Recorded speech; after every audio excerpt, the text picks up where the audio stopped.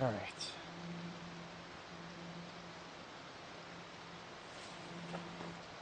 We are back. Good morning, everybody.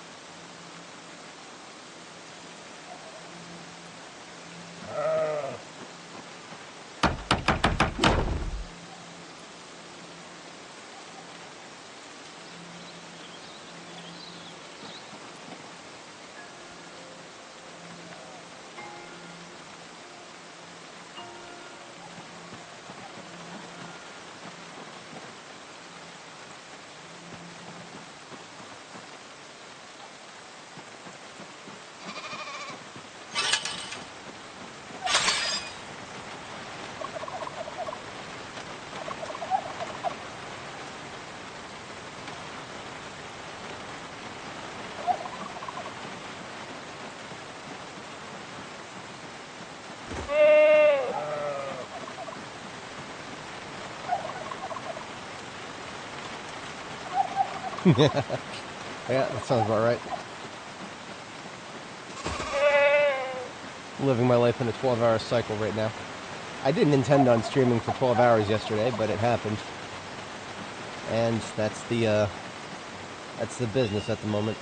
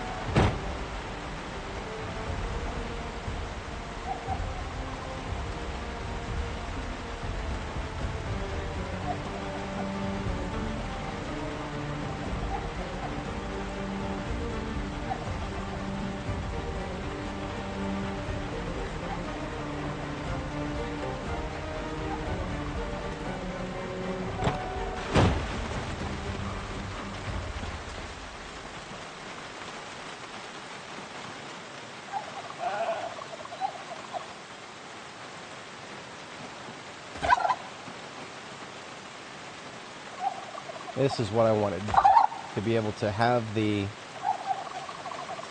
vehicle this close where I don't have to keep closing and reopening the vehicle UI.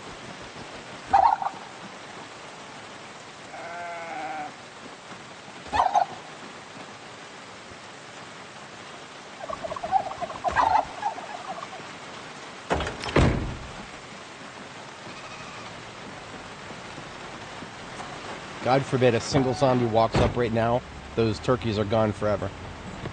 The turkeys are the fastest moving entities in the game. Actually, they can run twice as fast as humans in this game. All right, so we're clear for this shipment of animals. There was a Ginfidel cow that I wanted to recover, but I was thinking about that was the one that I wanted to bring back to Riverside. Was the Ginfidel cow. Action economy is strained so far past the breaking point that I don't even recognize my plans anymore. But we're doing things. We're doing things.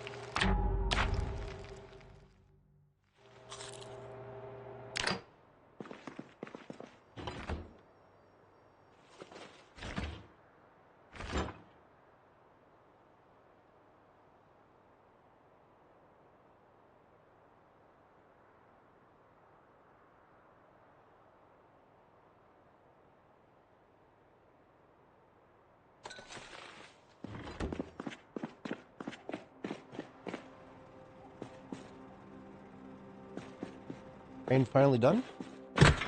Good riddance.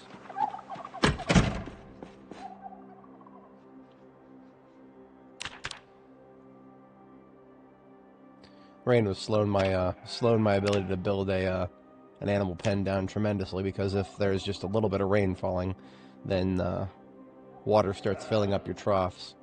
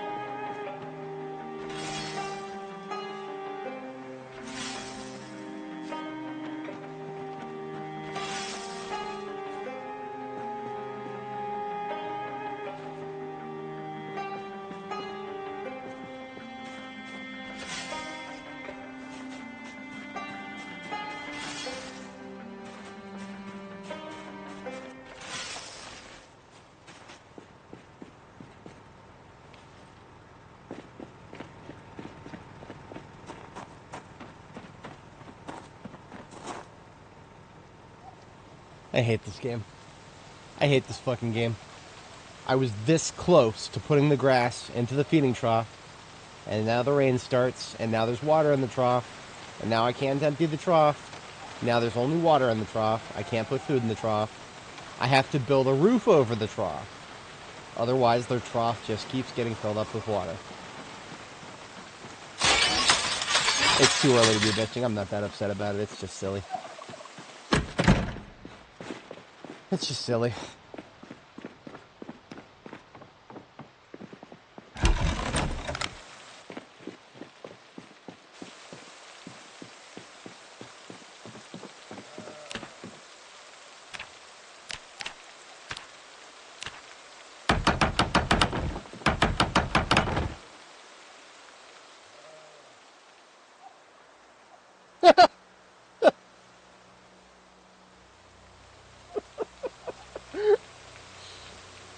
It's the off and on nature of the rain that just it's really killing me right now.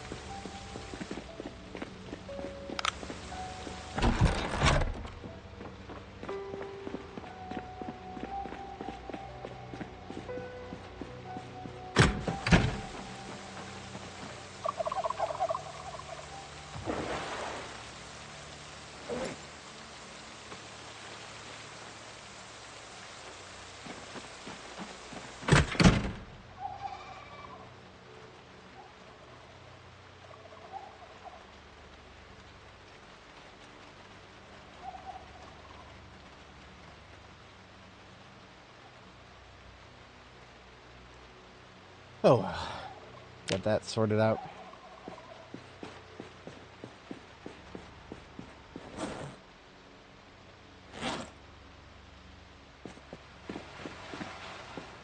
I'm not gonna let the the spring planting situations screw with my head right now.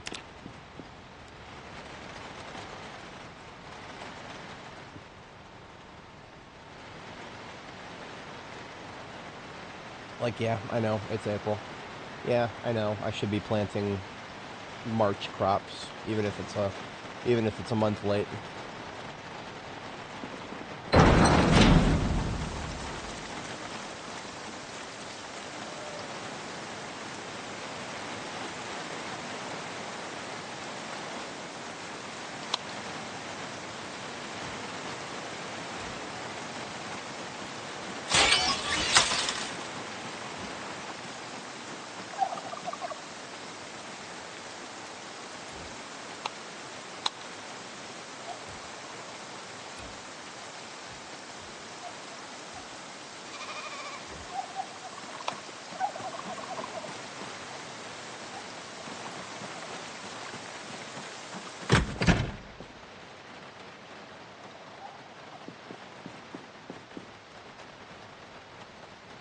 Well, if I have to cut trees...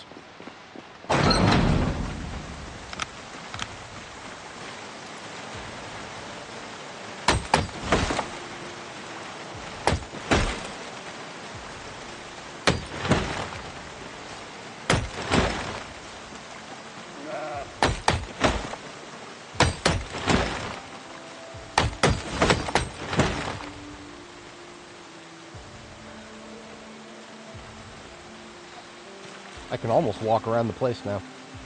Almost.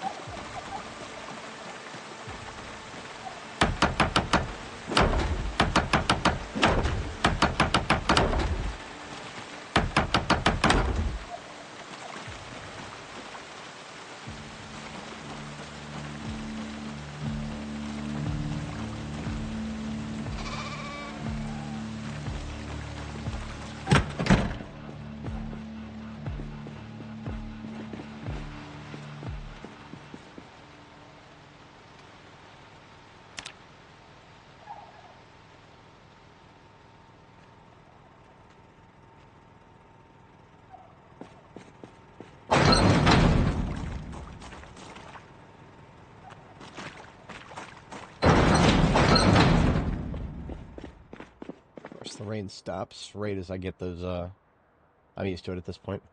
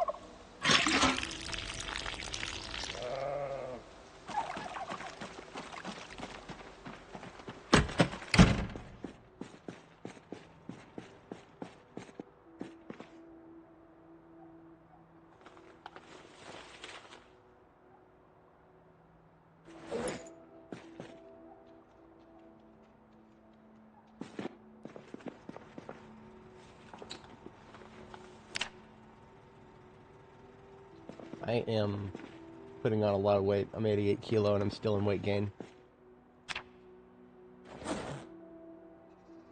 If I spend about a day cutting wood, that would burn quite a few calories. I'm not going to spend the whole day cutting wood, but I picked up an annotated map yesterday, but I don't have any idea where this is. So we click on the little map icon in the bottom right-hand corner of the screen there. Ekron. Really? All right.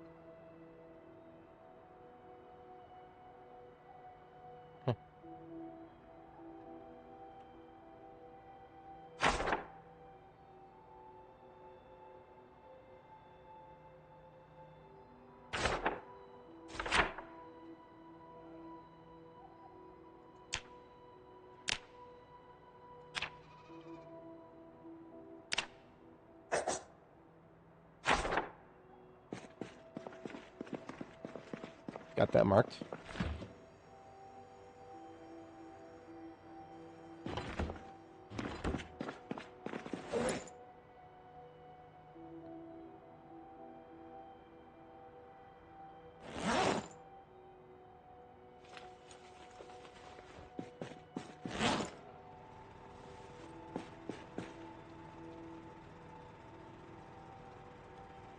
That, those are reminders of my adventure there yesterday.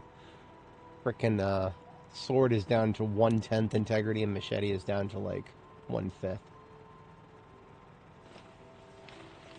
Fun times yesterday. Fun times indeed.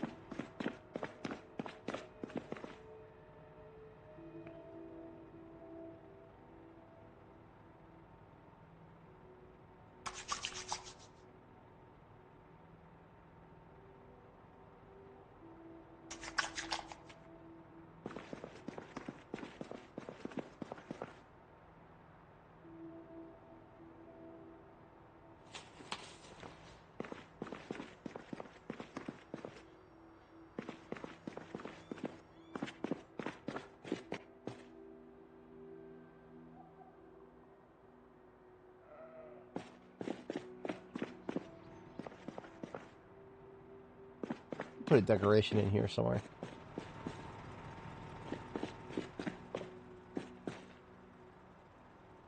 How about on the...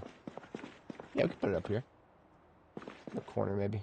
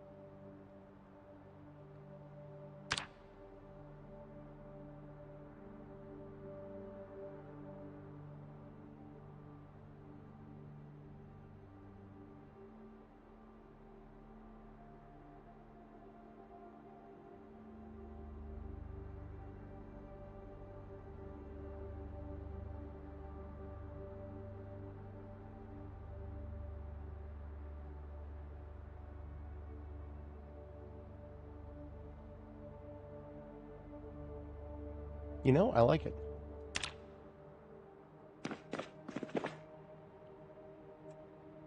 Not a perfect coat of arms, but it works.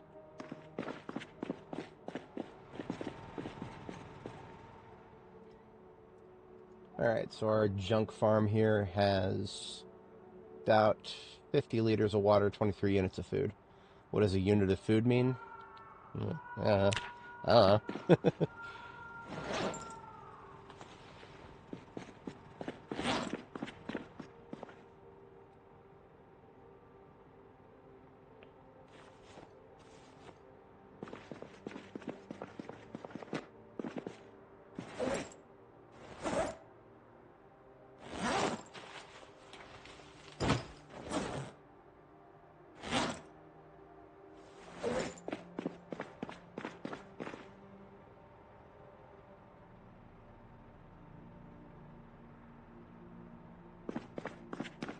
Actually, almost everything in my backpack is...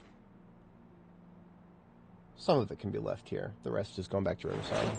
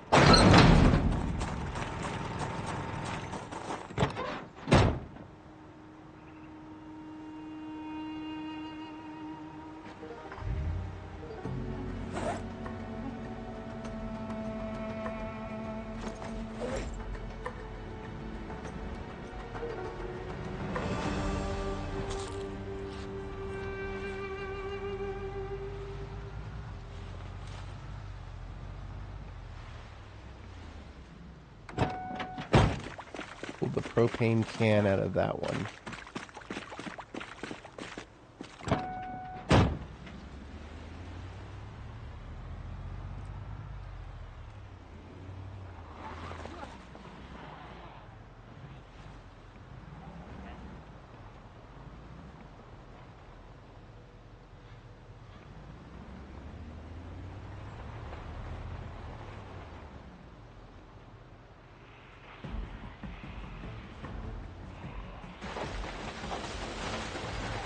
More up here than I was expecting.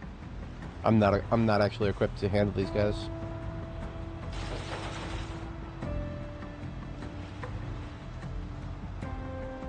I do have one new machete, and that's basically it.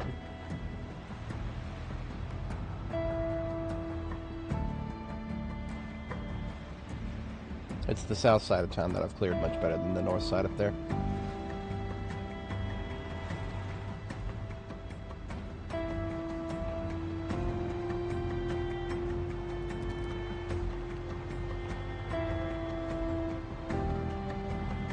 Well, I say that.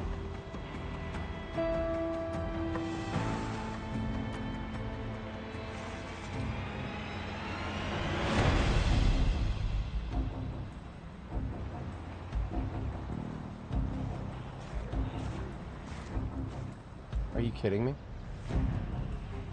This is what I'm talking about when I say Echo Creek has an outsized population for what you can find here.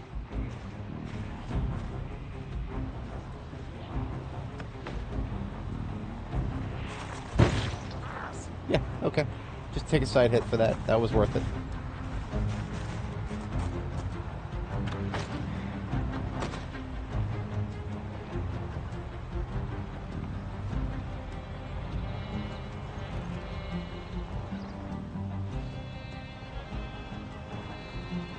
How much did I lose?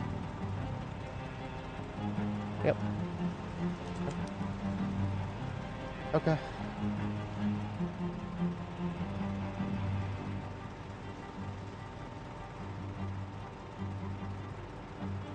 I know I have a few charges left in these 2 welding torches.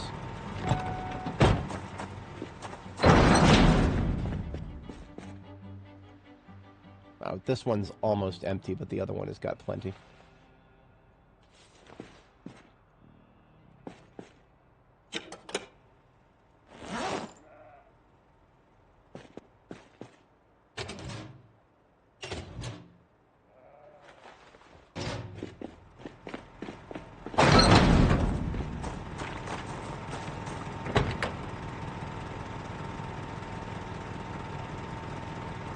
The rear door is probably not... The fact that the rear door is 39% is probably not helping here.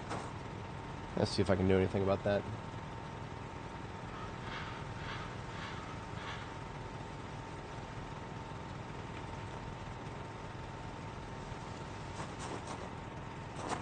I could repair it, but, well, there's a donor right here.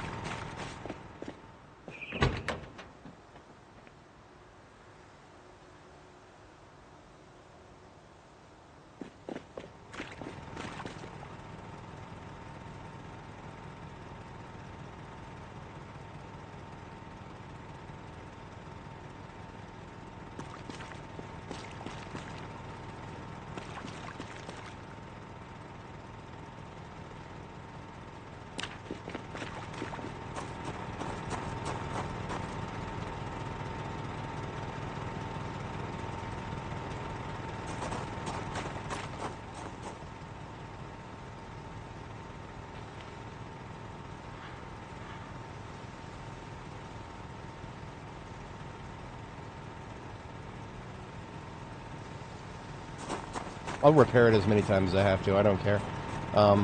This is also still not my best ambulance.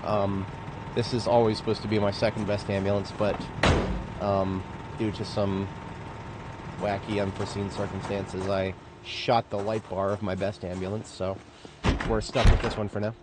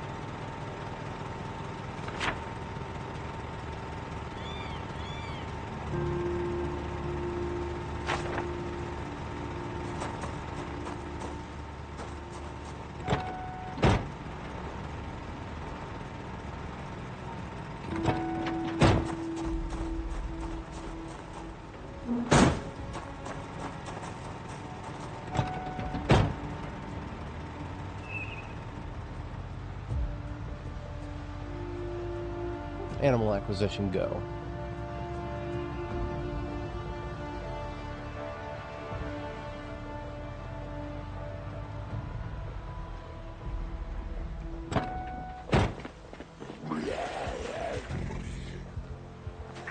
Okay, I don't know why the game just froze for a solid second there. That wasn't good. That wasn't good at all.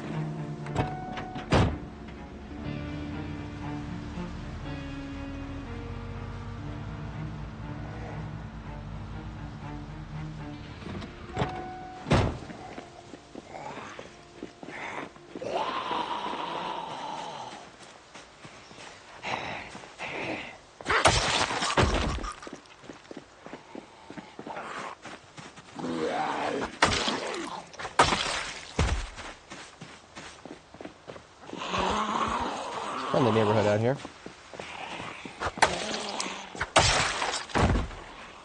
Must have been a little party off in the woods.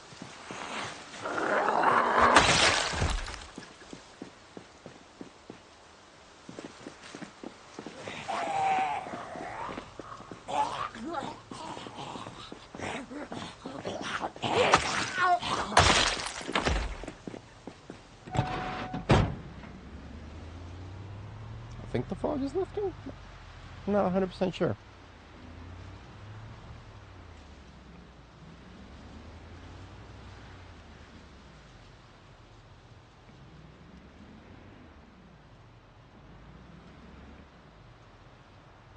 Anyway, chickens.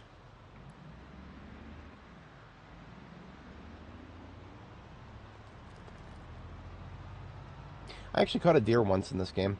You theoretically can pick them up if you somehow get close enough to them, and you can put them in things like animal trailers, and you can turn around and put them in an animal zone, just like any other animal. Problem is they never become tame. They'll always just run away when they see you. And I don't think they breed in captivity. I've never seen them breed in captivity. But I've also never had a breeding pair in captivity, so.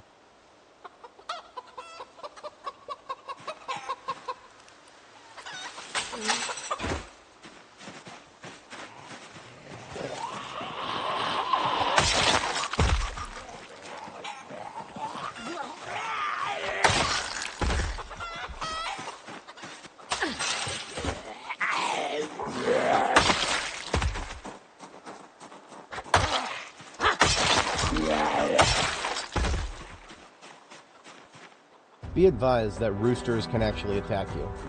And, I think this was on one of Annie's earlier lives in 42.7. This is during my, my strange Ekron adventure back then. We actually did get attacked by a rooster randomly. Chickens had, like, escaped to their pen somewhere. I don't even remember where exactly they had escaped from. But I do know that, it was a rooster specifically. He just came up to me and, nipped me in the torso. I think that was the only time Annie, actually had blood drawn in that run.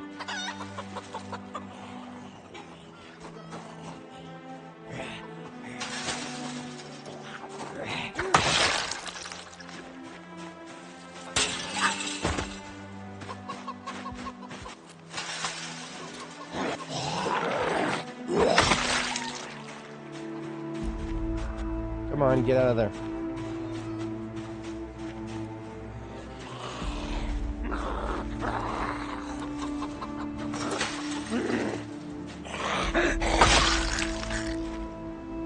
The animals are actually a fantastic early warning system for zombies. Once they all stop running around, you can actually tell that there's no zombies in the area. Animals can see sense zombies straight through walls and doors and stuff, including line of sight obstructions. So the fact that some of these are still running around tells me we've still got somebody around here.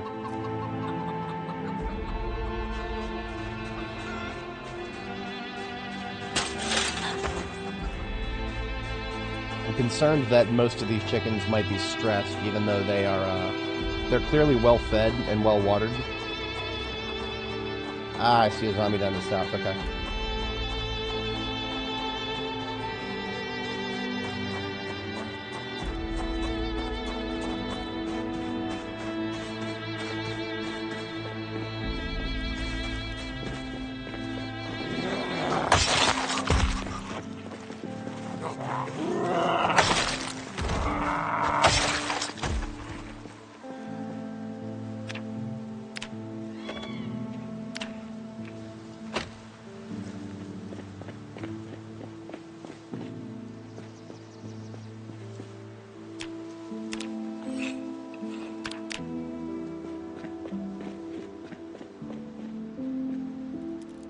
No more chickens running around. No more zombies.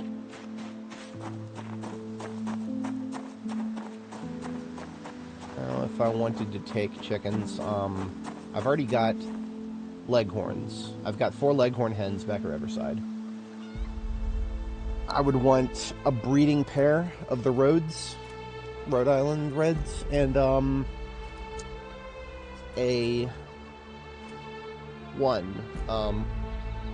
just one rooster, right there.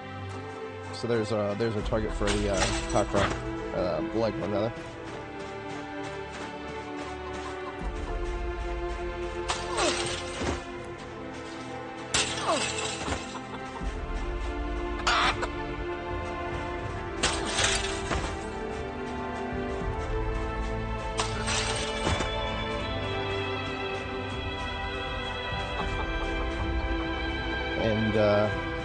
Okay, so he is sickly, but he is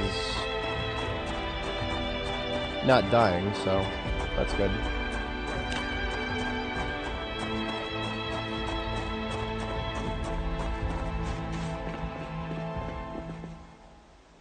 It's probably safe to just go ahead and bring the trailer in now.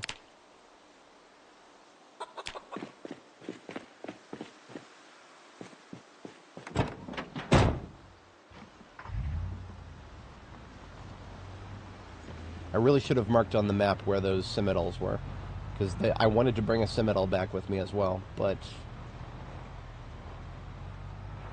I don't know if I'll be able to do that.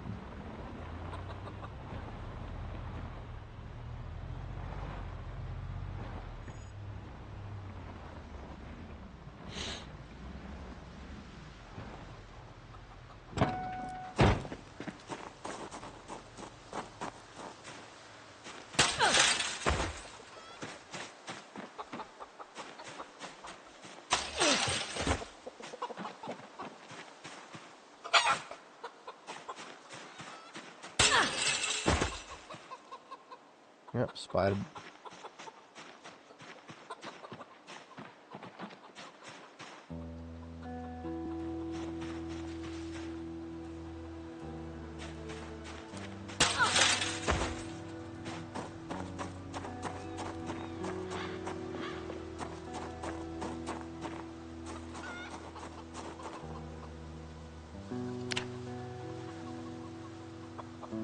Believe it or not, the males will not attack each other inside of the trailer. Even though I feel like they're probably more likely to attack each other in an enclosed space than just a wide open pen. Come on, get out of here. Slowpokes.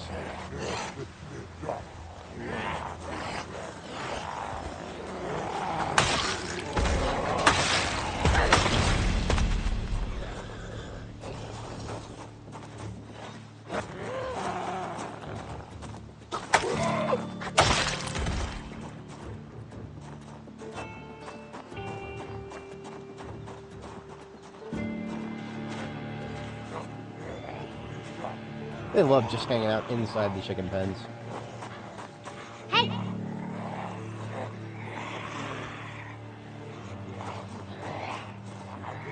Looks like a bunch of chickens are dead to the north. That must have been a separate enclosure.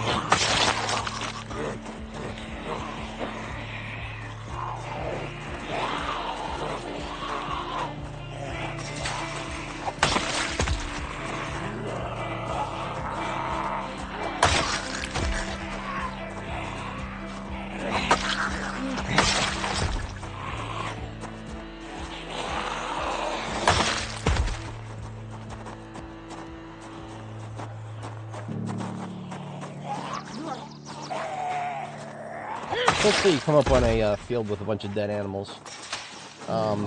They're often not going to be the kind of animals that you're going to be able to pick up a bunch of them at once. But chickens are small. Chickens are small. You can, theoretically, you could actually carry a lot of them. Stack of dead chickens, carry it around, whatever. I'm just going to take out this duffel bag here. And I'm going to put the duffel bag on the ground right here. And I'm just going to pick up each one of these and toss it into the... Oh, that one was dead. Now she's getting up. Thought I saw her laying on the ground. Anyway.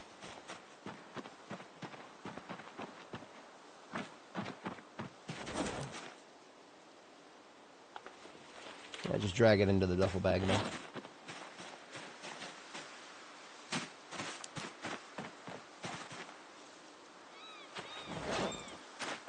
You wouldn't be able to do this with, I think any animal bigger than a chicken. Well, maybe you could get away with it with a turkey. But once you start getting into sheep, their encumbrance sizes kind of go crazy large, and you wouldn't be able to fit them in anything except maybe a vehicle trunk.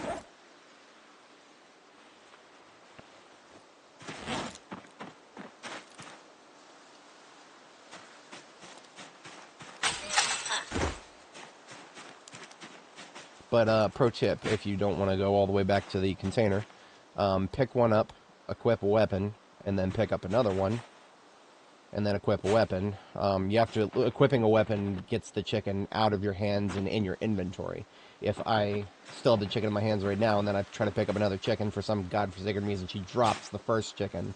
So in order to pick up multiple, you have to unequip it from your hands first. It's really weird. I don't know why they do this. I don't know why they're just not... Once they're corpses, they should just be treated as objects. Or similar enough to objects. I mean, they've got to be... Well, no. There's no reason they shouldn't be objects once they're corpses. Because they're dead. It's not that complicated. But I digest. Got a sack of dead chickens now. But they're fresh. We'll take them back home, we'll butcher them. Toss the meat in the freezer. Bring the meat home. Oh, fuck you. This guy just chilling here, pissing all the chickens off. Come on.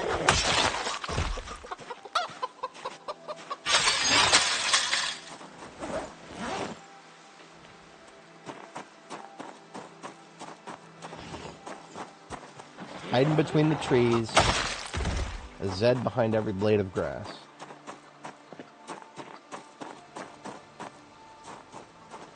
Let's just ignore the fact that I'm putting the sack of dead chickens into the food container for the vehicle. That's we don't have to think too hard about that. All right, so we've got the 2 males that I was looking for. Now I just need a female Rhode Island hen here.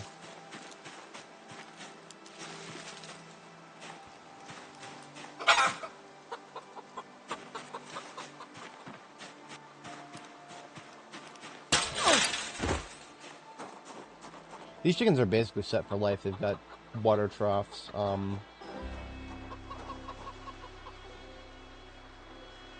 Some of them don't have water troughs, and it sucks for them. I don't have the action economy to save an entire field of chickens that I'm never going to be able to use all of.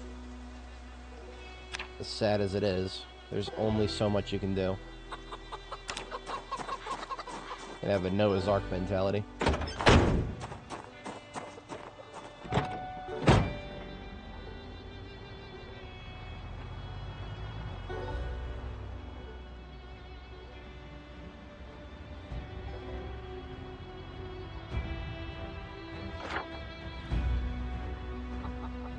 I think these were the sheep up here, and I think there was only a ram left.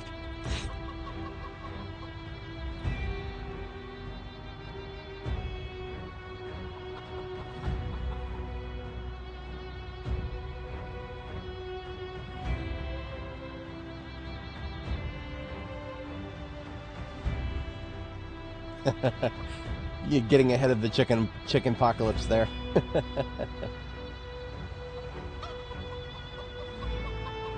Good luck with March Ridge. That's going to be an interesting one. I've never actually cleared the town. I haven't actually cleared any major segments of March Ridge before. I have gone there many times, and I have gotten out to fight for minor objectives many times. I've never actually gone out and turtled the whole town in any major way, so that is something that I have yet to experience. I imagine the density is going to make that a very, very interesting time.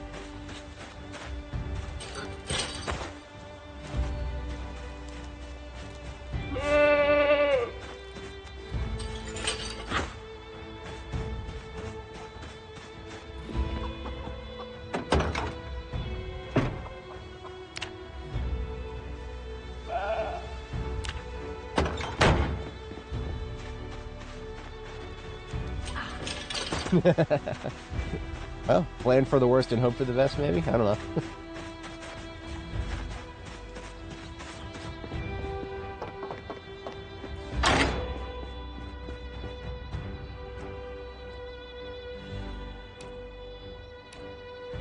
I don't know why I went over there to my my field base and started building a bunch of these when I could just steal these. It's so much easier to steal than build. Looters have understood this for centuries.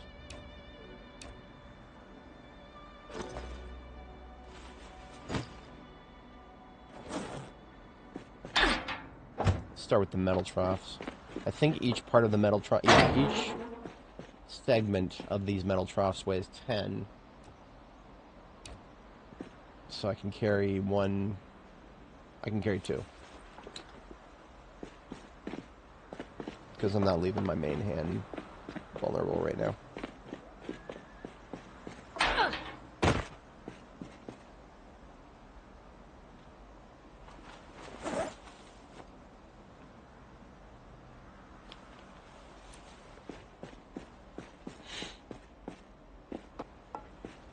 Hidden basement door at Ovo.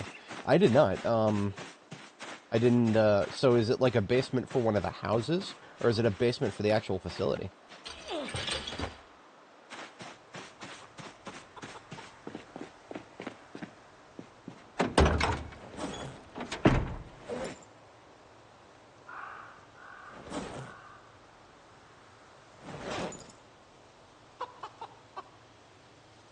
Interesting. Now, the big house was looted and trashed. I will take a look at that, though. I will take a look at that because if the basement that we're talking about here was not looted and trashed, then that would be a useful thing.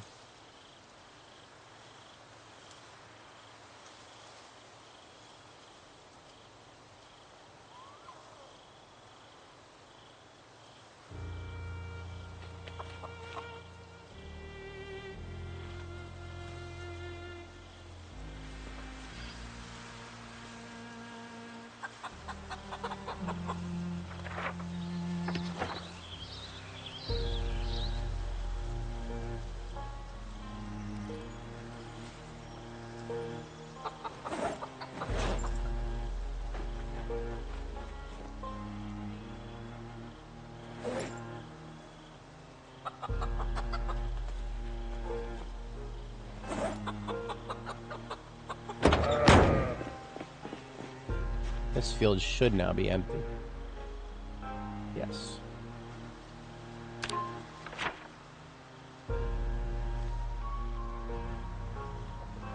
I think this was where I saw the Seminoles.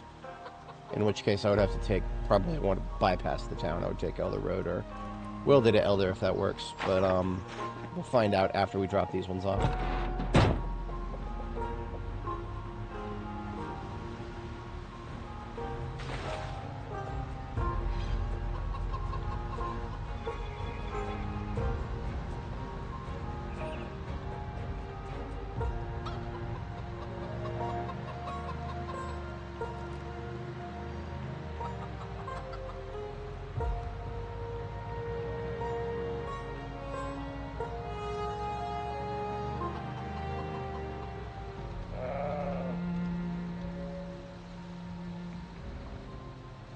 I don't have the storage to be looking at a basement right now.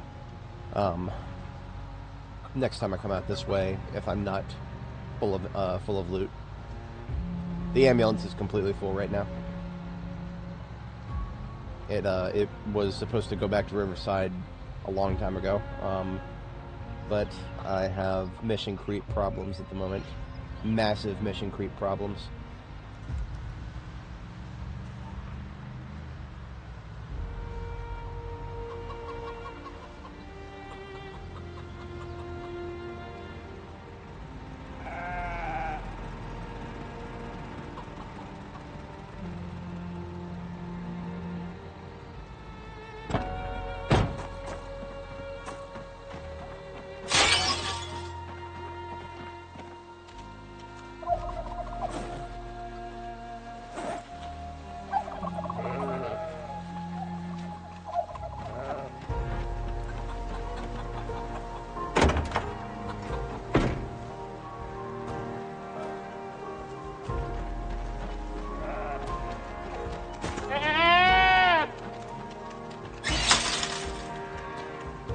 I don't think I'm going to have trouble fitting a Seminole in here. I suppose I got to triage. Do I care more about the breeding pair of these two or the Seminole? I'm pretty sure I can fit the Seminole in with those two. That shouldn't be a problem.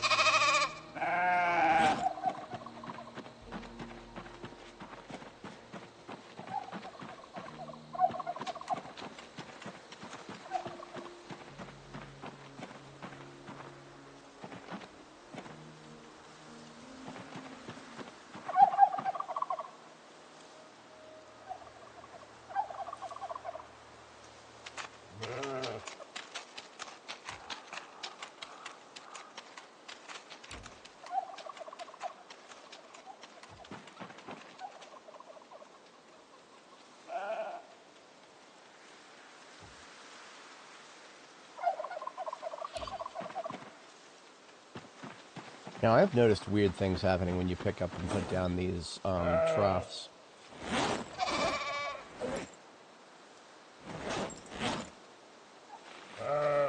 Hopefully, I don't run into any vanishing food or water problems. At least the water is harder to deal with than the food right now. I got a scythe and massive fields of grass, so food should not be a problem.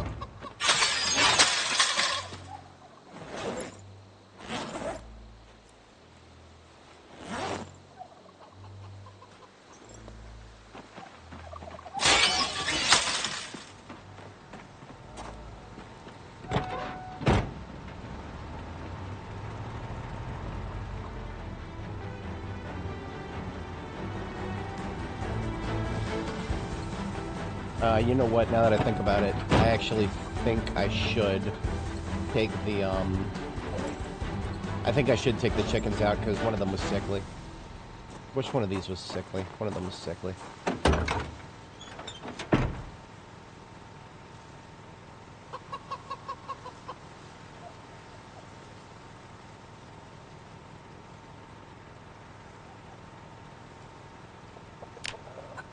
It was the cockerel, actually. The cockerel, I thought he was sickly, but now it says off color. And funny thing is, I don't know which is technically worse. I think sickly is worse than off color. In any case, I'll leave him outside of the trailer. That, I think, will accelerate his recovery. I think the only thing that got them sickly would be, being stuck in a coop full of, poo. Because obviously nobody's cleaned those coops for eight months. Okay, so I will leave him in the pen to get a little bit of health back. Otherwise, I should be able to cut the engine here, and I will deal with the chickens. Dead chickens I picked up.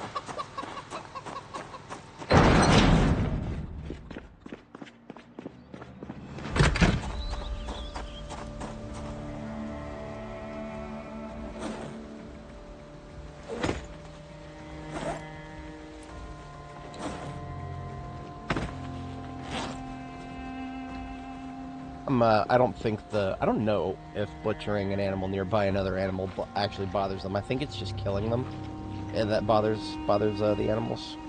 They don't want to see other animals get killed. But look at that, level 8 butchering.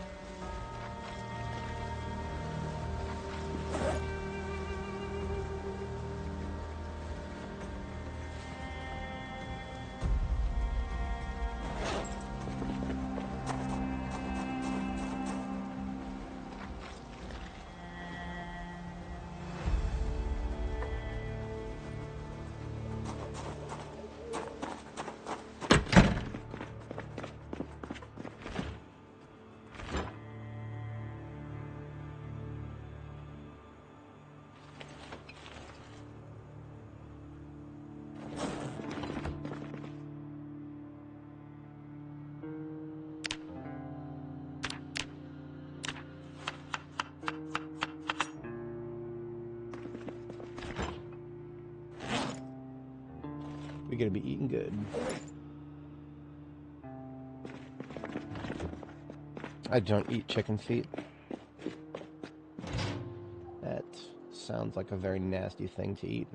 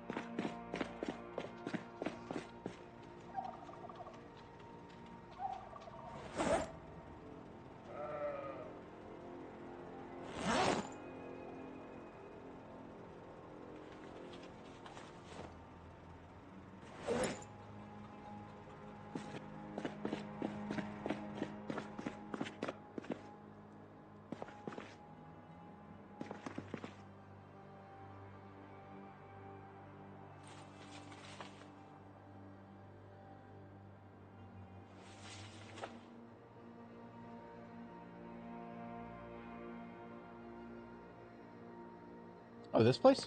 Oh, I love this place. I didn't like the walls between the units, the restaurant and the garage. I busted out the walls between them to give it nice, big, nice open floor space. Gave it an indoor stairwell leading straight up to the second floor here. This, I guess let's just call this an attic, the attic of the garage. But then a bit of an open roof design there. And what I did is I built floors over this awning. There's no floors here by default. I had to build these floors so that I could take the diner sign. The diner sign is coming back with us to Riverside for the memes. And then from there I built a stairwell to the third floor where I got that's just for the laundry on the other side there. This was pure luck, but the stairwell actually looks really nice as part of the roof there. It's like just a stepped roof design there. Oh yeah. I have I don't know if you noticed, where is it, blacksmithing, level 10. I can make my own sledgehammers very easily. Once I'm back at Riverside, very easily, asterisk. Can't, make them very easily without a forge. And I needed to ditch this steel.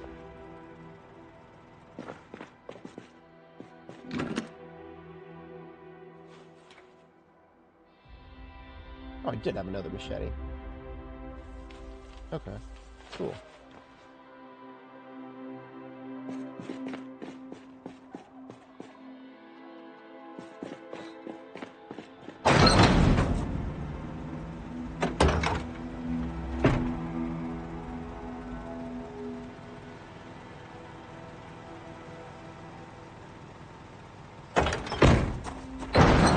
My brain is a little bit slow this morning.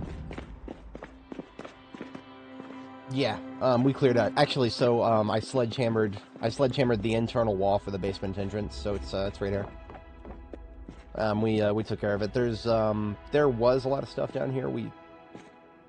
90% of it.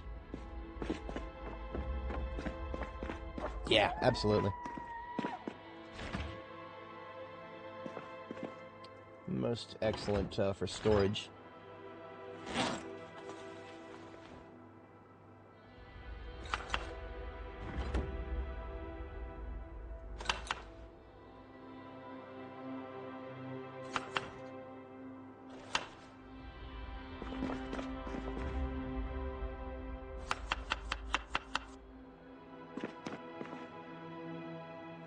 I'm not putting my girl to bed hungry. I know it's past her bedtime, but we're gonna feed her.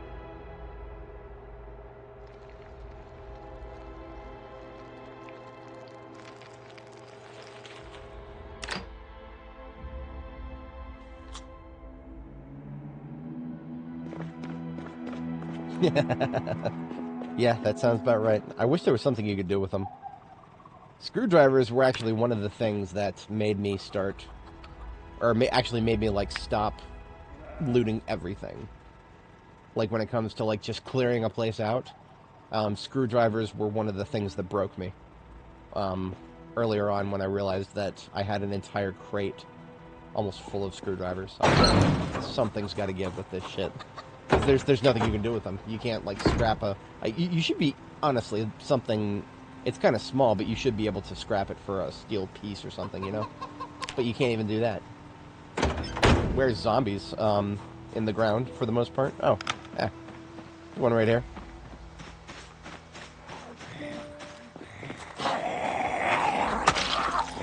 And there's always zombies. There always will be zombies. But the ones in this area are in the ground. Long stick duct tape. That's funny. Why would I do that when I could make a spear, a proper spear? Like an actual broadside spear.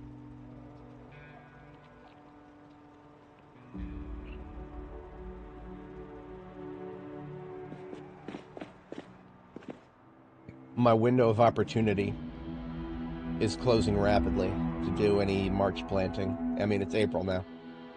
But we do have so much fertilizer that I could plant pretty much any March crop and still barely make the harvest window. So I haven't given up, even though it's April 3rd. I actually haven't given up on the March planting season. I actually do still want to get back to Riverside and get a few... I mean, especially kale and potatoes. Kale and potatoes are just... Those are the two crops right now that, given the opportunity, I actually want to plant because they're very useful. Potatoes with their extremely long shelf life, and kale with the fact that you can harvest one plant many times over the course of the year. But it's 4 a.m. Let's see if the game will let her sleep. Fuck, of course not. Huh, there we go. Just had to wait 10 minutes.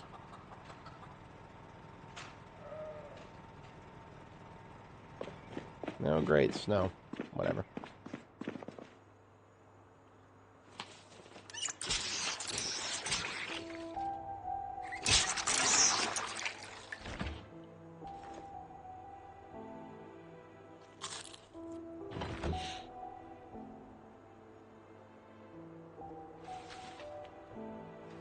I'm gonna make myself a roast.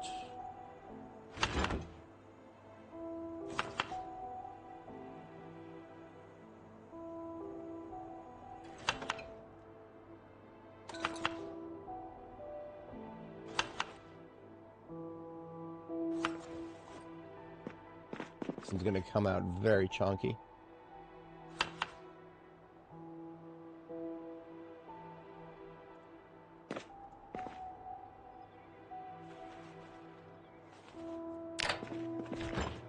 And we're going to toss all of these leftovers because they're all garbage. I hate being cooking level 10. I hate it so much. I get all these stupid fucking leftovers, and I hate them all. I just want them to go away. Thank God I can just toss them in the trash. I'm sure the people who are playing their 10 years later runs who are like, oh no, I have no food left. I need to get the absolute maximum out of this little scrap of rotten stuff that I found in the trash, and they get to use it 10 times in the same recipe and providing 0 nutrition each. I'm sure those people are having a blast. The rest of us are just getting sick of the fucking leftovers. It's alright. We have fun here.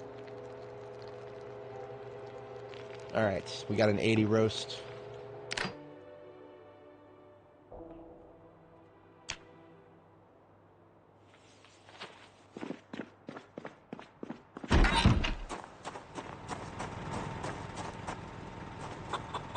I'm not going to take the chickens. I'm going to check to see if that Simmental cow that I think is there is still there. And if it's not where I think it is, then fuck it, I'm going back to Riverside. I'm going to take the dub on what I've taken, and I'm going to stop thinking too much about anything else, because if I need to find a... I got a little distracted there. I'm good.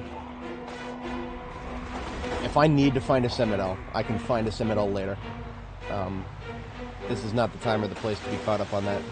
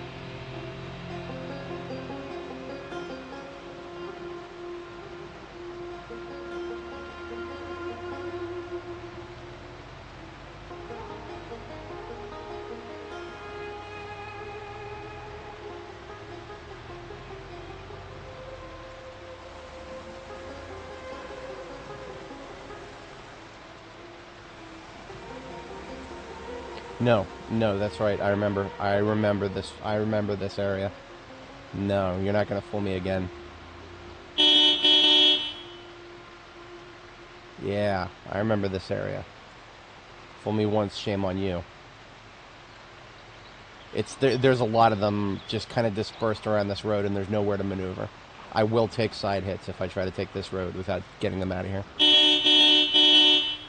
So I'm pulling them out of that road by tootin', tootin', tootin' up here. Doing a little rootin' tootin'.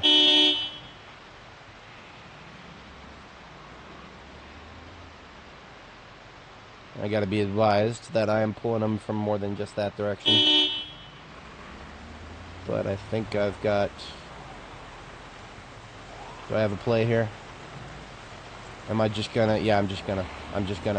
I hate doing this, but better the hood than the trunk. Better the hood than the trunk. Alright, we pulled them out of that side road there. I would never have been able to maneuver like that with the animal trailer, and the chickens would be stressed to death now. Thankfully, we've avoided that problem by leaving them home this time. I'll have to go back and get the animal trailer if I want to actually pick up any Ginfidel cows that I find. But first I need to make sure that they're actually there. Order of operations.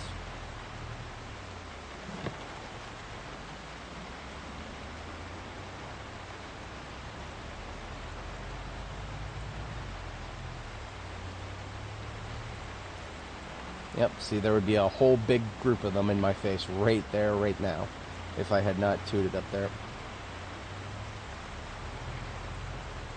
And this is the turn that I was thinking of. Oh, look, we got a big old group right there. Okay, this is not Ginfidels. This is a bunch of dead sheep. Okay, I was wrong. It's okay. I'm gonna let it be wrong. I'm gonna take a different road to get back.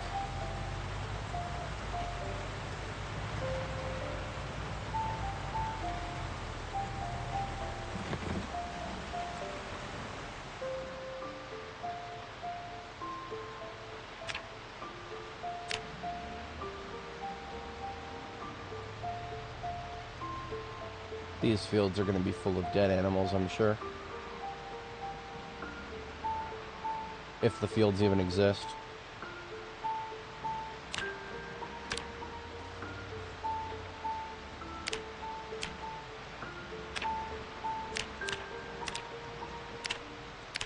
There's not even any zones down here.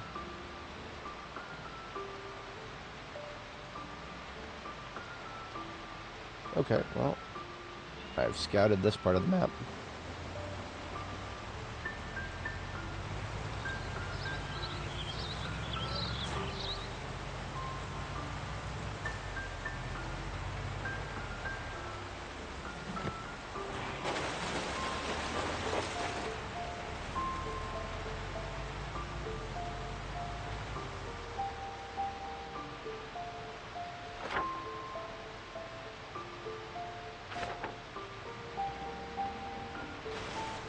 I don't know if there's enough room for a livestock farm up here. That's just... No, that doesn't look like one.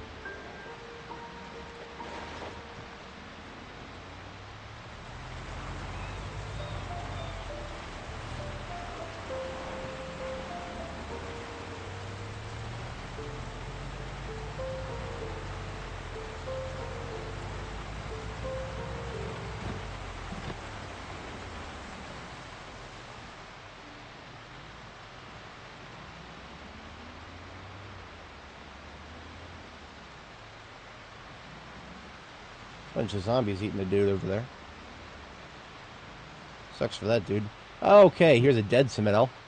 I'm gonna laugh really hard if that dead Ginfidel in the top right-hand corner of the screen there, if that's the one that I've been thinking about this whole time.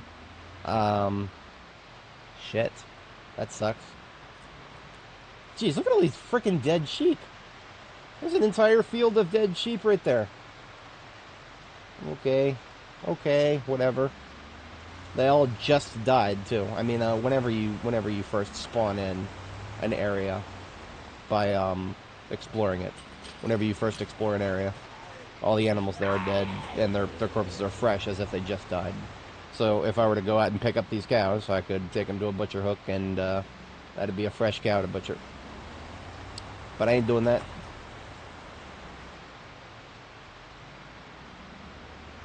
This must have been it. You see, it was this barn that triggered my memories, so that must mean I was correct. There was a Seminole cow here. Operative term, was. Okay, we're going back to Riverside. We'll find another Seminole cow somewhere else. There's gonna be some somewhere. Hey, how's it going? Good evening to you.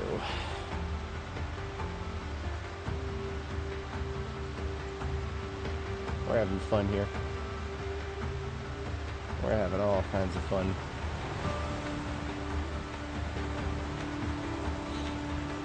On the bright side, that means I get to take the turkeys home.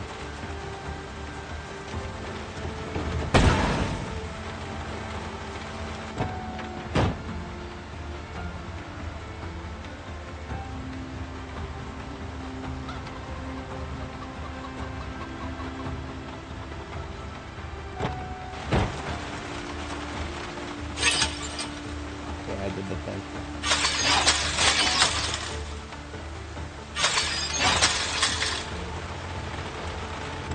Oh, what am I doing? Okay, if I want to load and unload animals, I shouldn't even be using the gate. I should be doing this instead. And there's an important reason for this. This right here, this is one reason. If one of these fuckers shows up and the turkeys start bolting, the last thing we want is for that fence to be open. Because if that fence is open and the turkeys bolt, we'll never catch all of them. Those things, like I said, I mentioned this before, it bears repeating. These things move twice as fast as a sprinting human in this game. Those are the fastest entities in this game. It's kind of comical watching them run because I didn't think anything in this game could move that fast.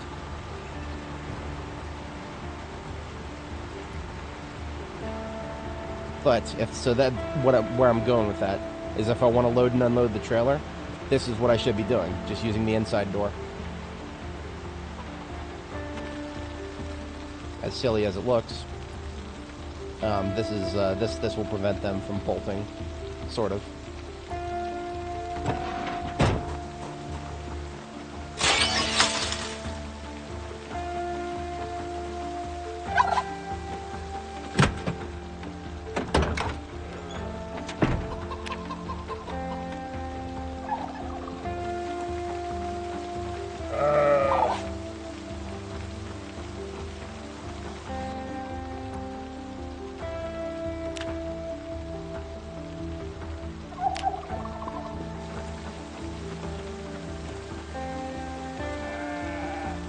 So this cockerel right here, who was off color, his health was off color.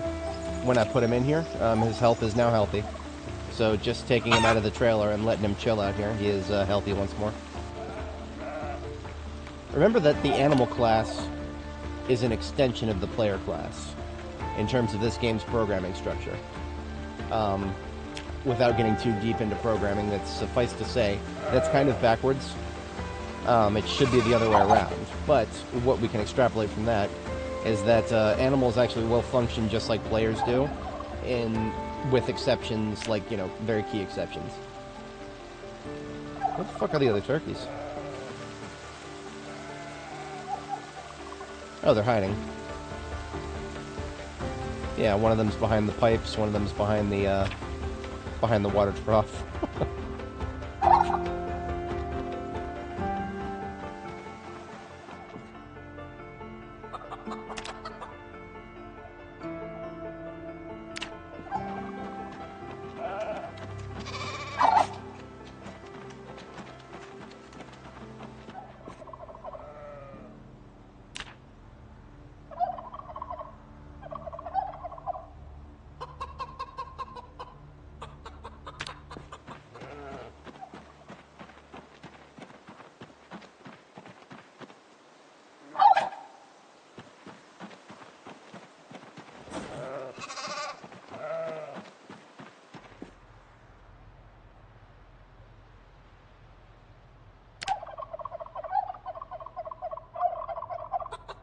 Okay, so with the birds all packed up, I do think I might have enough room for, well, definitely one sheep.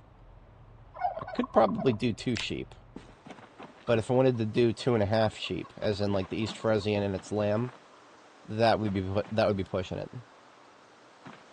I kind of want to try. So here's the East Frisian, and that's her lamb right there. I just want to see if it'll fit. It's getting tiresome. I'm so sick of UI windows opening in a fixed position in the top left corner of the screen. It's such a lazy game design. Just have it remember the last open position. I'm not asking for much here.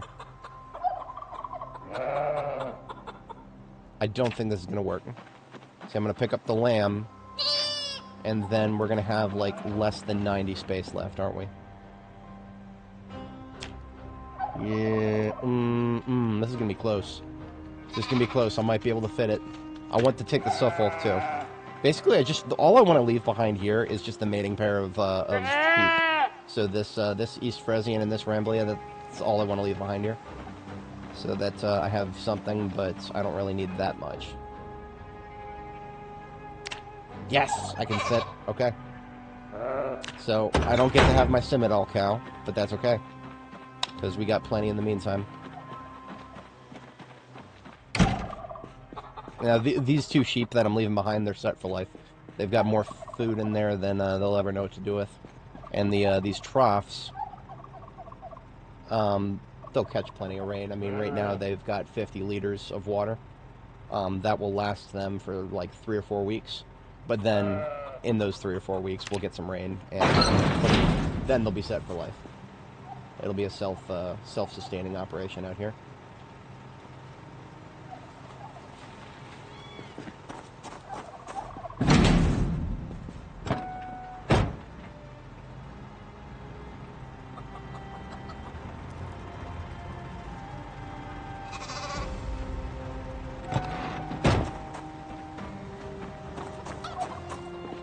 Alright, one quick pass for anything else I needed to bring back with me.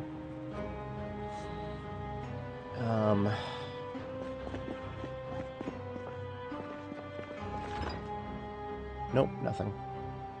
We're emptying the freezer. I am now committing to the mothballing of this base. We will come back here when the time comes to finish up this side of the map, basically. So, we still have a lot of stuff that I want to look at on this side of the map. But I'm going back to Riverside where my main base is because spring planting season. So the fridge has been emptied of all of its perishables.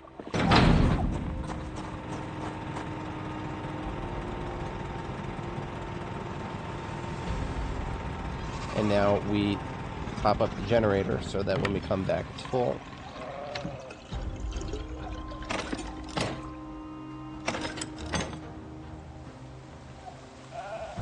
And farewell, Echo Creek. Catch you next time. And that blue generator can stay. We actually have multiple generators down here. That one at the base, and then we actually have a red one as well. I just drove straight past a propane tank right there. Too late. I don't have the storage in my inventory for it.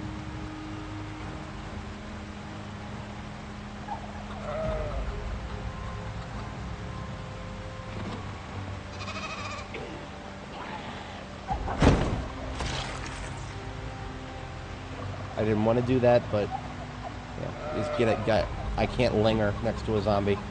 Not with a truck full of trailers, or trailer full of animals.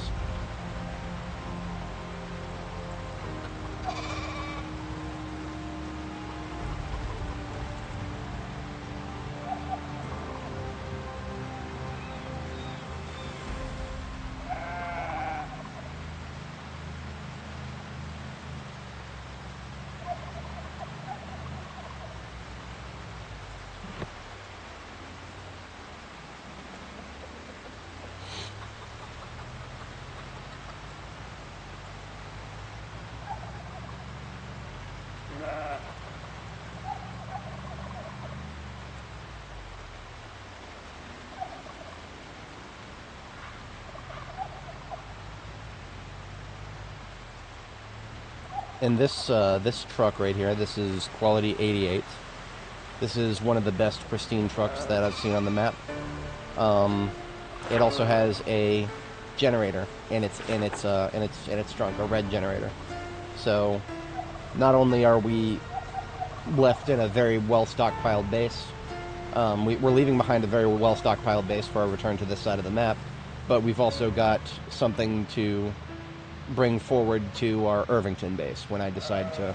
I've been putting off Irvington operations for a long time because I still really don't know where to base there. There is a Mass Gen Fatco there, and that is probably the most likely candidate, but it also feels like it's very far out of the way. And Irvington is really big. Irvington is massive. So I don't know. That's an open question right there. Not only is Irvington massive, but the spawn density is absurd. Like, genuinely absurd. Like, there's zombies everywhere, and there's bushes everywhere. Just thinking about Irvington actually gets me angry. Because I think about where I have to drive, I think about the density on the roads, and I think about the density off the roads, and I'm just like, fuck you. Fuck whoever designed that place. Whoever designed that place, I hope they step on a Lego barefoot.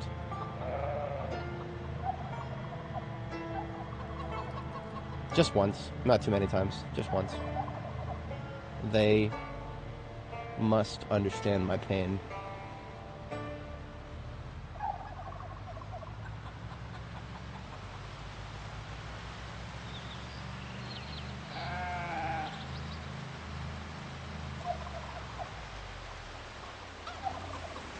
You know, I have room for rabbits.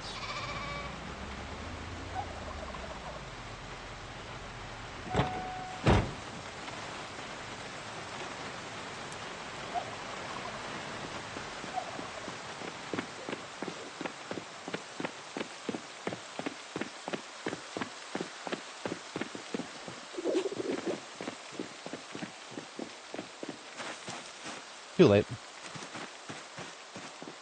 You can, if you want to capture rabbits, I'm sure there's a way you can do it with trapping, but I've never done that.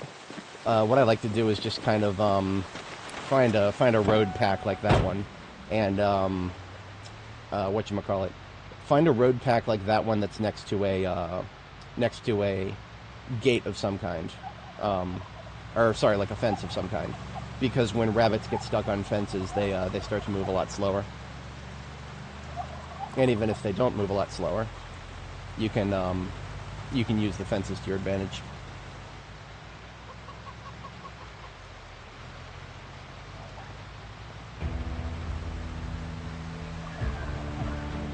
Sometimes they quite literally fail to turn when you sprint past them, and if you stop at the right moment, you can.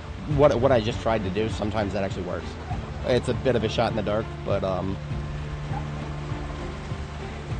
that's. I have, yes.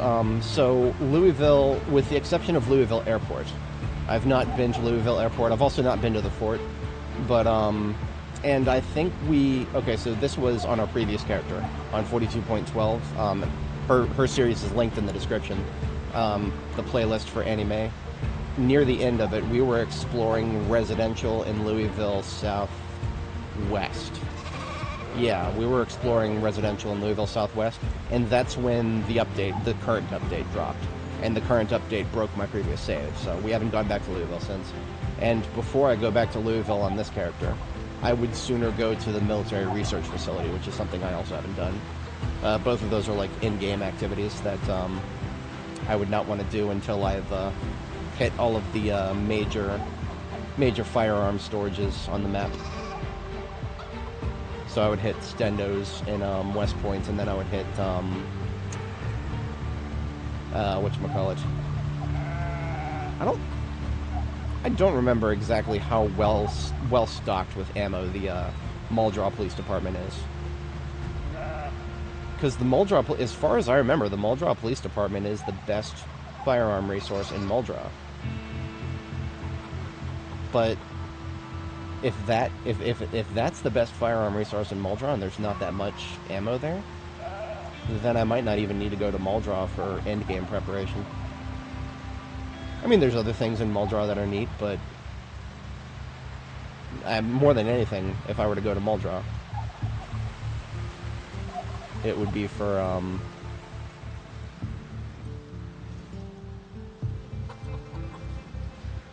it would be to look at the storage facilities for books.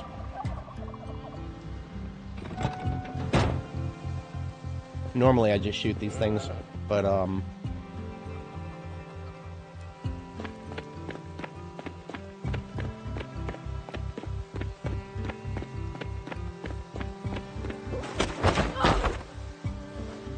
okay, I didn't hurt her. No, she's good. Okay, so if you sprint over a small animal, you'll trip. That's, so that was a skill issue right there. That was a skill issue. It was, I could slightly blame the trees. I could slightly blame the trees, but, no, that was a skill issue. So, if you want a base in Louisville, I got a base in Louisville for you. Well, okay, I got a place to consider. It's going to depend on how your run plays out, because if this place is looted and trashed, it might not be the best. But if we look at B42map.com, it is a lovely resource. Set cruise control here.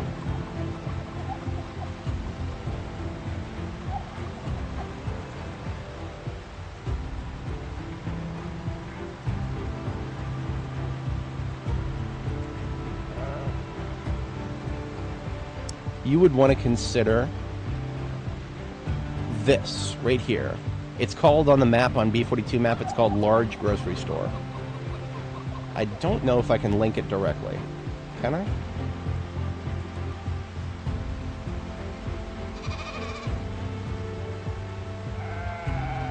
No, maybe not. So anyway, you're in South, if you go to the center of Louisville here, Central Park, and then just go like directly to the east of the Central Park area, you'll see a gas station there, and then, oops, grid, I don't want the grid. And then slightly north of the gas station, and you've got this grocery store right here. This grocery store, here's why I like it so much. This entire wall on the southeast facing and the northeast facing, both of these walls have absolutely no points of ingress. So you've got an invulnerable wall that zombies cannot attack for 2 entire walls of the building. And it's a rather large building. It's a really large building. You've got a garage in the back with a garage access to the sales floor. And you've got double doors in the front. And you can actually drive through double doors. Driving through the double doors that's a later game thing. I would much prefer to replace all 4 of these tiles with a wire gate, which is something I did late game. But I mean, until then, you've still got garage access to the main sales floor from the back entrance there. So not only is it got massive real estate, 2 entire solid walls that cannot be attacked. Zombies have to go all the way around if they want to approach from this side. Now, of course, the front is very vulnerable right here, all these windows. And the back, well, you've got a door that you can't see through. But other than that, as far as buildings in Louisville go, yeah, I could not recommend that harder, at least to consider. I mean, if nothing else, it's a grocery store full of loot, so there's always that.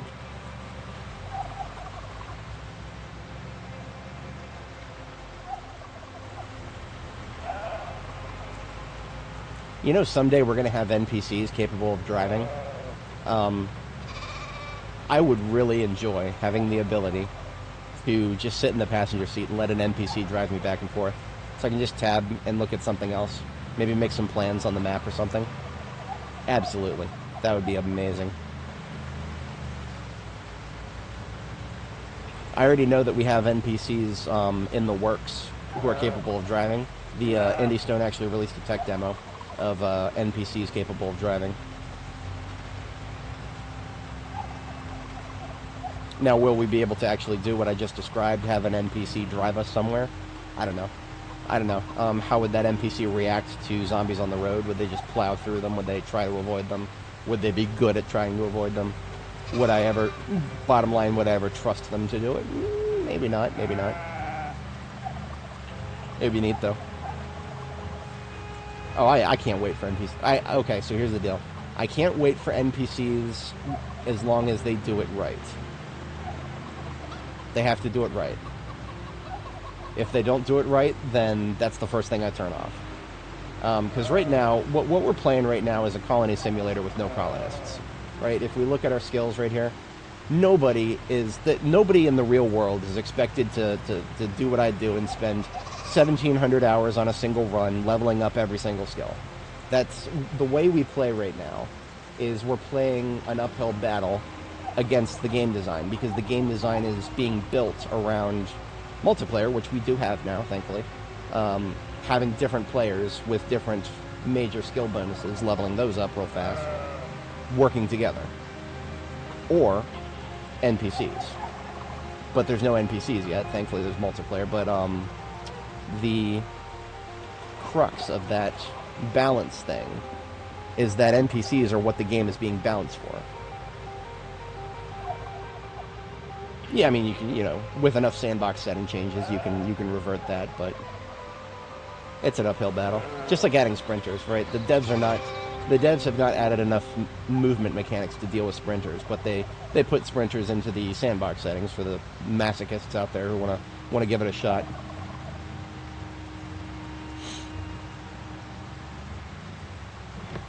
NPCs, the thing that I'm going to hate the most about NPCs are the shoot-on-sight ones. Any good game like this is going to have NPCs that are just going to be the type to shoot on sight. And I can already tell you that, we can already see that the devs are adding ways to deal with those, right? Why would we have bulletproof vest limb armor? Why would there be a tailoring recipe to turn bulletproof vests into something that you can strap on your ankles and your arms? Or your thighs, your forearms, and all that. There's only one reason that the devs would be doing that.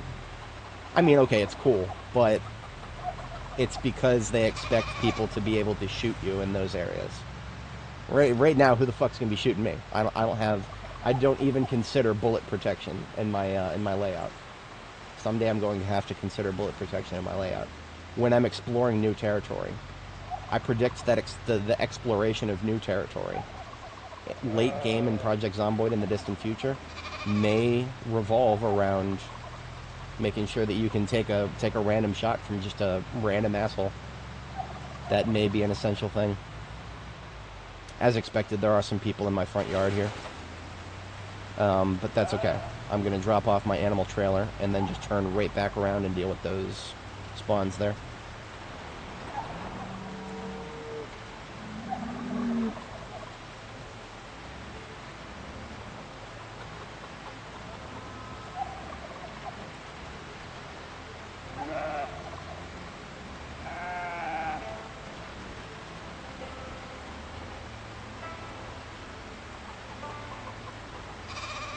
I don't even know exactly where I want the trailer, so it's just going to go there for the moment.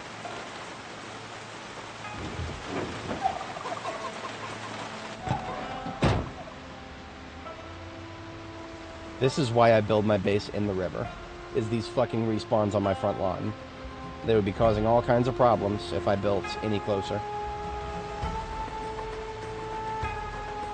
But, despite seeing me, they're still not quite close enough to make it all the way out here. The closest a zombie has ever gotten to my base has been right about here where the ambulance is. So I actually do have a moment. I'm going to go ahead and put my perishables into the freezer. It's a little crowded in here right now because, well, got a billion things. A literal billion. So much loot that I need to unload right now, it's not even funny.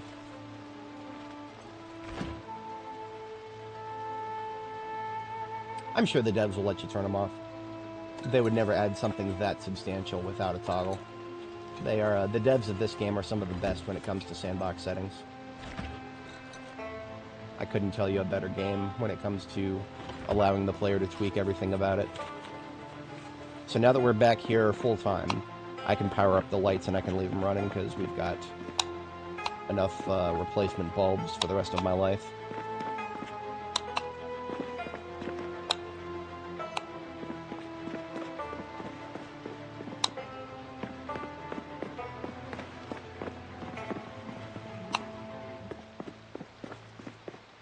I would love to have a light switch, just a simple, basic bitch light switch, to just turn everything off and on again.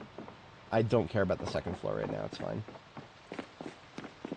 And the bedroom, I just want to open the curtains. Shed some... Oh, that's why I had the curtains closed. I'm sick of... This is actually the only reason I had the curtains closed, is because with the curtains open, I can see my stupid... My step van is layered in front of me, and I can't even see half of my pretty bedroom because of that. It's actually kind of annoying. But, the generator up here has been running for the better part of a month without even looking at it. But it's only been powering a fridge because we shut down all of the lights. So we can get it topped up now quite easily.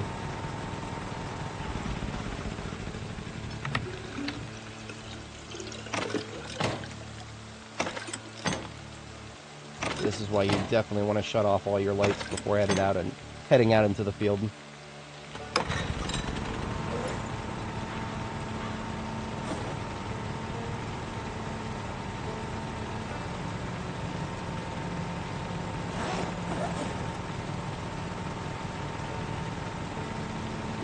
Alright, I don't feel like emptying out my bag right now because, well, okay, here's the deal. If I start emptying out my main backpack, it's going to take long enough that I'm going to get fatigued, and then I'm going to be combat ineffective against those assholes on my front yard. So I'm just going to drop the backpack and replace it with something else real quick. A couple basic provisions. That's it. That's all I need. Hey, look at that. Look at that. He still didn't get closer than the ambulance. Get the fuck off my lawn, you asshole.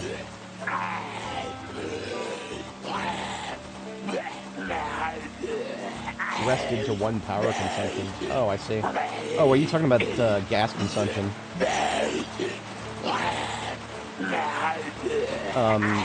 If you migrated your save, there was a situation with that.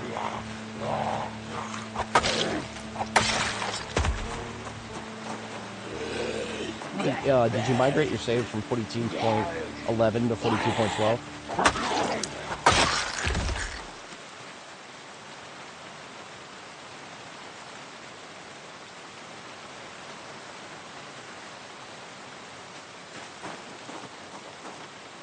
You know what? I'm taking his hat. It's still that guy's hat.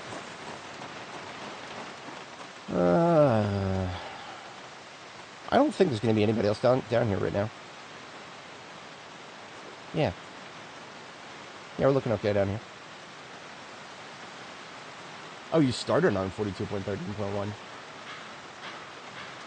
Huh. I got nothing on that. I got nothing at all. I do remember there was a change to the way the way generator math is calculated, but that happened a while ago. So my current machete. You know what? Before I get started with any of this shit, let's give our girl a bath. She earned it. Now we're back in infinite water.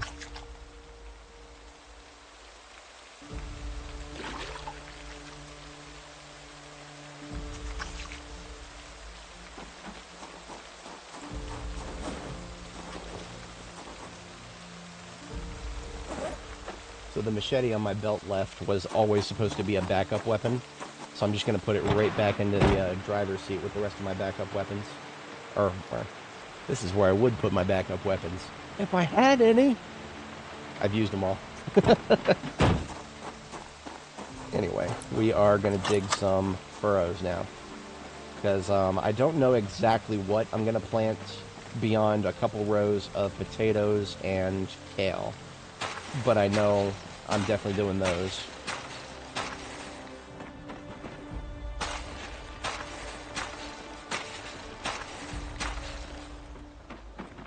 Huh.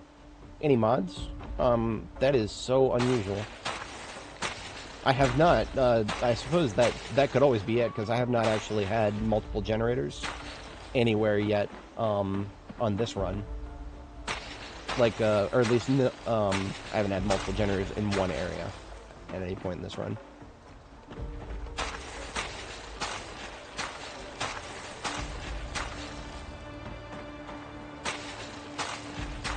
So we have a pain moodle because of all what we're doing right now. Despite being agriculture level 10, we still get muscle strain from digging furrows.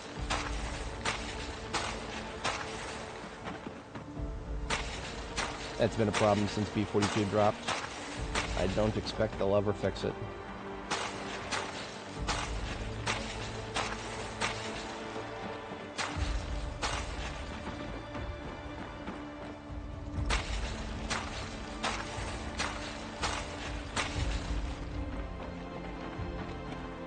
Nada. Oh man, bro, that sucks.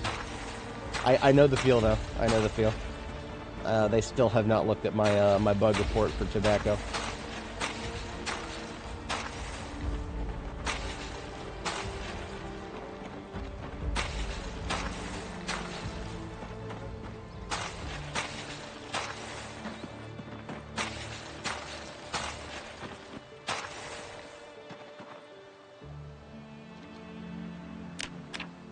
So we are now in agony in terms of pain.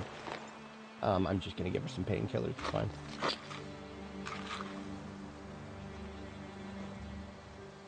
She'll be alright.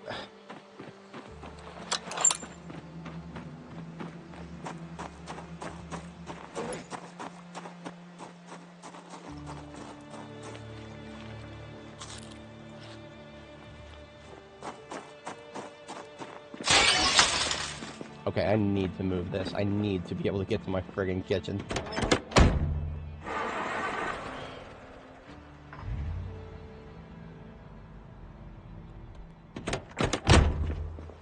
Thank you.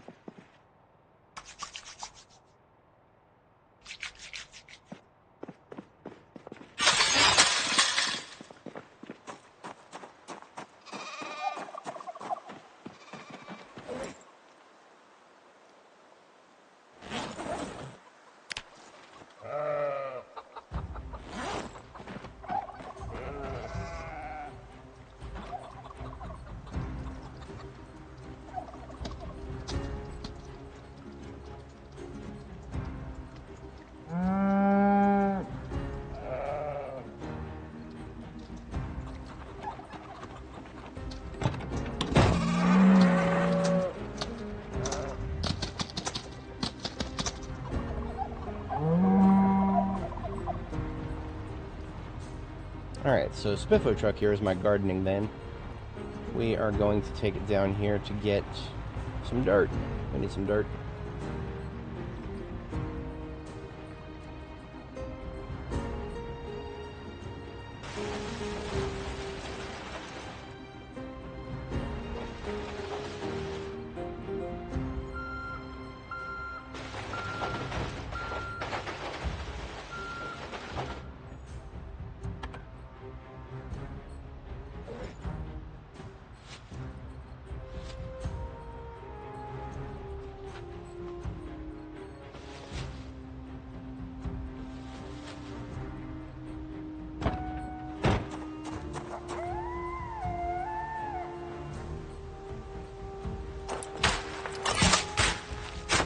Now this is actually for the animal pen, as opposed to the crop plots, but we're going to use a little bit for both.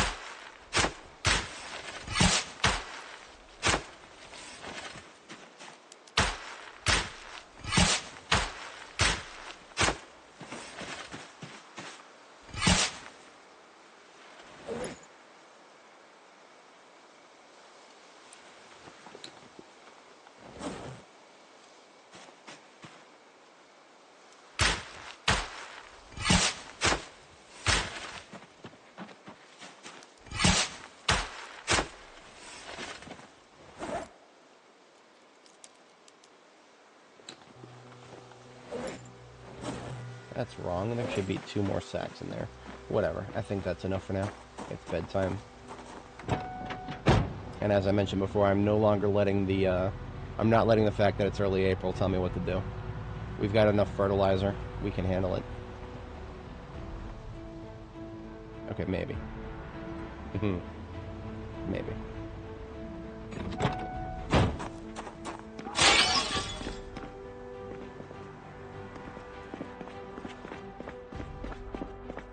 Take a couple of these spares here. 1 and 2. I'll do the trick. There needs to be 18 sacks in each of these bags. So what do we do with all this dirt? We make a new animal pen. Because we need one for Suffolk's. And we're going to need a turkey farm, but we can hold off. I'm going to go nuts if I hear the turkey gobbling too close to my base.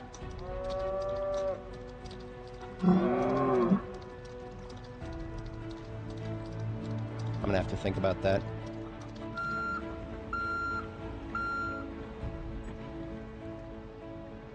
Wait a minute, no, it's behind closed doors. What am I thinking?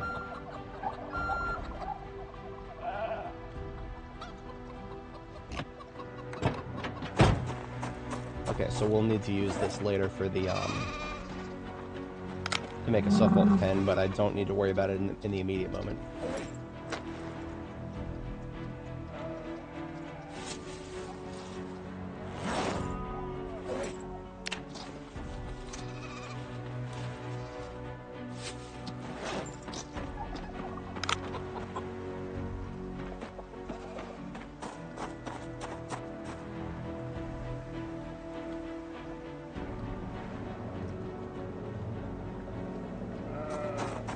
Do I have food in the other chicken coop? Nothing in here yet.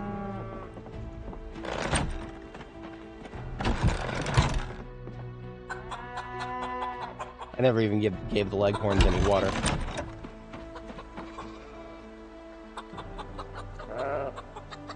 Okay, that's a lot of thinking, to be honest.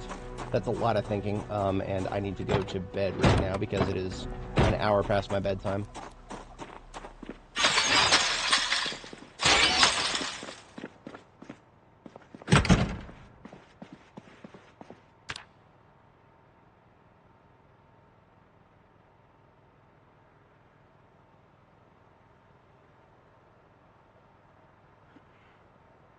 Right.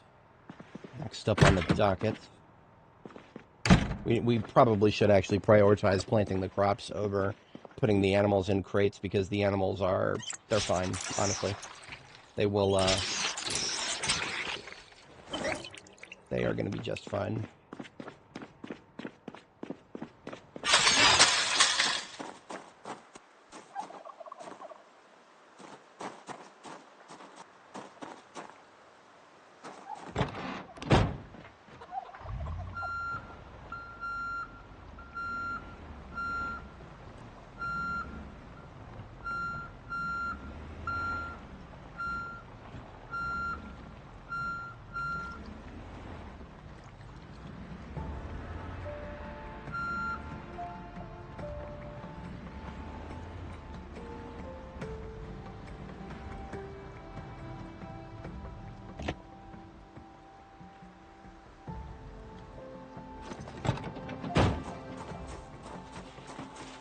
Yeah, I was, I'm thinking about the, my brain crossed wires. I was talking about the coops up here.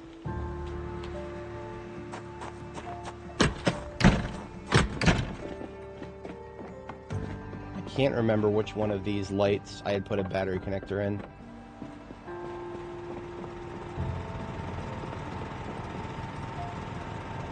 You can tell by right-clicking, and they will, if there was a battery connector, the option remove battery connector would show up. But that's no big deal. What I'm going to do is take these two downstairs with me and we're going to craft battery connectors for each. For a battery connector, you just need a scrap electronics. You know what? I'm going to take an entire shipment of scrap electronics upstairs. And we'll just need one battery for each of these. I wish. That would be amazing. I mean, okay, here's the deal. You should be able to put small animals into containers. It should just stress them out and make them lose health very slowly over time.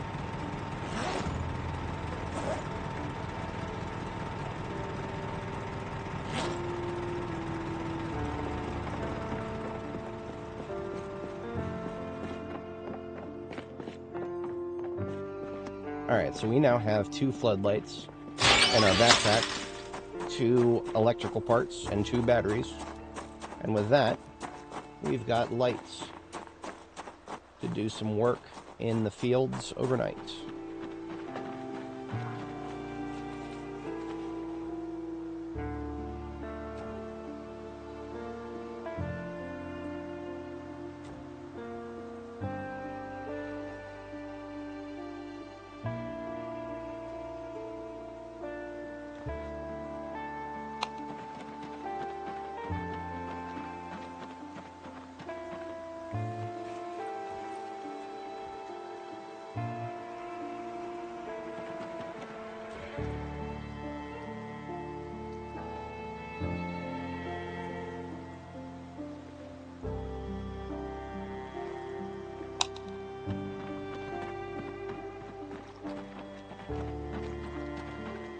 Yeah.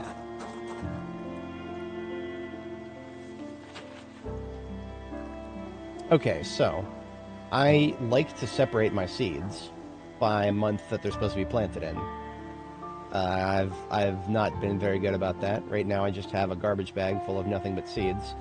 18 encumbrance of seeds. What do I care about most right now? Kale. How do I only have 1 seed packet of kale? That's cursed. That's cursed. That is unironically cursed. Okay, well. How about potatoes? I have plenty of potatoes. So 5 seeds to a packet. I'm gonna open up. I'll go ahead and open up 4 because I was gonna do more, but I don't have as much of that as I thought.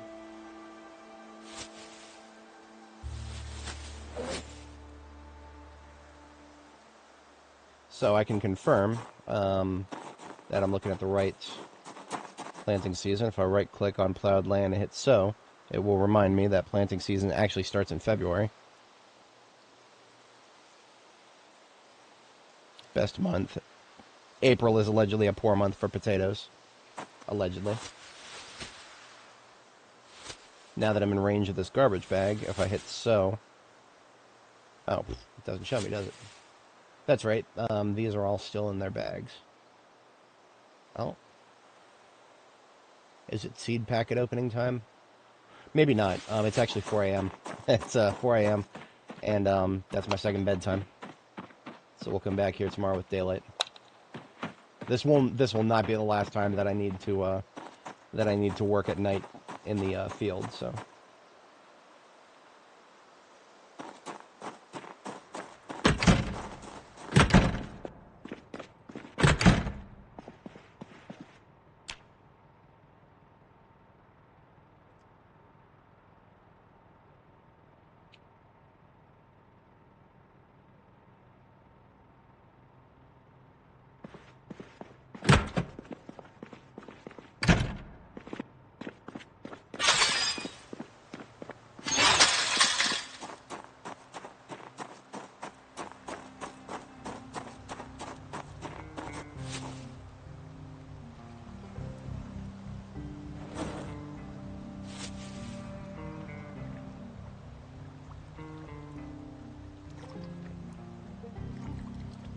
I think it is time to just open these seed packets.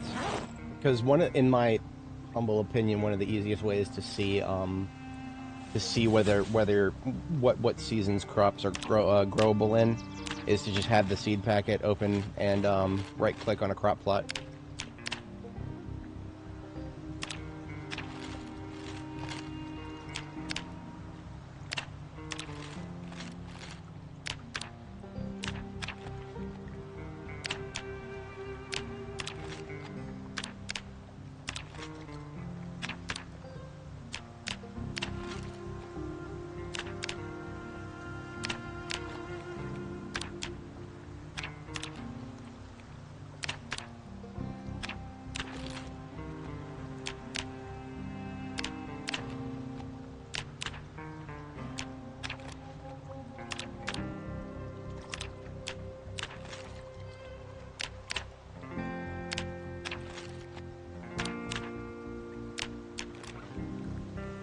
I like how the packets I've gotten the most of.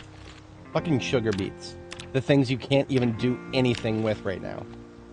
Sugar beets, as far as I understand it, it's been a couple of builds since I've used them, but if you harvest them, obviously you plant them and you can grow them, but if you harvest them, you can eat them raw and they give you some unhappiness. You can cook them and they still give you some unhappiness. There is nothing else you can do with them. You can't add them to any recipes. There's no way to process them, no way to make actual sugar out of the sugar beets, no way to make booze out of the sugar beets. Maybe, nope. You can get the sugar beets and then you can watch them rot, or you can eat them and become absolutely miserable.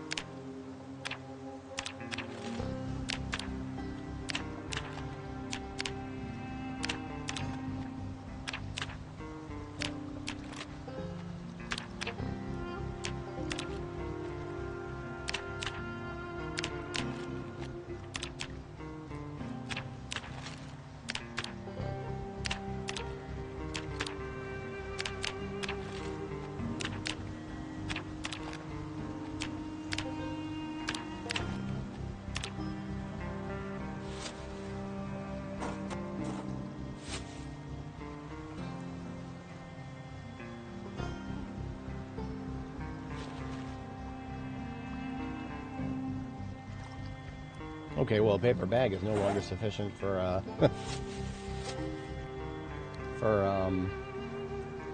empty packets, it seems.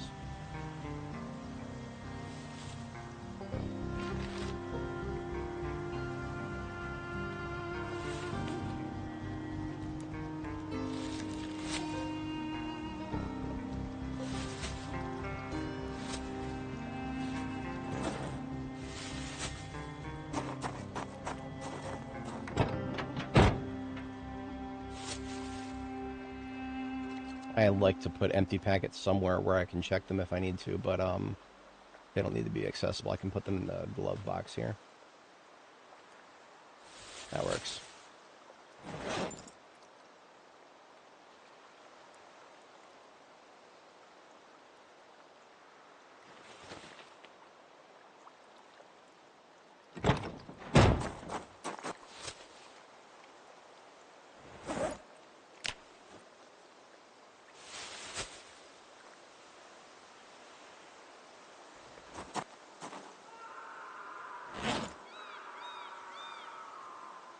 Alright, so the first thing I want to do is just separate the seeds that I already have a bag for. I like to separate them into different bags based on the month they're supposed to be planted in. So I do have a place to put these wheat seeds, and I think flax and barley. I may have picked up a few more packets of those. Did I? No? Okay, good.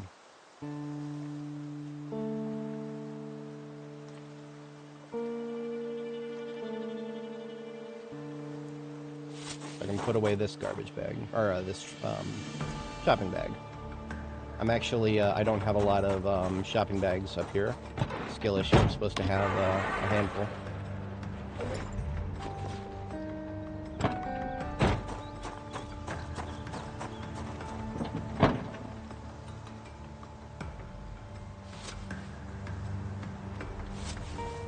also really hungry, because of course the problem of hunger hasn't gone away.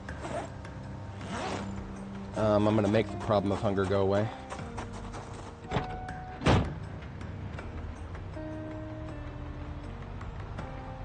This is what we have cows for.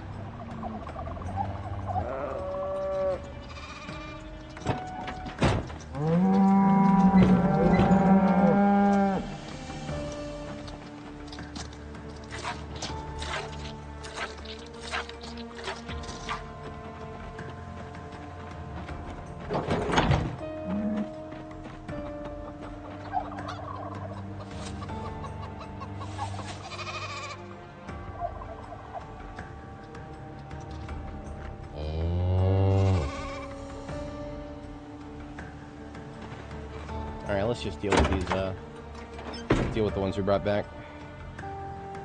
I don't have a perfect spot for everybody, but I'll make it work. Nobody's gonna complain if I put a couple of chickens in, into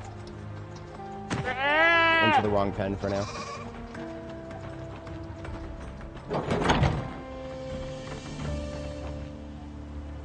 Now, in real life, don't do that.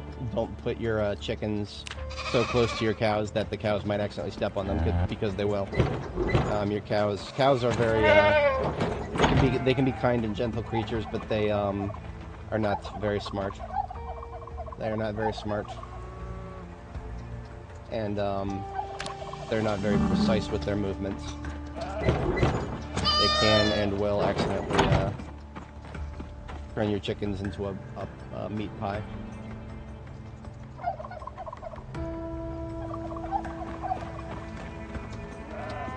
So like I said, I'm just being lazy right now.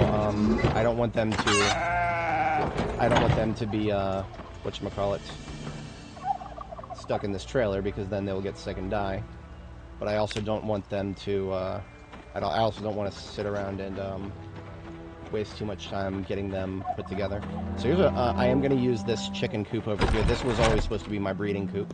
I'm going to put the Rhode Island redhead in there, and the Rhode Island cockerel that I found, and get them both in there. They will get busy.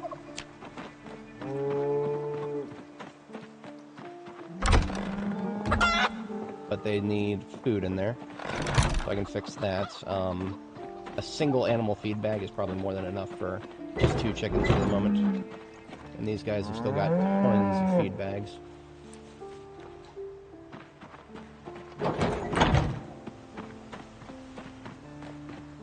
So I'm being lazy, but I am using my resources that I have available to me. Best of both worlds.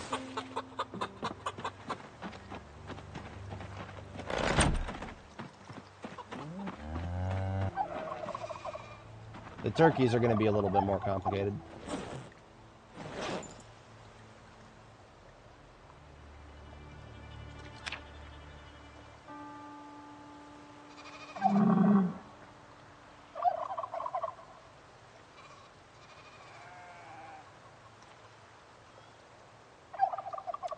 But I know for damn sure that I want them farther away from my base. Of all the animal noises that I have to deal with when I'm standing near the north end of my base, I can deal with most of them. Turkey noises are... Thank God these ones are not stressed. May nobody ever have to hear the sound of a stressed turkey constantly. It sounds not just... It sounds... okay, so turkeys are one of those creatures that evolved with a sound that sounds a little bit like a mammal crying. If you listen to it hard enough, it almost sounds a little bit like a baby crying, but it could be any other small mammal crying, and they do that. Obviously, it's a survival trait. But what it does is it triggers deep in the ape brain the same kind of response that you get if you hear a baby crying, which is make it stop, do whatever it needs to make it stop. So it bothers us on a primal level, and that's different from other animals. Now, lambs and other things, they can make those noises, but not if they're okay. They don't. Even if they are stressed, I don't think I've ever heard them. Alright, which side am I doing? Let's put them in the. It's going to take a long time for this bin to fill up. Might as well put them over here for now. Far enough away.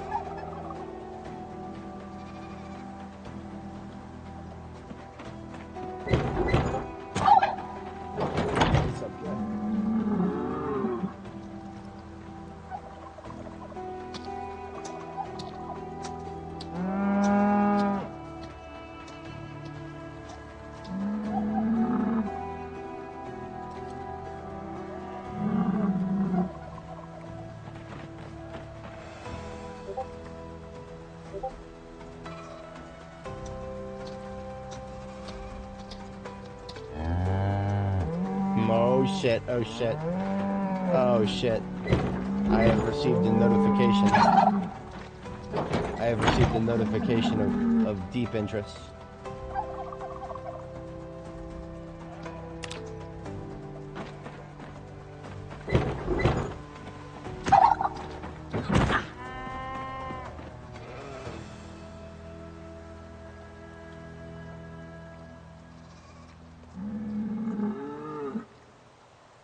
I might have to go get one of my hats and put it on.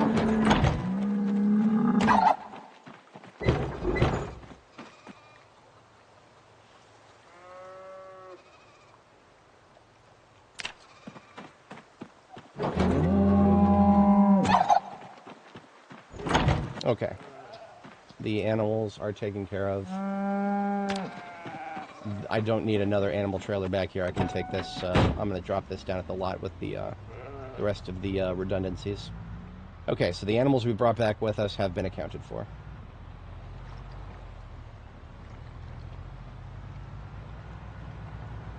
There's nothing more permanent than a temporary animal accommodation.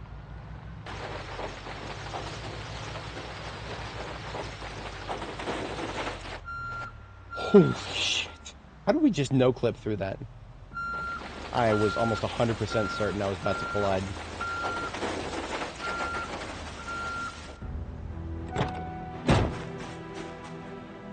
Didn't know that. I believe it. I believe it. We've got incoming, too. Another friggin' guest over here. This guy looks like he should have been at Spiffos. Hey, buddy, you're really, really, really late for your shift. You're like 8 months late.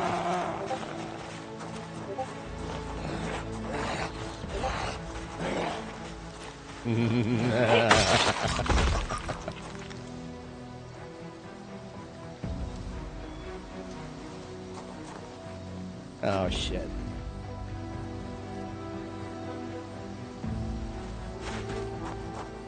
Alright, you know what? Give me just a second, guys. I gotta be right back. I gotta do something that's really important. I'm just gonna be like 30 seconds here.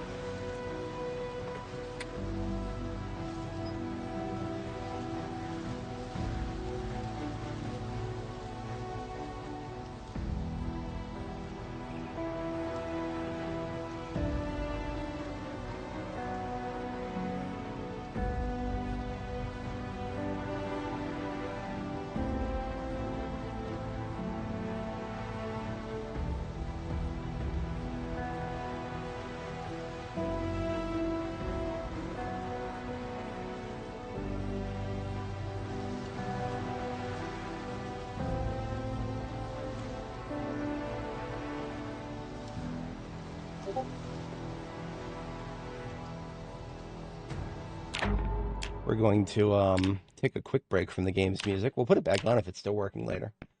Just gonna take a quick break from that from the game's music. There's something very special that I got to put on here.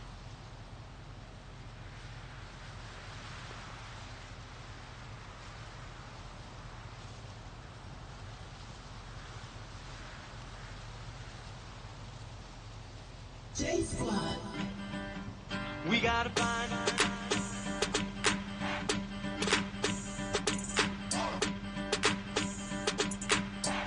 That's the first clue. Now what do we do? Now what do we do? That's the first clue. Now what do we do? That's the first clue. We gotta find.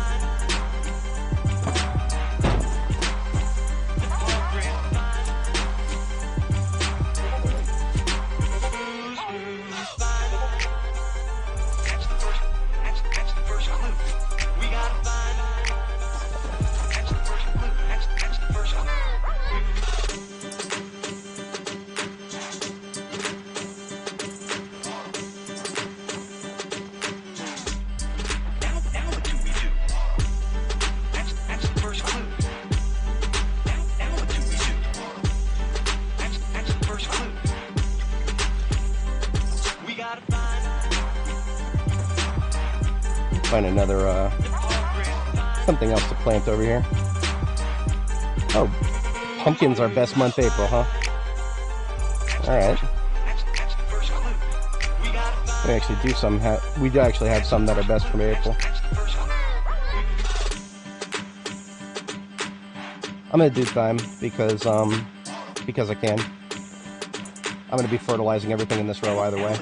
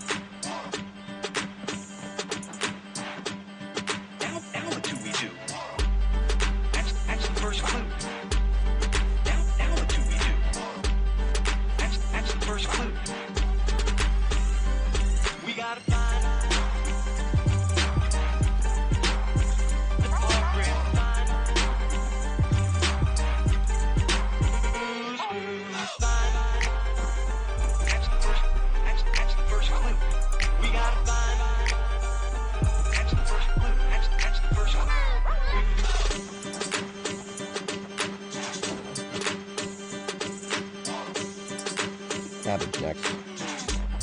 Cabbage is an easy one.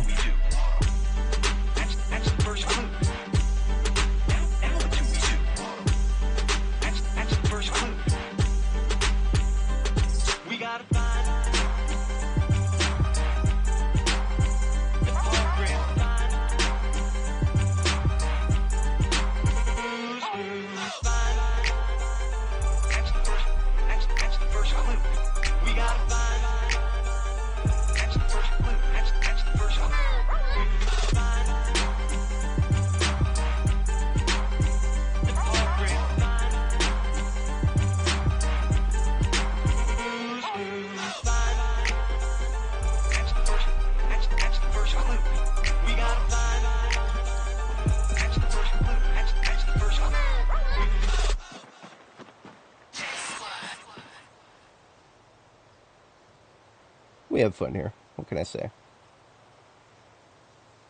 Alright, that... I don't want to do more than 4 rows of crops that I have to fertilize, so... Pest March. Best plant... best month is March, poor month is none. I don't even know if I'm going to try mint.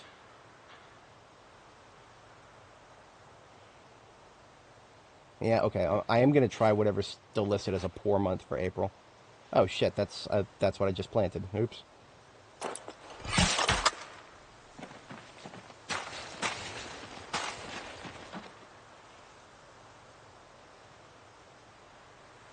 That I'll link it in the chat here. That was just a a little celebration for what's coming tonight. If you know, you know.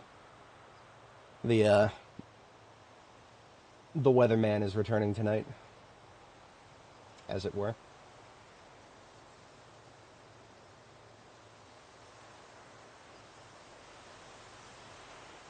Oh, corn is actually best month April. So we could do 2 rows of corn and we don't have to even think about fertilizing it. Oh, I always do. I always have long-term objectives. In fact, I have so many that trying to pick the right one to do it at any given time is sometimes the hardest thing. Time, that's right. I was going to do time. Wait a minute, did I already do time? Yes, I did time already. Okay. Hard time, as it were. Oregano. There's another, yeah, that's another one of those herbs. Okay, much better.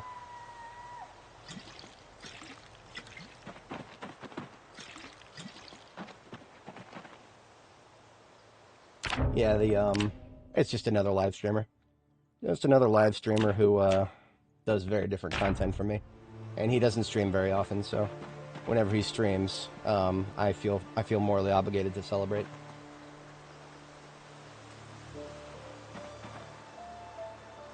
Do I care about lemongrass? Not really. Lemongrass is something you plant if you really want to level agriculture, because it grows throughout the year, and you can harvest it multiple times. I don't care that much about leveling agri. I've already leveled it for the most part. Let's do strawberries. I'm going to do an entire row of strawberries, and I'm going to watch them all die.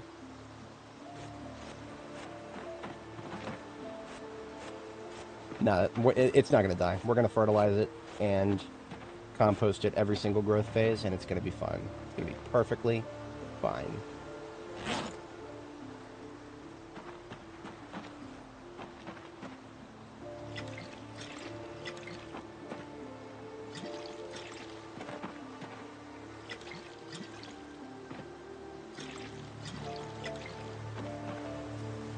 So you remember, we are, oh no, it's, Mr. Mediker. We're about, 5 days late for planting March crops. But we've got all this fertilizer over here. I think we're going to be okay. Fertilizer basically just subtracts time from the growth phase. Now, I have learned through very harsh lessons that, you cannot subtract an entire month from your growth time of a crop, but you can get pretty close. You can get pretty close.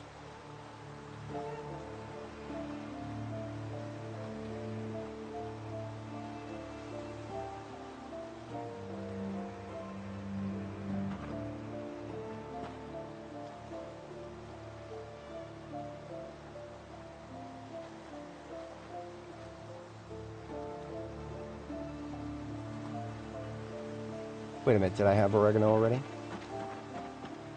Yes, I have oregano already, and I have oregano, I have sage, I have thyme.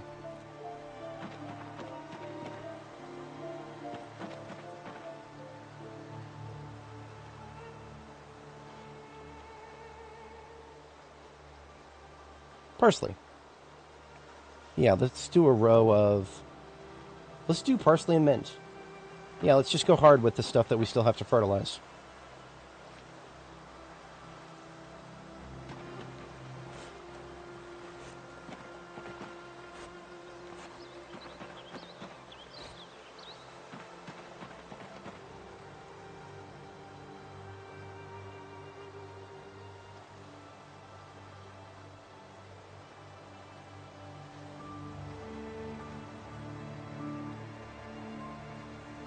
Mint is not possible to grow. Not right now. We actually have to plant it in March because it takes 60 days to grow. And its last valid season is April. So, oh shit. Well, in that case, all these are gonna die. So I might as well try anyway. YOLO. What else am I using this? I'm not using this. I ain't using this fertilizer for anything else. Might as well push the limit.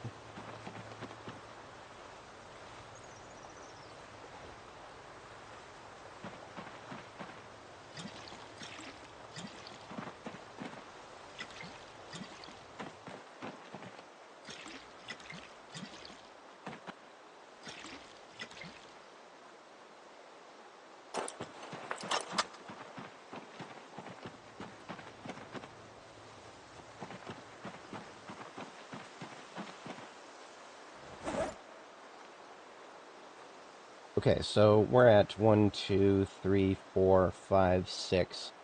If I do 8 of fertilizer, or I'm sorry, if I do 8 rows of crops that I have to fertilize, actually that's going to be way too much. We do have a lot of fertilizer, but each fertilizer bag is worth 8 charges.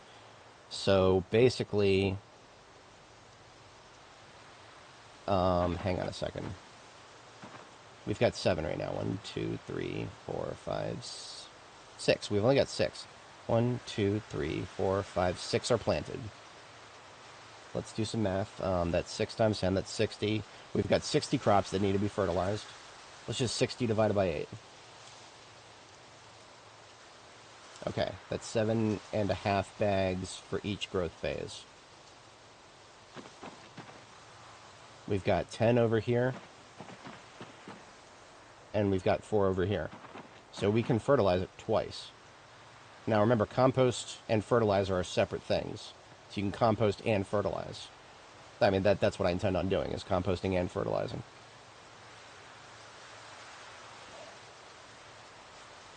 Goddamn hunger. Go away.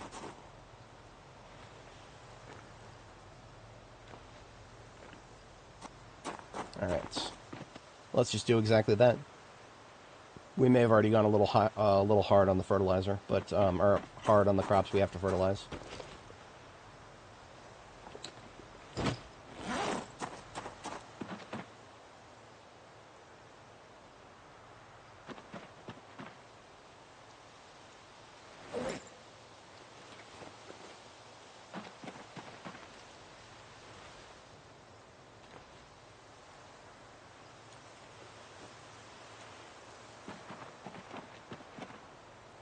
Wait a minute, I don't need to fertilize the kale. I want to, though. Yeah, that's a question of want.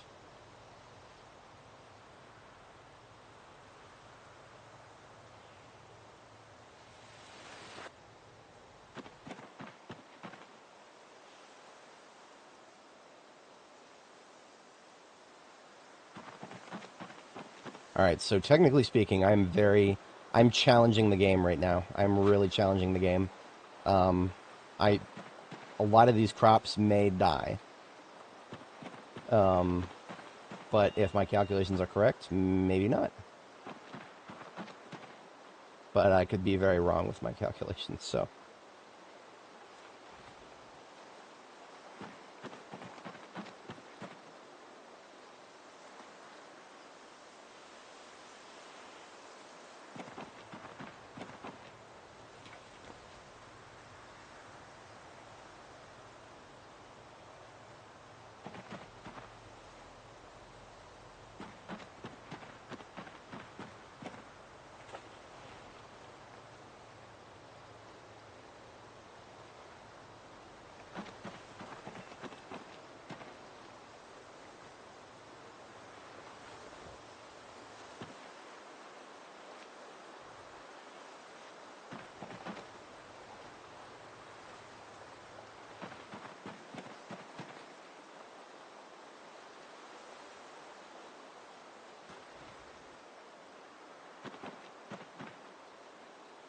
Okay, so that was 7.5 bags of fertilizer. Here's the half. We leave that separate from the rest. And now we go over to compost. I think we're going to need to go pick up more compost. The ratio is 5 bags of compost for every 2 rows of crops. We've already composted the garlic. I'm going to compost everything I plant, because compost is something I can get more of almost indefinitely. There is enough compost waiting in the compost bins around my animal farm that we have no problem getting more compost. So I'm going to go ahead and plant the rest of the crops that I want to plant for April. So we are switching from everything from the parsley down here, basically everything we just planted. Everything we just planted is stuff that I have to both fertilize and compost very meticulously. But if I do so once every phase, possibly even more than once every phase, depending on how hard I want to edge it. It loses health if you do that, but if I want to edge it hard enough and actually get it to harvest, that is one way of doing it. Now but that's where the cutoff is. The cutoff is right here. I need some kind of marker for that. I got a spare pump somewhere. This tire pump marks the separation between what needs to be meticulously composted and what doesn't. So now, I can actually look at April crops.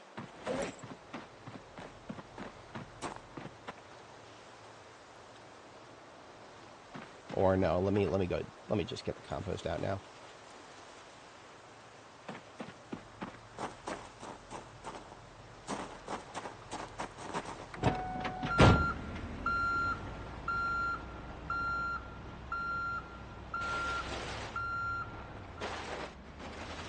I've got a metric lot of compost.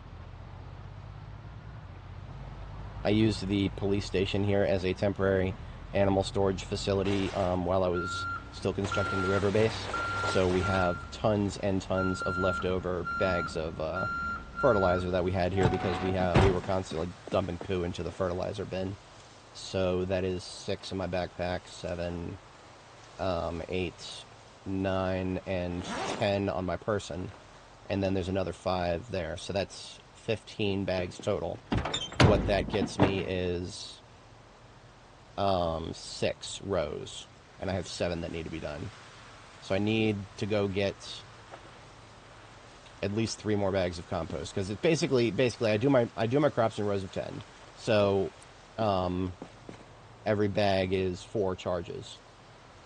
So 2.5 bags for every row. And we have an odd number of rows for this exact for this current procedure. So I do need to get 2 more bags out. I'm just going to pilfer some of these sacks. I really shouldn't do that. I hate pilfering my own sacks that are meticulously measured in 18s here. But it's whatever. This is time sensitive, so there's 1, and there's 2, and there's I need 3, right? Yeah. And 2, and give me a 3rd from the desert bag. I will remember that. Put those back later. That's exactly what I had in this bin anyway. I didn't plan for that, but I'm happy it worked out. Okay. So on my person, I have enough compost bags to do 4 rows of crops, and then in the Spiffa van, I have enough for the remaining rows of crops that we've planted. Then we sleep. We'll probably be going past our bedtime a little bit, but that's okay. This is, like I said, time sensitive. It would have been less time sensitive if we actually got the damn things planted when we were supposed to.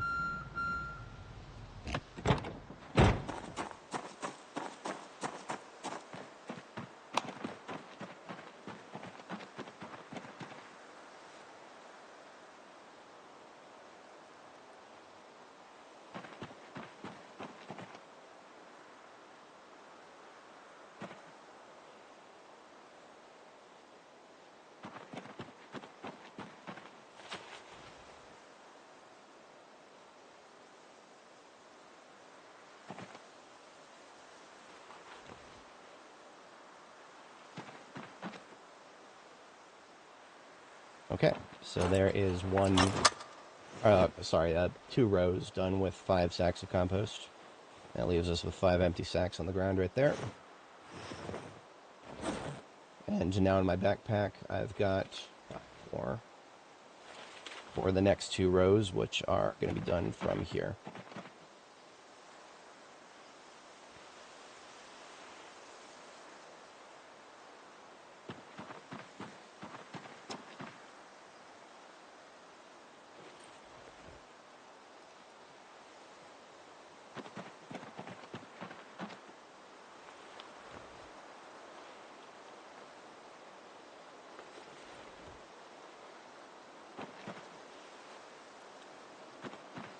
And there's that taken care of.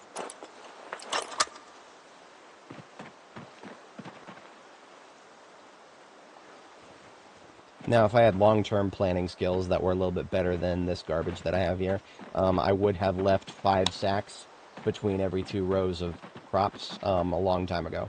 That would be optimal planning right there. This is not optimal planning, but we'll manage. See, it doesn't matter if I want to maintain my bedtime. It doesn't matter if it doesn't matter if I wait a couple more days to plant the crops that are supposed to be planted in April, because the April crops, it's April 4th, so planting April crops in April, I don't have to rush them. I don't have to subtract growth time by spamming compost and fertilizer on them. Everything else I just planted, though, I gotta spam, otherwise they will just die right before they can be harvested, and that's no good.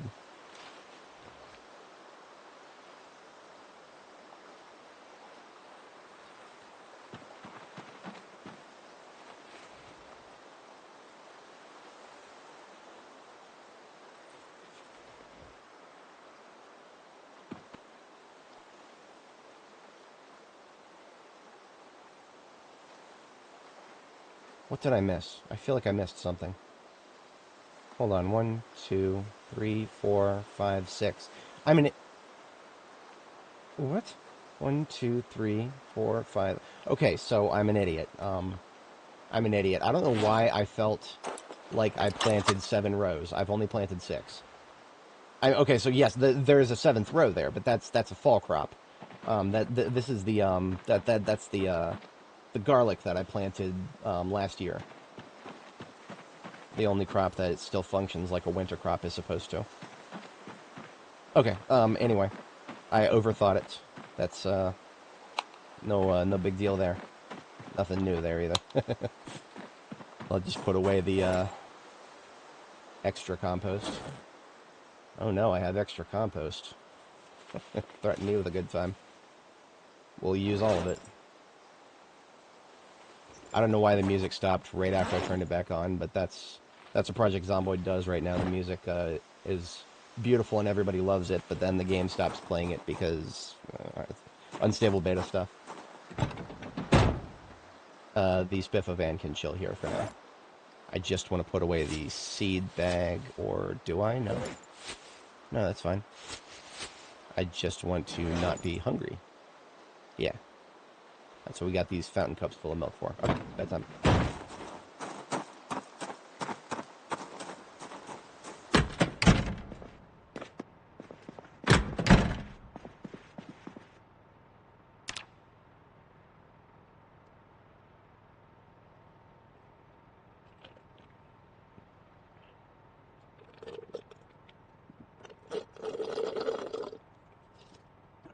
For anybody joining, welcome. We're getting started with some agriculture today. It is April 5th, 1994. So we're in the 2nd year of the game here.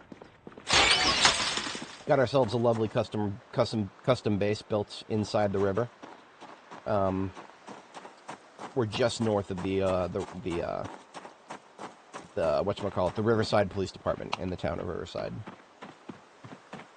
So we've got 3 rows left here that have not been sown, but there's no more. It's no longer time sensitive, right? These six rows of crops, these 60 crops I just planted, they were supposed to be planted in March, even though it's April 5th. We planted them late, but we can afford to do that. We have enough compost for now, compost and fertilizer.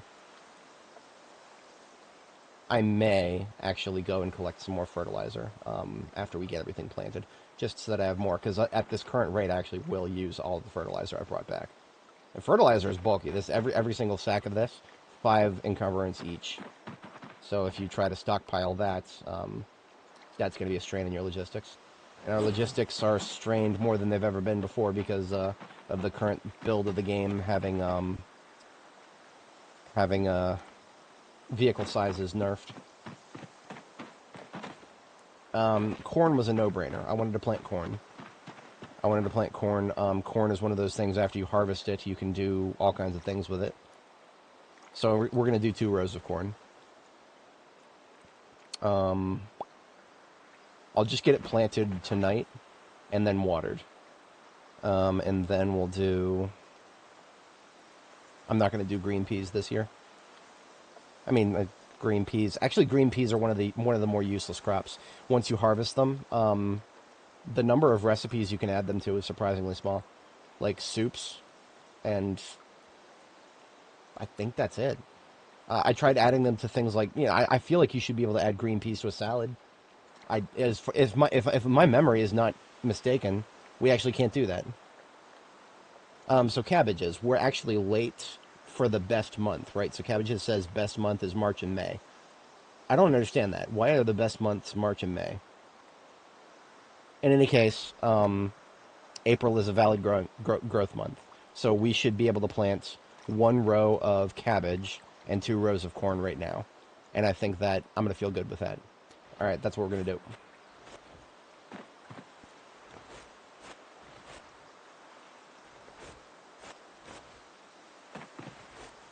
You guys notice that I have buckets in between each row, 2 buckets between each row.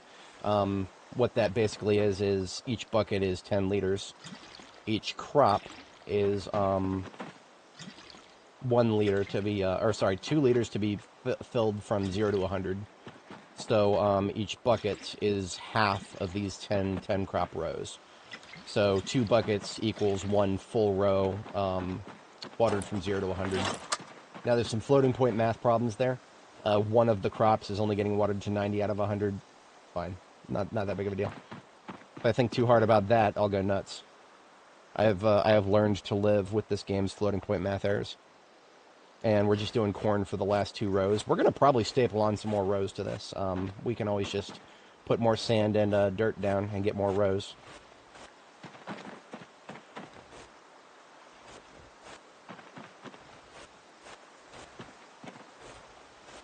Okay, and now we water them.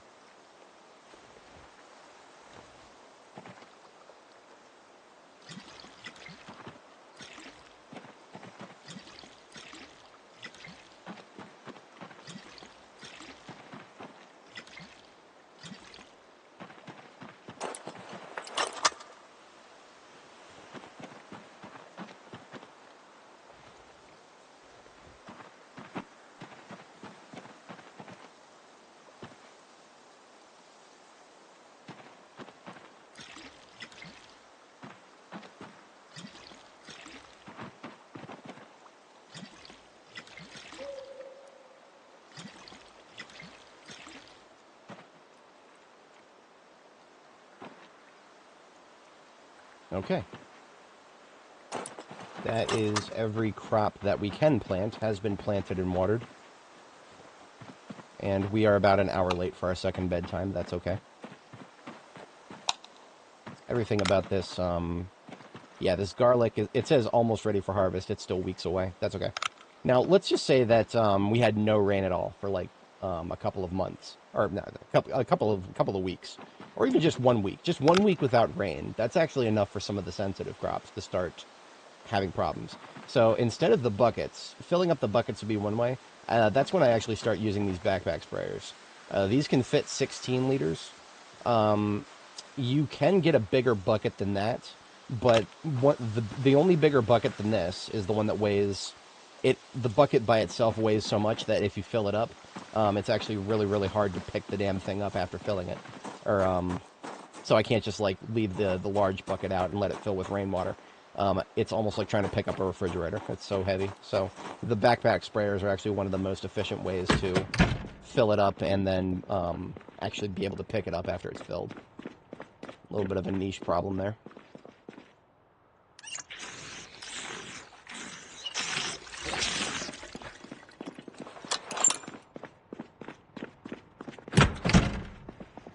Alright, bedtime times 2. And since the game's music has decided to stop playing, Thanos moment, I'll just do it myself. Got a little playlist of the game's music here.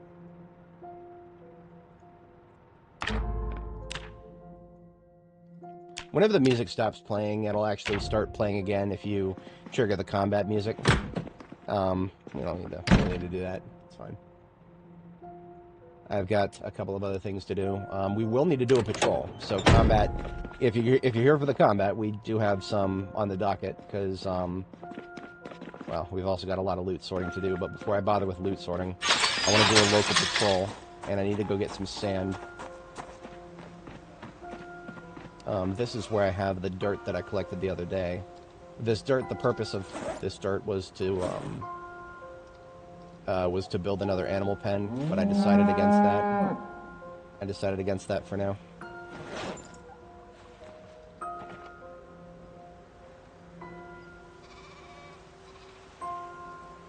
Come on. There we go. What was I crying about earlier? I had to take three sacks out of the... 3 sacks out of the sack 18 that I had, so I need 3 spare sacks from here. 1, 2, and 3. I will, it'll be a little clearer in a little bit here when I start getting sand. You'll understand why I allocate my sacks in bits of 18, in groups of 18 rather.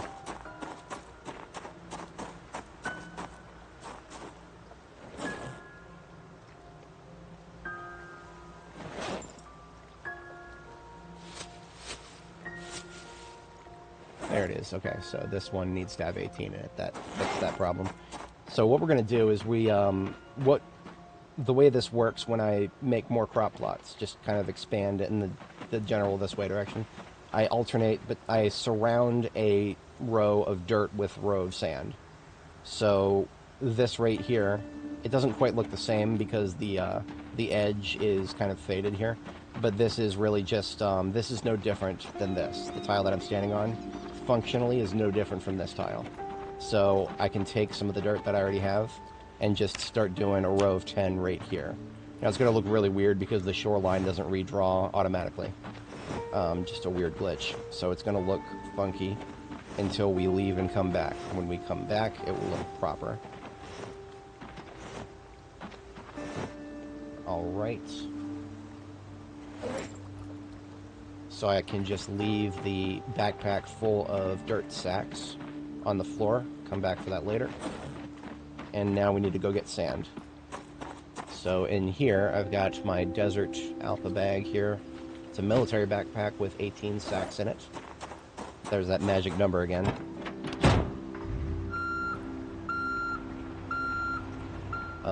Wait a minute. Wait, oh, okay. I knew there... Okay, so there was one time-sensitive activity that I gotta do before I get stuck in on this. I'm actually gonna leave the Spiffo van here, and I'm gonna grab another one of those Sack 18 bags. I'm gonna trade it for the seeds. I don't care about the seeds right now. We've got what we want planted.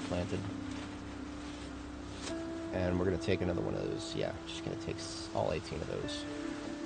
So now we've got on our back a military backpack with 18 sacks, and in our hand a military backpack with 18 sacks.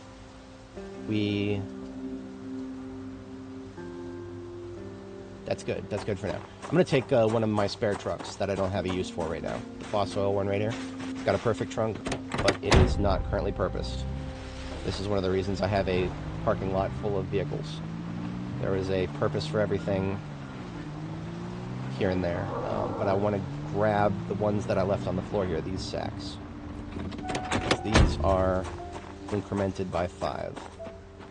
Separate those. Using a different military backpack. Where did I get all these military backpacks? Brandenburg. Brandenburg Military Checkpoint. Your one-stop shop for zombies with military gear.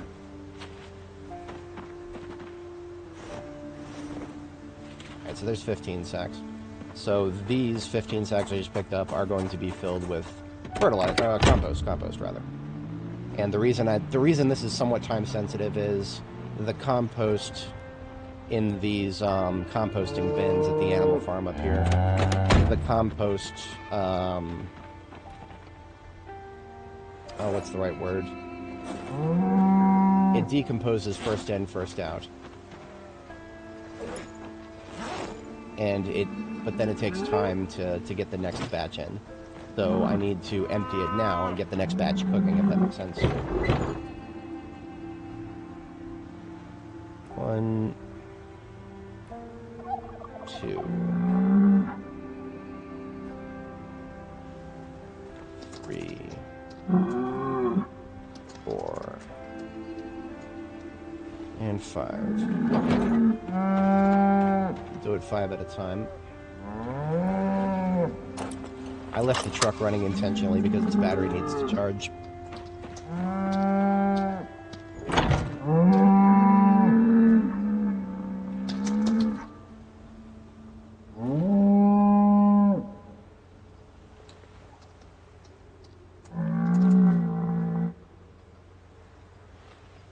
Alright, so that one is now empty.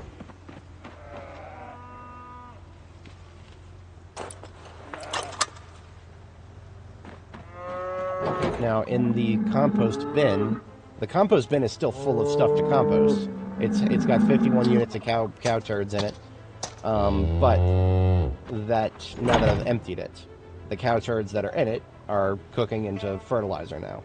Because that's how fertilizer in this universe works. That's okay. I'm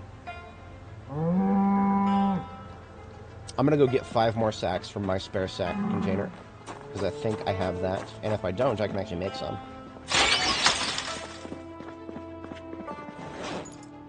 I have 10. Oh, that's tempting. Actually, I'm gonna, yeah, that, I didn't realize I had exactly 10. Perfect. That's actually gonna be perfect. So I can empty this one completely now.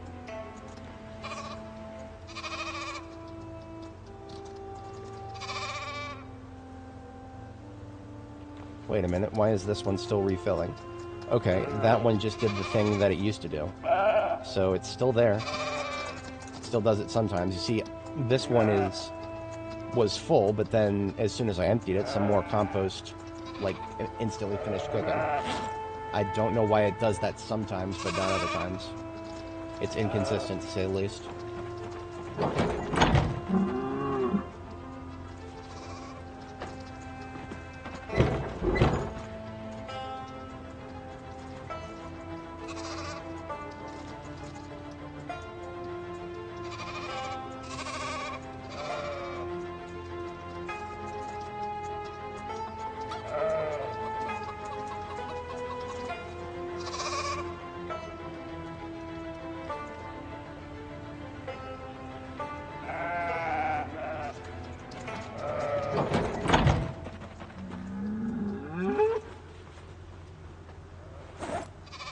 Now, the reason I said that that's a perfect, that I had 10 more sacks, I can empty, I can fill 5 more sacks, and then I can fit 5 more sacks, and then this trunk will basically be full. Because right now, if you have the organized trait, you can fit exactly 130 encumbrance into the trunk of the largest vehicles.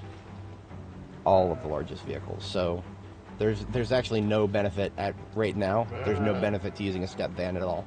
Step vans are supposed to be the biggest vehicles. This one right here is a step van. This vehicle in front of me, this white vehicle, is supposed to have the biggest trunk in the game. That's the only purpose of these step vans.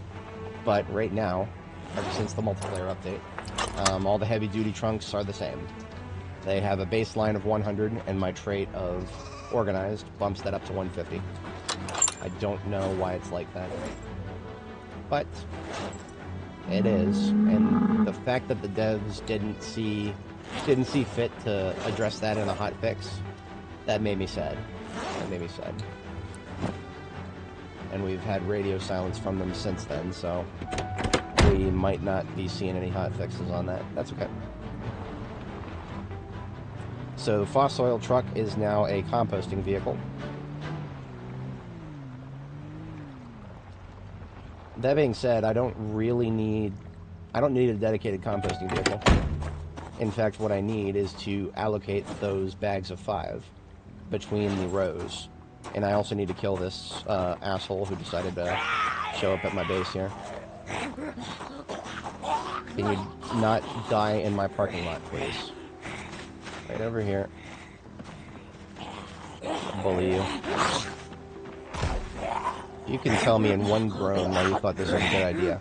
I might let you live. No? Good night. So yeah, I don't need a dedicated composting vehicle because I can't drive up to the crops. There's only one entrance by design. So I'm just going to take the compost bags.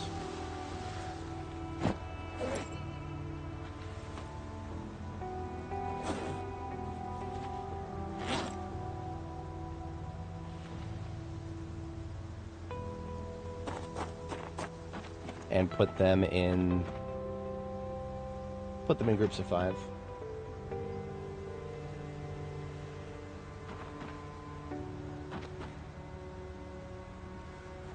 In between each double row here, so.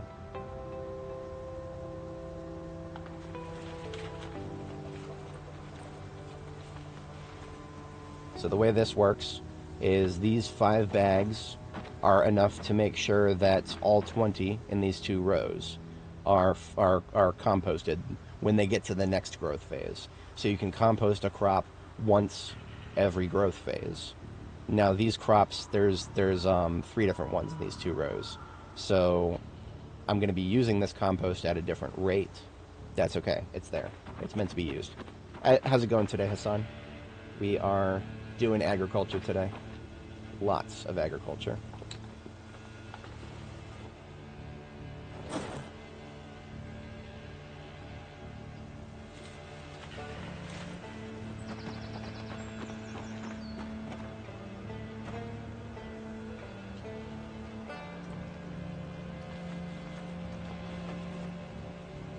I wanted to go on patrol. This fog is not going to make it easy, though.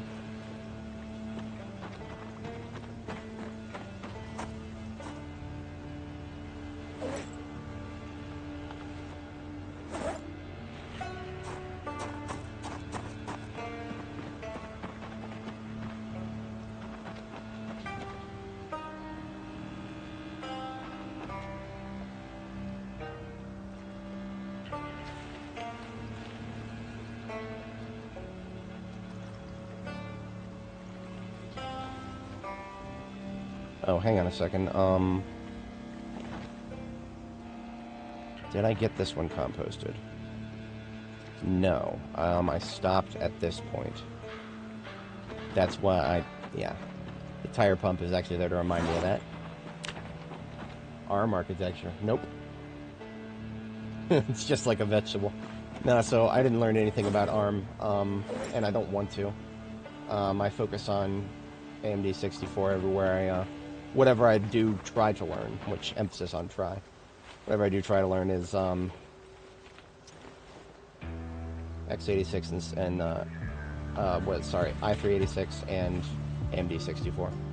Those are the two architectures that I pay attention to. Well, my eyes just kind of glaze over when I start hearing about ARM. I have recently read that using ARM instructions on an AMD 64 is possible and a work in progress. That would be really cool if that was true.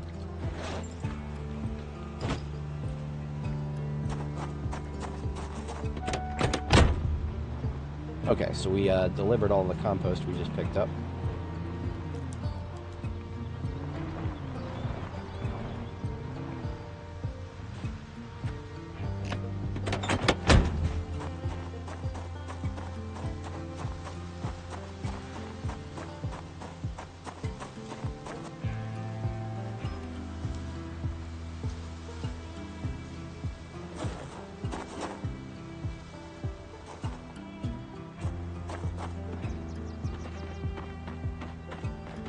I do need, I still need to compost these 3. So 10 of these compost bags do need to be used. This is going to look a little janky, but I'm going to go ahead and do this. I'm going to go ahead and plant this next row that I was thinking about planting, because I can actually do that now, even though this is going to look really weird. It looks like I'm putting these furrows in the river itself, but remember, there are technically dirt tiles right here. I just haven't surrounded them with sand yet, and we haven't left the area so that the shorelines can regenerate. So this looks really janky, but it's legit, trust me. It is legit. I just need to actually pick the seeds I want to plant, which means something for April. I'll take literally anything at this point.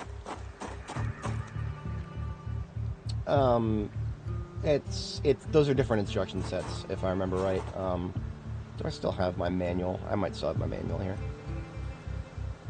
It would be under... No, it would be under... My hard drives are an absolute mess. S86, T-Doc, DL. I didn't categorize it. Of course it's empty. I have it in here somewhere. I swear I do. Did I leave it on I might have left it on my desktop.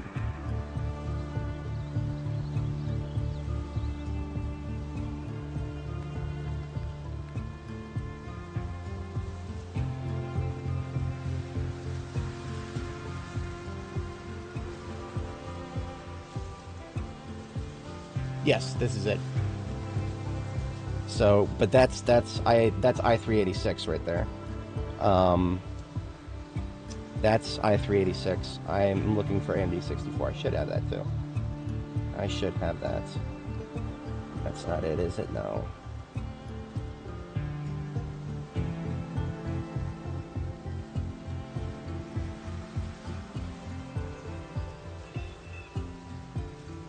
I don't know where it is. I only have my i386 manual. So, but what we're looking at though is instruction sets, different types of instruction sets. But this is for 32-bit, 64-bit.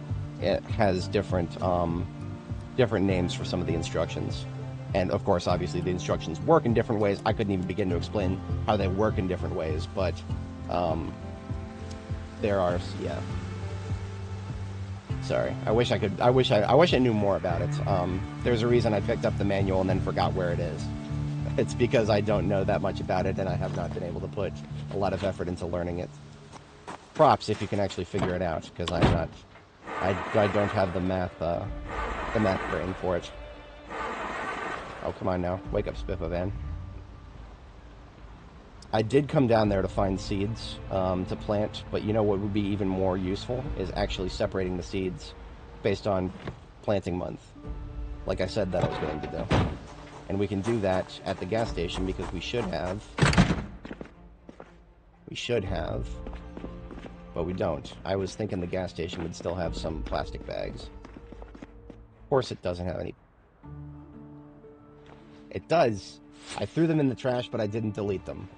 Bless me, I'm not that big of an idiot. Okay, we still have our plastic bags. Thank goodness. These have a very niche use case in my brain, and that is separating seeds. I don't want to use trash bags for that, because trash bags are way too valuable. So what I do is, using the ones in my hands,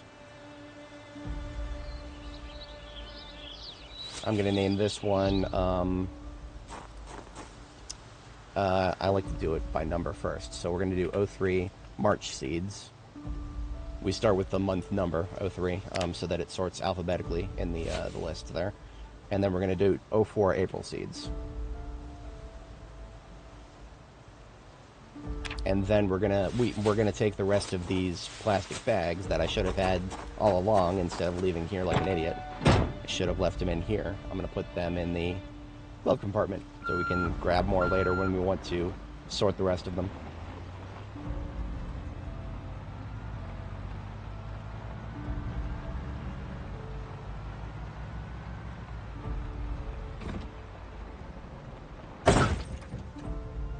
Be very, very careful driving on custom gravel roads that go into the river. The edge of the road might as well be a brick wall. Alright, in order to see the correct month, we can right-click on plowed land and go to gardening, or... Oh, we need the actual seeds, though.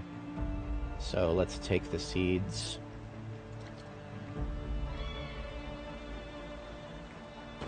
I'll put them back in my backpack for the moment. Because I actually have so many seeds that if they're not in the military backpack, they will over-encumber me.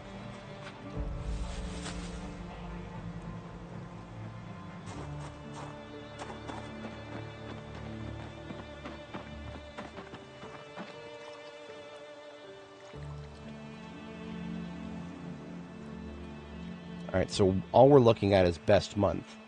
So basil... broccoli, cabbages, cauliflower. Basil, broccoli, cabbages, cauliflower. We're going to start with those.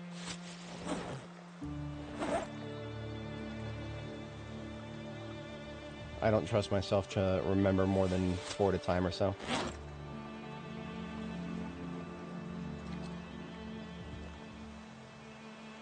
By putting them in that bag and then stepping away from the bag, we no longer see them in the list. So the list will get smaller as we sort them. This is not the best way of doing it. Now, one of the reasons I don't just, like, make an Excel spreadsheet and just write it down there is because this shit changes all the time. All these crops, one of the reasons I was late planting these crops is because all of these crops that I just planted that were supposed to be planted in March, it used to be that they were supposed to be planted in April. It's like the devs shifted all the numbers by 1 or something. But some of them, not all of them. The inconsistency has always really frustrated me. I don't know what they're doing with growth seasons, but I can't make sense of it. It's like close to being correct, but far enough that a lot of it doesn't make sense. Anyway, comfrey, common mallow, comfrey, common mallow, green peas. We'll do those next. Comfrey, common mallow, green peas into the March bag. Step away from the March bag. And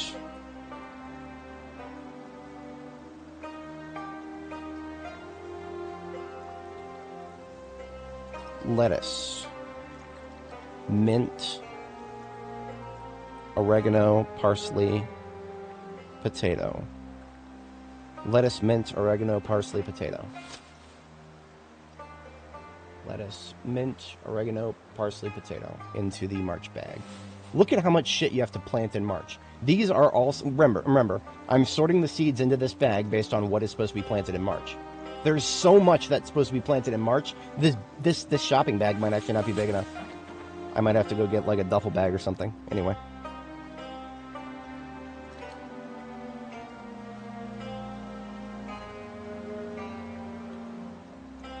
Radishes, sage, spinach, strawberry, sugar beets. Radishes, sage.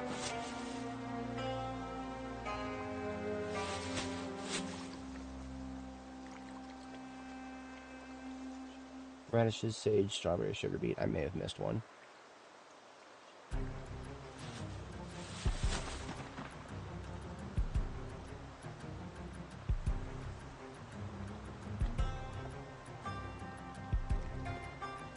Spinach,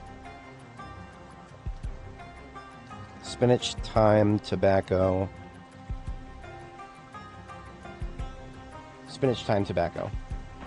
I am tempted to take the tobacco seeds and just put them in the garbage bag and hit delete. They're impossible to grow. I haven't given my diatribe on tobacco. I want to get everything else done before I go on my diatribe about tobacco. Anybody who's watched my channel long enough, you've heard it before. I don't want to bury the lead. Thyme, tobacco. Wait a minute, did I miss rosemary?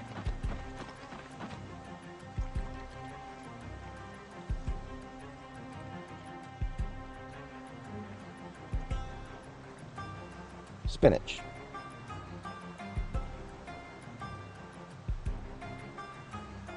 Yeah, spinach, okay.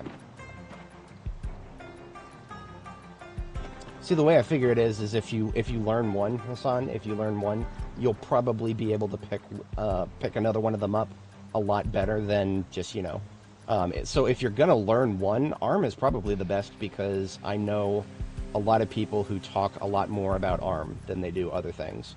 And I don't know exactly why that is. It might be because ARM is more something that you actually want to learn the instruction sets for, right? For if you're going to program something for 64-bit or 32-bit, I mean 32-bit is not used very often anymore, but a regular x86 64, you're going to be spending a lot more time just doing intermediary languages, C++, your C, your C++, your Python, any programming language. That's why that's there. But when it comes to ARM, I think you're going to have better time if you actually understand the instruction sets. But that's just a theory. I have no idea. I could be talking out my ass.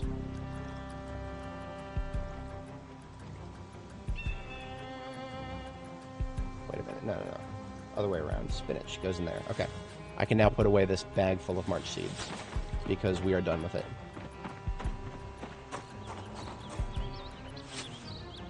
So now you can see an example of why I do it this way. These plastic bags full of seeds that are sorted by the best month to plant them in. We've got March and then we got September.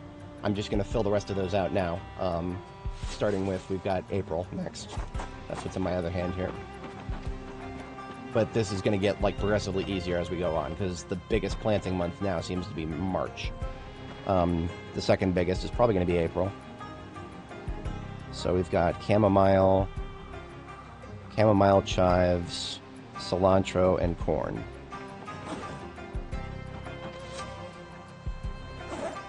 Chamomile, chives, cilantro, corn into the April bag. Step away from the April bag.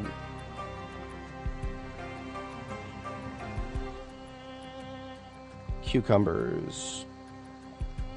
Cucumbers, lavender. Cucumbers, lavender, marigold.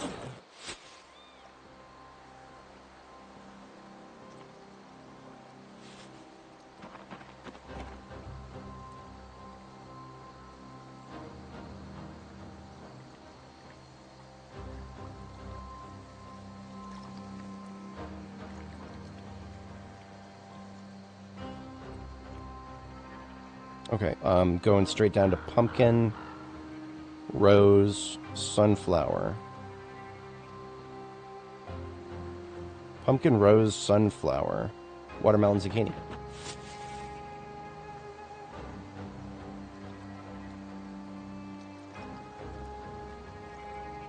And that is all of the April seeds separated. So you can see that how big of a planting month those are.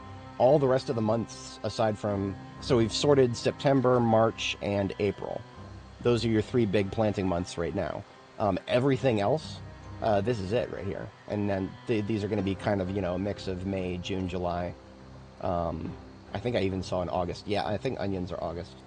But yeah, the rest of the bags will be smaller. This is why I like to use plastic bags for it, because plastic bags are nice and small, and they are not as globally useful as your garbage bags. Garbage bags are, I mean, they're crafting material as well as everything else, so... I'm just going to go get another, like... 1, 2, 3, 4. I'm going to assume 4 is good enough, maybe 5. I think the battery is finally charged. I can shut the engine off.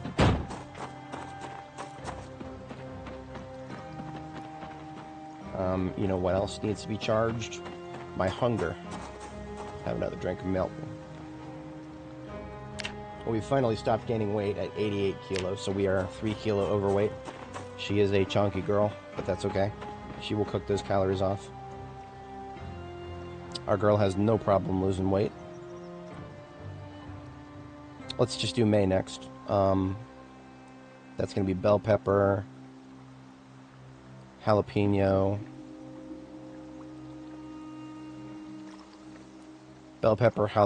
tomato.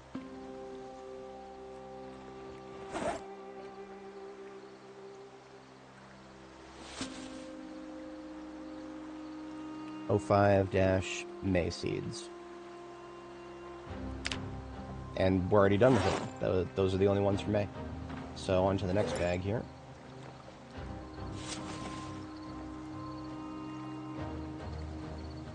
Apparently carrots, the best month to plant carrots in is fucking February.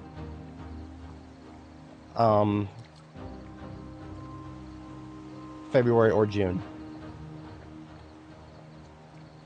In fact, okay, so of the remaining crops, some of them don't have a best month. Garlic does have a best month, that's August.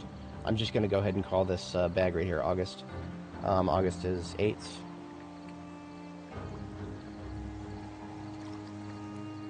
Hey Richard, good morning. We are sorting our seeds, and we're late for our March planting season here. So we had to fertilize and compost a bunch of things, but we might be able to salvage those. If not, then a lot of what we just planted here is going to rot. But, well, we're going to learn something if that is the case. So we're putting away the garlic here into the August bag. And then we can establish a May bag here. Sorry, we already have a May bag. June. So this is 06 June seeds.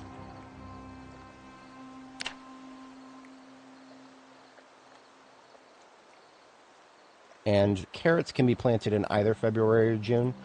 June is going to be more relevant because that's the next month coming up. So carrots, sweet potatoes, and turnip.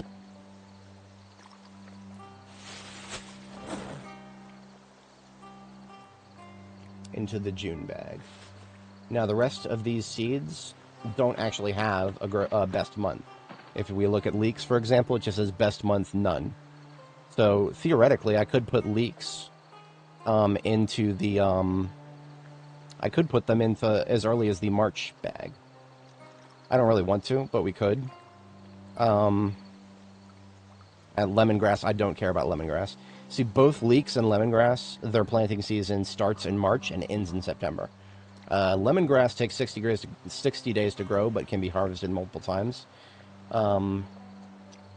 Onions actually have a... Okay, never mind. Onions do have best month February.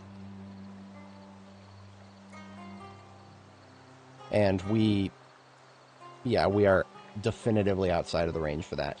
If you don't plant onions in fucking February, you can't ever get them. Okay.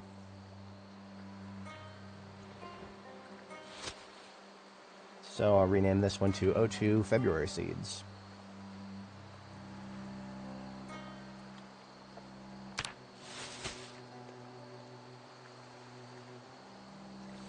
So no onions for us, that's okay. Onions are mid. We're just gonna call this,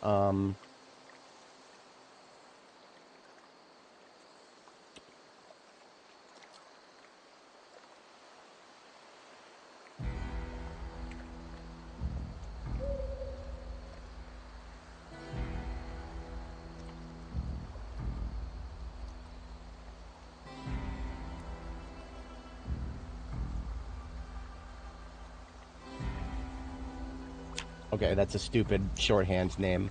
I'm putting 99 so that it shows up at the bottom of the stack. March through Sep. I'll put a little dash. March through Sep. So March through September, they don't have a best month. So non-best. So the remaining, these three seeds, leeks, lemongrass, and rosemary, are valid through March and September, and they don't even have a best month. So everything is now sorted based on the month that it gets planted in.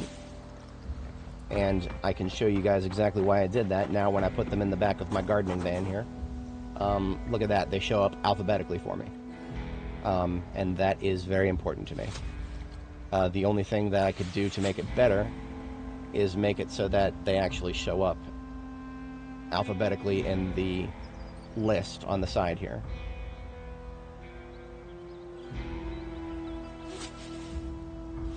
In order to do that, I actually have to put them back into the trunk in alphabetical order, because for some reason they get out of order here. So February, March, April, May, June, August, September, and non-best. Okay, so now when I scroll through the list, I'm scrolling through February, March, April, May, June, August. This is how I had it on Annie, and it did take a while to put together.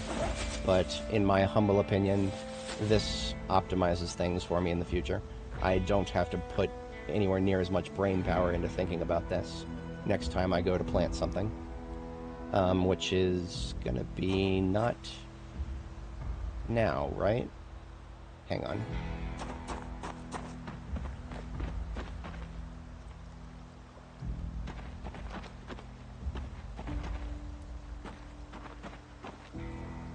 I don't know if I decided which... Okay, so one of the reasons for that activity was to find out what else I could plant.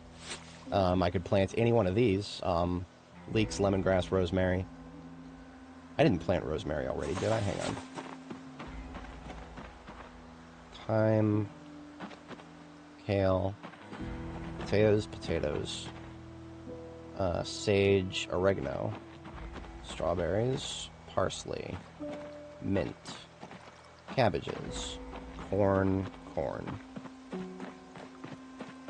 See, this is also going to help me decide how many more crop plots I want to make, if that many more. I do like having a lot of herbs. I don't mind having a lot of herbs. Herbs are nice. They just slap them into a recipe and makes your recipes happier.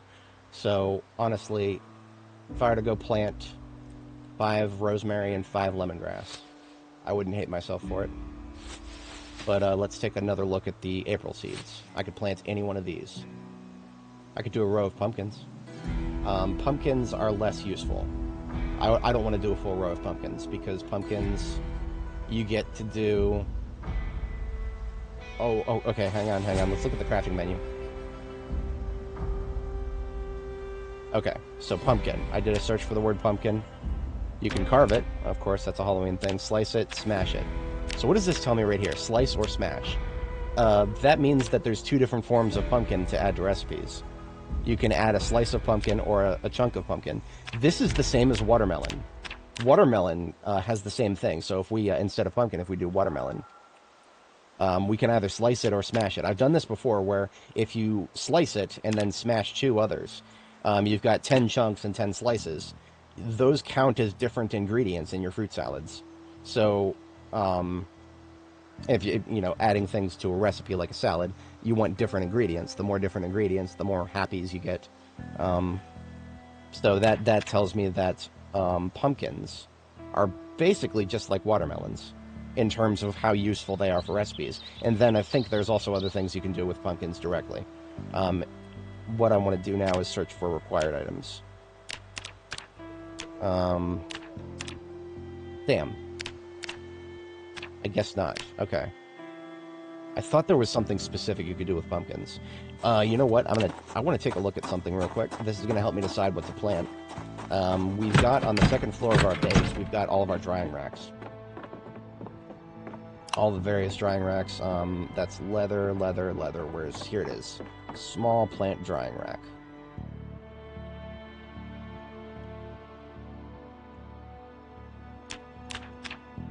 So most of this is sages.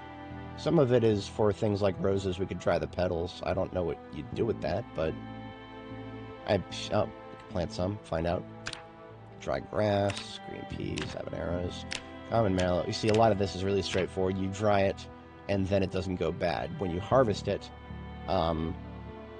it has a freshness after you harvest it. So you want to harvest it and then get it slapped onto one of these drying racks. We already went through hell and back dealing with that nonsense because we have an entire police department full of large drying racks that may all be done by now. We started drying them in February. It's been 2 months. I want to say they're done by now. They might not be. They might not be. Because they literally make no progress if the temperature is below, like, I don't know, 40 degrees Fahrenheit. Fucking absurd. All of our hops died. We never got to do anything with those. Okay, so no surprises here. We would need to take a look at a large one.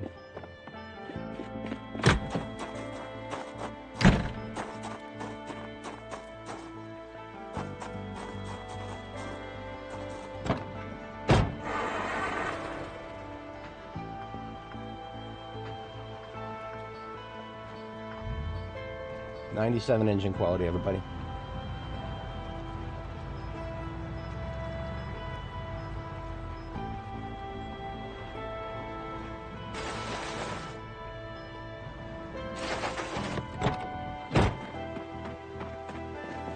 So here's all of our large drying racks.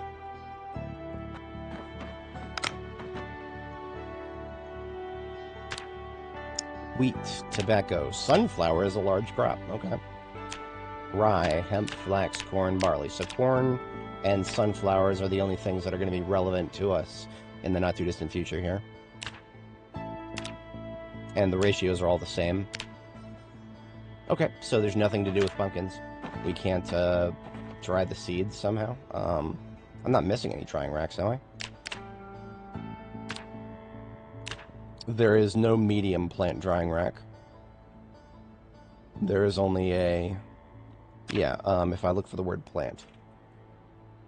There is only a large and a small, and then there's a simple small and a simple large. The simple, as far as I know, the simple small and large, the only difference is you can't do as many at once, I think. I think that's the only difference. You need fewer tools to make it, so that's why, that's the trade-off, as it were.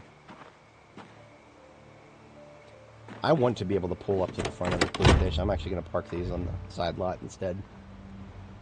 These are just Kentucky State Trooper vehicles that we recovered. I think the one I'm driving now is actually... I'm actually returning it to its home. I think this is where I found it. I think. Don't quote me on that. I don't remember exactly. But I think the other one here was found in a different area. And then we have yet another somewhere that is still full of loot, I think.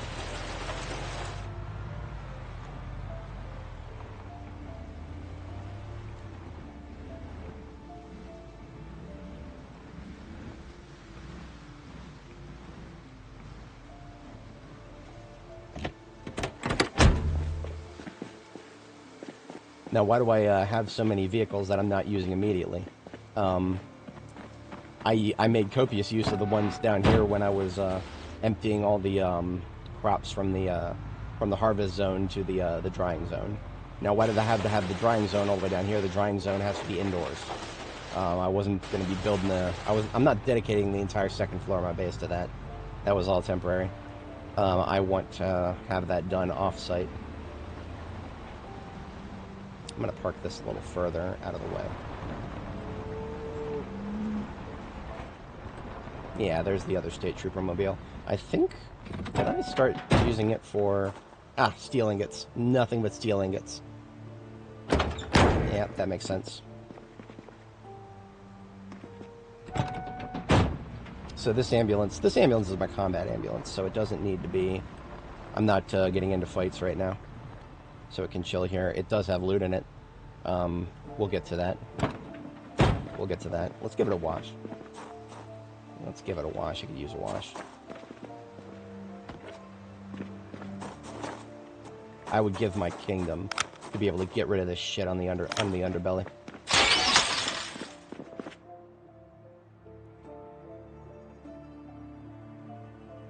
You know, that reminds me. I'm going to press M really quick. And I'm going to go to Muldra. I have a little arrow here. I believe this arrow indicates an ambulance with a 99 quality engine that doesn't have the rust on it. I've been trying to control myself, right? I have 5 ambulances. But that's a 6th that's even better than all the other ones. Every single ambulance that I have has been a trade up, right? The first one I found had a 75 engine quality. The second one I found had like a 77 something. The third was low 80s. And then I found a 95, a 96, and a 98. Or sorry, a 95, 97, 98. The 97 is the one I've been using. The 98's light bar got destroyed because I accidentally shot it. Yeah, if you pull out a gun, you notice my crosshair turns red when I aim over here. It's targeting my crosshair. I'm sorry, it's targeting my my light bar. I could shoot right now, and I would destroy the light bar on this thing. Would never do that. I mean, that's one of the most valuable things in the game, in my humble opinion. A light bar on a moving vehicle that you can use to attract massive groups of zombies. But yeah, I digress. I learned the hard way by accidentally shooting the light bar on my best ambulance so far. Oof. But I have a potentially even better ambulance in Muldra, just waiting to be picked up.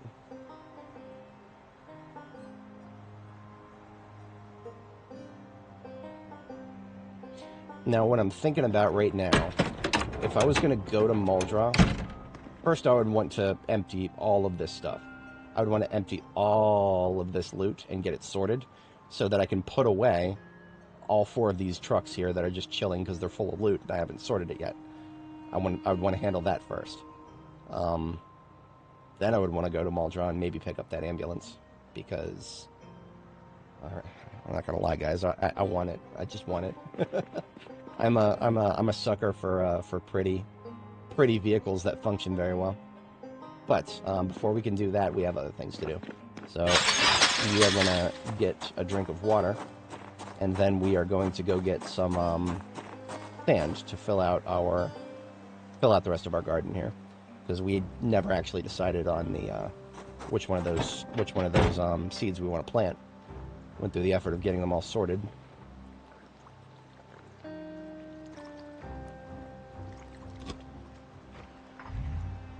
But now that we're ready to go pick up more sand, I need to grab my the backpacks that are prepped for it. That would be Alpha bag right here on my back, and Desert Alpha in my hand. So I now have 18 plus 18 sacks ready to be filled with sand. Now we just need to go find some sand to put into them.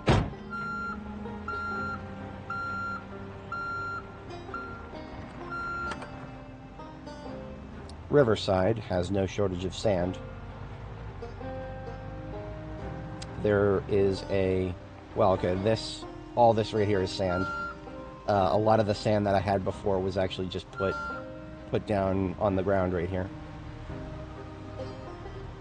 Now, functionally, sand and dirt are the same in terms of driving vehicles over it. So if I were to just pick all this sand up, there would be no skin off my teeth. But we've also got more sand right around the corner here. So before I resort to picking up the sand from the parking lot of the gas station, we'll grab a little bit more from the playground. We're just going to have to kill anybody who gets in our way here, because this is respawn territory.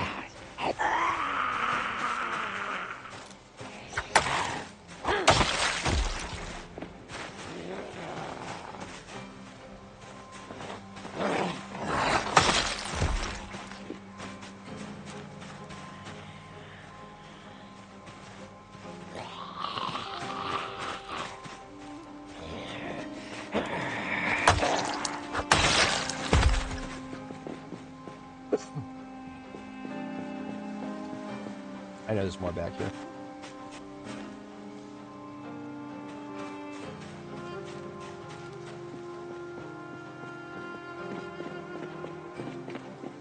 Yep. I don't know why I didn't see him. Is there any more?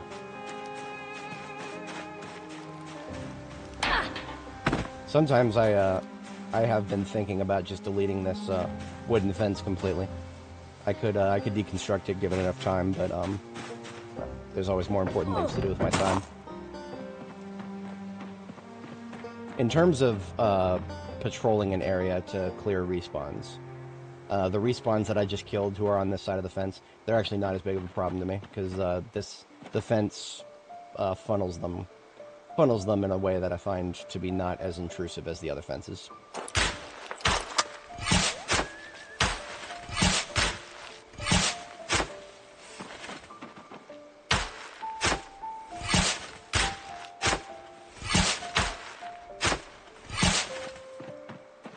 Oh, there's a whole group down there. Okay, let's put away what we just picked up.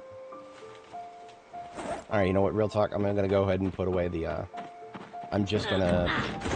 What am I gonna do? I need to kill those guys, because they will bother me if I don't. Let's just put away, D-Alpha here. Because we don't need more than 18. I think 18 is gonna be more than enough.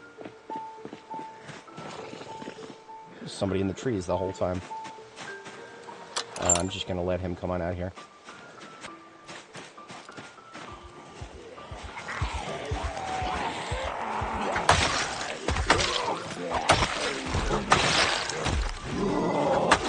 I really wish I had the time to just stand around and read a book, because I actually have the next Longplay book.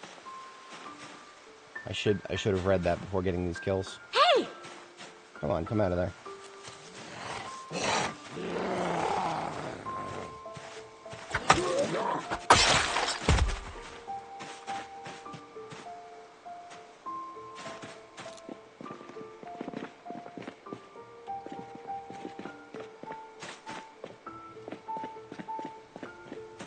Okay.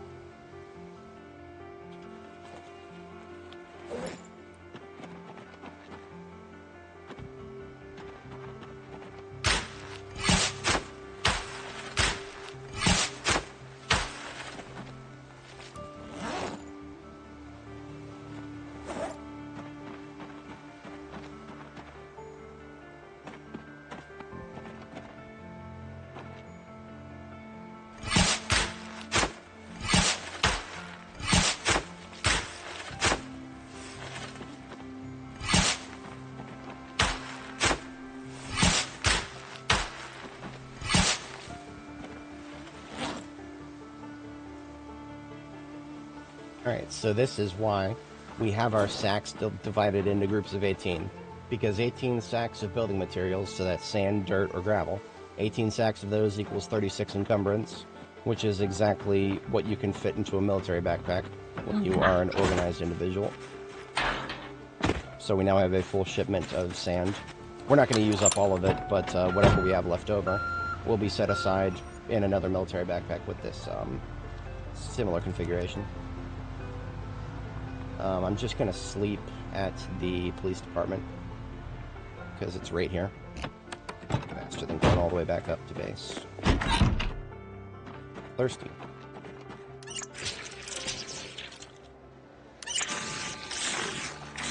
I should get a, I should get some floodlights down here with a battery, whatchamacallit. When I first put this place together, I didn't have the ability to make battery connectors. But I was also cooking all these fires, so I didn't really need it.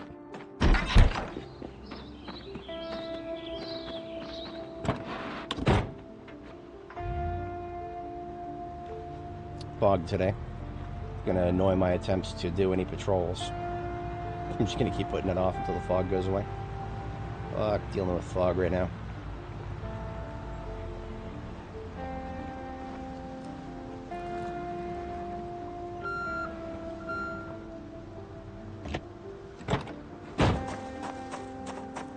So if we're gonna do a couple more rows of crops, I'm also gonna want to have water for them. So I'm going to take these 4 paint buckets full of water. Paint buckets, same capacity as an actual bucket. Just bring those with me.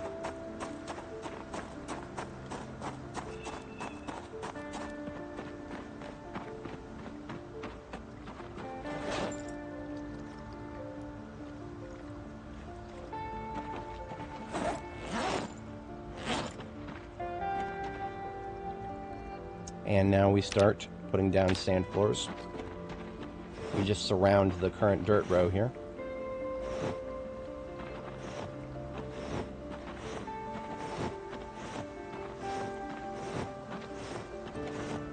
Now, I really don't feel like getting too many more... I don't feel like doing any more shipments of building materials, so I'm just going to let the amount of dirt that I have determine how many more crop plots we're going to put together.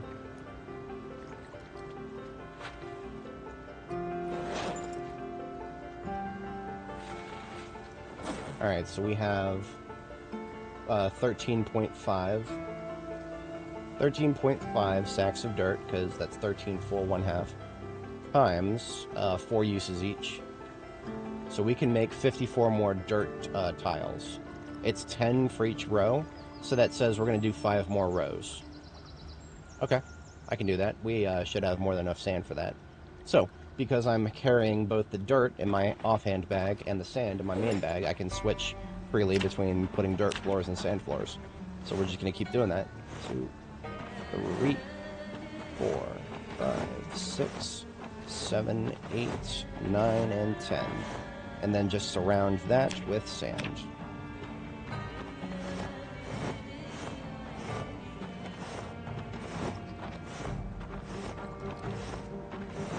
You can see we're using up more sand than dirt by doing this. But that's okay. We have more sand than dirt to work with. And now back to dirt here. Starting here.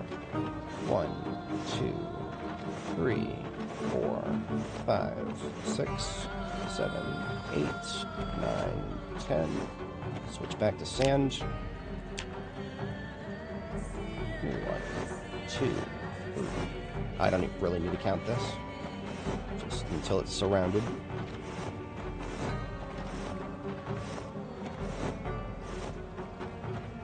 Back to dirt for one last row, right?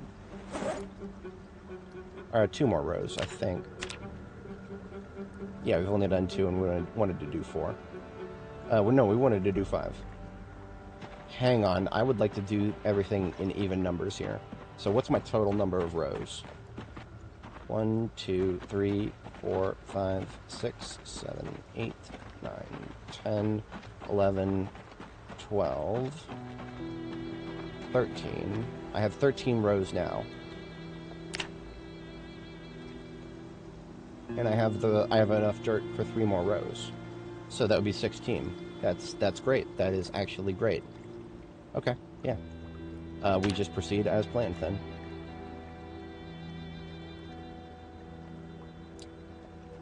Switching to dirt. 1, 2, 3, 4, 7, 8, 9, 10.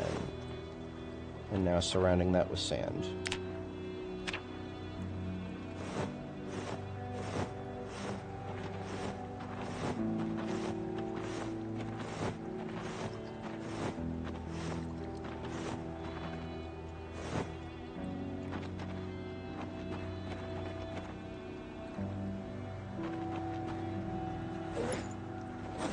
I think we actually might run out of sand, because we are using it a lot faster than dirt here.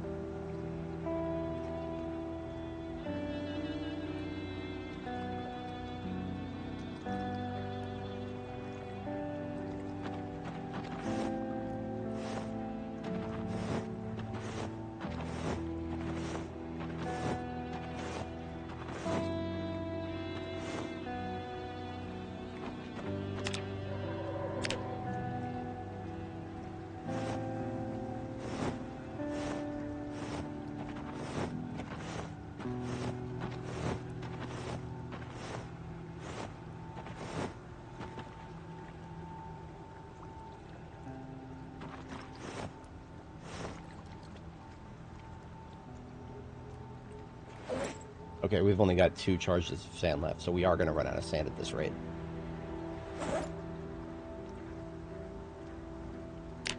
But we're only going to be slightly low.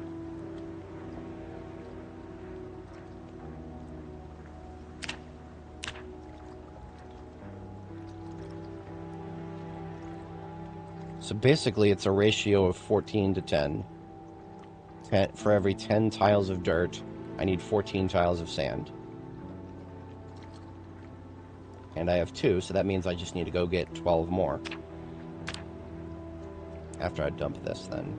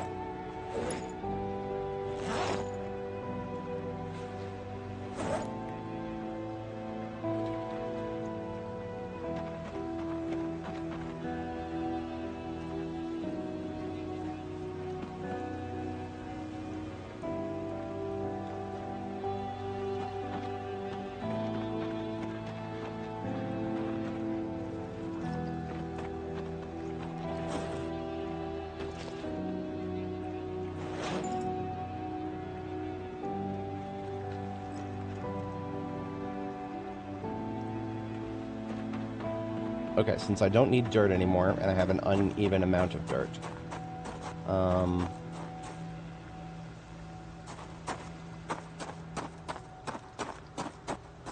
only have 4 units. That is very uneven. How about...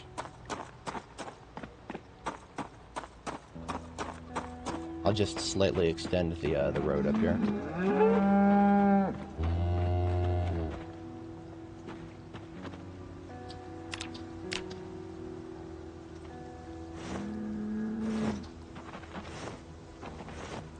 Okay, that is all the dirt expended. So I can actually put away this military backpack full of 18 sacks right here. I can put that into this Viva van and be done with it. We are constantly getting hot. It is 49 degrees Fahrenheit. I dread to say this, but it's going to be because we're wearing long johns. So, when the weather gets to this point, I swapped my long johns, the full body version, with long john pants.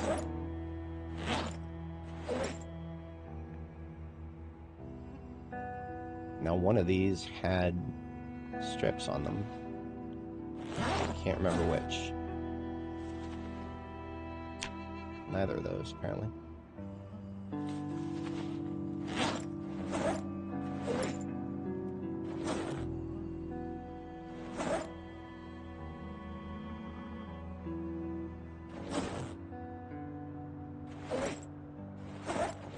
Well, if it was neither of them, then I'll just put this pair on.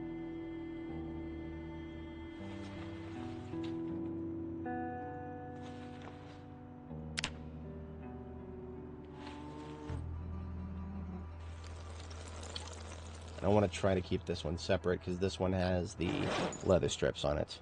So I'll put this, I'll just put it on the ground. And then the long john bottoms that I just put on. Because the bottoms do not insulate my chest. When you're thinking about overheating during combat, like exertion, whatnot, focus on the head and the chest. Your insulation levels there will determine how much you get overheated and start sweating and wasting water by sweating. So we look at my insulation levels now that I took the long johns off. My lower body is, of course, still cooked, but my upper body, if we look at my skin temperature, your upper body is where all the heat vents from, right? So with the long johns no longer insulating my upper body, we won't be overheating anywhere near as easy now. You know, I missed your message earlier. I do wish we could plant grass seeds. It would be great because I get sick of looking at dirt after I've pulled up a lot of dirt tiles in an area. I get sick of looking at the dirt after a while. So I don't actually have a lot of loose leather strips. I don't have enough to pack onto a set of armor here. So I'm just gonna unpack a stack there and take a needle and some thread, and then we are going to sew up patches on my long john bottoms. So at least our lower body can remain very well protected, while our upper body takes a slight hit because of the lack of long johns. Okay. Back to what we were doing there. We should no longer be overheating quite as bad.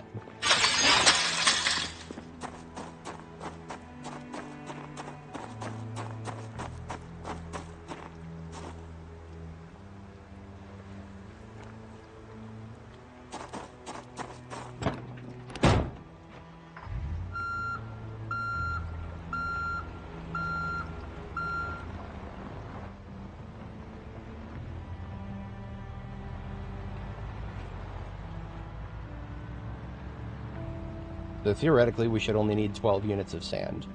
I'm going to go above and beyond that because I think we can... so sand is also a crafting material. So we can actually use sand for like leveling glass making, for example. We can use sand for that if we have leftovers. So leftover sand is perfectly okay.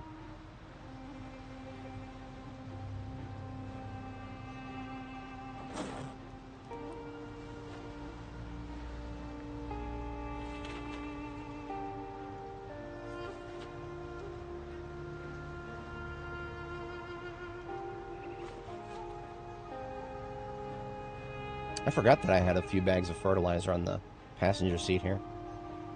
I would do well to remember that. I'm going to actually take them out now. Put them in my main backpack.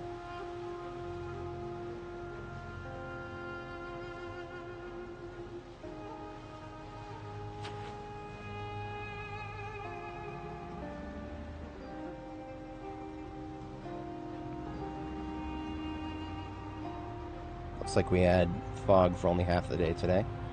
That is preferable. It's a full day fog.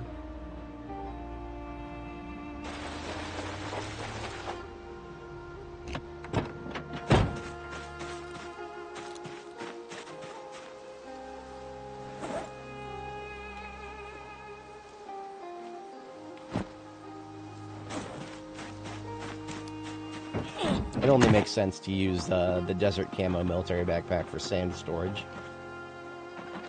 That makes way too much sense to me.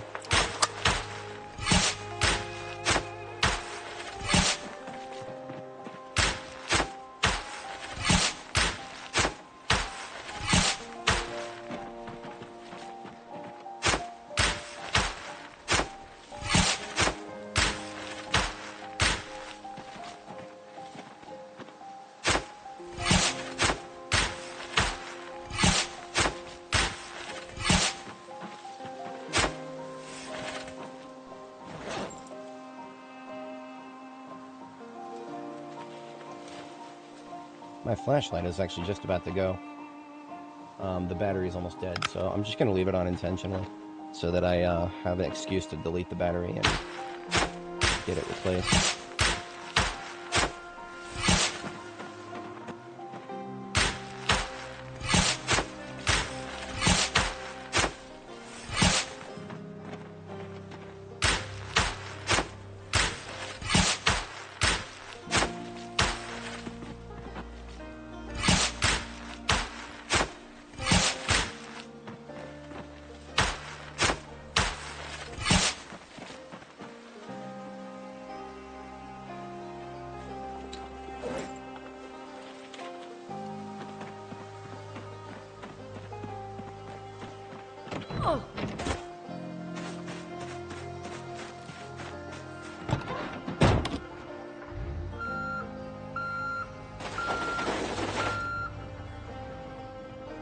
You know what else I'm going to do?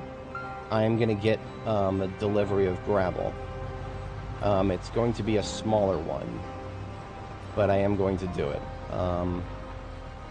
How to go about that? Oh, wow. Oh, hello. Hello. Okay, fuck all of you. Fuck every single one of you. I did not want to have to deal with that right now.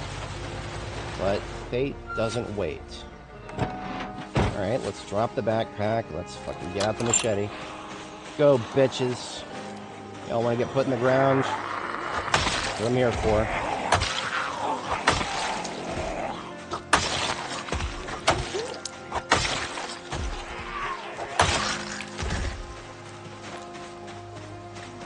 Look at them over here. They're hanging out next to the dumpster with the rest of the trash. It's appropriate, I guess.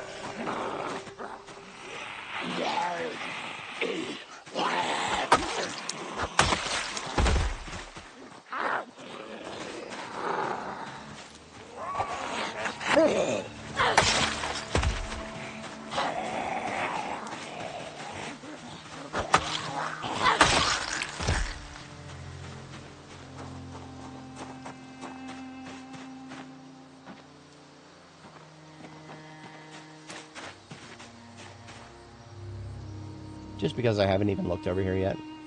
there's a sack of sand in the frickin' garbage here. That's really funny.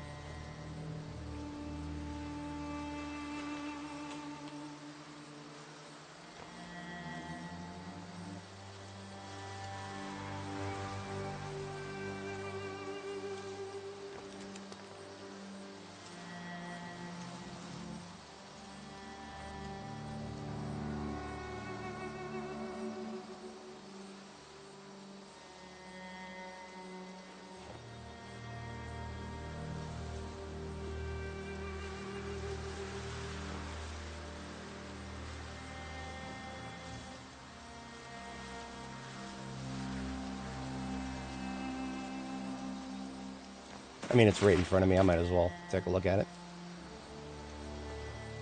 Another bucket. I actually could use that.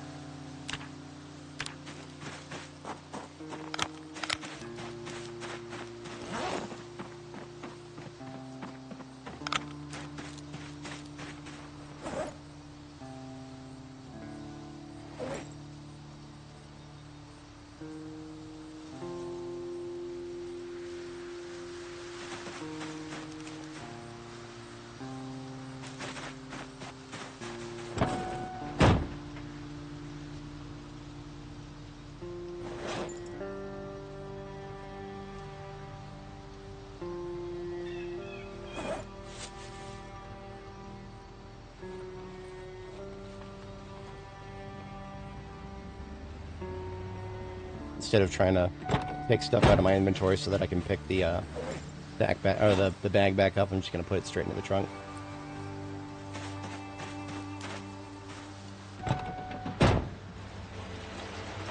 Now, I mentioned previously I do want a little bit of gravel actually, so that's what I'm gonna repurpose the green military backpack as a gravel bag.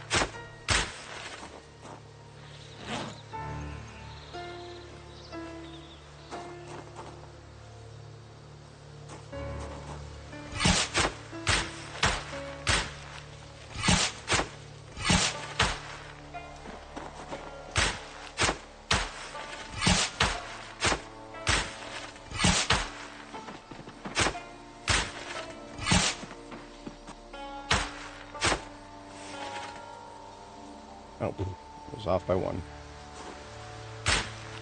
Thought I had that measured. Okay. So now we've got a full shipment of gravel.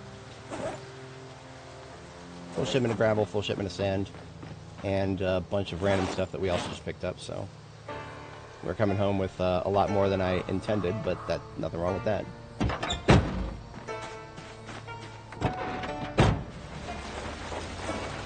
Prepared for every eventuality here.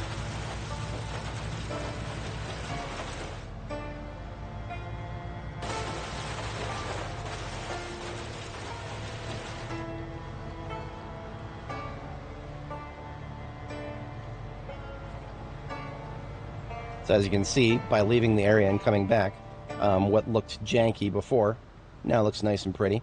And one of the reasons I decided to go start getting gravel is because there is no problem whatsoever with me putting, I'm gonna like extend a gravel outcropping from here out towards the crop plots, so that I can actually have the Spiffo van parked right next to the crop plots.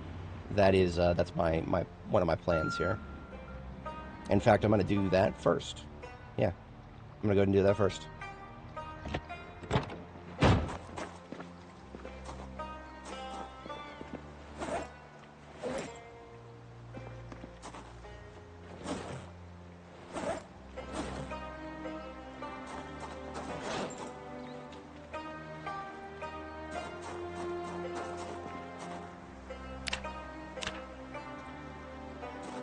It will be extending directly from the interior here, so starting there. Now this does not have to draw a shoreline. Gravel just is a clean cut square, so gravel we don't have to worry about leaving and coming back to redraw the shore. And we want to go as far as 1, 2, 3 before we start counting the tiles of the garden. Okay, so here's 1, 2, and 3. Get that filled in. And then it's 10 for the crops and then 1 going out. forget about that one going out. We can just do 10 here. Yeah, 10 by 4.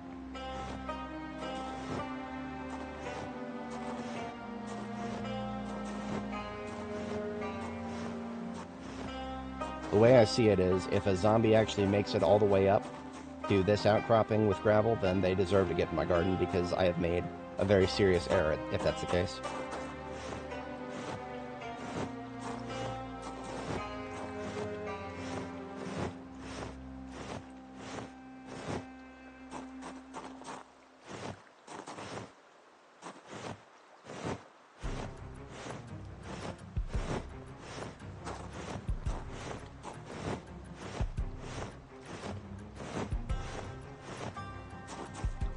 How much gravel do I have left? Less than half. Okay. I will leave the bag of gravel right there. Come back to that.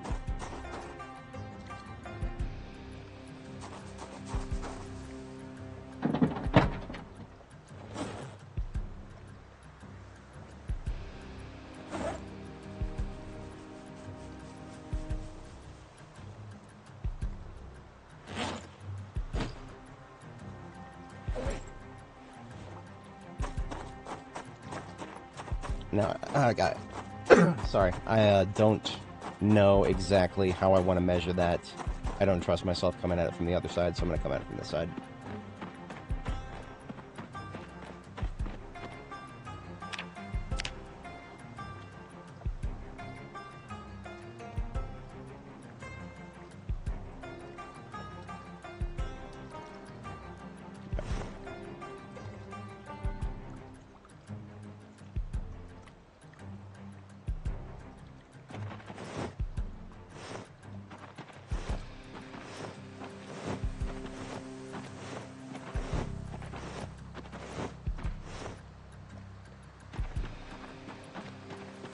Okay, and I can just do, if I did another row though, if I did another row, even though it would be even, 1, 2, 3, 4, 5, 6, 7, 8, 10, 11, 12. How about we do it in twos? 2. 2, 4. No, I'm really bad at counting when everything looks the same.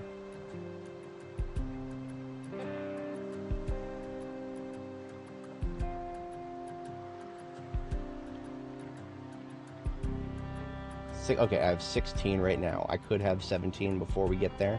Not doing that. Not doing that. We're gonna... What are we gonna do?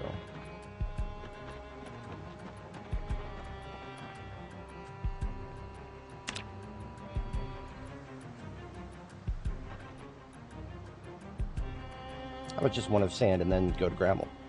Yeah. I should have enough gravel for that. And if I don't, it'll be a very small increment.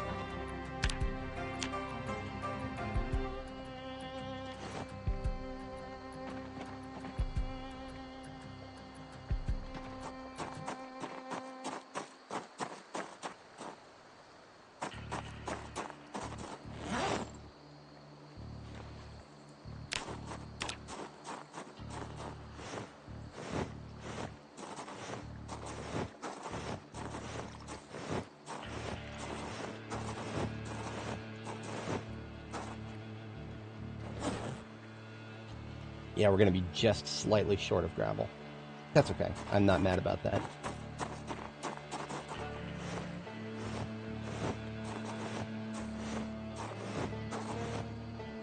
Yeah, so we're going to need like 1, 2, 3, 4, 5, 6 more. Just 6 more tiles of gravel to make that nice and even.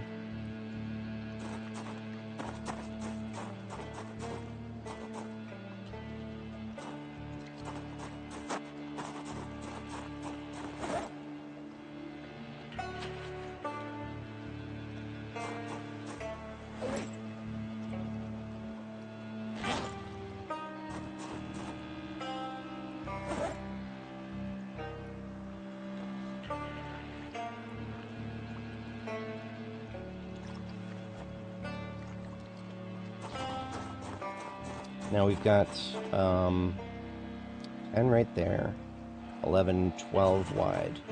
So if I wanted to make like special parking spots, I could do 1, 2, 3, 4, and then 4. But I don't want to...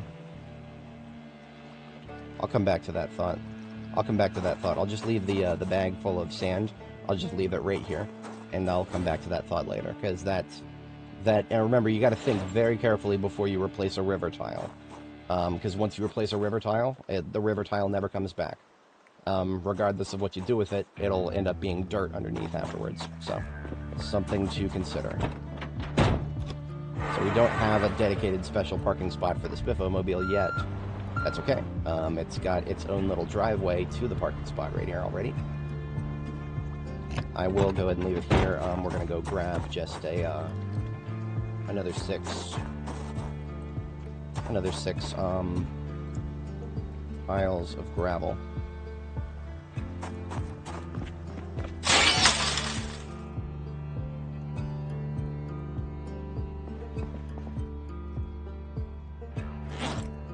I'm actually going to just make another sack because I don't want to separate.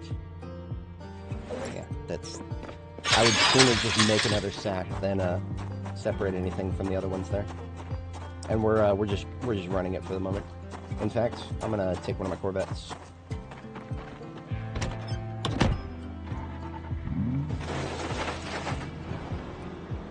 It's even faster than running it, and we can move in style.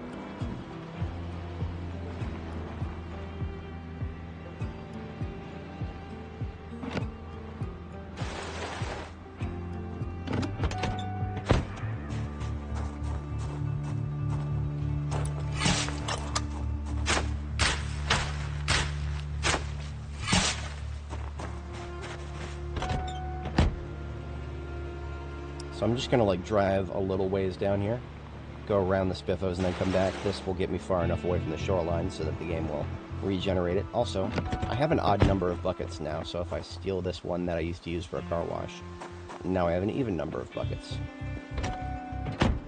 I am going to keep the one that I'm using as a car wash up here, though. I always want to have a car wash available at the gas station.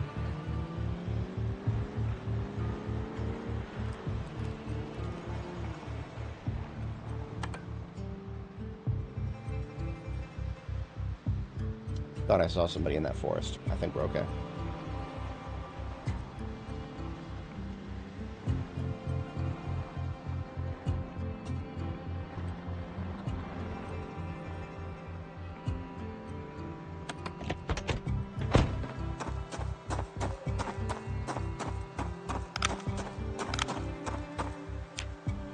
I never refilled the flashlight battery.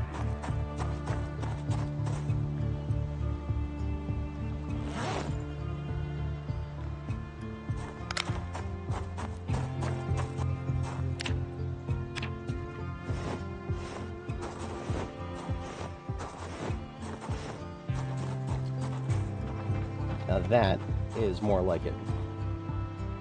So we're going to go ahead and sleep, and then as an overnight task, we'll start digging some furrows in that area.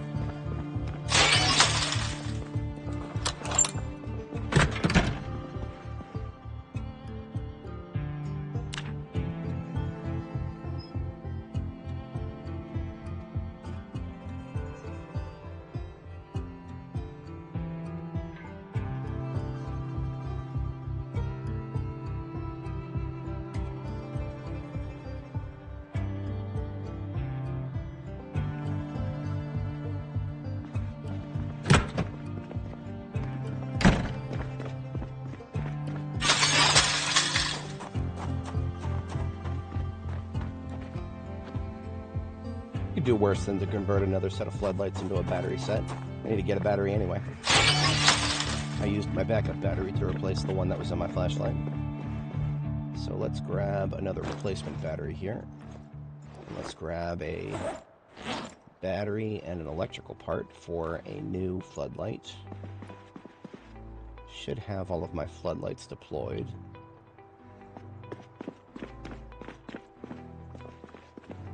Ah, there's another one in here.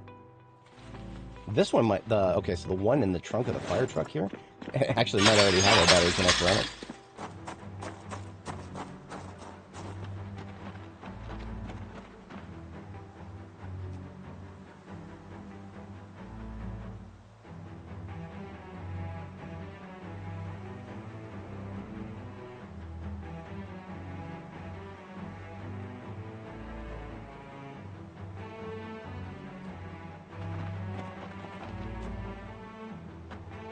Yep, it's already... So the one that was in the trunk of the fire truck, that was actually slated to go down to the vehicle repair lot, but that's okay. I really wish there was just a light sensor thing that I could trip so that it would shut off when the daylight comes around. But that's okay.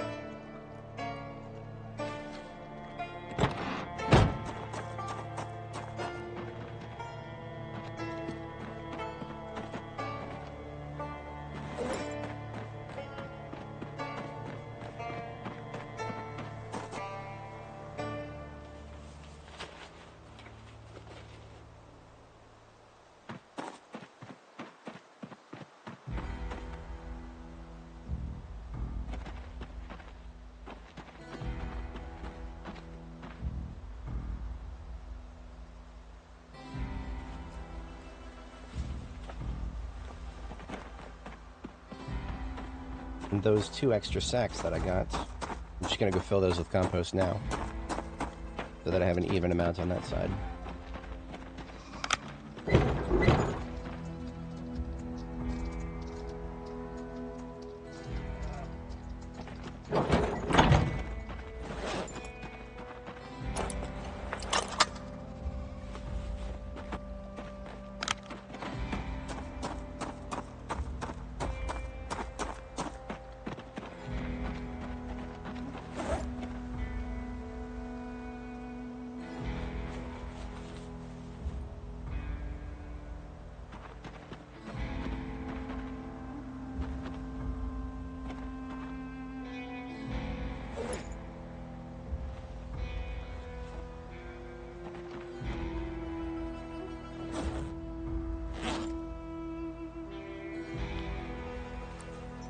Alright, I'm not going to actually do the planting yet. I'm just going to dig the furrows, because I don't have enough time tonight to actually get the planting done.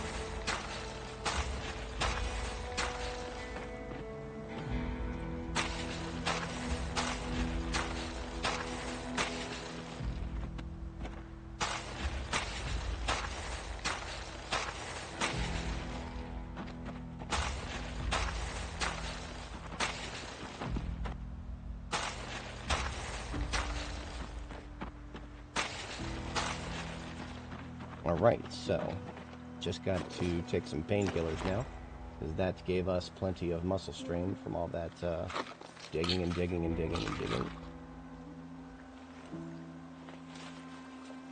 And the painkillers will kick in by the time we finish turning these lights off.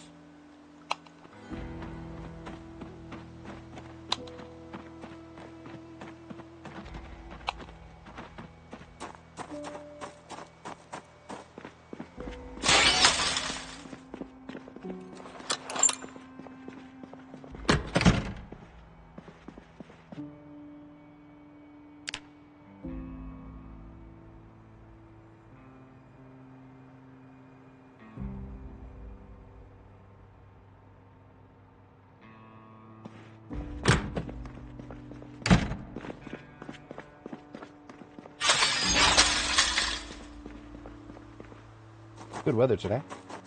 That is a good thing. So I'm just going to take some of the, I've got 2 buckets over here that are actually full. Take those 2, bring them up to where I actually need them.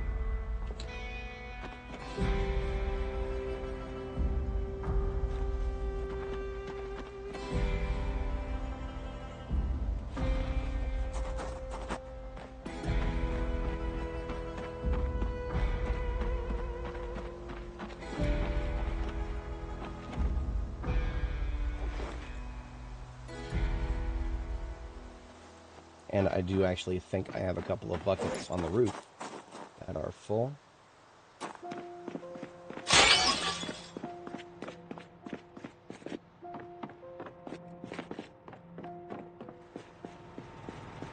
Or just one.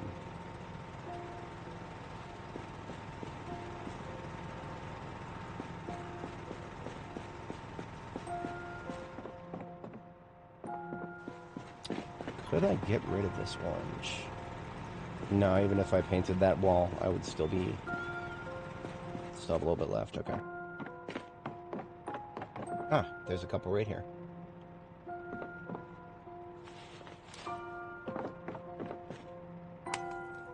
Oh, beef on you. One of my lights just burned out.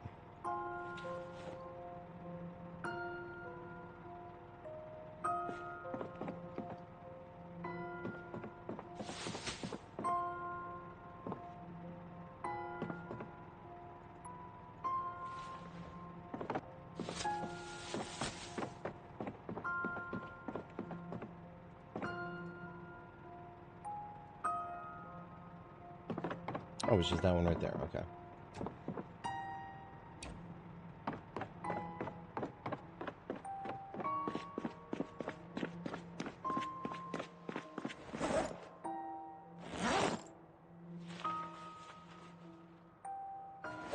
That one can go down to the vehicle lot later.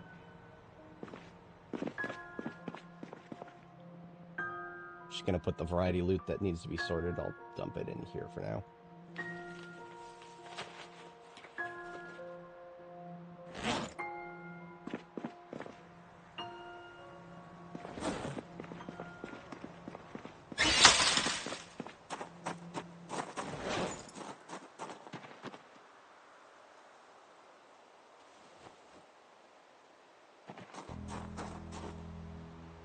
Now I can actually make buckets, the metal buckets. I can just literally just make them, but each one costs a steel sheet.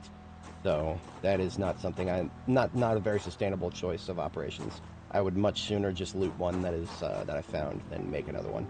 Anyway, we are ready to. Okay, so we can know exactly how many more crop plots we have now. That was part of the exercise there. I wanted to know how far to extend this. So that's 1, 2, 3, 4, 5, 60. I can plant 60 more. The best part is I don't have to. I don't have to plant all 60 of that. In fact, it would probably behoove me to leave some.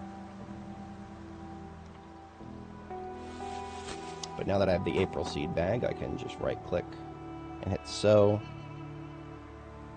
And I can see all my options.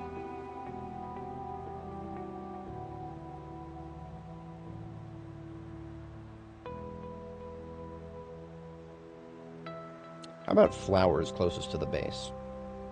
Now, sunflowers. I'm going to plant... Actually, okay, sunflowers. You can dry sunflowers and get seed oil from those. It's currently very broken. And broken in the bad way, because the ratio is fucking absurd. I tried to do it with flax, and it was undoable. I got 1 seed paste for 30 seeds, and then you need 30 seed paste to make 1 vegetable oil. That is so fucking absurd. Again, 30 sunflower seeds right now. I probably can get 1 vegetable oil from all 30 of them. I lack the verbiage for how insane that is. Anyway, I will plant them, though. Wow, we can do watermelon, too? Shit. Watermelon and pumpkin. Okay, game. Okay.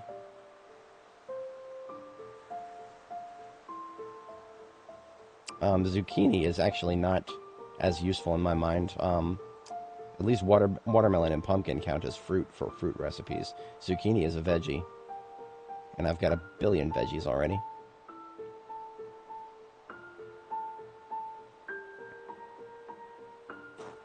Let me double check and make sure that... What did this say? Have I planted? I planted. Okay, I've already planted corn. So I don't have to think about corn. Cabbages. Already planted.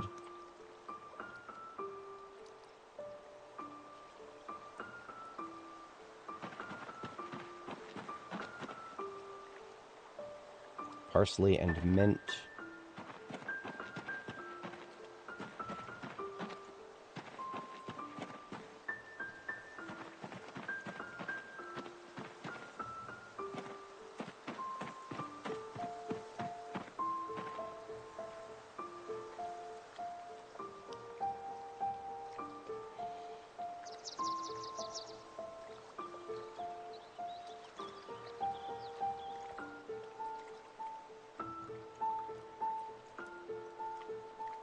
I might split these.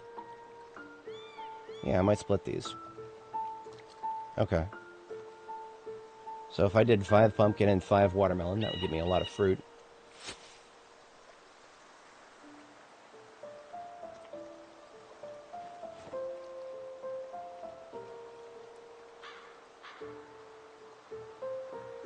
That would leave me with 50 crop plots left to go. And then let's just do 5 each of the flowers. So that's 5 rose, 5 marigold, 5 lavender, 5 chamomile.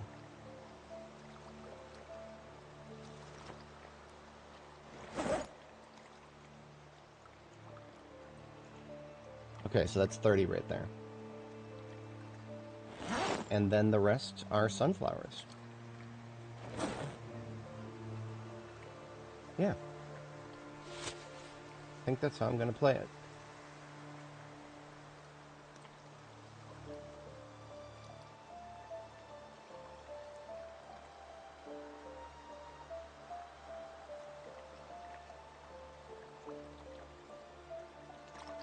I don't need any more spices.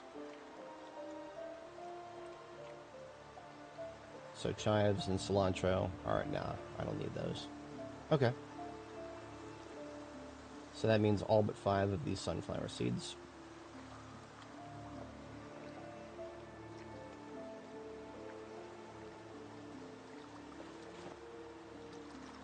And there's my 60 plots right there.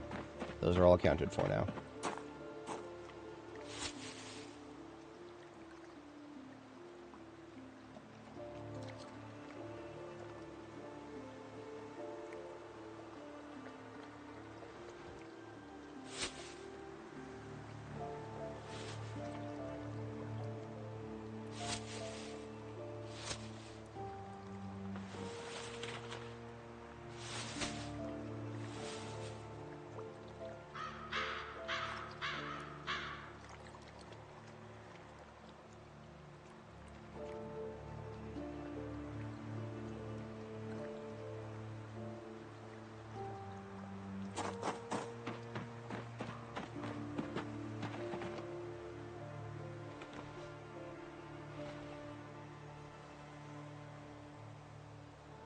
So we'll do the sunflowers next to the corn, because they're both tall.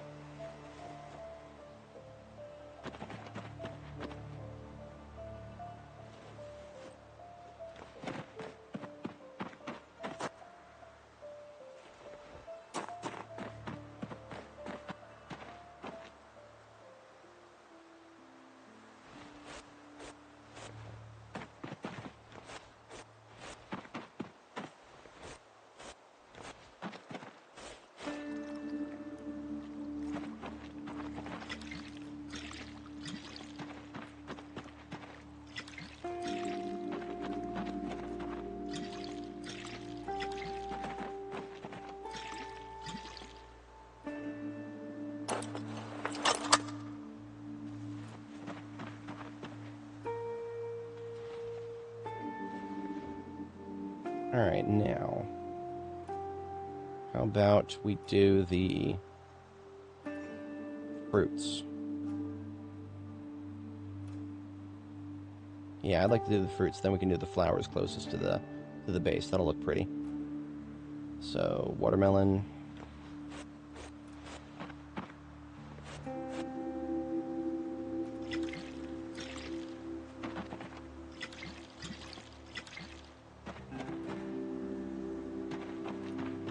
And pumpkin.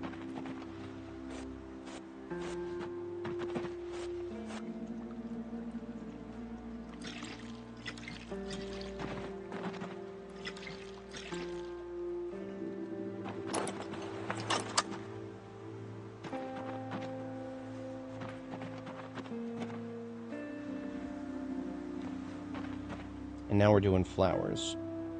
Flowers must be done by color. So, red and marigold. Sorry, rose and marigold first. And then lavender and chamomile. So, rose closest to the base.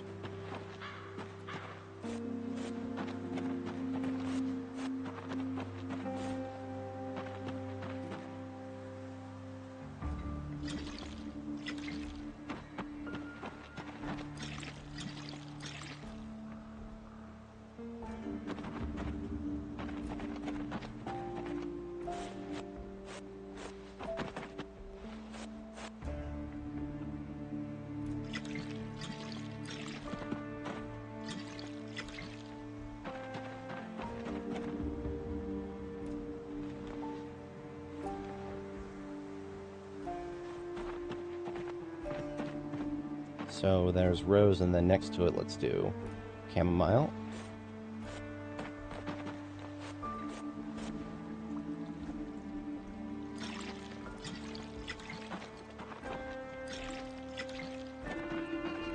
And then lavender.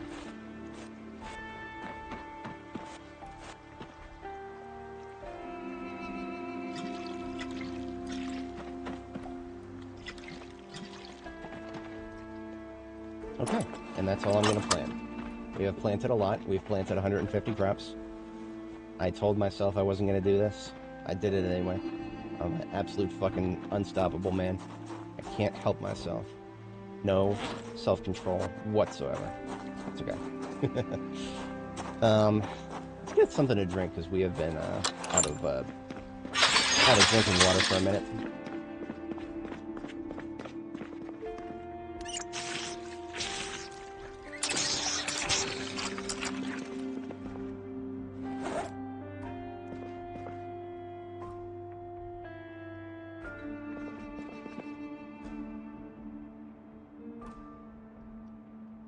I was supposed to put some of this rabbit into the freezer, as opposed to the fridge. It's too late now. At least you got the chickens in there. So that means I should probably use up this rabbit and chicken here.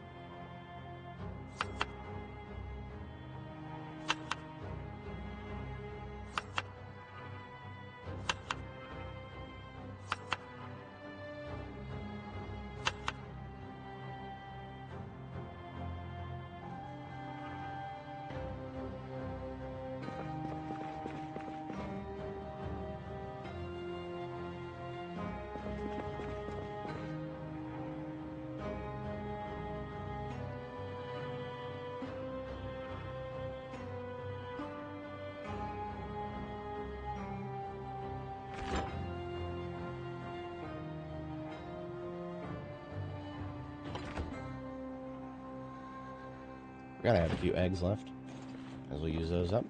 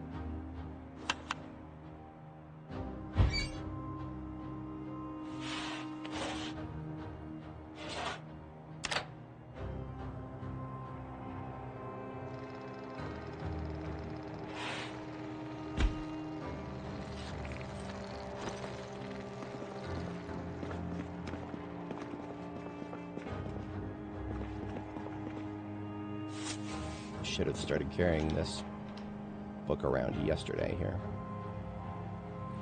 Longplay 3.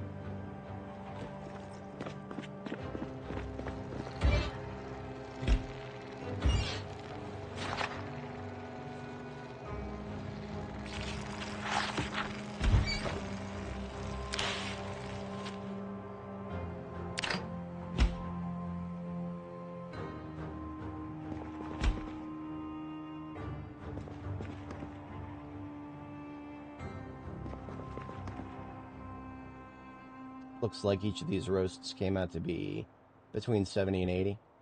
So, pretty much all of them are a full day's meal. And they're not dense in calories, but they will make me nice and happy to eat.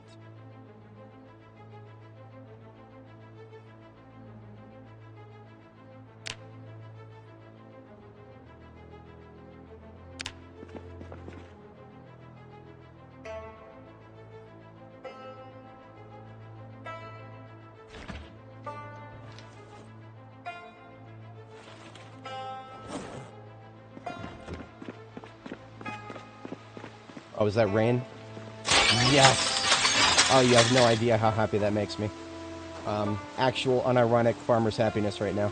Because all the crops are like... They were all good, they didn't need immediate watering, but with all the buckets empty, and a lot of them needing to be topped off at this point, the rain will top them off, and the buckets are now in the process of getting refilled by rain. Actual, genuine peasy moment there. Now this garlic is still in the almost ready for harvest phase, but if we look at it, where it says next growth stage is still for weeks. What that means is it's not going to change from weeks until days unless it's less than a week, right? So it's going to say weeks until it's less than 1 week. Oh, I mean, yeah, that's logical sense, but that's what we're looking to change, right? We're looking to see it change from weeks to days. That's how we know that we need to think about its next growth phase. Now, the question arises of, do I want to compost? How many of these do I want to compost, if any? And the answer may surprise you. Probably not many of them.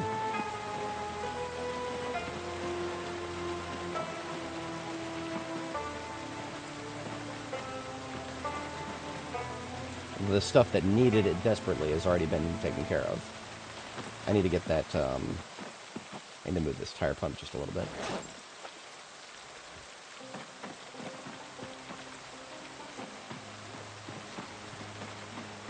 So, before I do anything else, I'm going to read, do I leave any of them for seeds?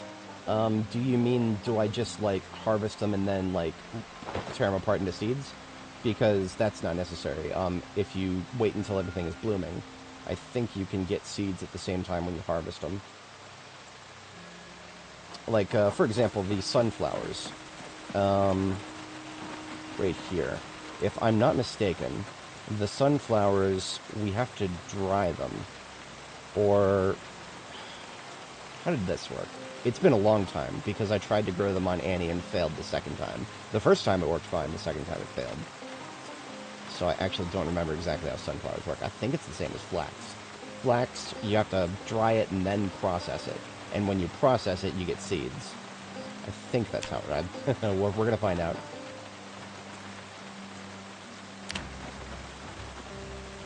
The corn, I know that has a whole process to it. Cabbages, those need to be jarred. So you know what? We're going to learn Longplay. That's the book that we're reading right now. We're going to read that cover to cover before we do anything else, because that is a high priority thing. We gotta, before we kill another zombie with my frickin' machete, I need to have the skill book read. Sometimes. It depends on the crop. It's inconsistent. Some of the crops have a ready to harvest phase, where you can technically harvest it, but it's actually kind of early. So if you just wait, then it's blooming instead of ready to harvest. But some of them just go straight to blooming, and some of them say ready to harvest, but don't actually have a blooming phase. So I find it, I cannot keep track of that shit. And the worst part about it all is if you go to Discover Recipes and Media, I have all the crop knowledge for every single one of these crops, but the knowledge only gives you the planting season and minimum water. It doesn't tell you the growth phases. That's stupid.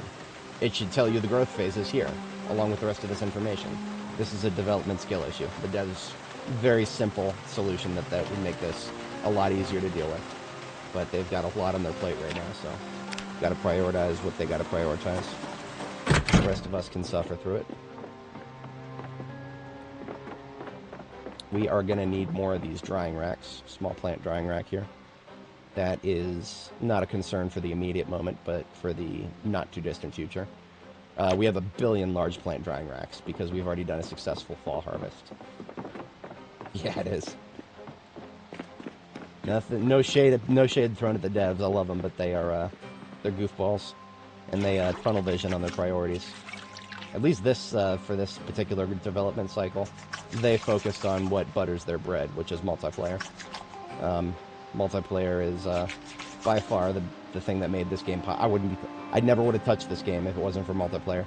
My homies dragged me into it, and they played it for like 2 months, and here I am 3 years later still playing it. Alright, we are ready for some reading. I'm going to choose an aesthetically pleasing location to read. Right here in my clinic/lab area.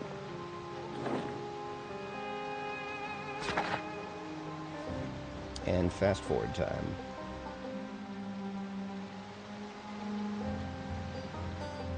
Now what I'm going to do is I'm going to wait until I'm at the second tier of hunger. So I'm going to wait for the noodle to turn deep red, because these roasts that I just made are pretty chunky. So if I wait until it turns deeper red, then I'm getting more out of it.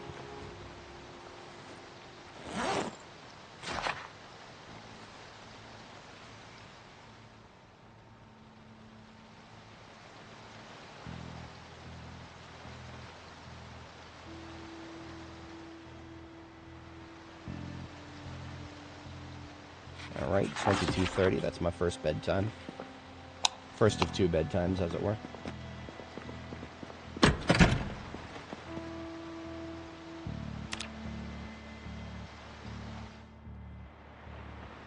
You know, I did have a swivel chair in my bedroom for the longest time to read with, but I don't have that anymore. I can sit on the bed, but it's not the same. I need a swivel chair.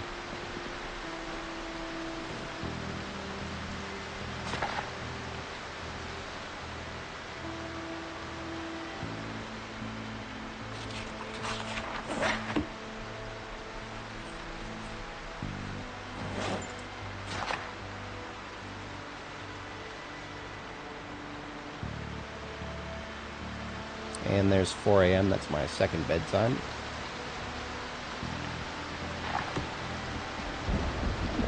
This blue lamp uses up blue light bulbs, so I prefer not to leave it running if I don't have to.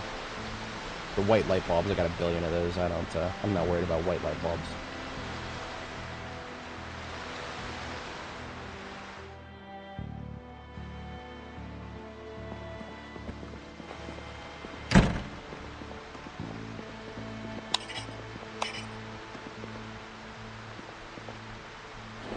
Sitting indoors on a rainy day reading a good book. Fun apocalypse things.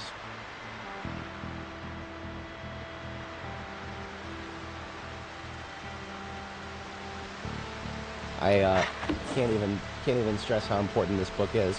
Longblade is best melee weapon by far, and we've been using we've actually been using Longblade without a book for the entire game so far. It is, sword is our most used weapon by far, 7,500 kills total, and this is the only time we've actually had a book read for it, and we're only going to get 1 level out of the book, because this book is going to get us through level 6, and that's it. But then we have the book for levels 7 and 8, we do have Longblade 4. In fact, that's what I'm going to track down next after I finish reading this.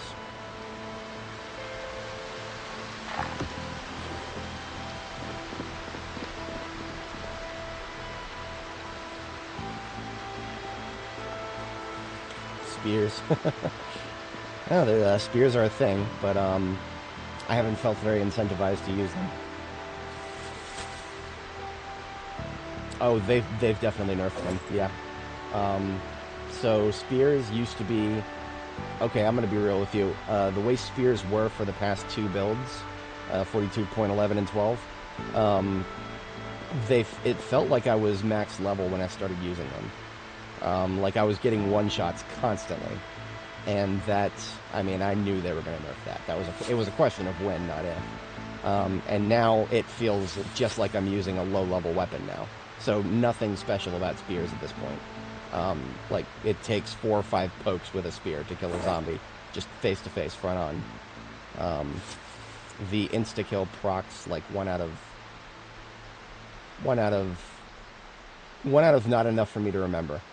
Not often enough. That's one way to put it. It's not often enough for me to remember. It does proc, like it's still a thing. And I'm what, spear level 1? I didn't notice, I didn't start seeing it until I got to level 1. So I did find a copy of Longblade 1 just for the sake of having a complete collection.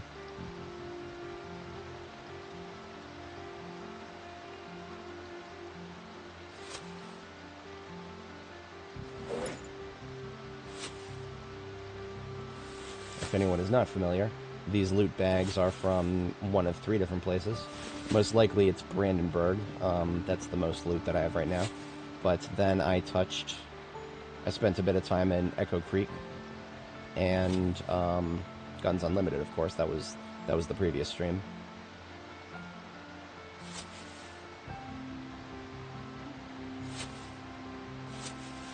Here are the sacred light bars that I located in the Brandenburg Fire Department.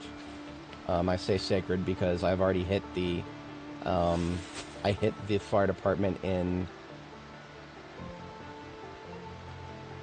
Ekron. I hit the Ekron Fire Department, which is one of the biggest ones on the map.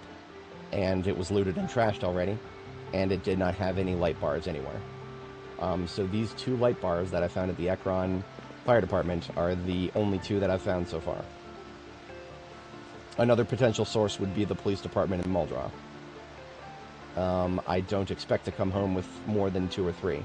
Like, that would be really lucky if I came home with 2 or 3. Each one of these, when you repair it on a vehicle, will get you only 10% of a light bar integrity. So, sacred. Very sacred.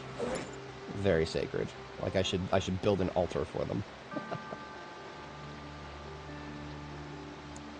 One of the many reasons that I collect vehicles with light bars on them, because it's way easier to just get a new one than it is to try to fix the light bar on one.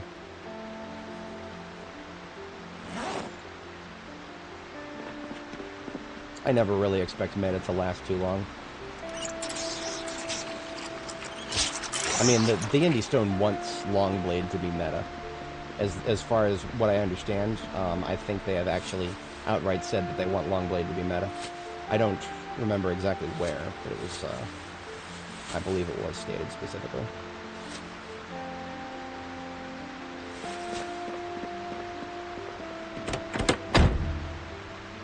Oh, I'm an idiot. Not even a slight idiot. The ambulance itself. And one of these. There it is. Longblade 2. And then I know I had the copy of 4 somewhere. Right? Right? Oh, tell me I left it in Echo Creek. Tell me I left it in Echo Creek. Oh, God. I might have left it in Echo Creek. I might have left it in Echo Creek. Oh my God, I might have left it in Echo Creek. Well, I really have to go back to Echo Creek for that. I do. It's really important. I mean, it's Longblade. There's no better type of weapon. For melee, at least.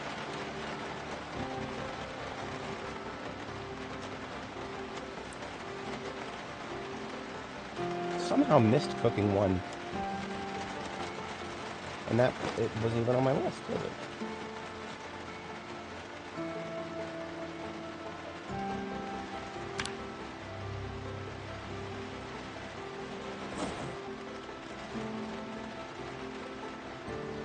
But yeah, I can very, very proudly toss Longblade 1, 2, and 3 in here. And I don't know what it was that compelled me to think I didn't have a copy of Pottery 4. Probably just because Pottery is hard to find on the best of days. I'll just shove that in the duplicates then.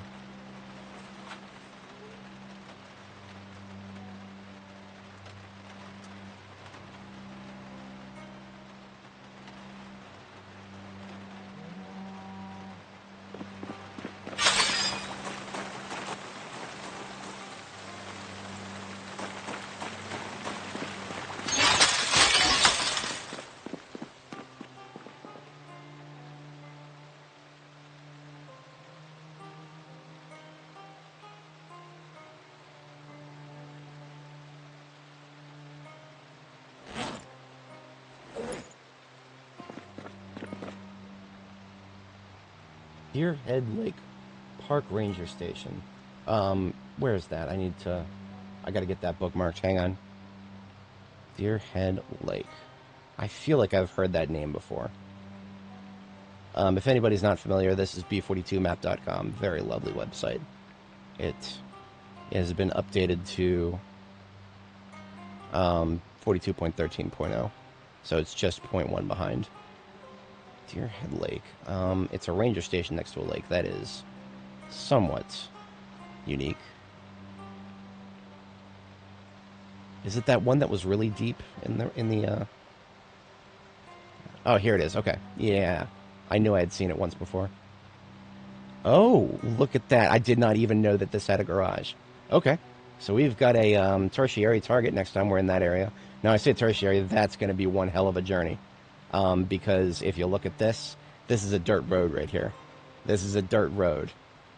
And we are almost 9 months in. God, yeah, we crossed the 9-month threshold. We're 9 months in. We're 9 months in. There are going to be trees all over this dirt road. So the dirt road might as well not be traversable. So we would be easier. We would have to go on foot all the way from there, all the way into there. I would do it for light bars. I would even a chance at light bars. I'd fucking do it. But it basically depends on when I'm going to be next in that area. Then, I mean, ammo. I suspect there'd be ammo down there too. So that would not be not a waste of time in the slightest. That would be across from Meadshire. So if we have to go back to Echo Creek, we're going to be going past that.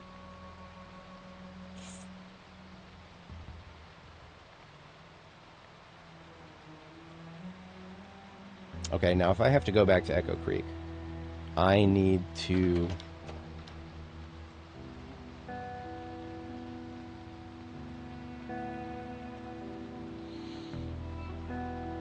I need to come up with a game plan, because if I go back to Echo Creek, I could get lost again in my pursuit of crazy objectives.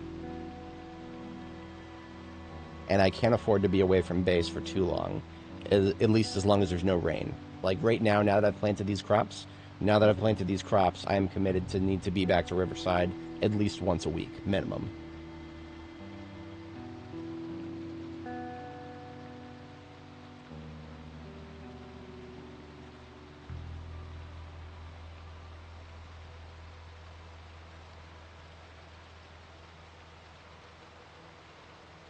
Now, I like having a fleet of Corvettes, but I also like having Corvettes. Having one Corvette at each of my field bases would feel really cool. It would feel really cool. I would like that. Especially since I have many of the same color up here. I'm going to have more than one Corvette in one location, then they at least got to be different colors. I keep going back to Muldraw in my mind, because Muldraw has an ambulance. There is an ambulance for me in my world right around this area. There's like a collision. And so what I could do, logistically, is take a Corvette, which is real fast vehicle. You can go super fast with it. Be very careful going that fast, but you can go fast with it. I could take a Corvette down to this area. I have a this isolated house here. I actually have a it's boarded up, safe place to sleep. I used it for hitting the gun store here. I could go further down that road and explore my chances with Deerhead. I could do that, and then I could get back on the road after checking Deerhead. Get back on the road, finish the commute to Echo Creek, and grab the books that I forgot there. They've got to be there. They've got to be there. I vividly remember putting 2 books on the table. One of them has got to be Longplay 4. And that I gotta have that with me everywhere. I cannot be leaving it at Echo Creek. So at that point, I pick up the book, and then I have a gas station base here at Rosewood. So if at that point I need to sleep again, we can commute there, and then I go back to Muldrow where I've found that ambulance that I want to get. I want that ambulance back here, because that needs to be my new combat ambulance. Its engine quality is 99 and it's beautiful. So, okay, yeah, we've got a journey. We're not just going to be stuck in base doing agriculture. Absolutely not. Especially not now that we have rain. If we didn't have rain, I wouldn't even be considering this. But since we have rain, I can actually leave, and the crops will be watered as I leave, and continue to be watered until the rain's done, which I have no idea, and it doesn't really matter as long as there's rain to keep the... The moment I fucking uttered that sentence, the rain stopped. I should expect nothing less. I've been playing this game long enough. The moment I start planning to do something that's reliant on the rain will fucking stop. Absolutely. 100% guaranteed. That's okay. We're not going to let that stop us. We're going to... absolutely going to proceed with what I was describing there.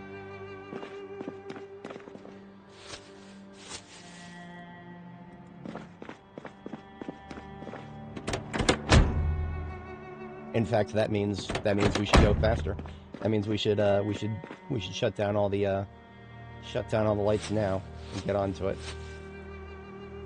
I was just scrolling through. I wanted to do one more pass through the loot here. Oh, I did have some loaded 9mm magazines. I wasn't even expecting to find those, but I'm so glad that I did. I have been dry on ammunition for quite a while because I packaged all of mine into cartons. I didn't have any loose boxes to work with.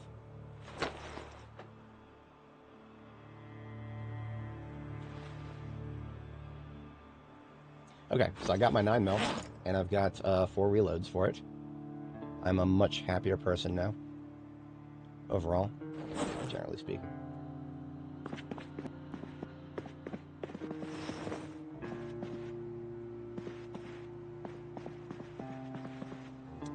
Look at this. We've got all 5 books of carving, and we're done reading all of them.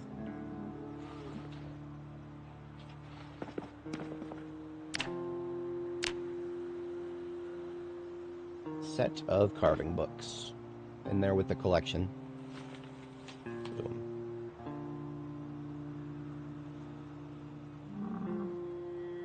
Okay. Yeah, she makes a good point.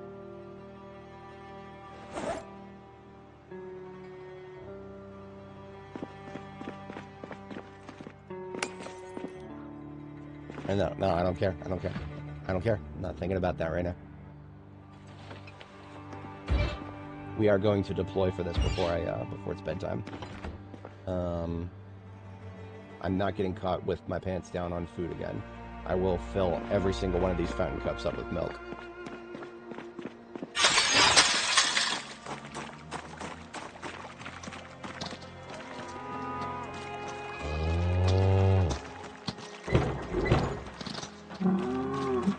So it looks like I have 2 bulls in this pen. But actually, this one right here is still just a juvenile. He'll be an adolescent soon, and when he becomes an adolescent, he's going to start fighting his dad, and one of them will kill each other. It would be better if I killed one of them before it came to that.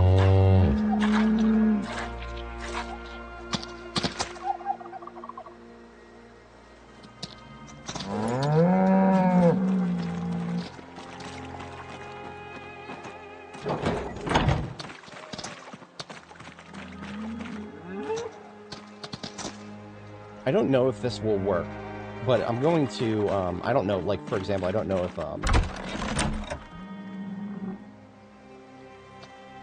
I've got a leghorn, male and female chicken in here.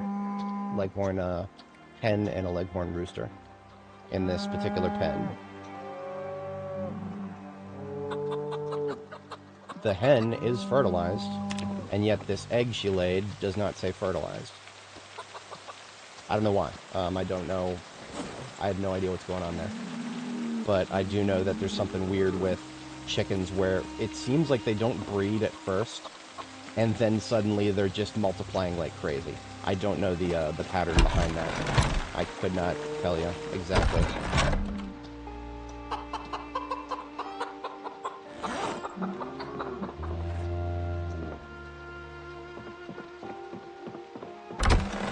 But the reason I'm thinking about that, I'm gonna take one of the four egg-laying hens here.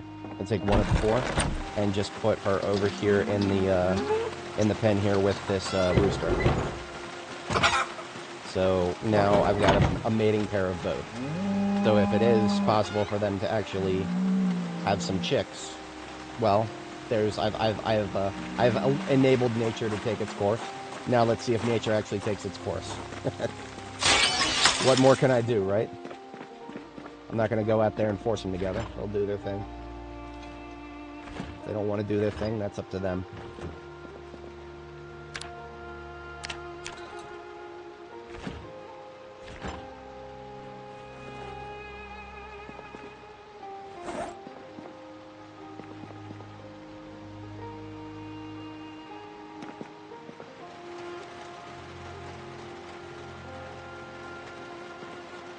Okay, so we are going to deploy tonight.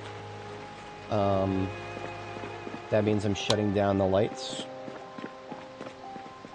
I do almost feel obligated to replace those bulbs before shutting the lights off. Just because I'll get pissed off if I try to turn them on and see nothing happen.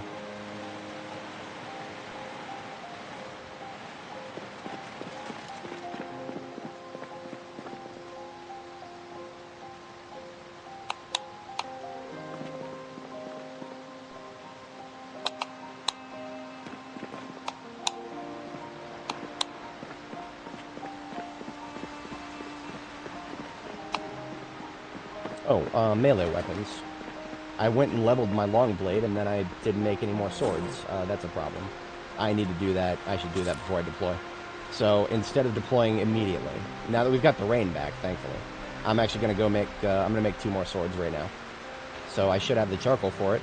We did a charcoal harvest before. Yeah, we got 36 charcoal. That's easy. So, I'm just going to turn 2 of my steel bars in my collection here into swords.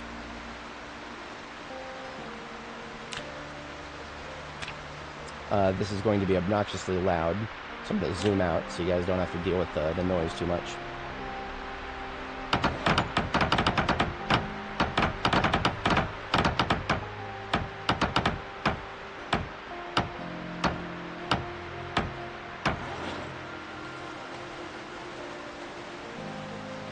Alright, that's 2 sword blades. I've got handles over here, we'll just put those together. Right? I don't have handles over here. Let's get some handles.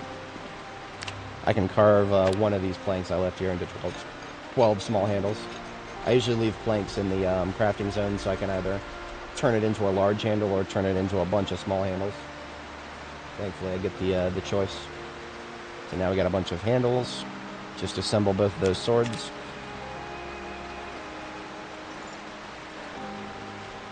One onto my belt. The other into my backpack.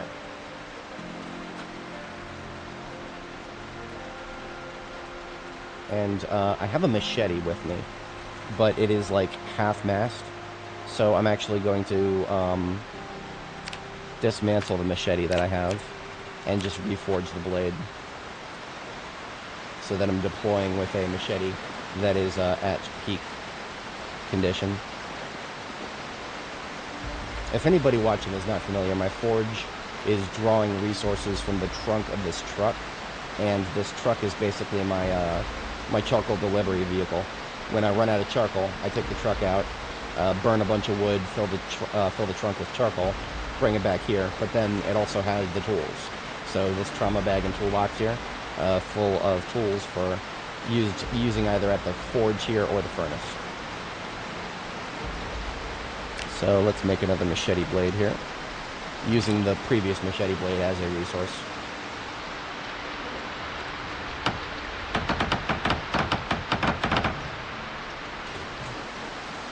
And I only need 1 machete, because I use, the machetes are for like close quarters combat, or if I'm fighting with something in my offhand.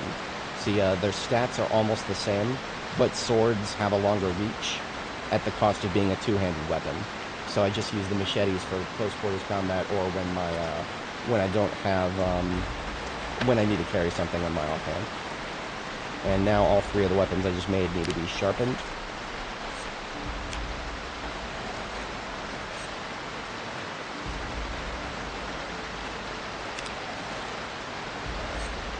How am I?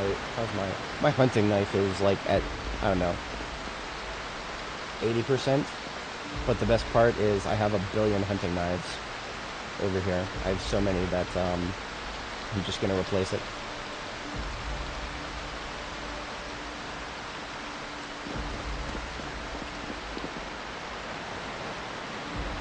Sure. So if we hit M, and we go to Riverside, the D here, this is the Riverside Police Department, and then the G is the gas station, and then I have a custom road that I built directly to the side of the gas station, and then it just goes straight into the river, which is where we are. That's where the B is. So if you know where the Riverside Police Department is, just go towards the river from the Riverside Police Department, and you're here. You're in my base. The reason I chose this spot is because it is one of the closest gas stations on the map to the Ohio River specifically. So whenever I think about a base location, fuel and water are my two immediate concerns. But then when it comes to what kind of water, I would prefer the Ohio River over like a smaller body of water if we're talking about like a permanent long-term base.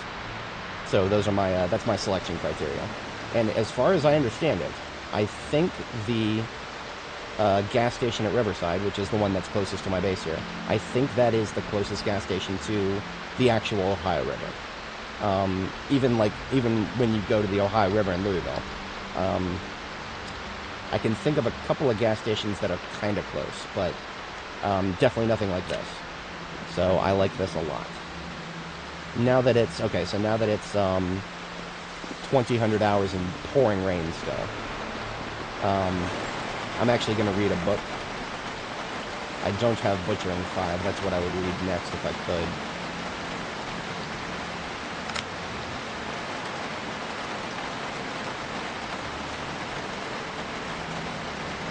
Not ready for electrical yet.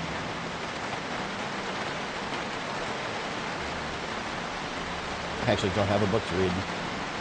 That kind of sucks.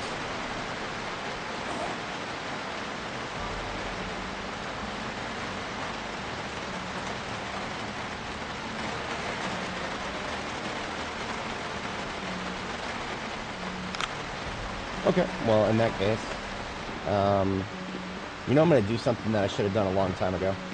I should be carrying around coffee. Instead of using caffeine when I get tired, I should be using coffee. And I have more coffee than I would ever be able to use in quite a while, so we're actually going to make some coffee. And we're going to sleep, but then we're going to use that coffee when the time comes.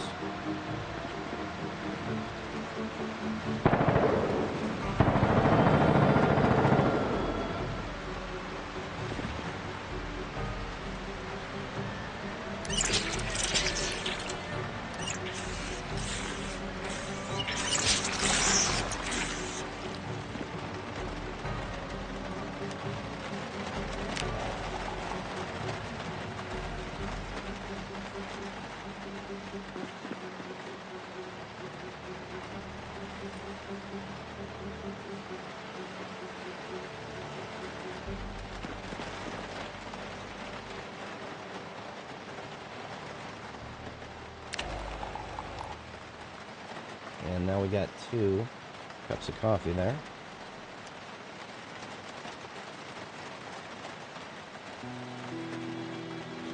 And we're going to spice it up with a little bit of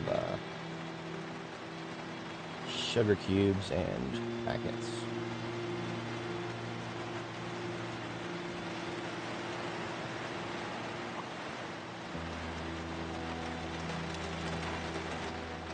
We don't have a lot of honey, so I'm not going to do that. But I do have a lot of cinnamon, so I'll spice it up with cinnamon too.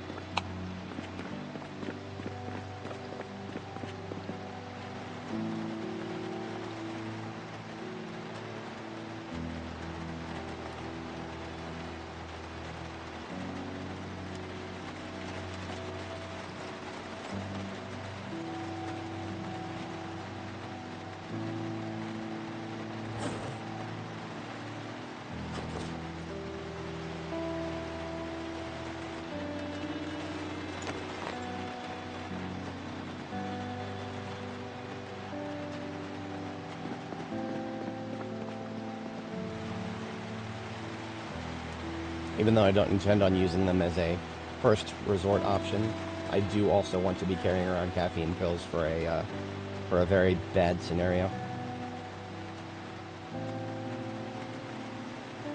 Top up my painkiller supplies.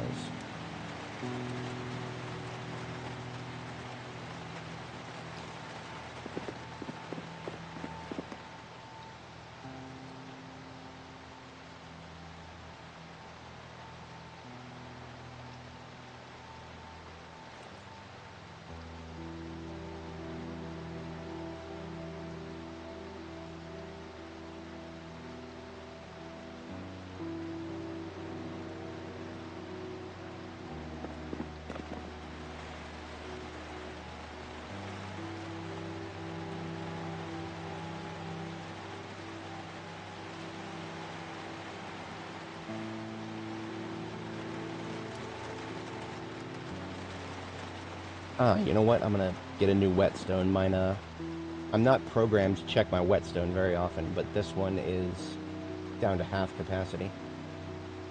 For the longest time in B42, whetstones never took condition damage, but now they definitely do.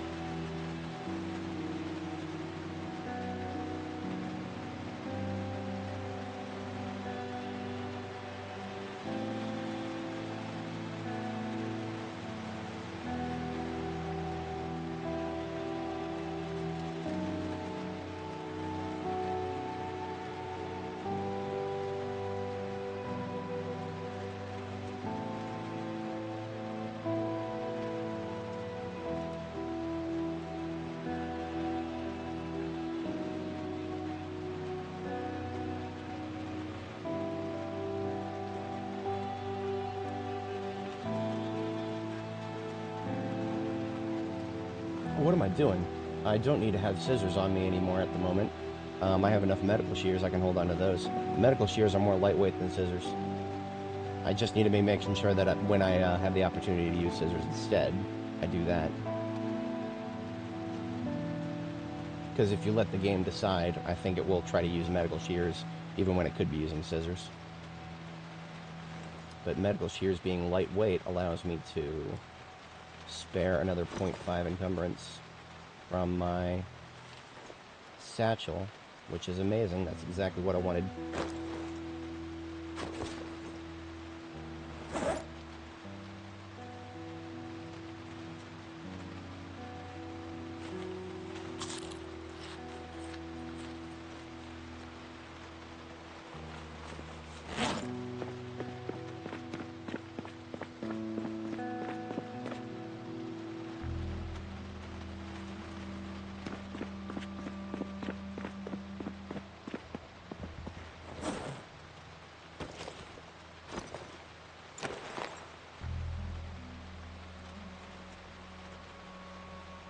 Now, of course, using a screwdriver instead of a multi-tool is also costing me a little bit of space.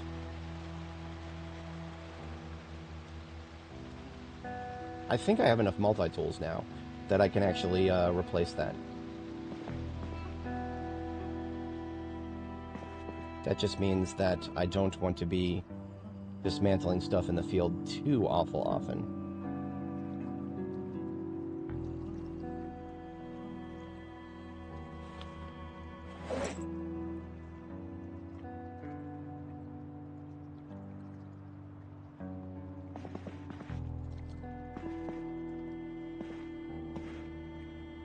And by, of course, by multi-tool, what I really mean is handy knife.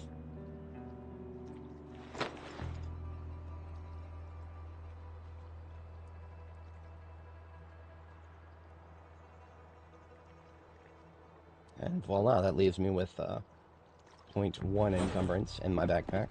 That is going to go for a empty bottle, because I always need to have one of those.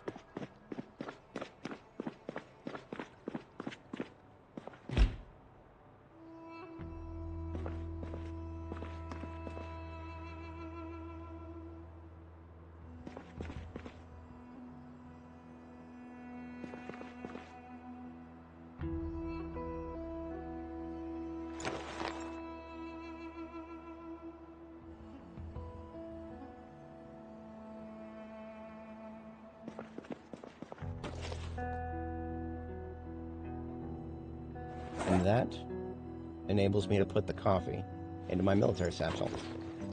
Hell yeah. That leaves me with 1.3 left in the satchel. One of those, one of that 0.3, 1.0 encumbrance in the satchel is actually supposed to be reserved for a book. TBA on that.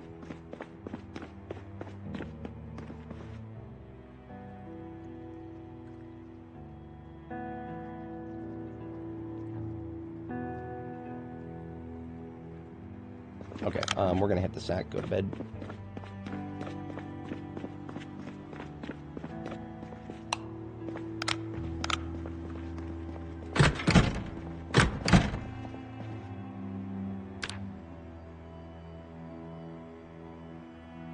I'm gonna go ahead and let the rain tell me what to do. If it comes back overnight, then we don't have to deploy in through the okay, the rain's back, we don't have to deploy in the dark. But if the rain had appeared to have gone, then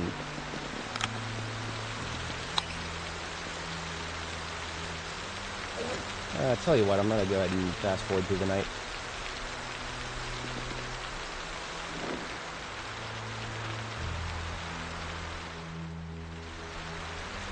Normally I would read, but that's okay.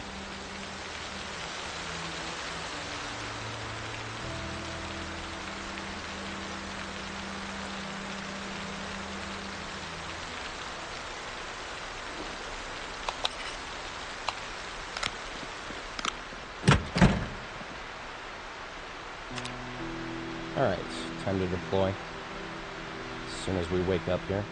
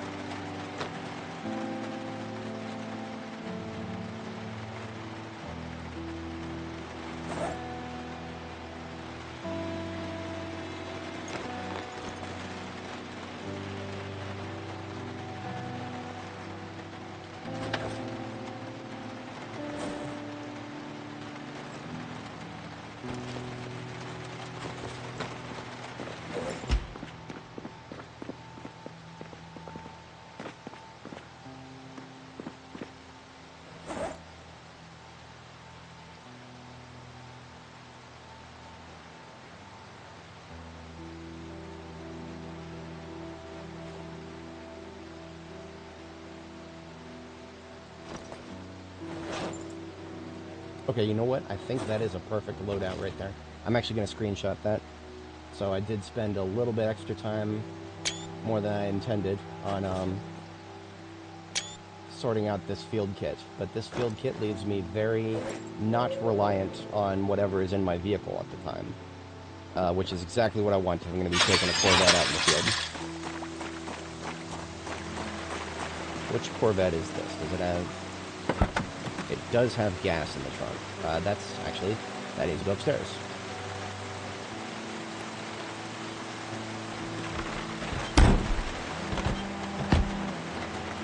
And it does have a kit in the passenger seat, or the glove box.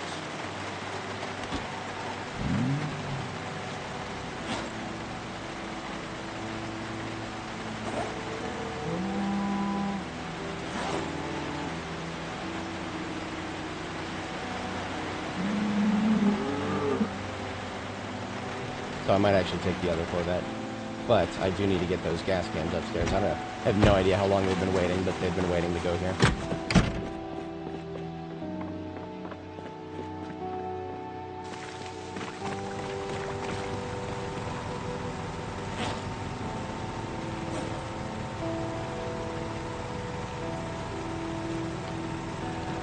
Now that we are preparing to deploy, we are topping up the generator.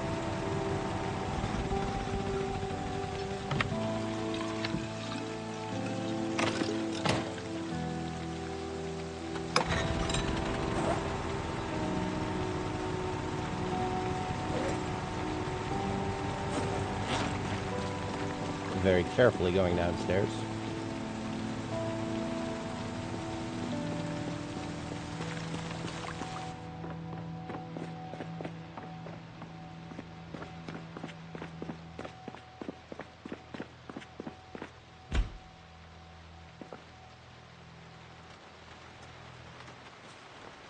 And since I'm kitting out another vehicle, I'm going to grab a box of nails, a pot, and a pillow. And that constitutes a pretty good driver's seat loadout.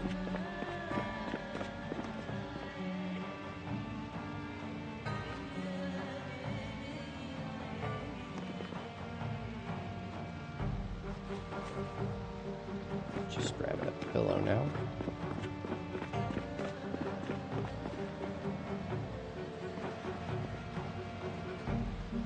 If I was a Corvette, what would I put in my glove? This is stupid. I could do a tent. I could do a tent.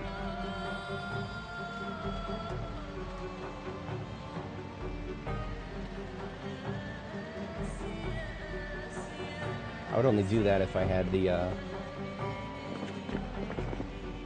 high quality ones. Do I have the high quality ones? If I did, they would probably be in... Oh, I actually have no idea. That's a bit of a shot in the dark, isn't it?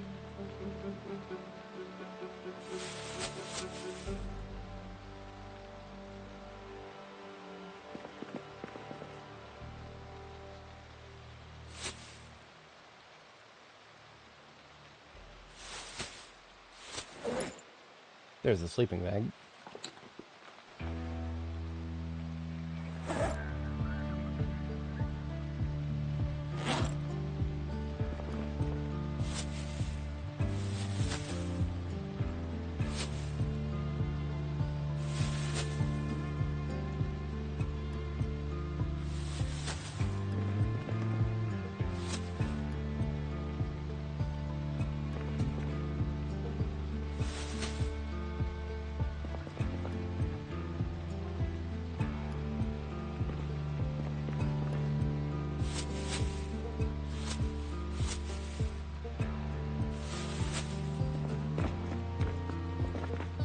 No way I would have left it in the ambulance.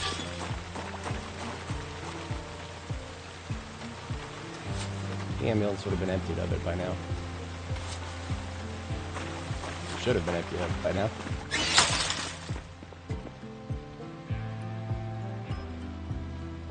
Imagine if there was a text search. You know what? That actually, I'll just take the one that's over here. Because tent quality doesn't matter. Sleeping bag quality is the one that matters.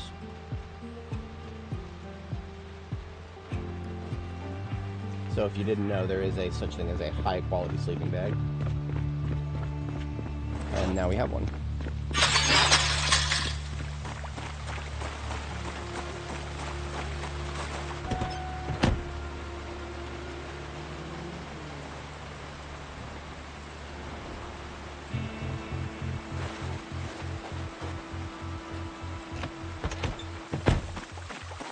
One of these does not have a kit. This one does not have a kit. Okay.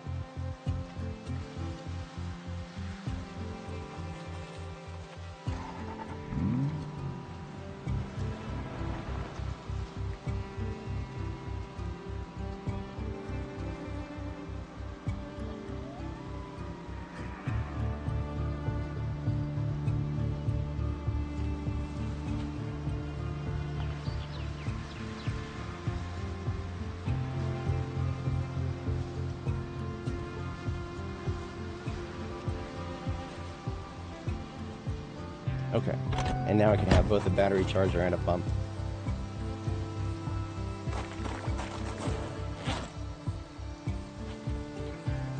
Now let me just make sure that the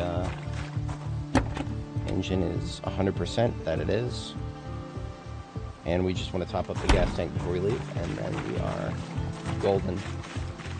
And the reason I'm kitting out this particular Corvette is because this one is going to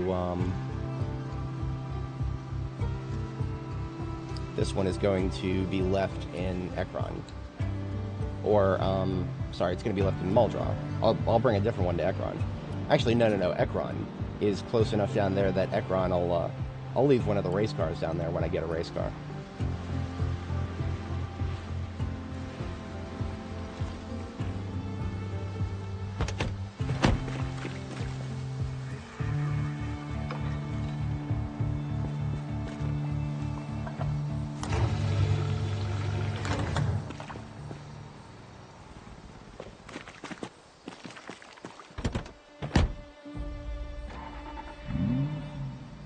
Now, the reason I don't mind leaving the tent on the passenger seat is because the tent, if I am, like, you know, commuting home, I can actually attach the tent to my backpack bottom. I'm not going to because it would just weigh me down at this stage, but that's for later. Speaking of having a tire pump on my person, you'll actually need to pump these tires. They are fully pumped. We are good to go. Okay. Mission start.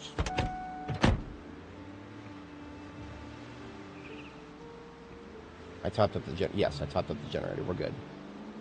Making me question myself for a second there.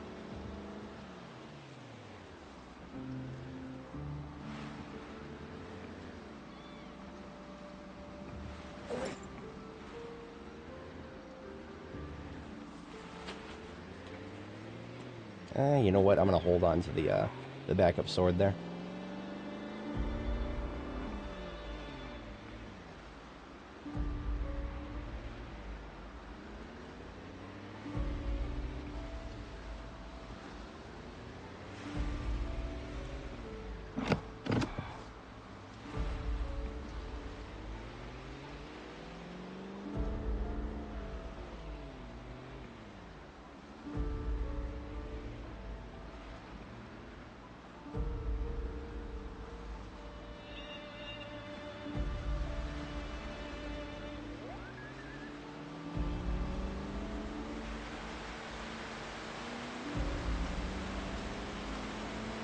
Now, the fun thing about a Corvette is if you just jam the accelerator, you'll find yourself going up to 90 miles an hour without breaking a sweat. So I actually tend to use cruise control a lot more often with Corvettes, just to make sure that I don't go too high of a top speed on a back road like this. On the highways, I don't care quite as much.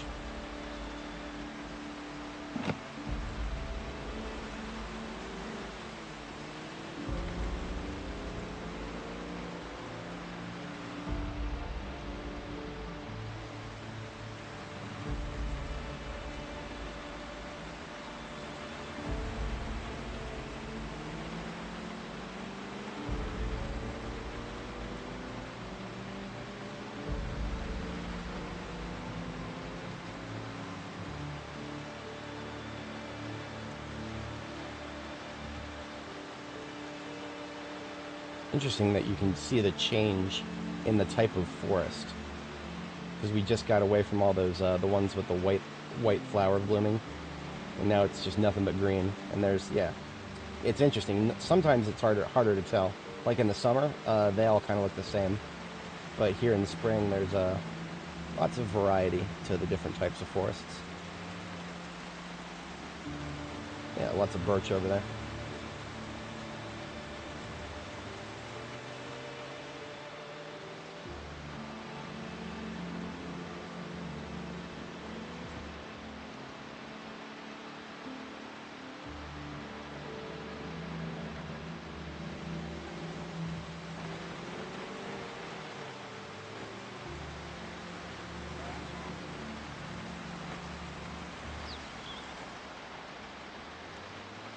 Straight down this road? Or was I going around? No, straight down this road.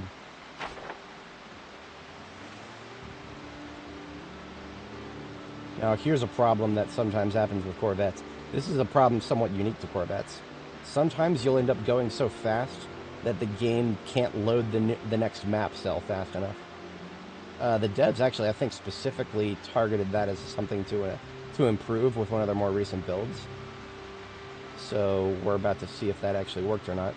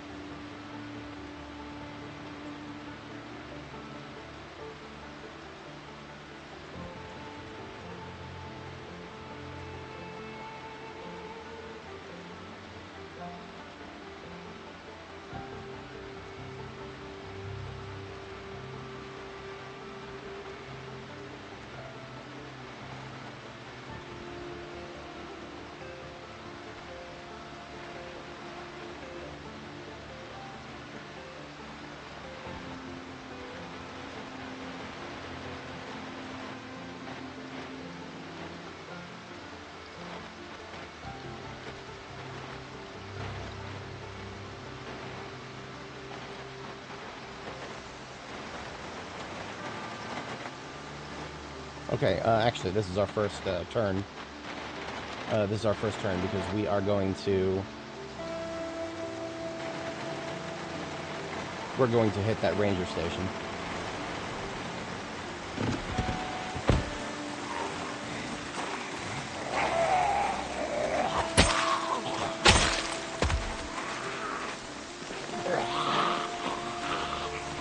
Oh, I know what I'm forgetting. Too late now, but I should have an axe on my back. Oh, too late.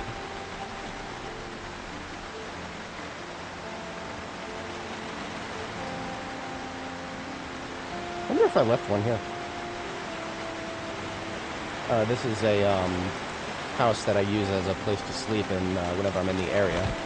So it is a safe place, but I don't know if I left any tools here. There's a zombie in there this whole time. I forgot about this.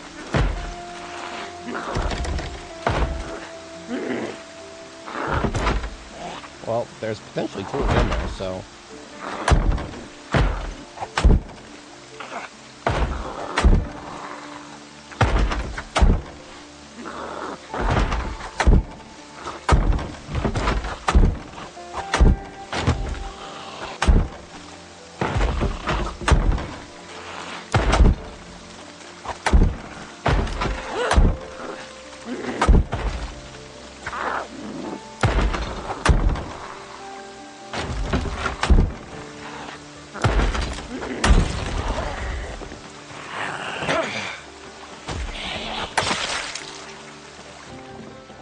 I can't tell you how long she must have been in there.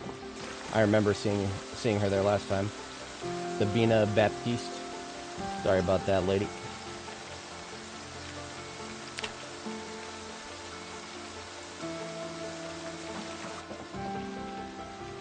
I had multiple opportunities to kill her, but, well, I had other things to do at the time. But now I am... Wow, it's a whole-ass propane tank in here. I feel obligated to take that. But unfortunately, there was not what I was looking for in here. That's okay. Worth a shot. I left. Ball peen. Okay. All that means is that without an axe, I'm just going to have to deal with any obstructions by going around them on foot.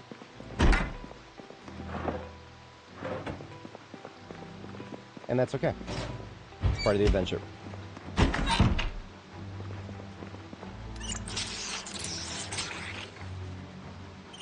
I don't know how long I'm going to be out there without regular access to fresh water. So I am going to go ahead and take my...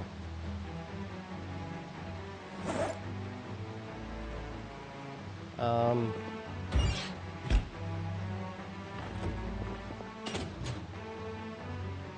about we do this?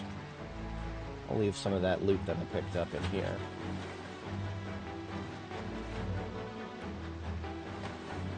Because I don't need to be carrying it around if I'm going to go into the forest.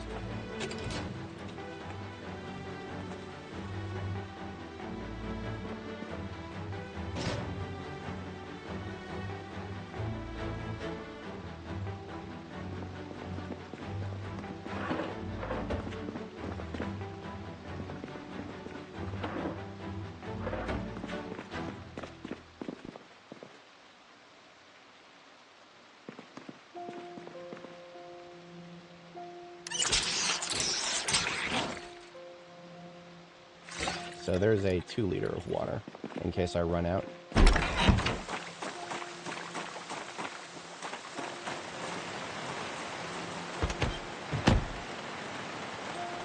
I really don't suspect that I'm going to need to camp out there.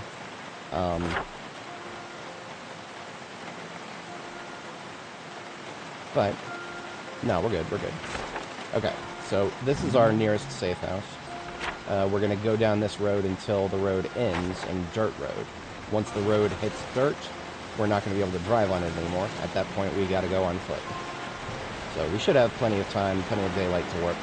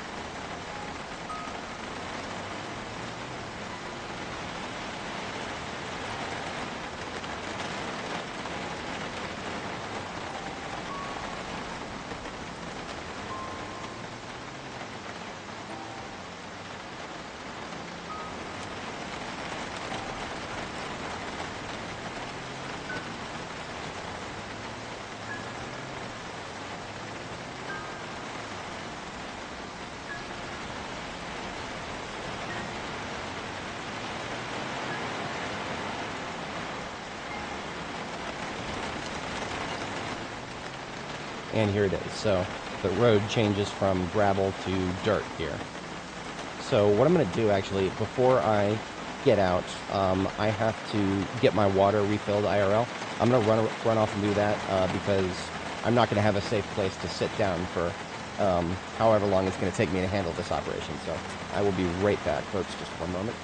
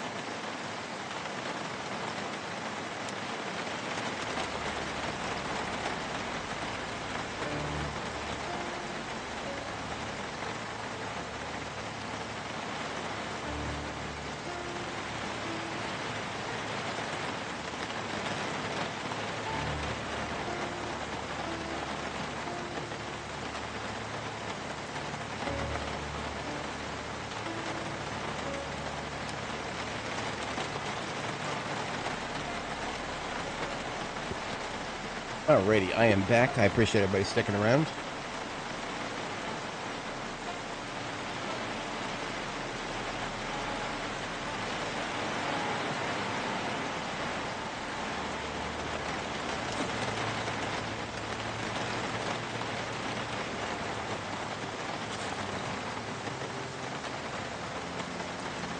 And now we are going to deploy.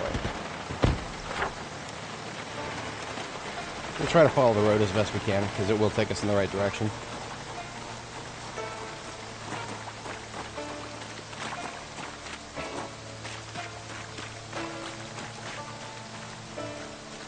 So, if anybody is not familiar, this is going to take us to a ranger station, where I expect to find some...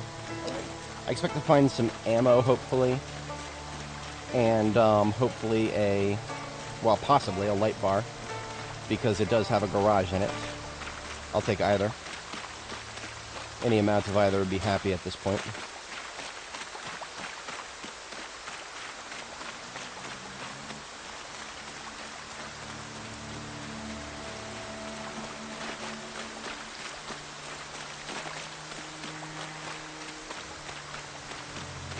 If I ever gave up on the tech industry completely and had to go back to doing a hands-on job, just, you know, closer to blue-collar than white-collar, Park Ranger sounds like something that would be up my alley.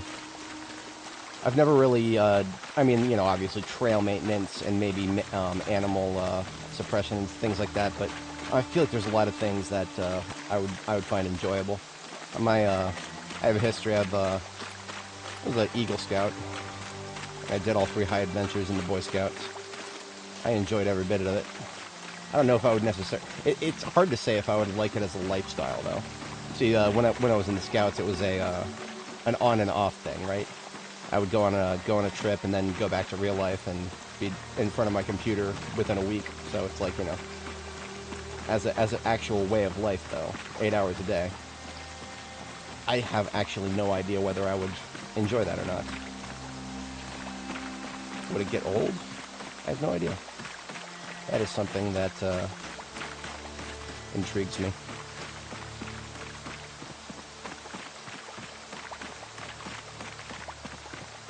I definitely know that I don't want to go back to customer service. In terms of my employment history, it's almost all been generally customer service. It started out blue-collar customer service, you know, like retail, cashier, that kind of stuff. I organized Starbucks for about a year as a barista, but the other blue-collar work was still kind of customer-facing. I was, you know, deli, supermarket, stock, bakery, that kind of stuff. But it was all customer service related. This right here, this is being a park ranger. That's a bit of a blue-collar job that is not very customer-facing. Not to say that it's not customer-facing at all. There might be some wackos you got to deal with who love to have their homeless guys sleeping in tents on the park. I'm sure that's a problem. But no, you know, it's definitely nowhere near like what retail would probably be.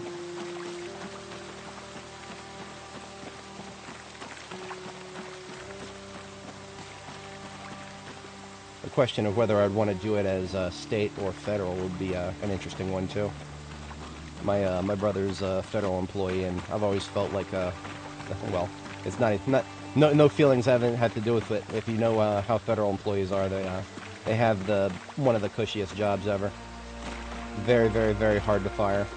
That's not to say that the job is always easy, but if you're a federal employee, the benefits and the perks are some of the best on the planet. Pension, fucking retirement, all that stuff. And just the fact that you can retire from a federal job and then just go right into the private sector. Of course, there's usually some limitations in place. If you just retire from a federal job and then become a federal contractor, that's been a problem sometimes in my industry, and they've been trying to have some controls on that. But if you go into a completely different field, that nobody's going to complain about that. So if I just wanted to take a complete break from technology, spend a tenure as a federal employee, maybe as a park ranger, and then retire, you know, maybe I start missing the tech world. For some reason, I doubt it. It disgusts me more every day. Every day I hear something more about what my colleagues got to go through with their agile bullshit.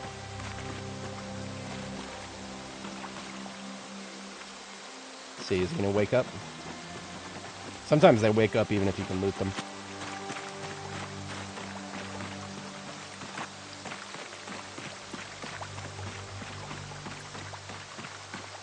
And here we are, Deerhead Lake.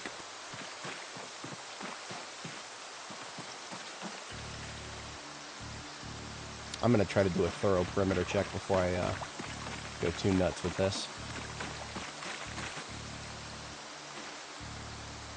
It looks like whoever designed this area is the same one who designed Irvington. You know how I can tell? Count the bushes. Count the fucking bushes.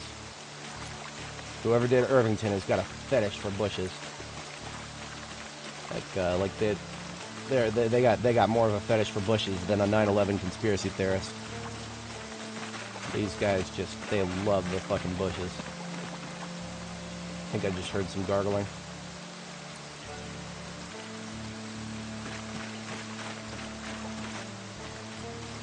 A lot of logs right there. Holy crap.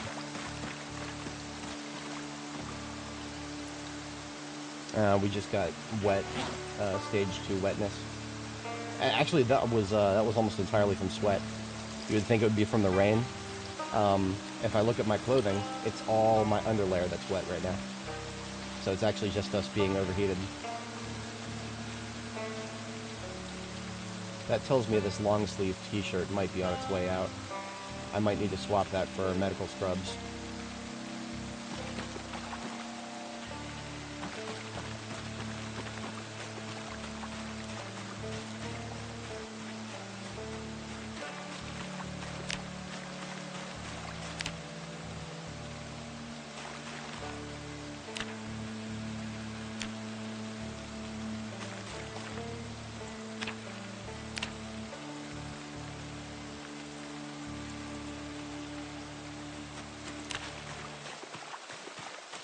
Okay, well, I just need to get inside then.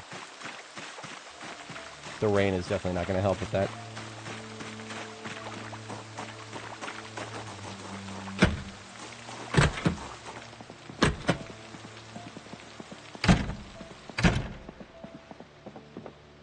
Look at that, suddenly I'm not over wet anymore. Nice place.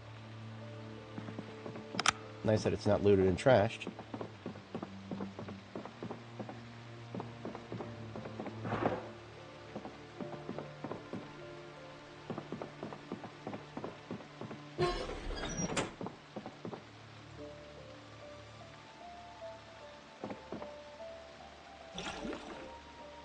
Military ham radio right there.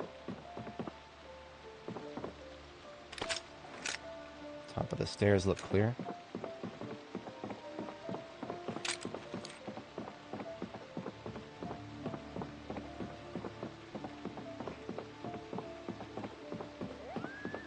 Area behind the stairs.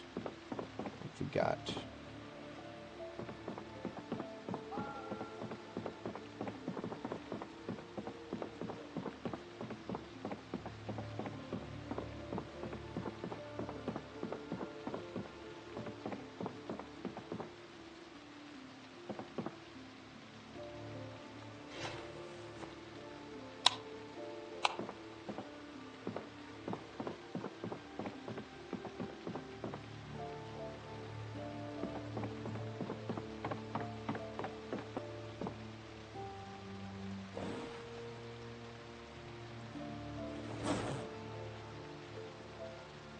Should have known that there would probably be camping gear here in the ranger station.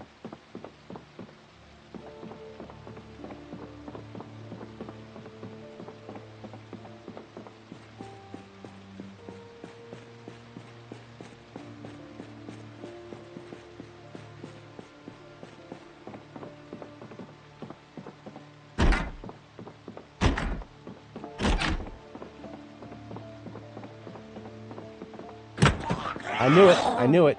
I was fucking ready for it. Your shift is over, Karen. You can go home now.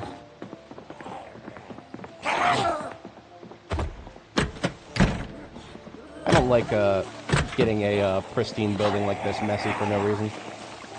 She clearly likes nature. She came all the way out here. I will put her in the ground out here where she belongs.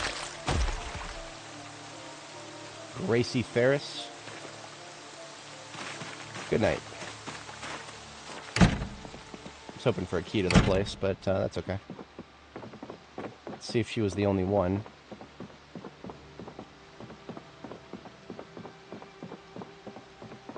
I like how she was in the men's room.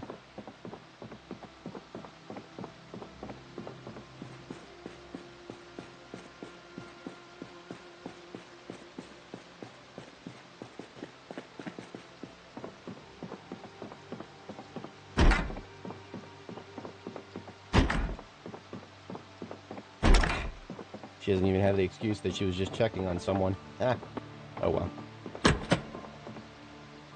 Alright, well that does it for the first floor. Well, let's check the garage. I mean, the garage is why we're here. Hello there.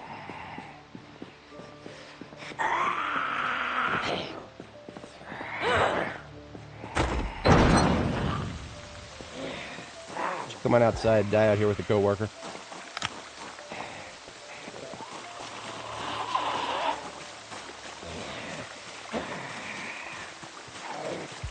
Don't give up.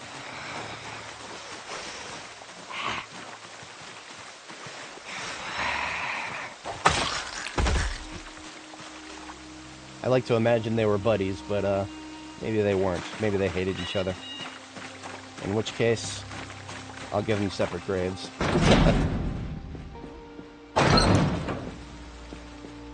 Alright, moment of truth. All of these loot tables have a small chance of a light bar.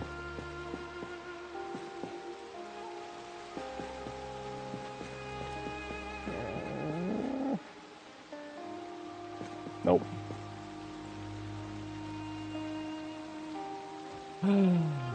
Yeah, it is a really pretty place. It's aesthetically pleasing, and it's out off in the distance, and there's even a chance of a really nice piece of loot that didn't spawn.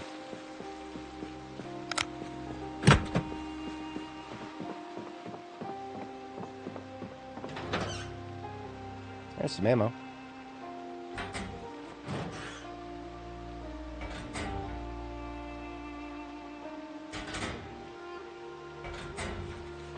Oh, now that winter is over, I finally have a beanie that matches my outfit. That's perfect timing right there.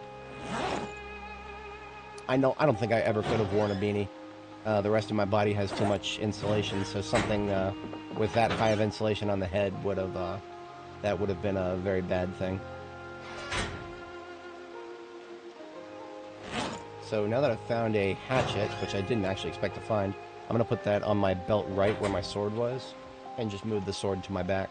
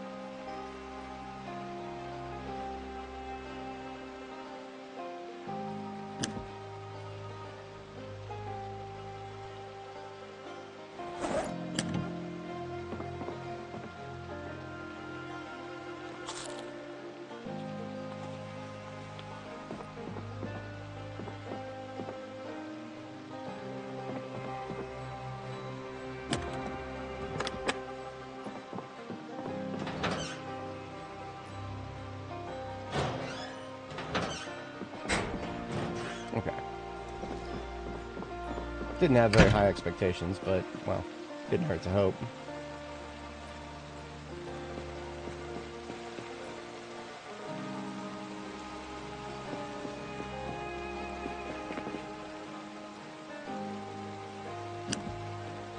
So I can carry that with me.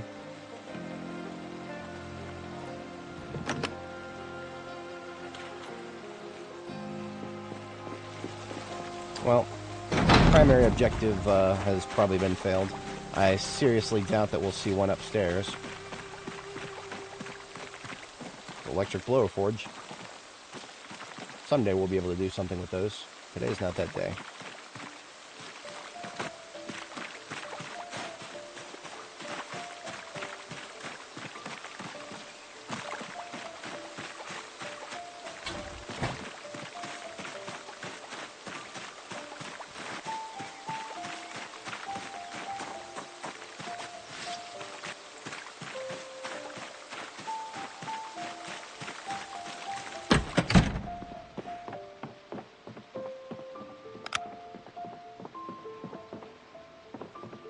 Oh, that is really pretty.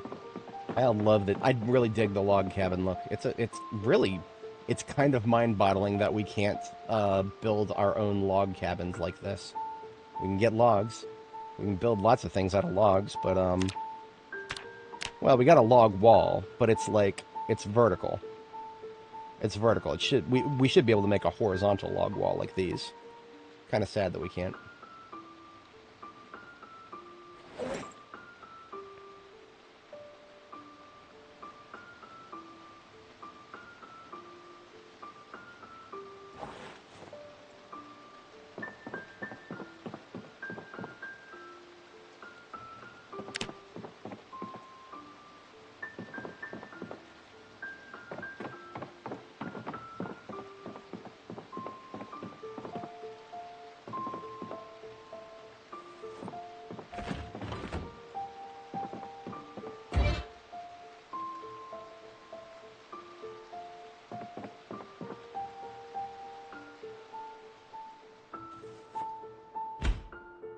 I could stick that in the Corvette if there's one there already.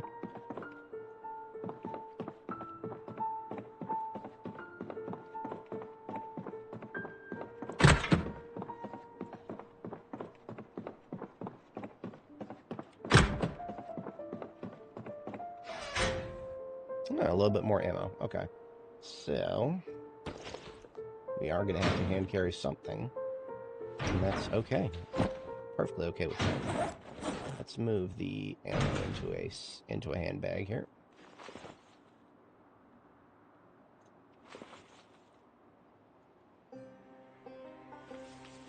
Guns and ammo in a handbag.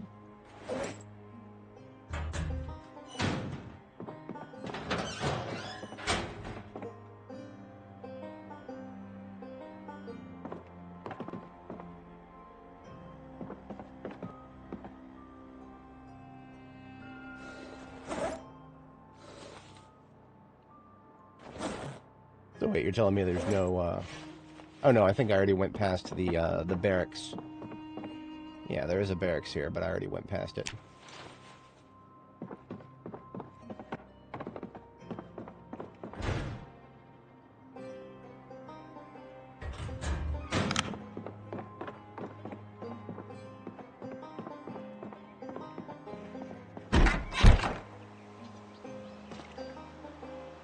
Pretty, pretty, pretty.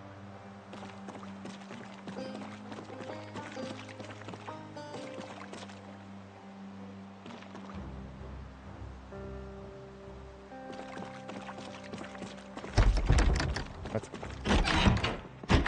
locking your porch door. Okay.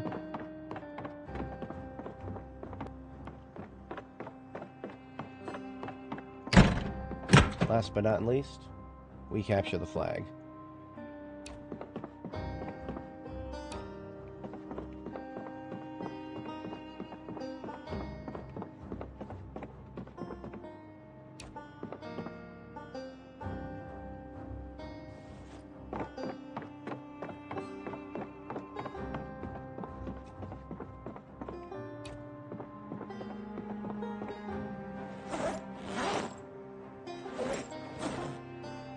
Actually, that would be a perfect fit in my handbag.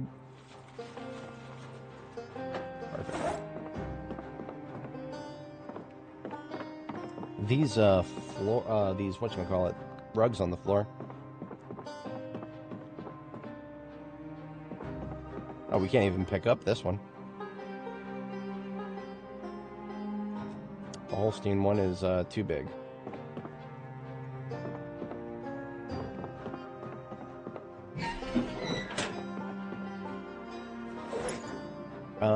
It could be heavy, but I can take the military ham radio too.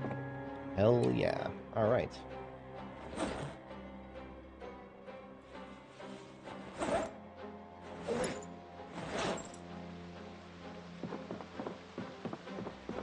Over encumbered to hell and back, but we are looking good. Let me, I can fit that sword back into my satchel. That'll save me just a little bit of encumbrance. I'm still bleeding health, though. I hate bleeding health from being over encumbered, but there's nothing I can do about it now.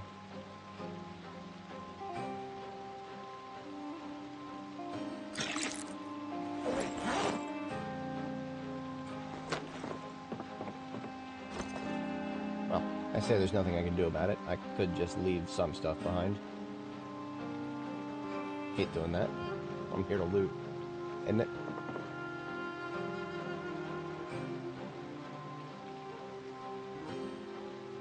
alright, I can live with that iron pipe. See, I'm gonna do something here.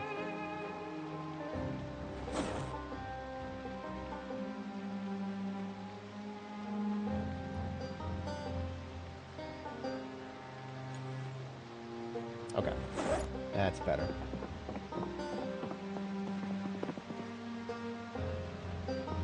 I just don't want to be bleeding health if I'm going to be running through the forest.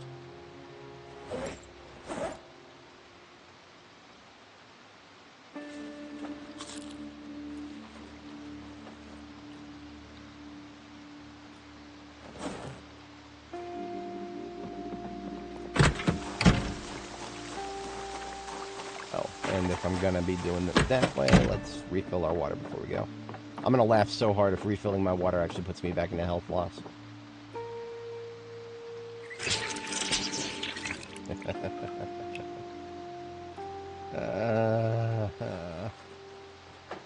Alright, if I take the hatchet off of my belt and put it in the backpack, that works. That works, that works. The hatchet was the next thing that was most likely going to get dropped.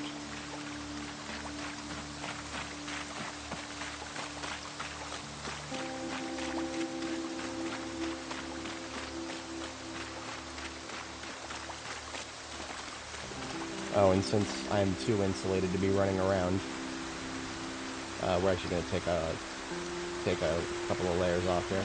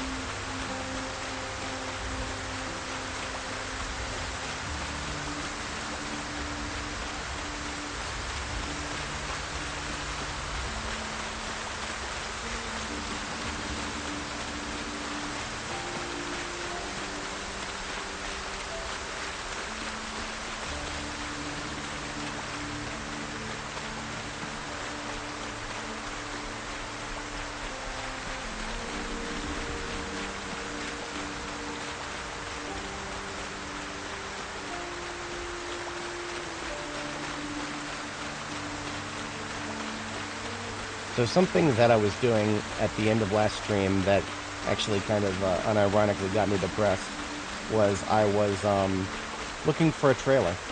Not an animal trailer, but a regular trailer. I never found one. And I started looking in almost every place that there was to look.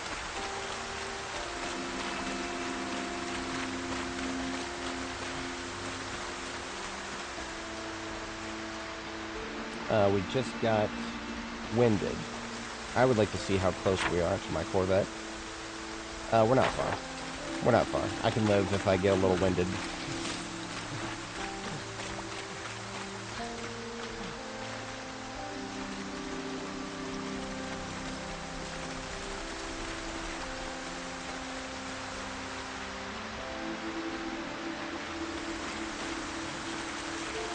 If you use walk to, hotkey Y, your character will automatically avoid anything that could cause scratches, like bushes or trees or whatever. In fact, it paths through forestry better than I can, and that's saying something.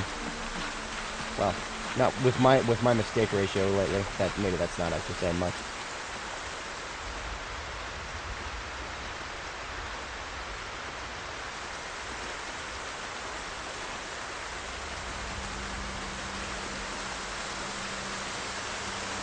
Oh, okay, now we're not sweating, we're getting cold. Okay, game.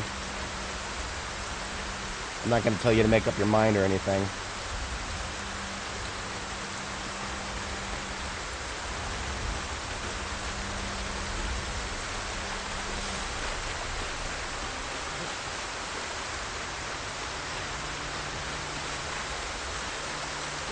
It's actually below freezing outside. So it's probably going to change into snow at some point.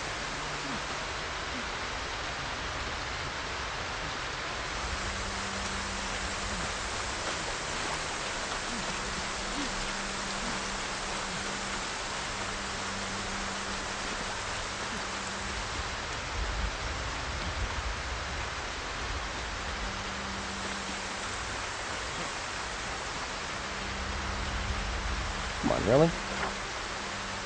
Okay, I'm almost there. For some reason, it looked smaller on the map than it actually was. Nickel every time that happened.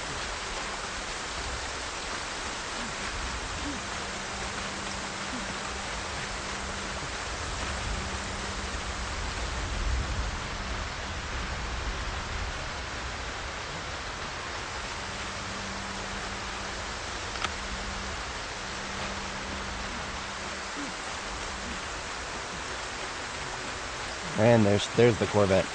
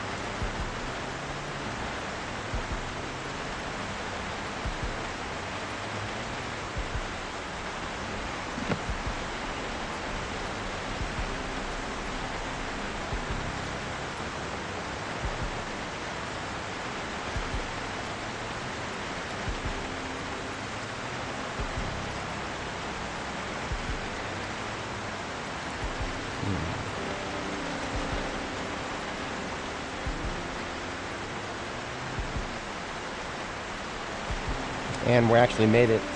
We made it to the safe house just in time for bedtime. Perfect timing.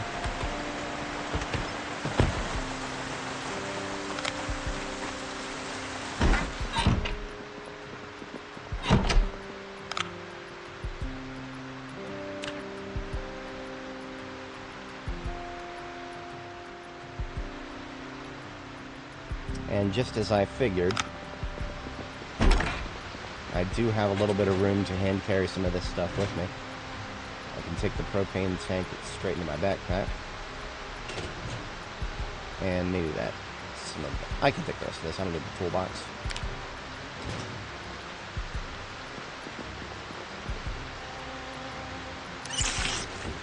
You know, as fate would have it, I need, I actually do need some, I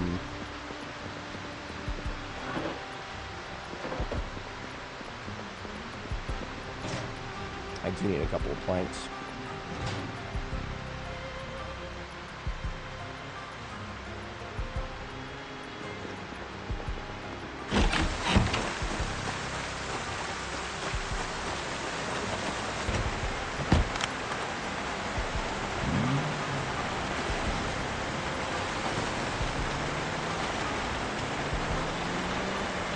Alright, now we are off to Echo Creek.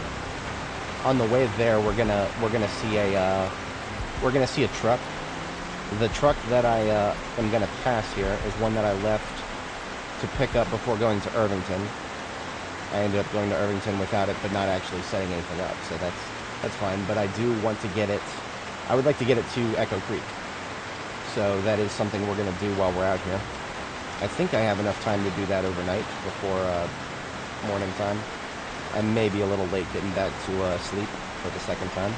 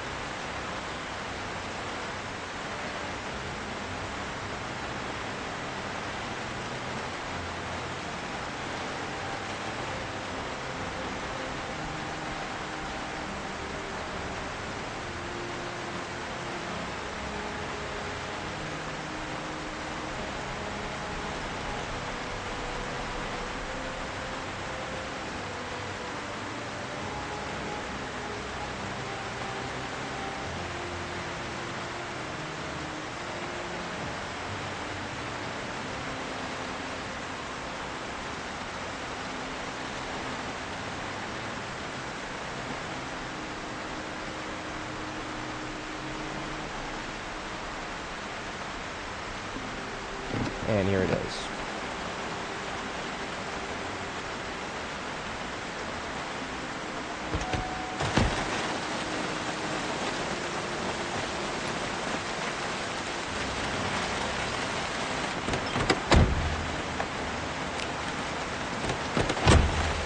I have no idea if towing this forward is even going to work. It's worth a try to my mind. I think it's going to work okay.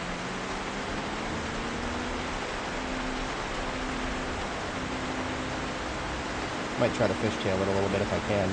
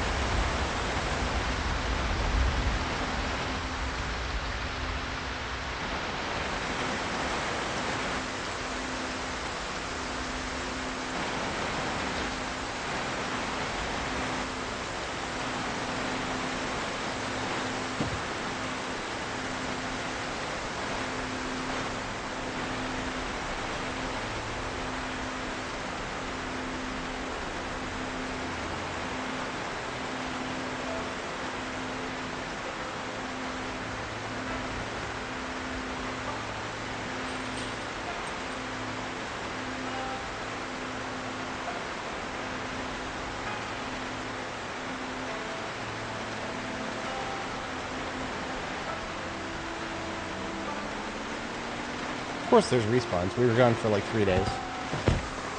Doesn't matter. Never does. There's always fucking respawns. Especially at a fucking gas station. I don't know who I was kidding.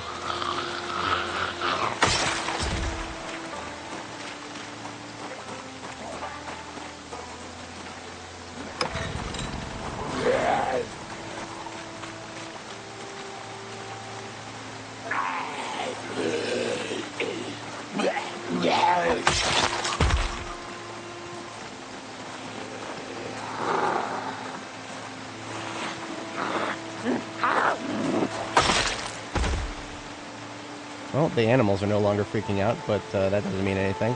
Look at that, there's a big-ass fucking group right behind them.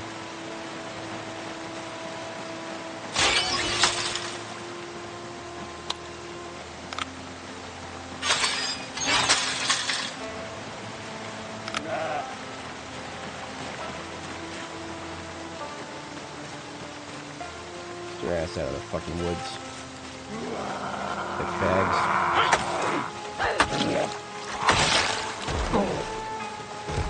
Last one right there.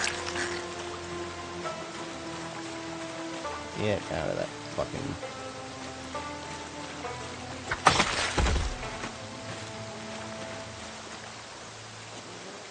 Fuck you.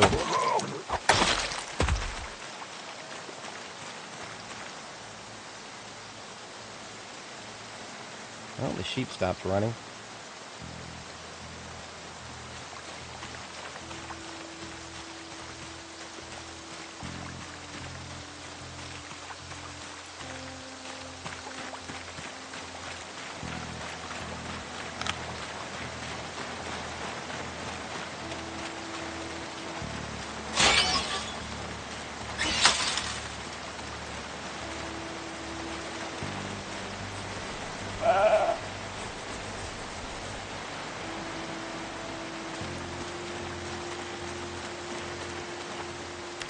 Oh yeah, it's a way of life, I suppose. I go to sleep, I wake up. I go to sleep, I wake up. I scream. Oh, I see. To be honest, I would have if I didn't have my my lazy boy here. If I didn't have my lazy boy, I would probably have back problems, much worse than I already do. I don't have any specific back problems, just being 6'4" and 230 pounds. I sometimes, if I sit in the wrong position for too long, I start feeling it. But the magic of a lazy boy.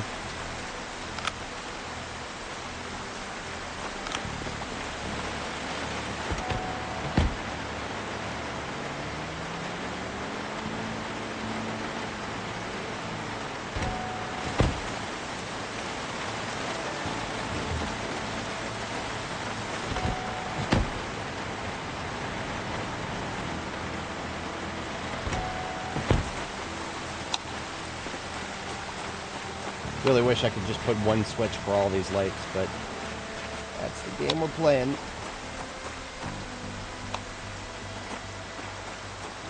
This is exactly the kind of night where I need the lights.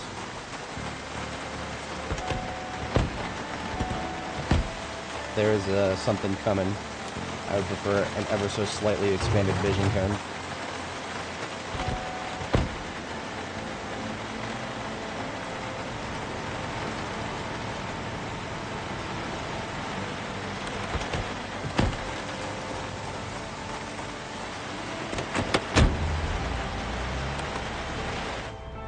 And there it is. I was waiting for that. It's a transition from rain to snow. It seals the deal as to whether we'll get, whether this water will get stuck on the ground forever.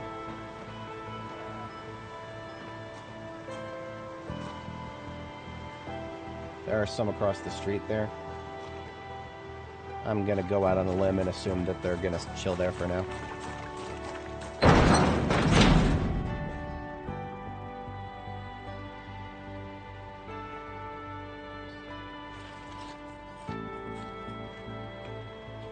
And here it is. This is what I came here for. This is what spurred the operation.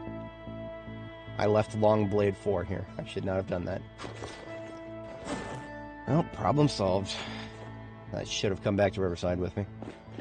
Of all the stuff that I remembered, that was something I forgot. But, I'm going to go ahead and hit the stack here, second bedtime. 1 hour late. I've done so much worse than 1 hour late.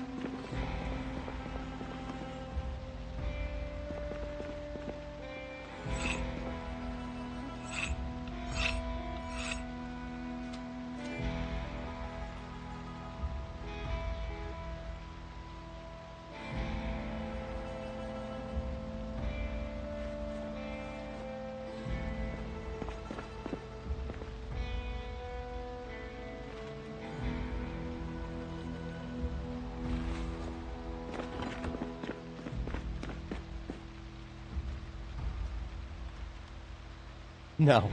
I'm not going to be able to loot the whole map or purge the whole map. There's zombie respawns, and there's so much there's so much loot that I have to prioritize my goals, long-term goals. You always got to prioritize them based with the understanding that your save is going to get broken. It's a question of when, not if. For example, nothing went wrong with my previous character. My previous character, we had gone about 740 hours on her, and we were at, what were we up to? We were up to like 2.5 years. Yeah, we were like 2.5 years. I don't remember the exact count. But, at that point, the game updated, and we couldn't migrate our save anymore. So what we really got to think of in terms of long-term goals is what do we want to try to manage to do. What do we want to see? Something we haven't seen before. What do we want to do? Maybe something we haven't engaged with before our save gets broken. Right. So that's kind of what I'm thinking about there. Because, like, you know, in terms of, like, let's just pretend for a second that we didn't have to worry about the save breaking.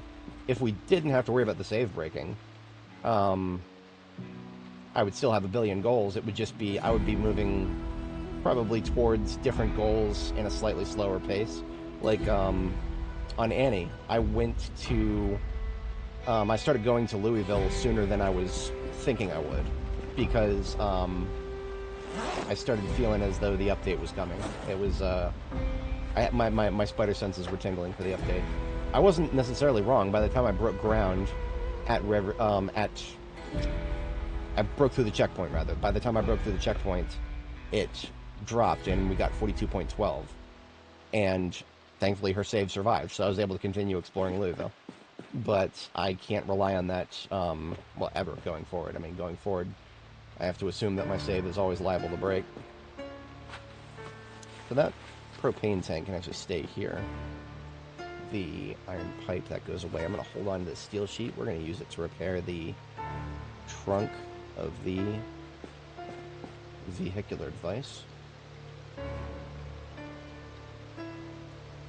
Right, I mean, skills are a journey, not a destination. I'll level what I need to level when I need to level it, And if it turns out I never need to level it for something, then I never need to level it for something.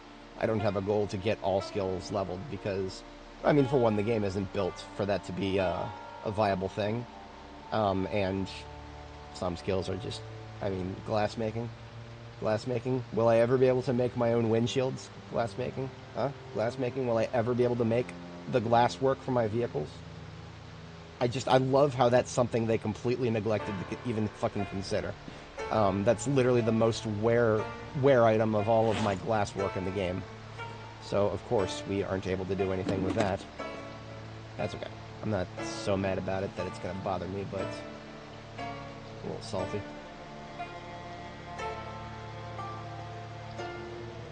I don't usually think of things in terms of, like, destinations as much as just things that I want to do, and then I'll think about what I want to do next after that. That's kind of where you could say that I'm taking it by the seat of my pants, but I do have the military research station, for example. That is something that I kind of want to hit once I get a good stockpile of weapons and ammunition. I would kind of prefer to find Aiming Volume 5 before I do that, though. I've been hitting gun stores. I just hit Guns Unlimited, and I didn't find a single copy of Aiming 5. That would be unheard of on Annie. Annie had like 3 or 4 copies of Aiming 5 for some reason, but alas. To be entirely honest, I could get glass making to 10 in about 2 hours if I really wanted to. I don't see the point. We now can do, if we look at the glass making, look at this. Look at this amazing thing that we unlock at level 9. We can make a champagne glass. Look at what we unlock at 7.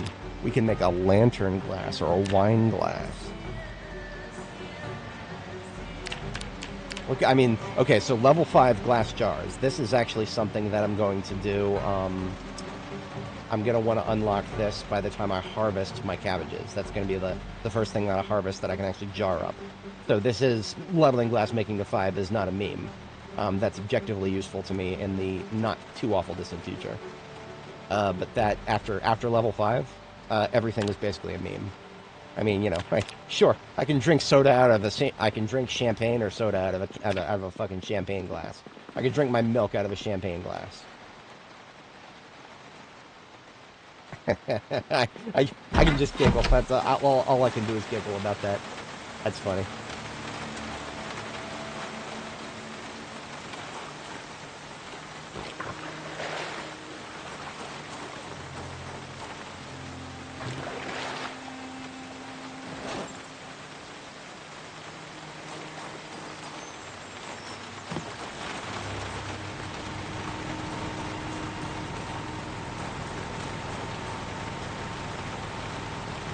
Alright, let's get the crap out of here.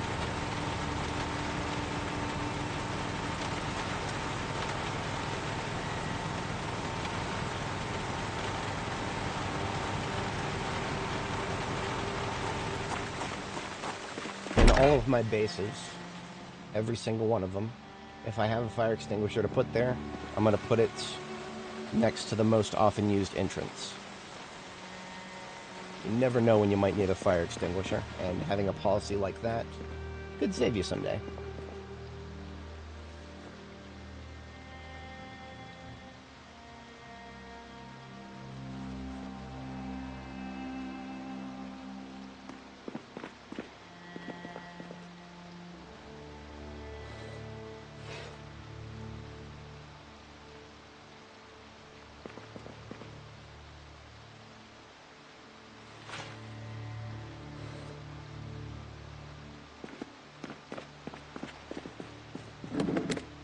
So, using the steel sheet that I found out in the field, and some of the propane torches that I just refilled, we're going to give ourselves a beautiful new trunk on the fire truck. Straight to 100 that one goes.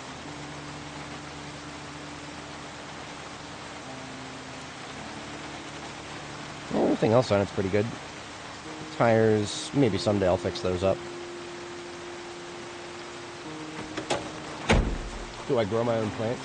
You must have not seen, earlier in this stream we just planted about 150 crops.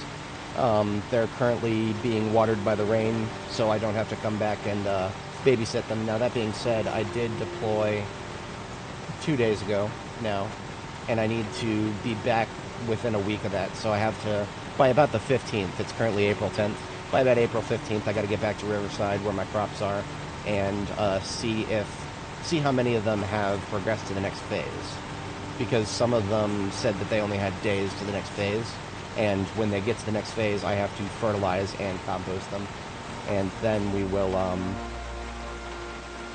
start to get a better idea of how long it's going to take before they actually are harvestable. Open question as to whether it's going to be easy or not. I picked up this premium tech radio to toss it in the Corvette, but it's already got a perfect one. So we'll set that aside for another vehicle.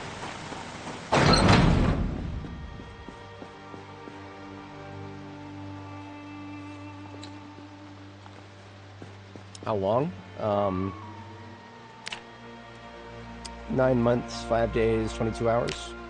The stream title gives a day count, but it's the stream title is how long it was when I started the stream, which is we're about 7 hours in.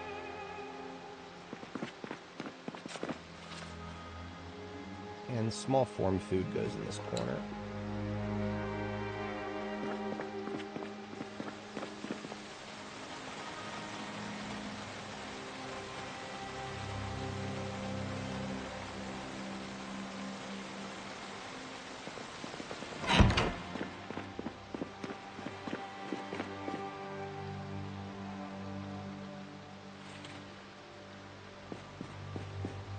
Yeah.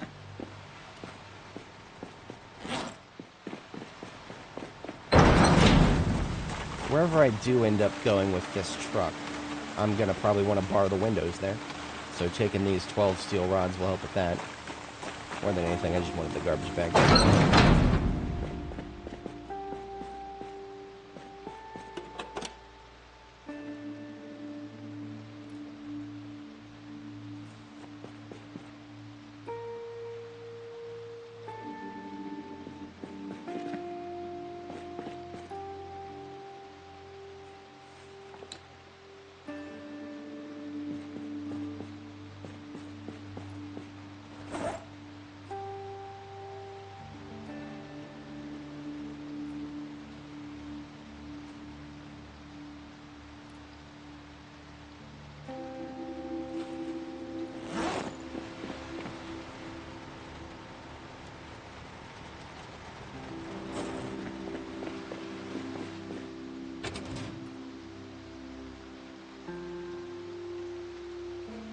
Oh, that's full.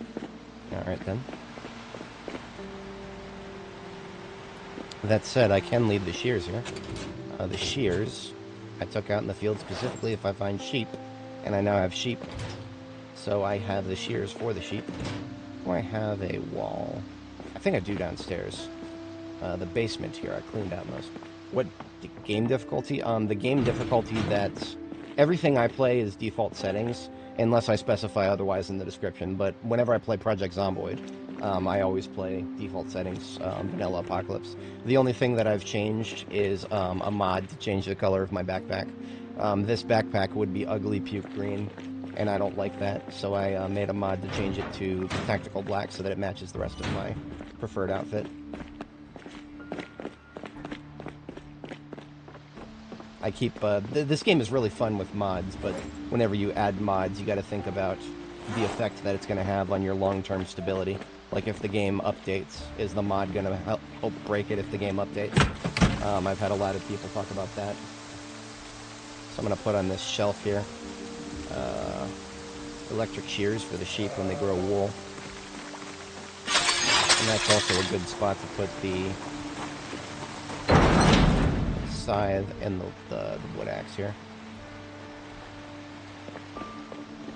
I know I'm going to forget about this. I'm going to forget that I put the wood axe out here, but that's okay. Hungry enough for a bite of roast.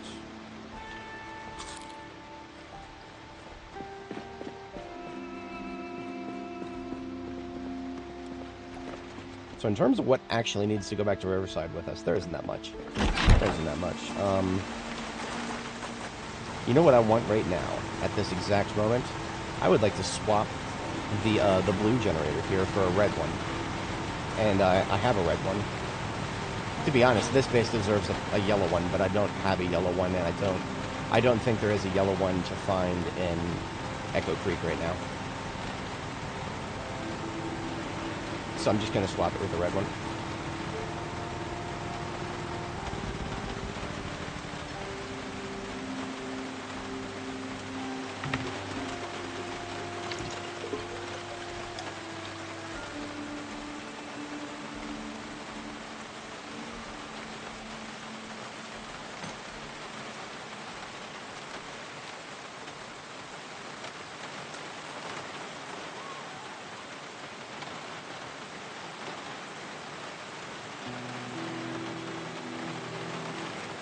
So the differences between the generators... Oh, thank you. The differences between the generators is the yellow one... if you want to just go by what's best, the yellow one is the best. And the blue one... but there's different niches to each of them. I would say that the red ones are thoroughly mid. Not good at any one specific task. The yellow one is it lasts the longest without taking condition damage. The blue one takes the most condition damage, but is also smaller. It only weighs 30 encumbrance as opposed to 40. So the blue one, if you're looking to make a mobile base, you know, like a base that just take the materials with you and put together a base out in the field real quick with all the materials that you can bring with you. Blue generator is the easiest to move around. That'll get you started very easy. I always like to leave red generators at gas station bases because that way the most mid version of my generators are just serving a temporary purpose. Basically, if you're leaving a generator running for a very long time, you should probably think about trying to swap it from whatever it is to a yellow one, because the yellow ones are the best for really long-term usage. So I have plenty of storage space in the trunk of the fire truck now. What I have in this base is a bunch of toolboxes to be brought forward to kit out a future base. So all I gotta do is park this bad boy right in here, toss all of those toolboxes here into the trunk. The toolboxes have things like vehicle repair stuff. I should probably put some more in there. That's supposed to be for construction. And then electrical, fire, and reading material. So those three can go straight into the trunk. And then I have a first aid kit over here that also can go straight into the trunk. See, everything that I'm putting in the trunk right now I have local copies of.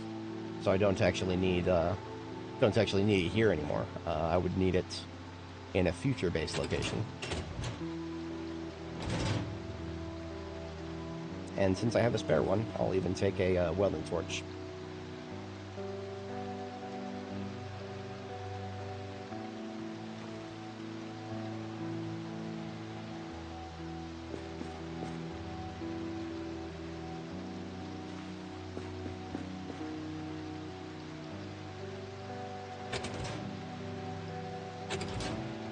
Actually, that could go in here.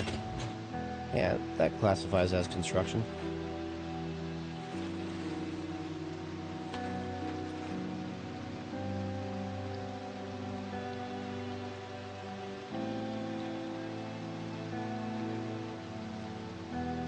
Snacks and drinks while gaming. I don't eat while gaming, but I do have a nice 32-ounce pitcher of water. That's my go-to drink.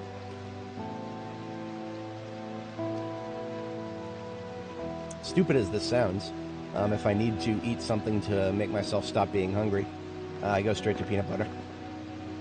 Peanut butter will, well, okay, it is actually kind of high calorie. So if you have trouble putting on weight, or you put on too much weight, don't go for peanut butter. But that's not a problem.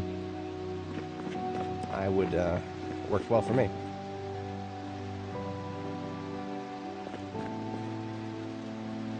So I'm not actually going to use this truck right away. I'm not going to just deploy and start using it now. But what I am going to do is have it staged so that when the time comes, I will be able to stop by here, go to Irvington with this truck, and that will be my order of operations for that. 2 boxes of nails, much better.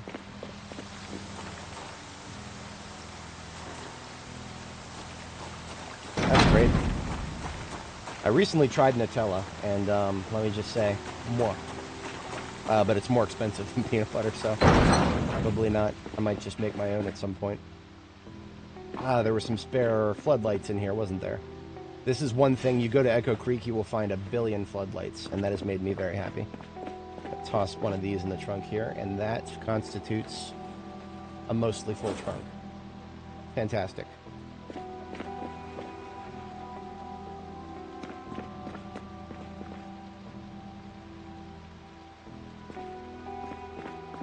Now, if I had a spare pipe wrench, I would have put one in there too. I don't have a spare pipe wrench. To remind myself of that, I keep the pipe wrench on the table there. Okay, well, let's refill our water and we're ready to get out of here.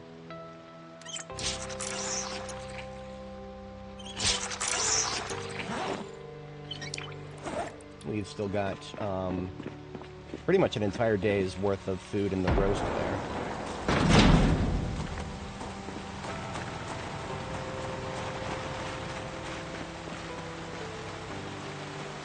I have been meaning to get these out of the way.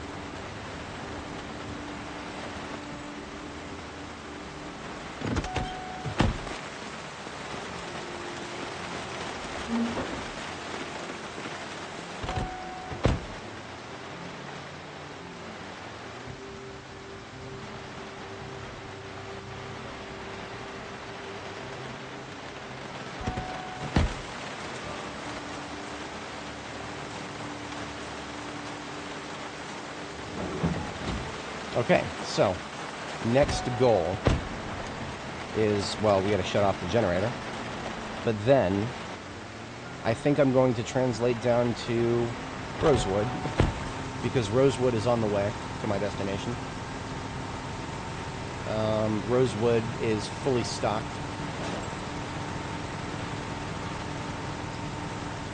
Yeah, that's what we're doing. I'm weighing something in my head right now. What is it?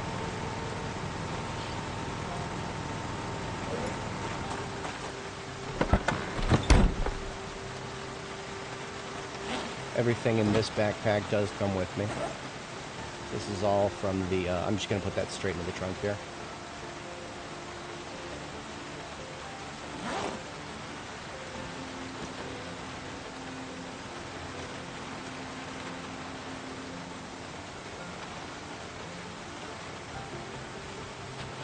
Oh, thank you. Alright, we are... Yeah, we're fit to deploy. Well, let me actually... There is a little bit of low priority stuff in here. The Army ham radio is actually... That is coming with me. The bucket... I'll hold on to it. But the twine and the hatchet can go.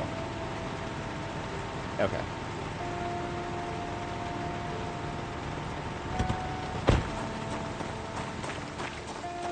I go, so most days of the week it goes between 8 and 12 hours. Lately I've been doing some 12-hour benders. I don't want to be doing 12-hour benders back to back, but for example, yesterday's stream actually went straight to the 12-hour limit. So YouTube actually, if you stream on YouTube, you can stream longer than 12 hours. A lot of people do it. But the problem that happens after that is, in 99% of cases, YouTube stops recording the live stream for the replay. And I have an audience of people who like to watch my stuff even if they don't catch it live. Shout out to you guys. Appreciate you too. But they're not going to be able to see anything that happens after the 12-hour mark. So I always cut myself off right around that 12-hour mark. And that's what happened yesterday. I had to I had a little adventure out here yesterday, and I got back to this base, and I looked up and I'm like, oh shit! It actually, I was at 11 hours and 56 minutes, which is like literally the threshold before the cutoff. So, all right. So this garbage bag is low priority loot, and everything else has been separated. Okay. The low priority loot just needs to be separated. That's all it needs.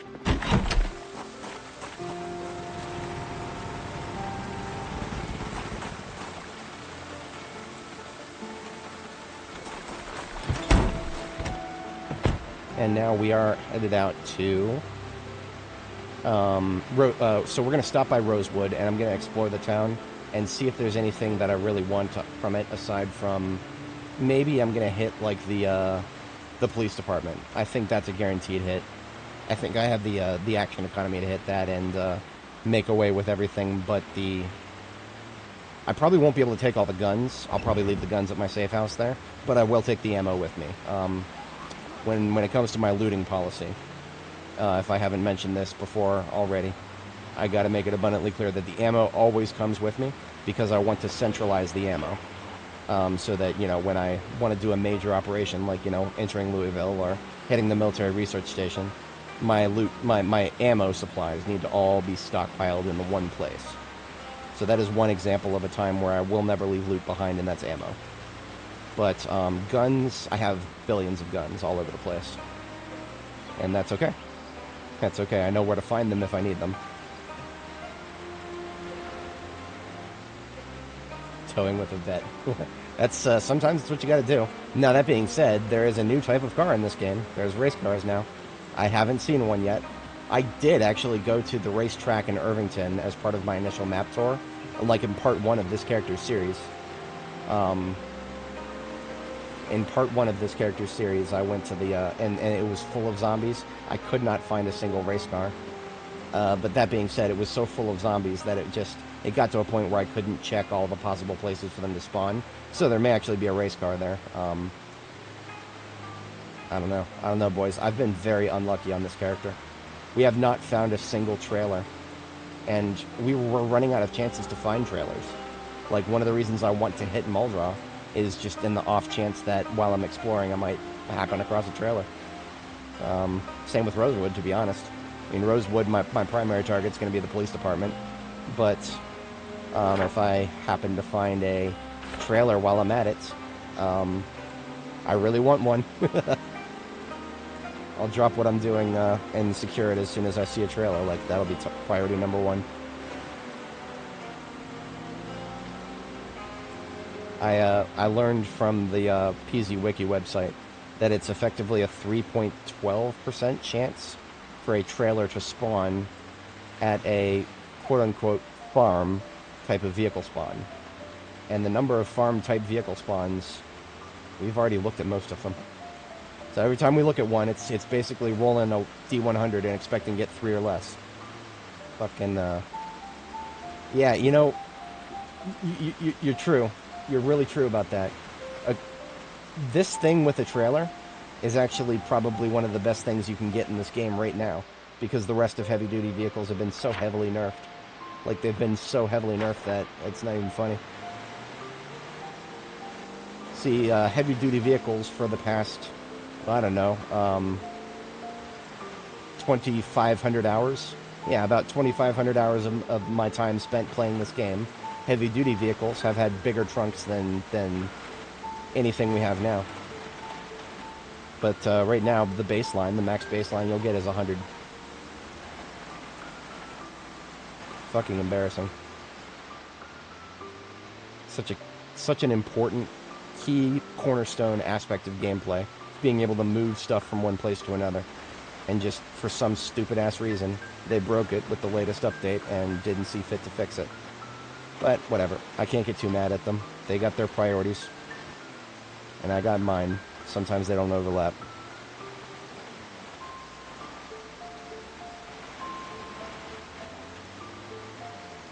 Next turn, there it is, okay. So our base at Rosewood is, you know, gas station base again. And I've already left a generator here. So the other generator that we found in this area just got deployed here, and we've got a base here already. I'm not going to fire up the generator right away. I'm just going to... What am I going to do? 1,600 hours. I wanted to get this radio out of my inventory, but it's not going to stay here. The radio is going to go to Muldraw, because when I get to Muldraw, there's an ambulance that I'm going to pick up, and that's where I can put that. Yeah, I would believe that. Oh, Northern Rosewood gas station base. Is that this one here? Great minds think alike. It is a lovely place. I enjoy it a lot. I moved everything downstairs, though. I'm a kind of guy where if I can get everything downstairs, I will make things more convenient for myself. Ah, there it is. Now we can have a bite of this roast. The problem is we're about to get tired in like an hour, maybe an hour and a half tops. Rosewood right here. I should give this one a B. This one gets a B. Big old fat B with a, what am I doing? I'm doing blue circles, right? That's just an S. That is a red circle. But that's because it's a lower priority base.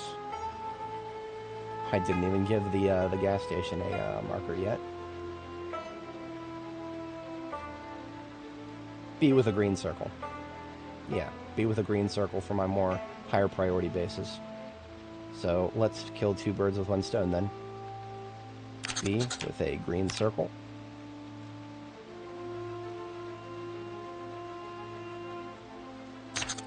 And now B with a... Oh, I can delete this. I can delete this. Finally recovered it. And now B with a green circle.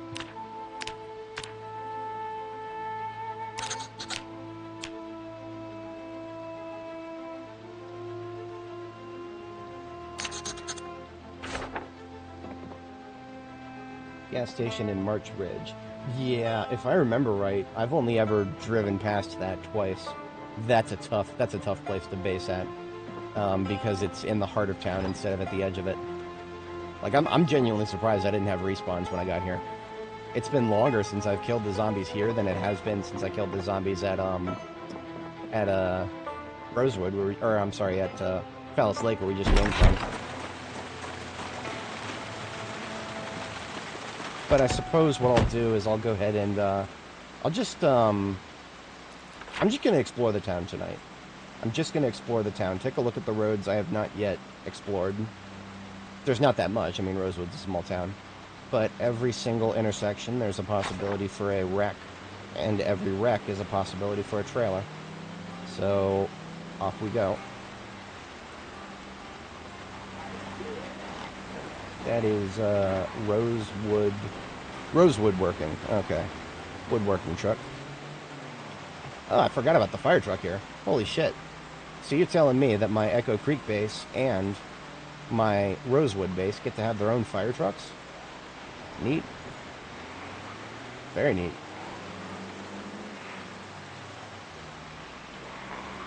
We got 3 Spiffo vans here. This is more Spiffo van than I've found anywhere else on the map. The one at the West Point and Muldraw intersection didn't have much.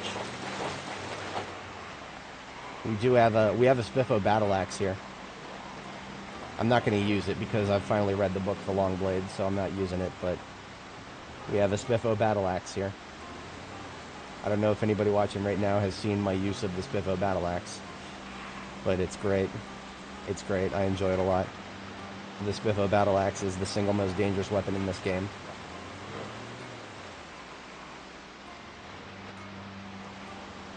I can't wait for it to get nerfed. It's gonna be sad. Bright flag N.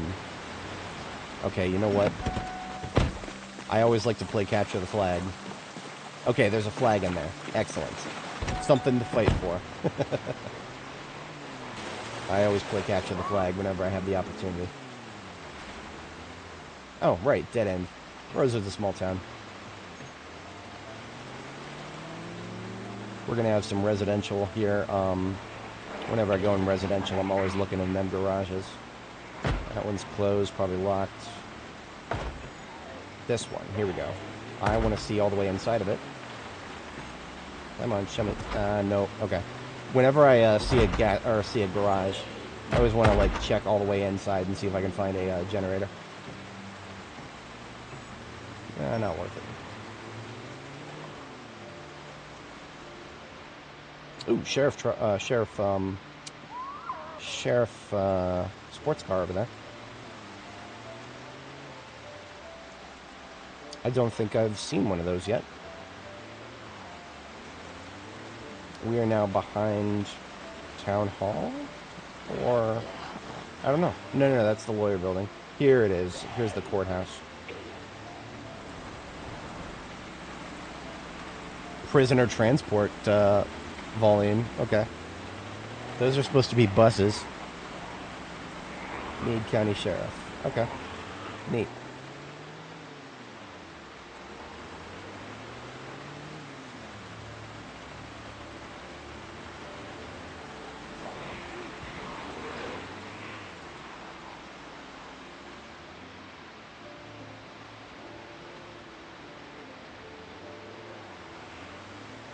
We have messed around a little bit here.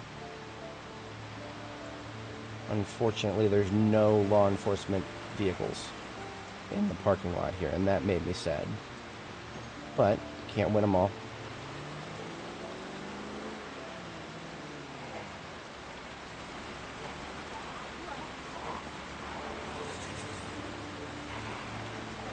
Now, on this character's journey, I never actually broke into the Rosewood Fire Department, so there are potential light bars in there. That's another thing to fight for me. Oh. That wasn't a zombie. That was a rat. I ran into a fucking rat, and I took hood damage, and I got blood all over my hood because of it. Welcome to Project Zomboid. Ooh. Okay, so I wanted a... The game heard me. The game heard me begging for trailers from a wreck. And look at that. I got a trailer and a wreck. Okay. Alright, Lemmy. Alright.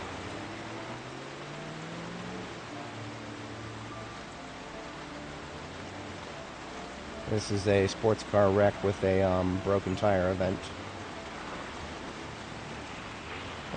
Lure this lady out of the road here.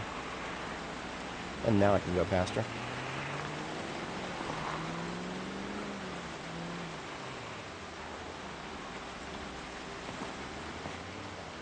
We've got ourselves a Nyala. That is a Nyala with potential guns in the trunk. Maybe a box of ammo or two.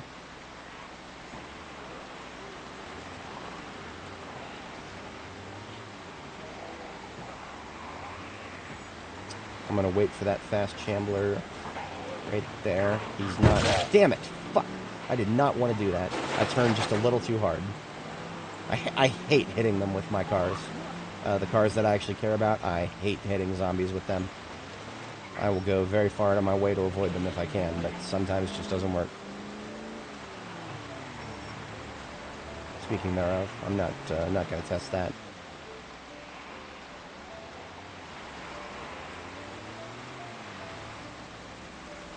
I'm feeling bold. Not that bold. But I have done this before. A little path here next to the rectory. I have done it before. Didn't do it that time.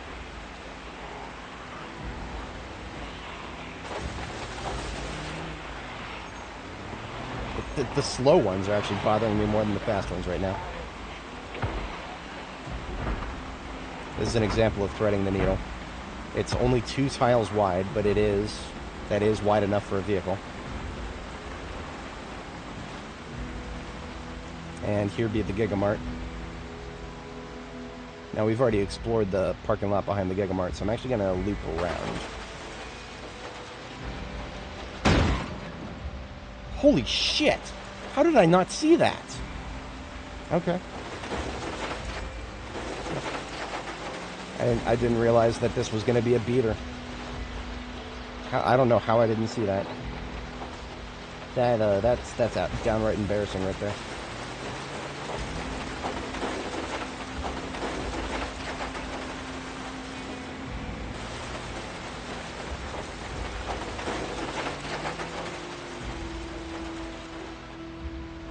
I forgot that there's a, what if there isn't? What if there isn't? I carry a welding torch with me everywhere I go now. This is exactly why. I don't have the room to carry around a sledgehammer everywhere I go. That's supposed to be in my combat van. I don't have my combat van right now, but I have my field kit. And would you look at that? We're not going to let the fence tell us what to do. I find that to be offensive.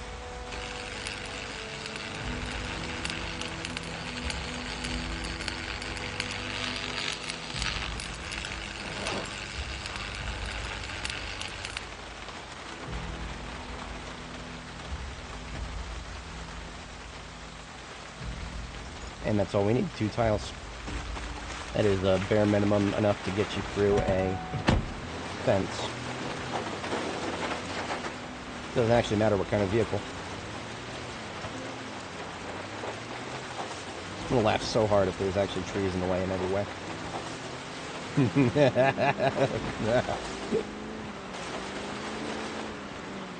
As long as it's not offensive.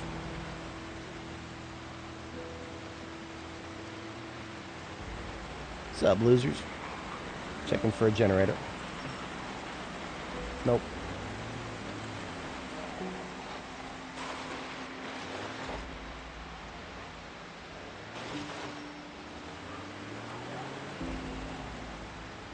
Alright, there's only a little bit left to look for here.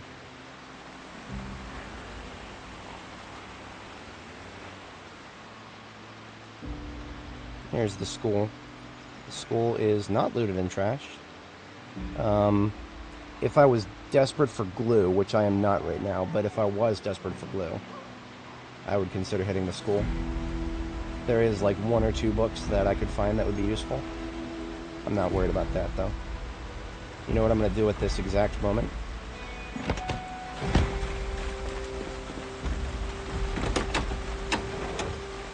I'm gonna act as though I did not have a skill issue just now, and ram a frickin' rock.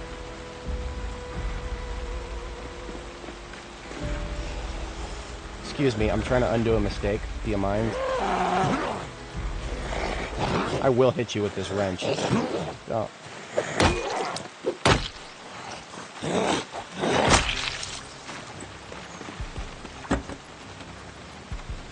He tested me, and he failed.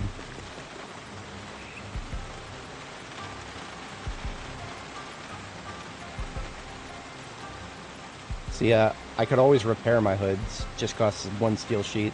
But you know what's much easier than repairing? Just stealing one.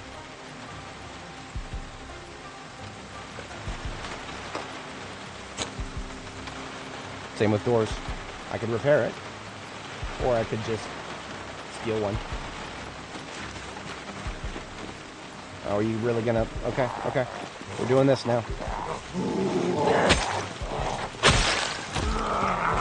It's rosewood. It's not the highest pop area, but you also can't get too comfortable. The game will punish you if you get comfortable. Just as it's designed to. That's actually a really nice windshield. All the other glass work is garbage, though.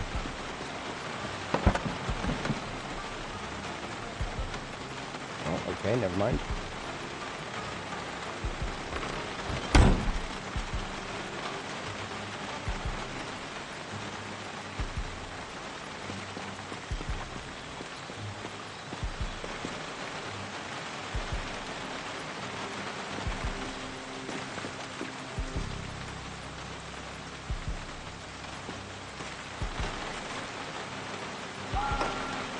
Problem solved.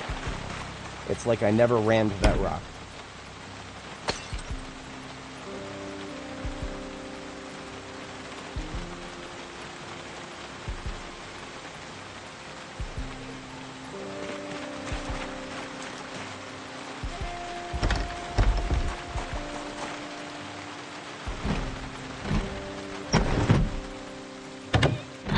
And house alarm.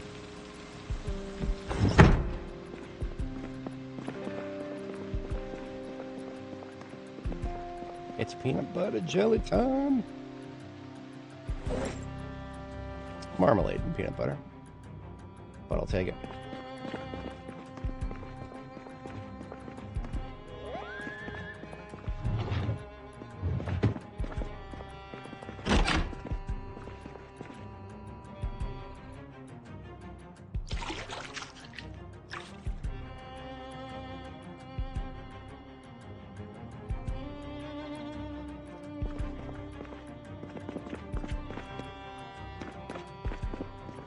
Said it only took 17 water, but that was more than 17 right there.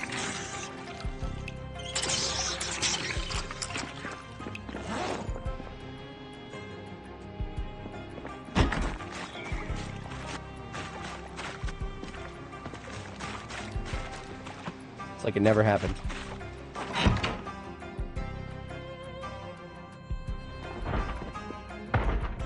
There was somebody in the closet the whole time.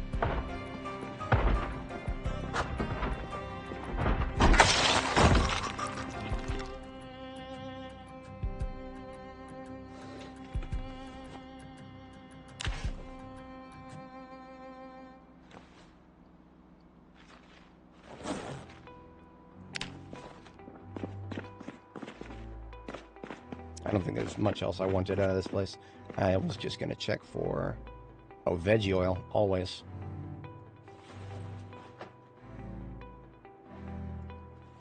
Just a couple things that I can leave at my gas station base here while I'm here.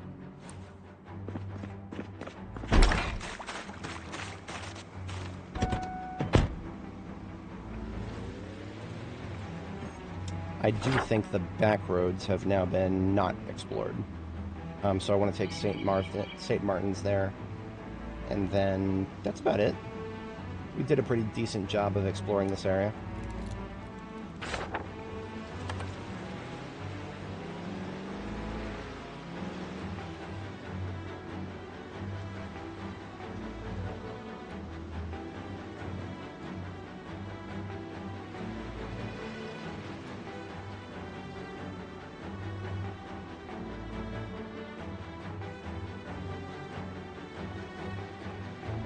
If you like basing in Rosewood, there are some pretty decent houses down this dirt road here.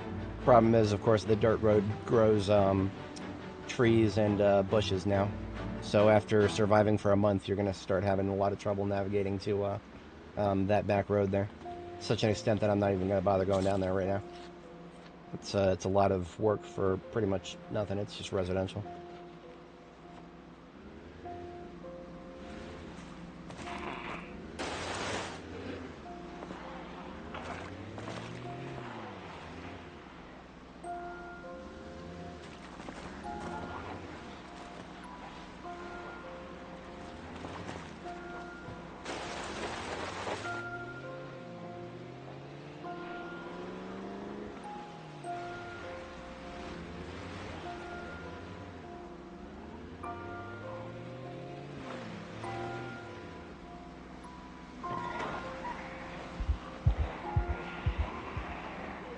Whenever I see a big group like that, I feel compelled to double check for a backpack.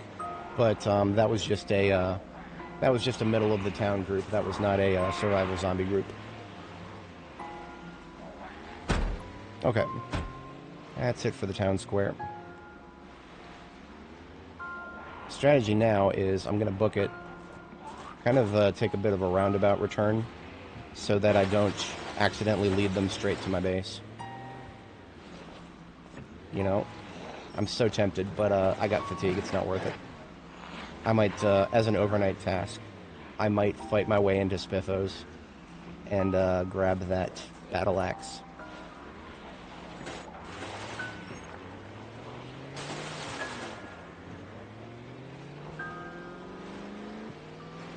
So when I say roundabout, what I really mean is just kind of going up here, leaving in that direction so that they are incentivized to go kind of like that, up that way, as opposed to following me straight back to my base, which is over here. Give them the old switcheroo. Now this water has been stuck on the floor for a while. I'm going to close and reopen the game after we get our first night's sleep here.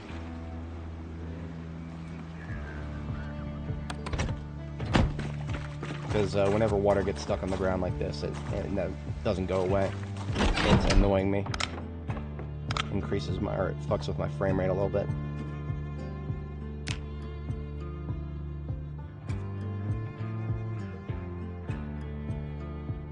Yeah, Rosewood is definitely pretty far from the Ohio River, and the bodies of water around it are pretty small. Okay. Wait a minute, is the water going away? It is going away. Okay, I don't have to close and reopen the game. Excellent.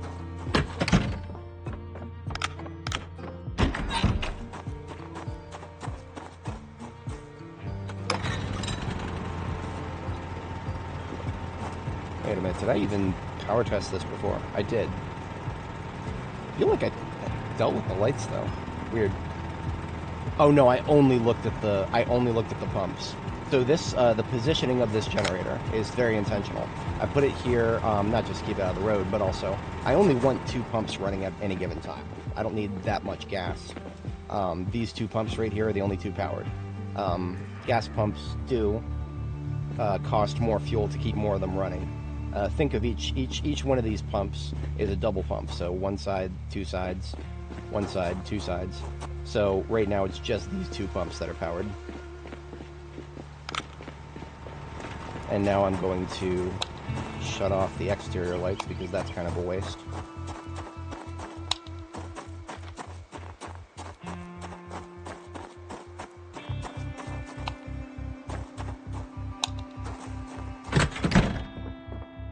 I think the floor lights here are just all on that one switch. I love it when that happens.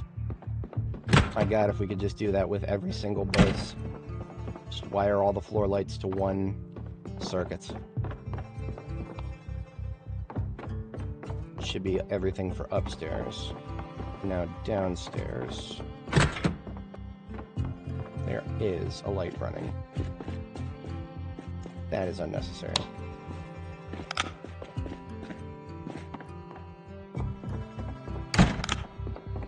Now there should just be one. Nah, it says 2 lights. So I don't know where the other one is. But I do know that this freezer should have been picked up a long time ago. Just put it here. Oh, whoa, whoa, whoa, whoa. Did you just see that? I didn't. Okay, so I thought that this floorboard right here was actually a, was just an ugly floorboard. But it's not. Look at the, look at this. Look at this. It's actually somebody's secret stash. That's really cool. I didn't even know these were still in the game. I've not found a single one on all of B42. But that's great. That's really cool.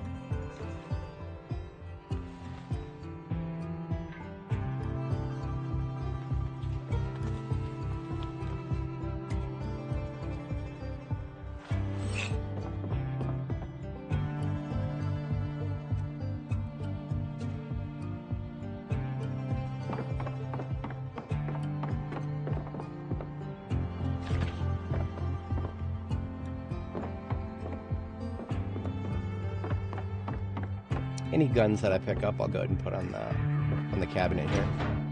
Let's move that popsicle freezer over to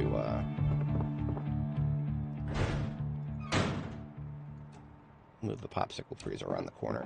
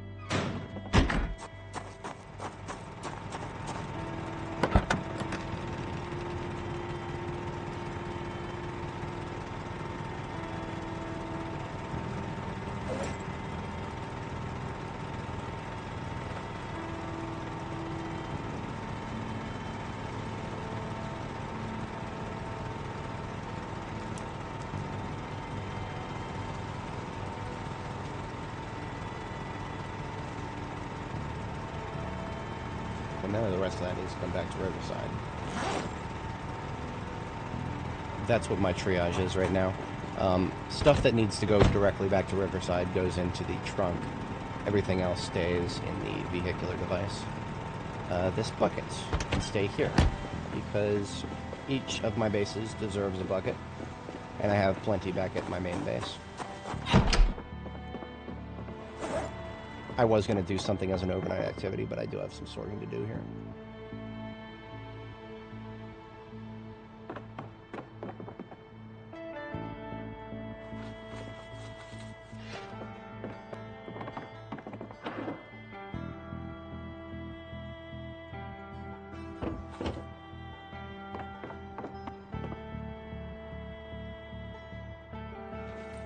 I already had a crowbar here.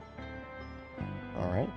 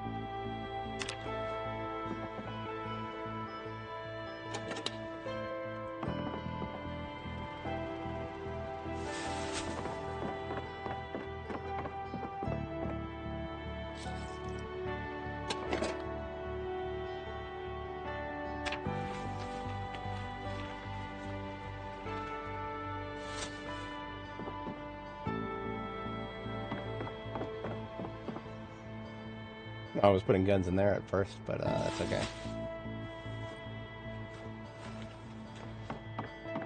Guns should go in something bigger, because we're going to have more guns when we're done with this place. Done with this place, we will have plenty of guns.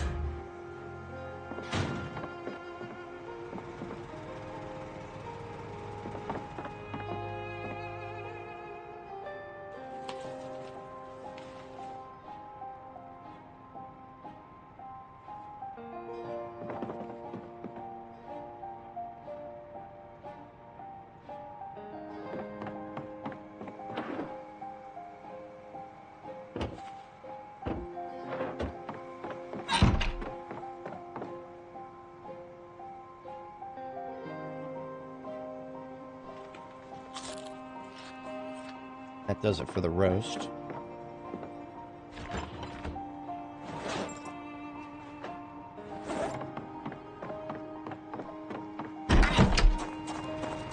I don't actually need to have the generator running for anything other than lights right now, because I'm not preserving any perishables.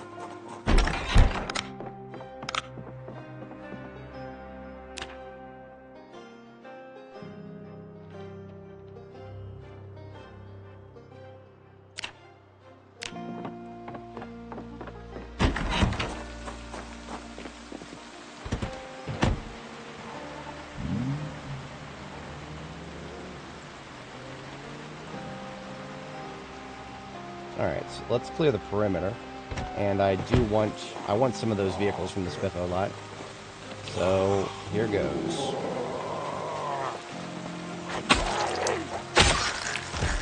I got a Spiffo World hat, or a Pizza World.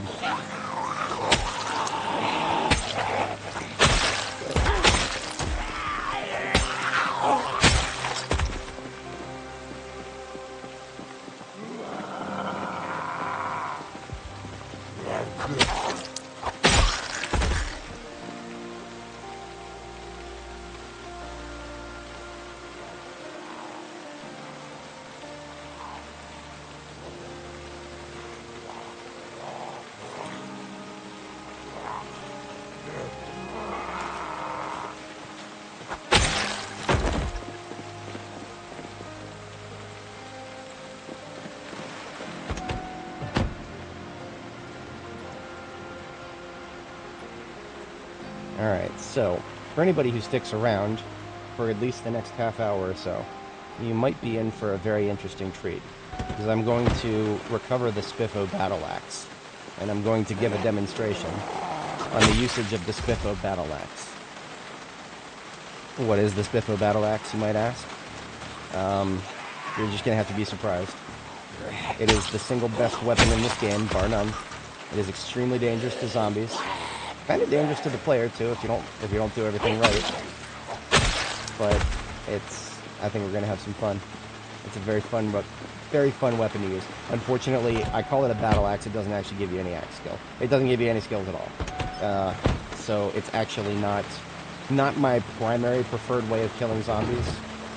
Because if I'm gonna kill a zombie, I'd kind of prefer to get weapon experience of some kind.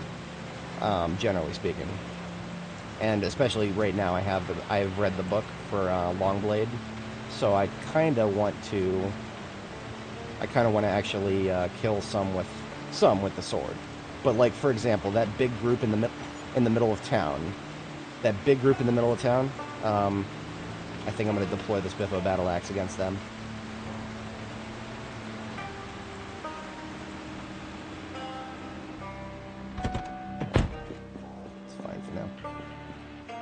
Need a gas can. I'll grab a gas can later.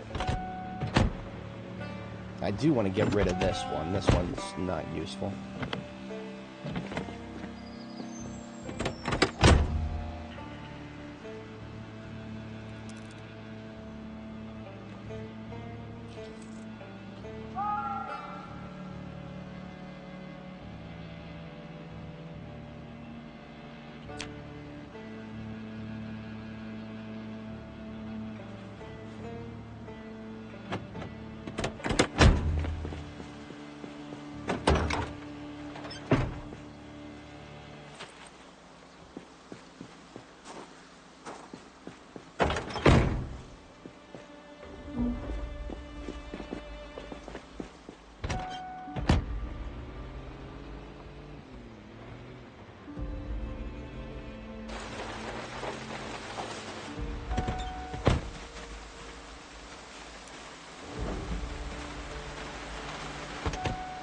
Alright, so we've cleared a road obstruction, and we've cleared that Nyala. I also found a keyring for the Nyala that's not quite as important as the fact that I now have a separate keyring specifically for Rosewood. Now, I was able to avoid these guys yesterday, but I'm going to kill them now because they're close enough to my gas station base that it's going to bother me. They'll eventually migrate towards me if I leave them long enough.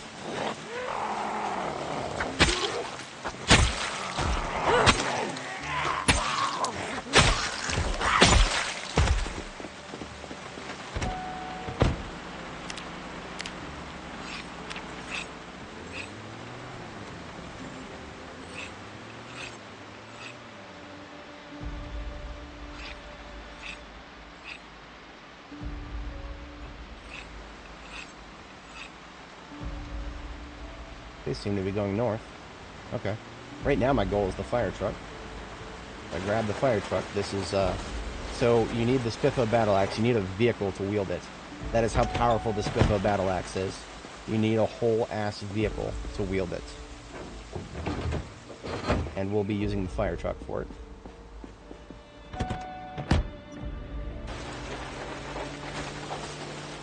Generally speaking, you want something with a powerful engine.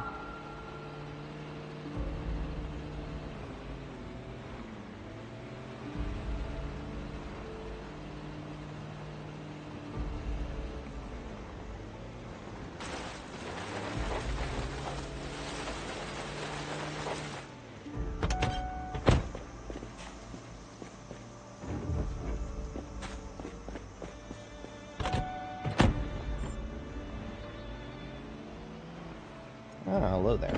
See this? Some of them have the attention span to follow you straight back to base. So I try to get ahead of that.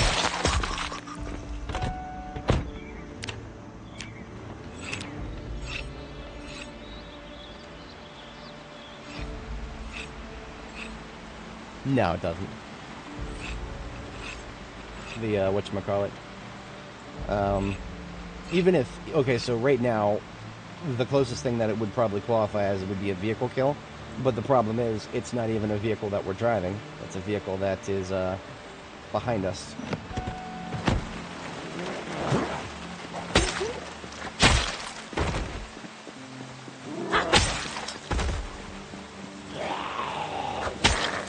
I'm actually kind of okay with that, because that just means that the, that's just more incentive to, you know, if I actually care about kill count, which I don't really that much. Kill count is just a number. In the same way that age is just a number. It does matter a little bit, but at the same time, there are times where it doesn't.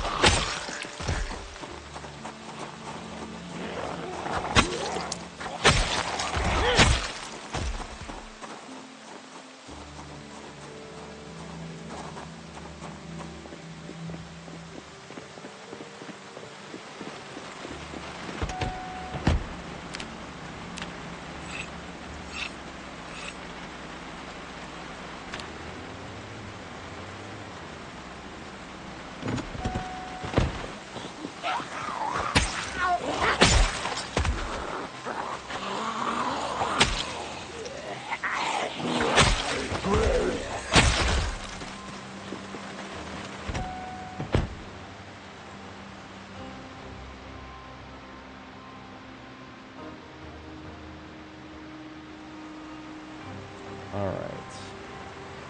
Here's the current prize.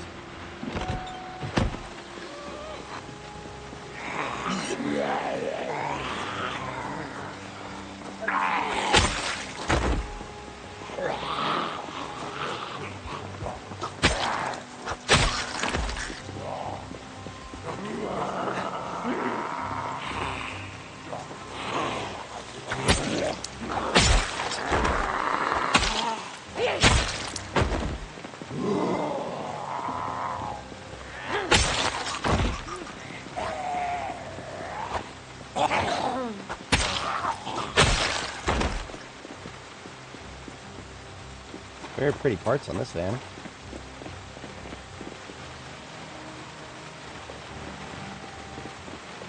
Keys for this one.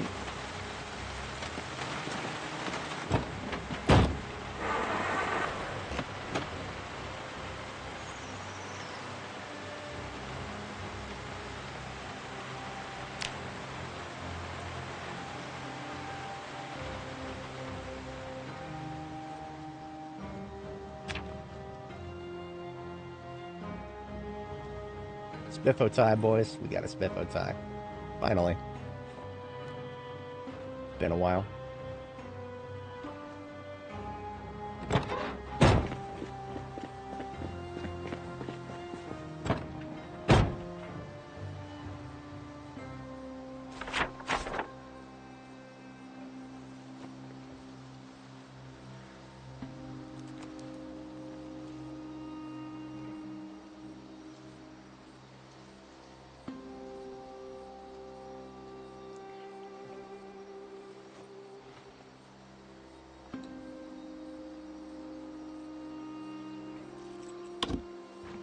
And this one got gas.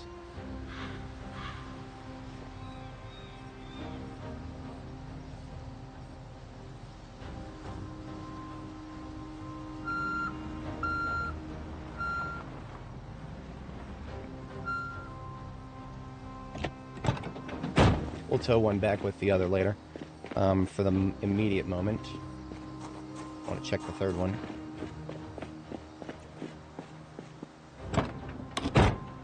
Keys to all three.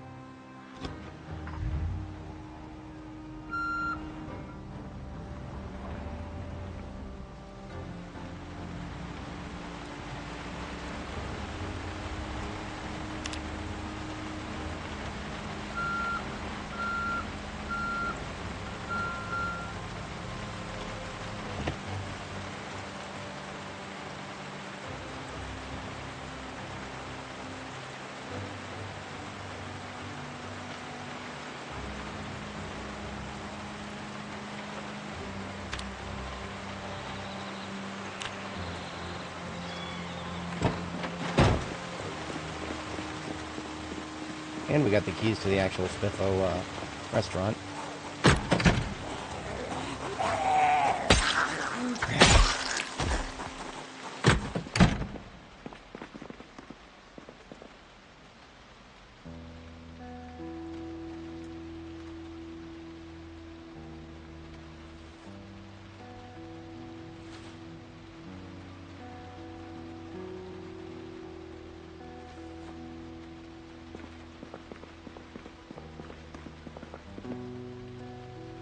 I come for your fountain cups.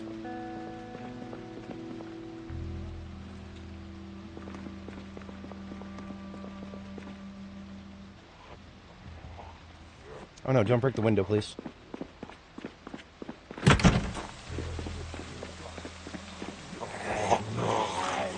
Oh no, they weren't going to break the window. They were just vagrants. Vagrants make noise as if they are aggroed onto you sometimes, even if they're not. So, do I really care about windows for a place that isn't even mine, that's on the other side of the map? Yeah, I do. I have an absurd fixation on windows. I don't care if they're not mine. If I see a building with all of its windows intact, I feel almost morally obligated.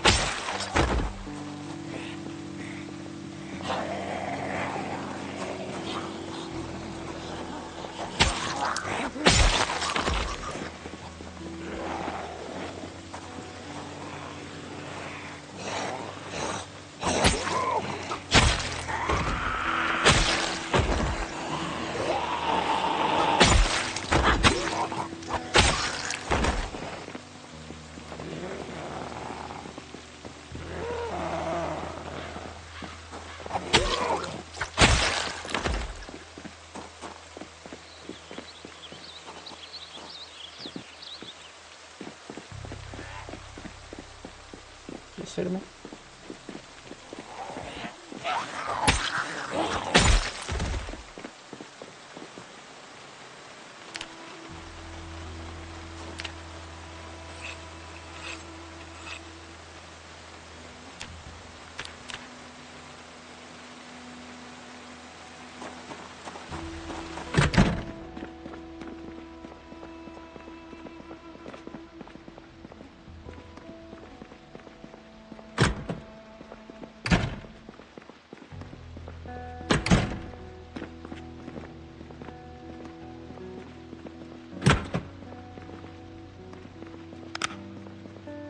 Bathroom entrance on the other side.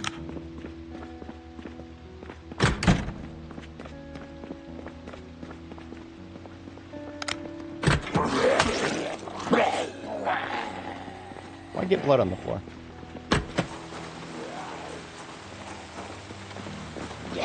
No need to get blood on the floor.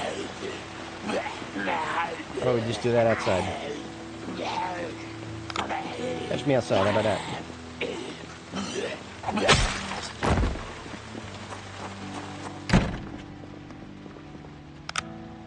Taken over management of this establishment, and I am unfortunately removing all former employees.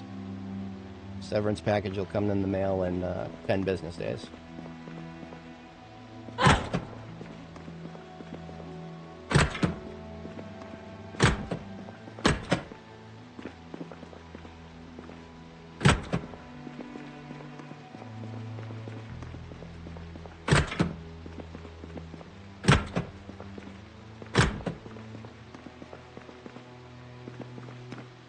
And we are clear. Pristine spiffos, boys. Okay, there's a little bit of blood on the floor, but no corpses. No corpses. It was a decorpsified, Actually, right now, all I really care about is grabbing a bit of ketchup, and we're done here. There was nothing else that I actually needed directly from spiffos at the moment. The battle axe was our primary target.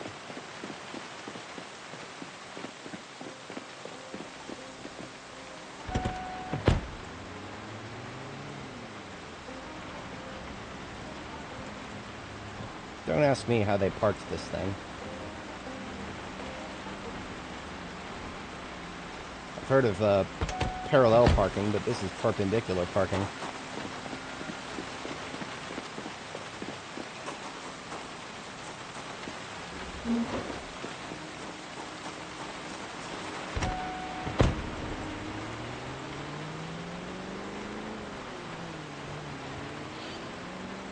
We have acquired the Spiffo battle axe, and more importantly, we have a vehicle to swing it with. That will not be this Corvette. This Corvette is a little too valuable to me for that. But as fate would have it, we have another powerful engine vehicle that we have locally sourced from right across the street from where we found the Spiffo van. So we are, as the boys say, in business.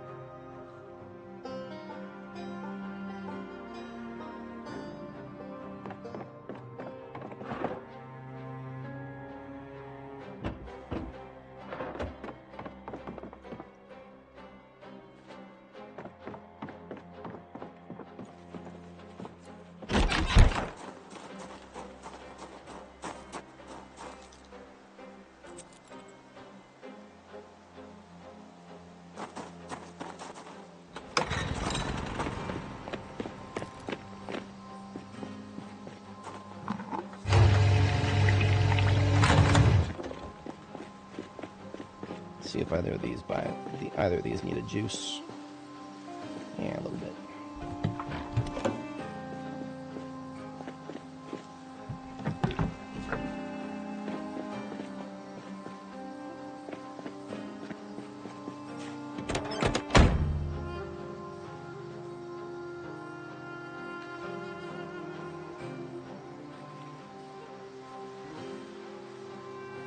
Got a key ring with keys.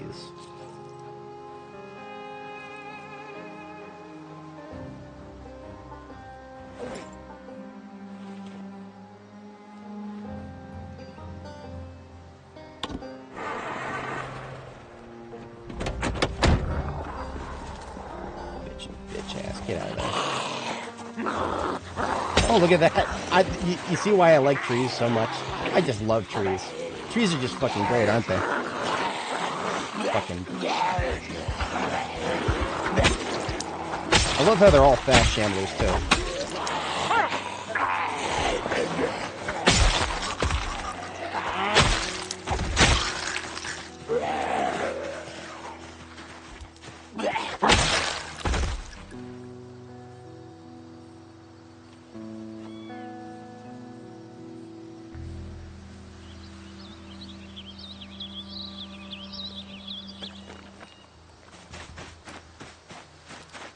Can't wait to see 10 more of them in here. This is the mini forest right here. Clearing this is no small task. I have tried in the past. I have literally thrown fire bombs just to see if I can get rid of trees that block my line of sight. Unfortunately, not even that does it. It leaves behind a burned husk that still blocks your fucking line of sight. Fucking... Not even fire gets rid of the trees in this world.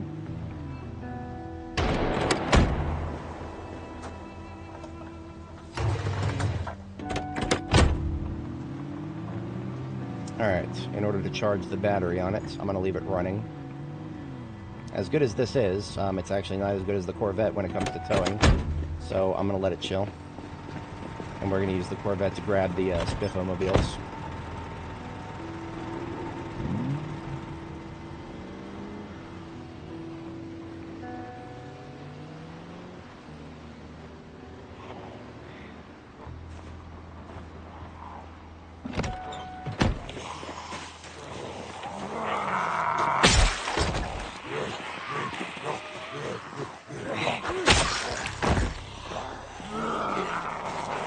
What it is about right now that makes everybody want to show up in my base right now.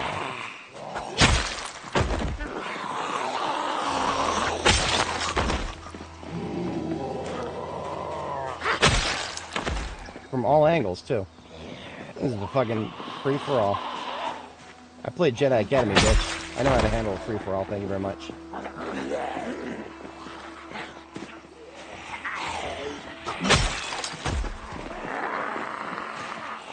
Yeah, if anybody's ever curious where I learned how to master melee combat, it was not this game. It was a long, long time before this game. It was in Darktide. Darktide was a good skill refresh, but the baseline came from Jedi Academy. Very old game, very good game. Even without mods, it's a fantastic game. We always rolled JA+.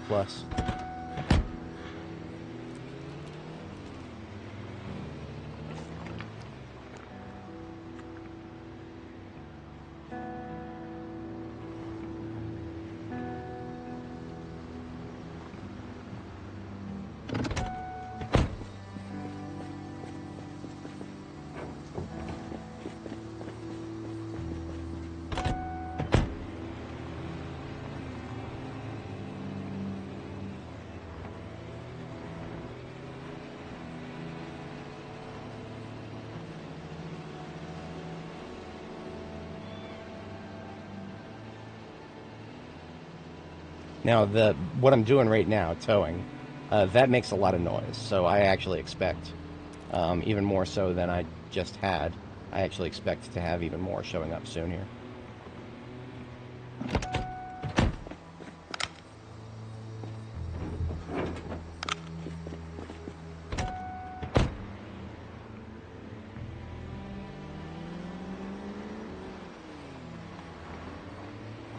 We're up to 8 hours, just on the dot. Good.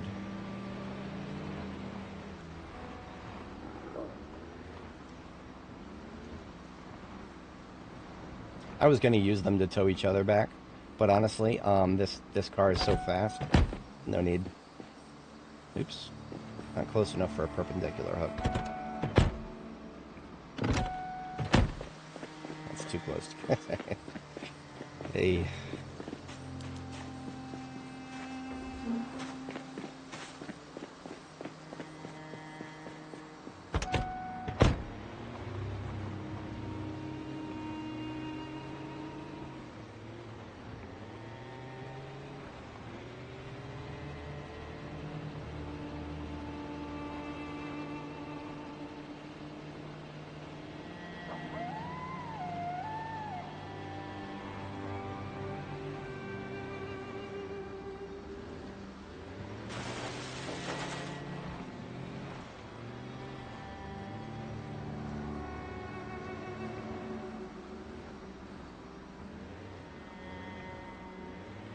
This is the one that didn't have any gas in it.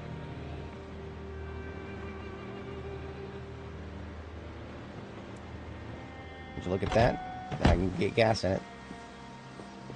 At least I think that's the right side. Yeah, it is. I know my Spiffo vans.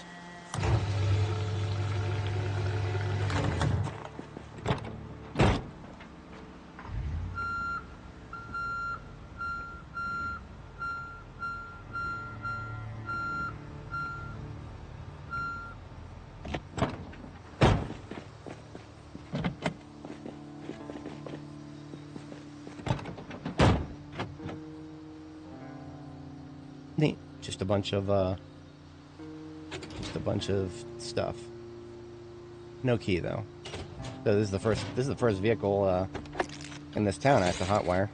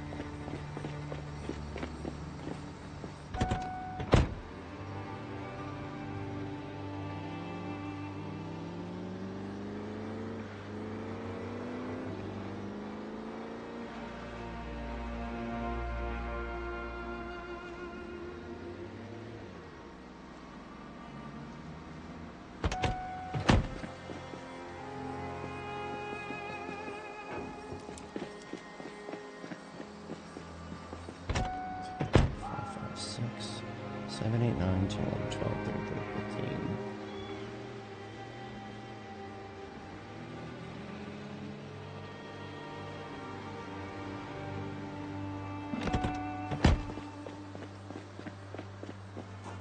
$16, 17, 18. 19 windows in Spiffos. So if I actually really cared about the windows and I wanted to leave them all untouched by zombies, I would have to come back here with at least 19 planks to board them all.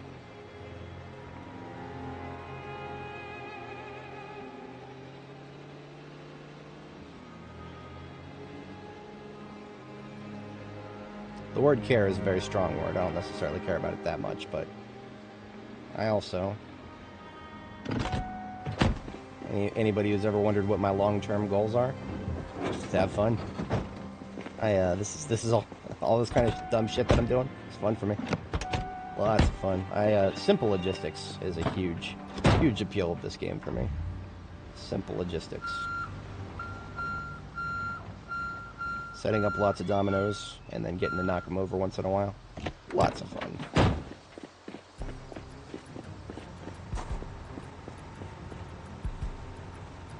Speaking of having a plan for my bases...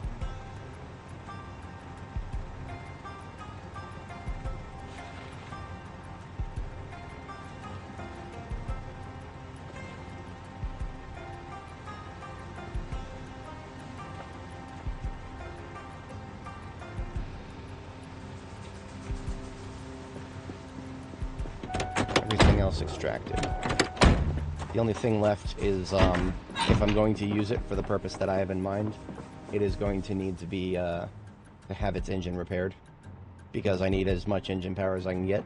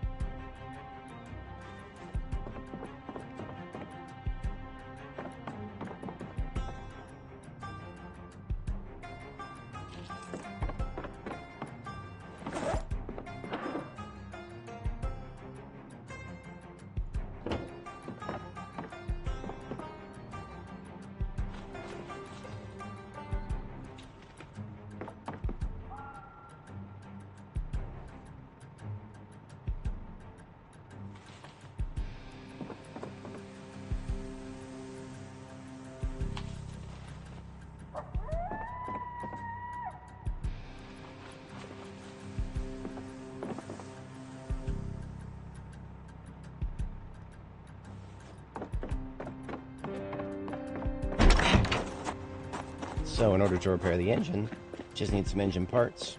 And would you look at that, we got a beater over here that I don't care about.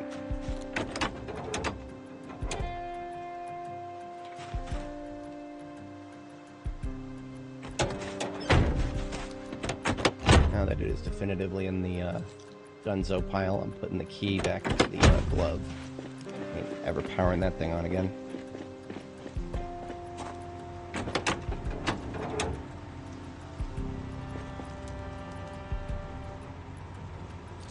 Didn't get a lot of parts from that. Alright. Looks like we need a few more parts then.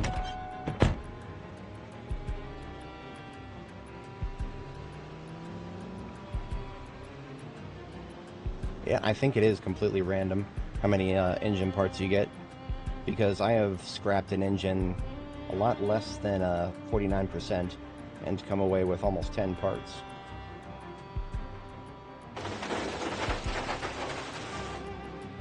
Bunch of standard cars over here. And we got Carl. Carl just likes to chill in the parking lot by himself. At least he better be by himself. I'll take a free gas can.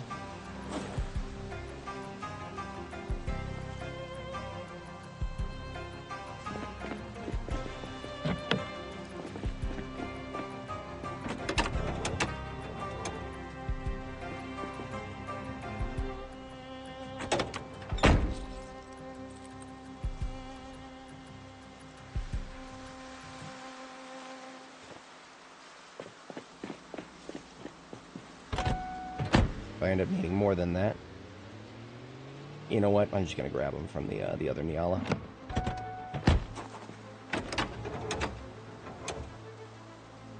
It feels like every Nyala I've ever seen has had a very shitty engine quality. I don't even know why.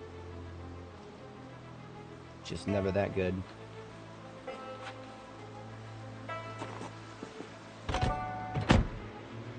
But that's enough engine parts to repair the whole lot, which is great.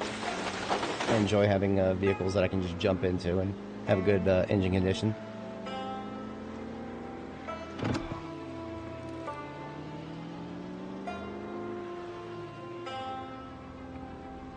And I see a interloper to the south there. That's no good.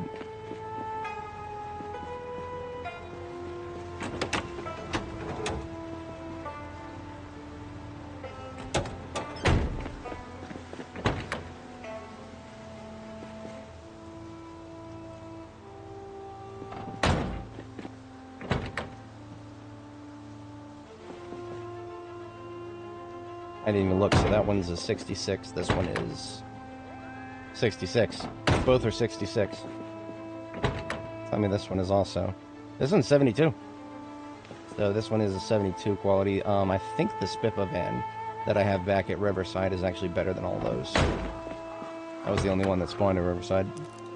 What the hell? This is a quality 100 van. The woodworking one here. Alright. So be it. Theoretically, it should start every time I try now. Just barring weird circumstances. Because of that, this is bumped up tremendously in value, and therefore gets to get a more premium parking spot. I was going to just use it as donor parts, but no, that's a 100 quality engine. That changes the calculus tremendously. Okay, so engine's ready. I just want to make sure that I'm not wasting any good glass work here. Windows are nothing impressive. An 85% windshield, that feels like it would be wasted on this activity. So I'm going to take that off and replace it with the Spiffa van over here, which I think is actually not that good. And that's okay, because we want a not that good windshield. Just something to protect us, but it doesn't have to look pretty.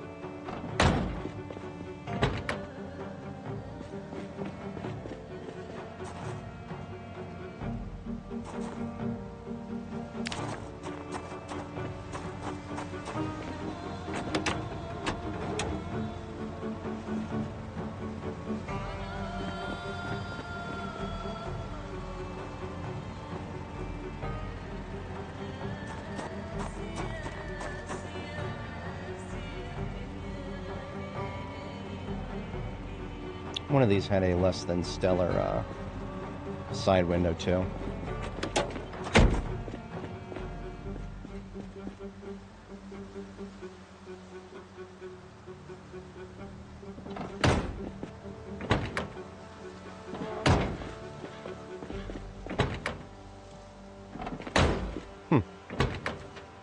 Might have been wrong about that. That's okay.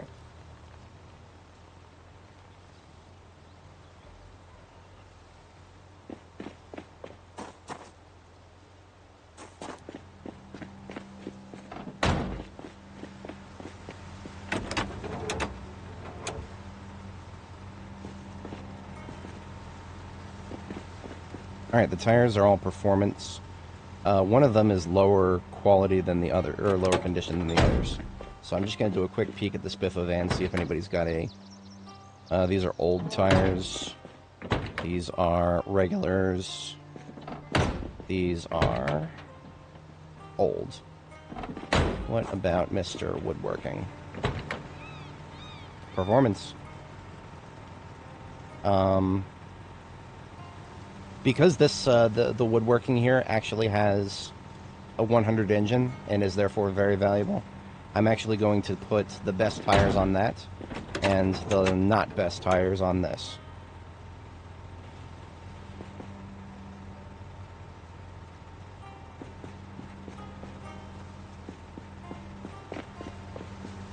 Because I am going to, whatever tires are on the vehicle are going to get wear and tear from our activities.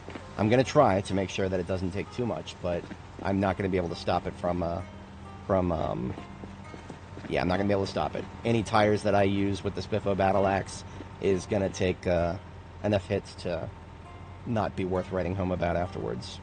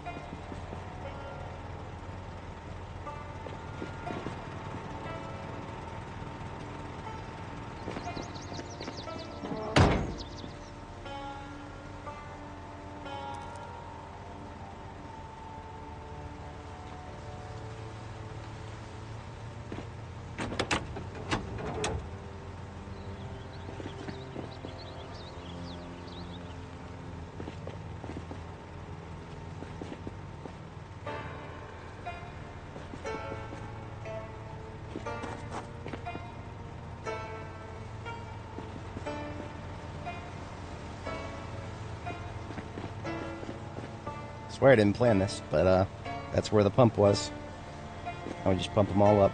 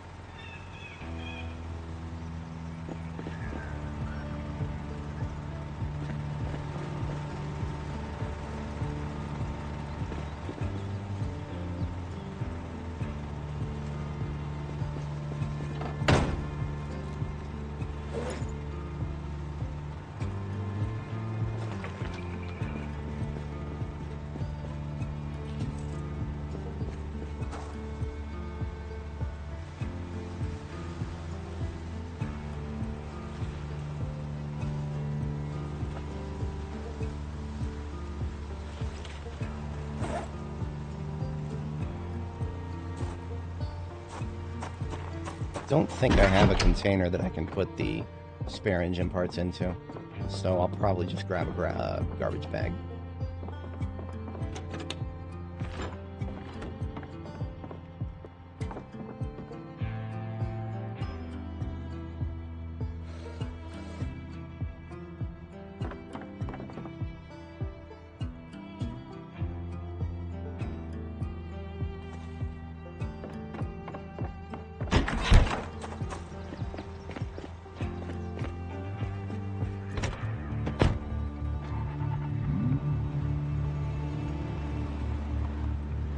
Alright, we're ready for some preliminary battle axing here.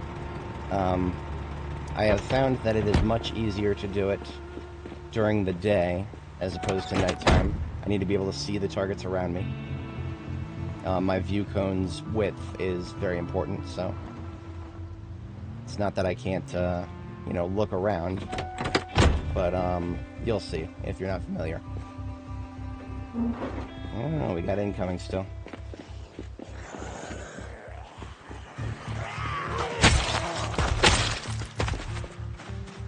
More incoming.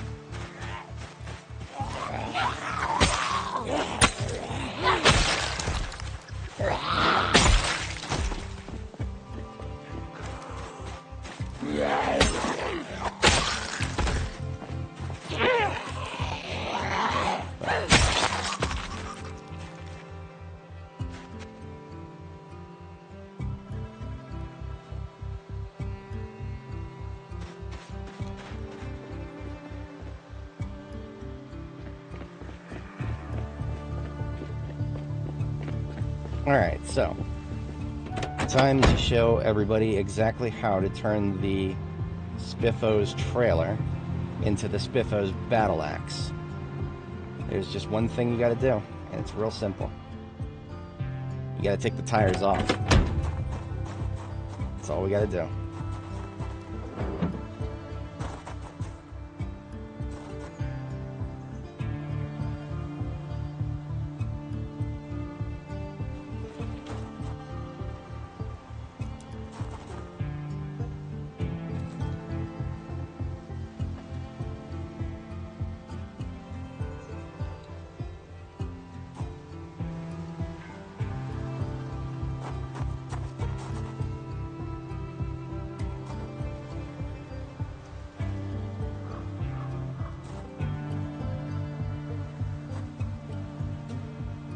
Boom, donezo.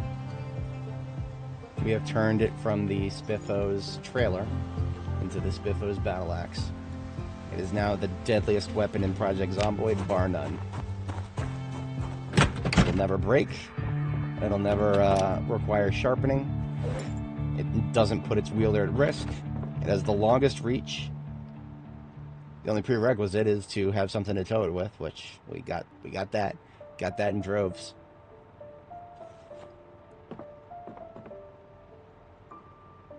All right.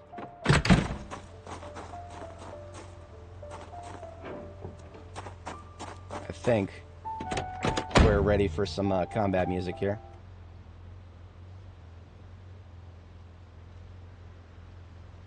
I'm gonna... I'll fire that up as soon as we find a good place to start killing them. As you may notice, the Spiffo's trailer here, because it is now the battle axe, it has zero, and I mean zero friction. If anybody ever played that old game by Rare on the Nintendo 64 called Blast Corp, where you had to demolish buildings using various strange construction vehicles, including a dump truck, where the optimal route to demolish buildings with it was to spin out like crazy and ensure that the back of the vehicle was the one that actually hit the building. It was so strange. It was so strange, but it actually worked. It had the weirdest gameplay flow, but it actually was really fun. Yeah, this is what we're gonna have to do. Here goes nothing, folks.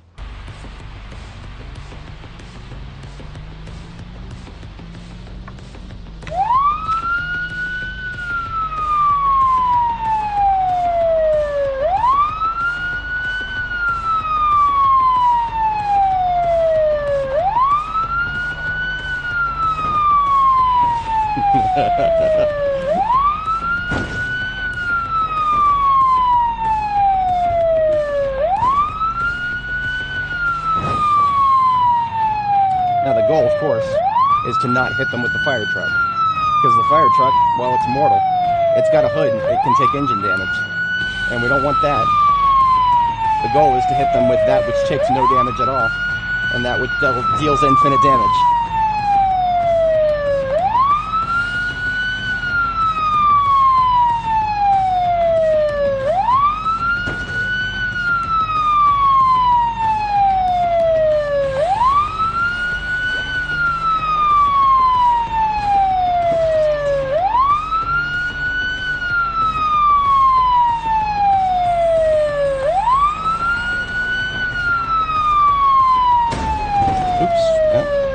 It's inevitable. It happens.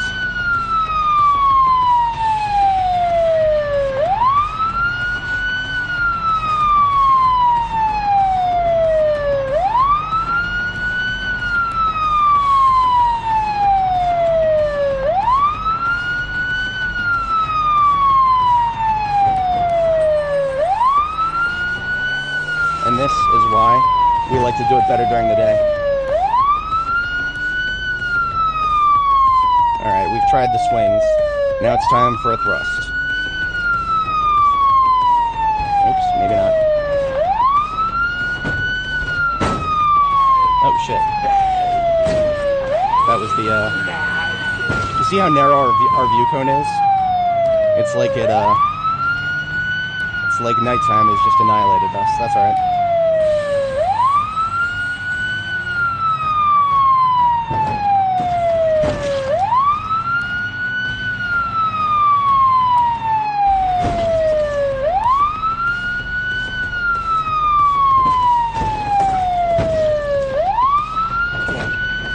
Got blood on the hood. Skill issue. I must be better than this.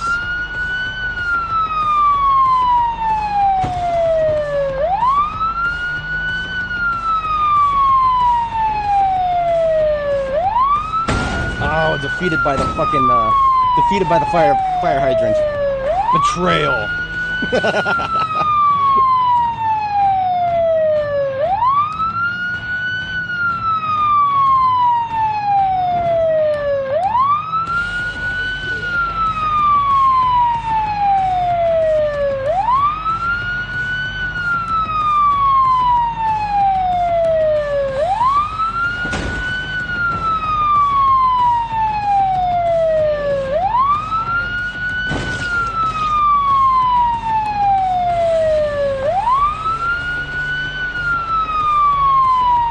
It's really hard to get a good wind-up when I can't see what's going on behind me.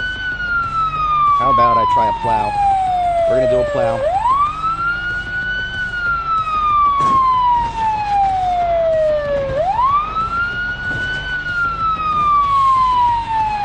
Results inconclusive on the plow. It works sometimes, but it's situational.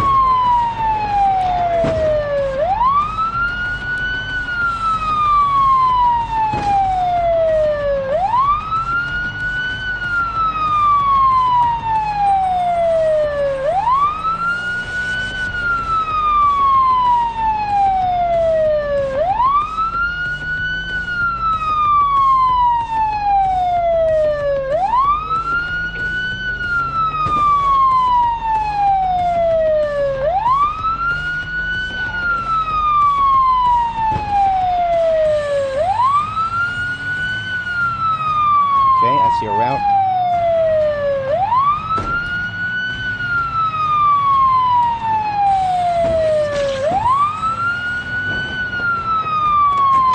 That was not good. That was not good at all. I didn't actually want to do that.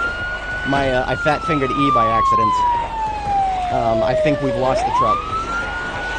We've lost the truck, boys.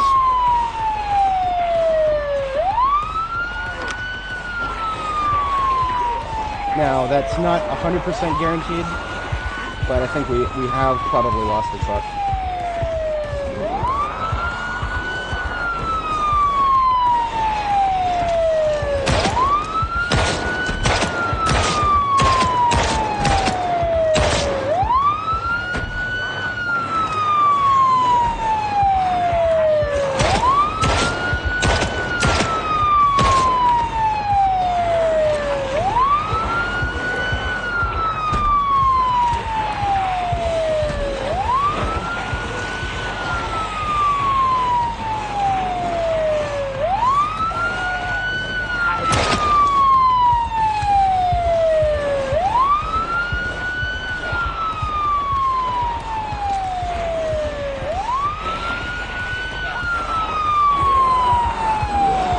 See, that's the problem. On foot, I can't compete with a light rock.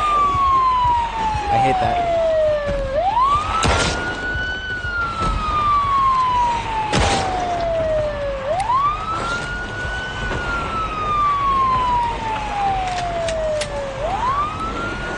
Yeah, crap, I can't compete with the light bar. That really sucks. That really sucks. I shouldn't have fat-fingered E. It's all part of the skill right there.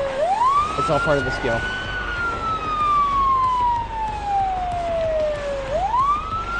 Now you know what? You know what?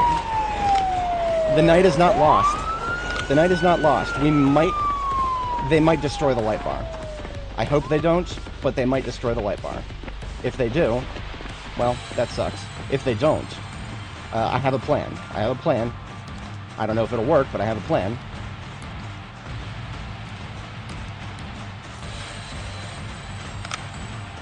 I really didn't want to use the Corvette, but, well, that's what it's there for. It's a vehicle.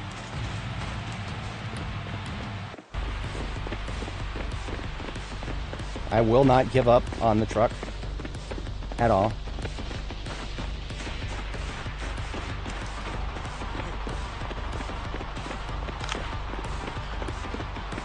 I would give my kingdom for the ability to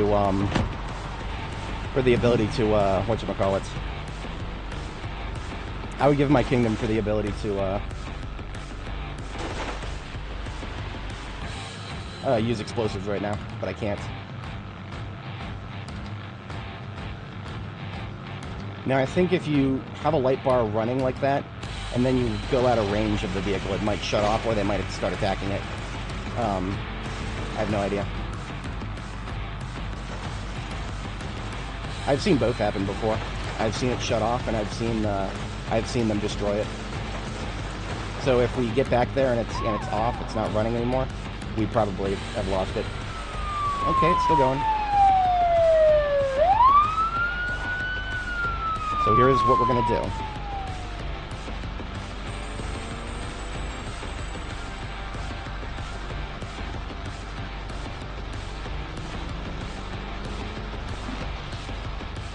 We're not going to crash the Corvette. We're not going to panic. We're not going to panic. I might be panicking a little bit.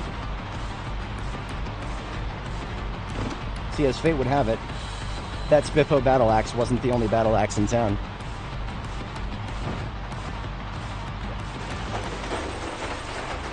I wasn't expecting to use this other one.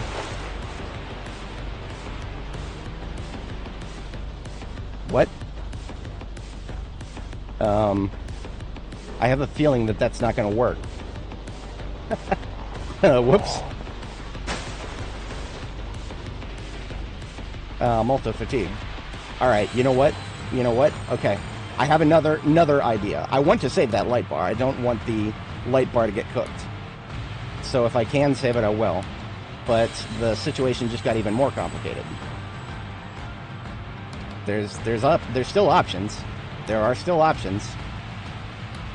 In fact, I know of one right now.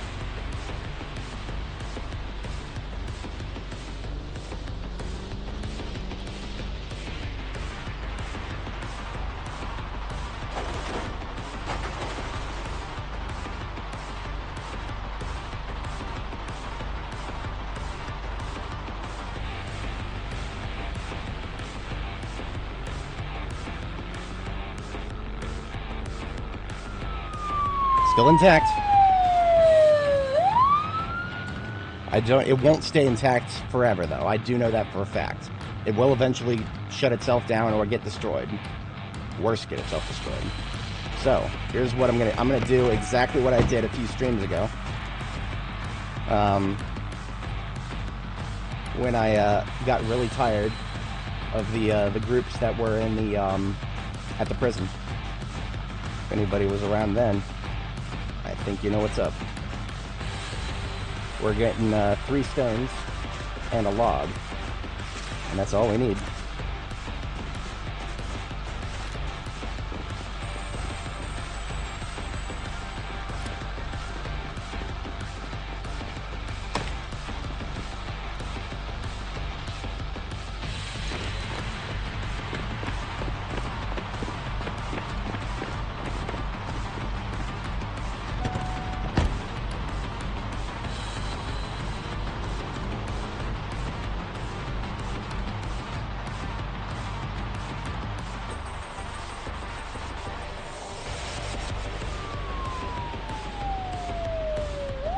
Yep.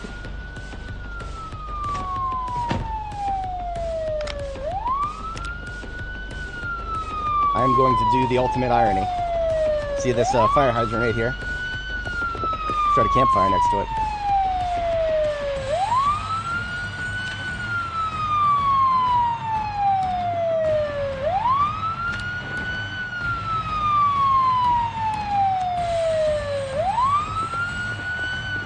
What's up, losers?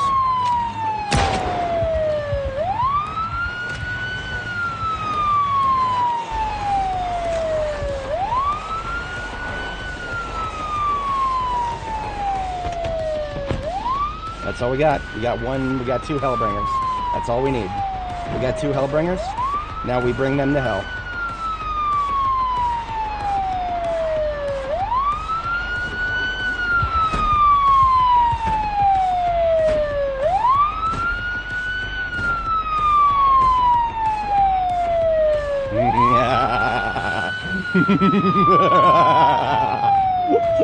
We are not going to lose our light bar, boys. Whoa!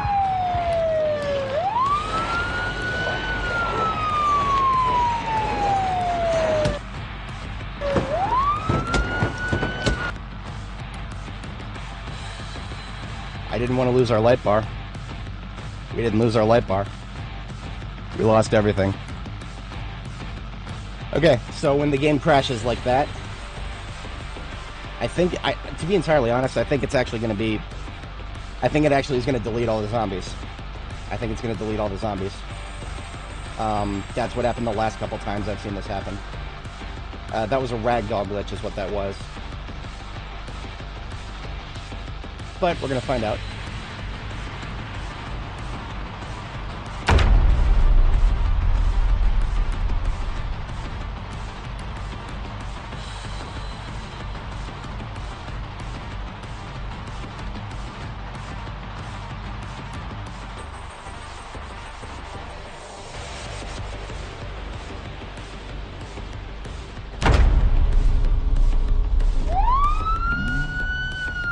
You know what? This isn't what I wanted.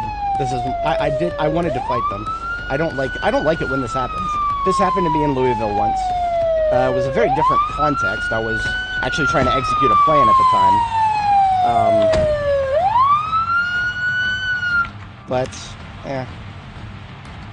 I guess you mess with the bull, you get the horns. In this case, we were messing with the bullshit, and well,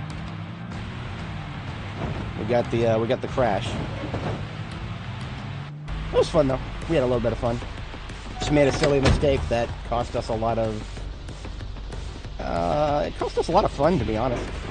That's really the long and short of it. It's not like we were at risk a little bit there when we got out of that, but I know how to handle myself in a situation like that for the most part. Had a few close calls, but we're good. It was I had two fallback plans, and ultimately, it was the crash boss that destroyed everybody.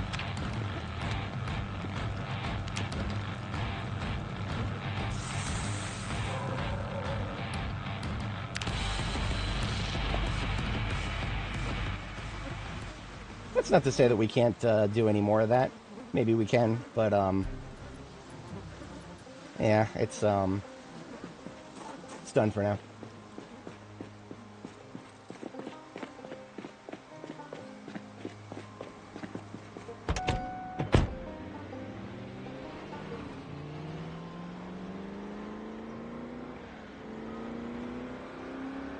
Interesting times.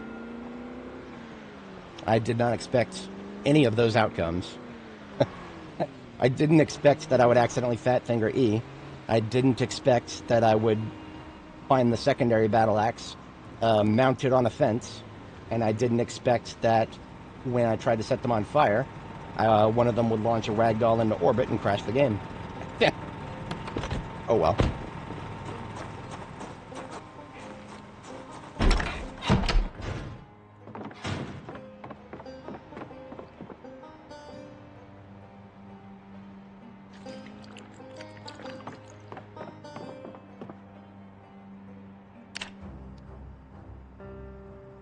I enjoyed myself.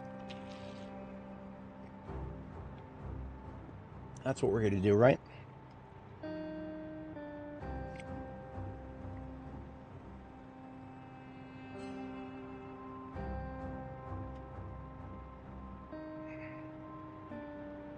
Alright, so we need to sleep again as soon as the game will let us, but we actually have to pass a little bit of time before the game will let us. What I'm going to do is have a drink of water, because we're thirsty, and then I'm going to go get a drink of water in real life, because I'm also thirsty and I'm pretty low. And while we're doing that, we'll have her rest for a moment. That'll give her a chance to sleep again. Alright, I'll be right back.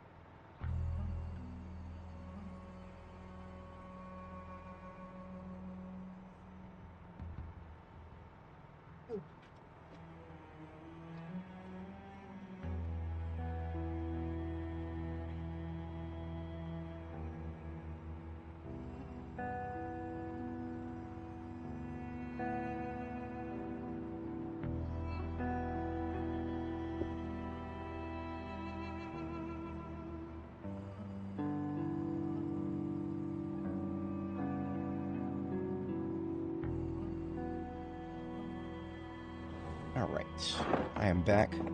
While I was away there for a moment, I checked the clock. It's about 5 p.m. local time for me. I do actually have a couple of errands that I have to run today at places that are not going to be open that late. So I don't think I'm going to be able to do like a huge 12-hour stream today. We're about 9 hours in. I'm not going to call it here. I'm not going to call it here just yet, because my current purpose, what I set out to do is recover an ambulance and then head home. Recover an ambulance from Muldraugh and leave the Corvette at Muldraugh. The Corvette there is going to be my Muldraugh Corvette. Because Muldraugh is a big town, I gotta get to and from a lot of places in it. I would love to have a good Corvette there. So that's exactly the purpose of this Corvette. However,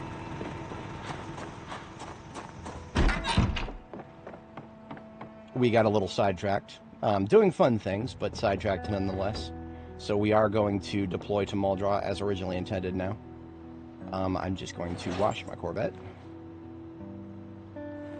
And I do like to sustain myself on locally sourced stuff whenever possible, so I'm going to take some of these pop cans with me to shut the hunger up as it comes.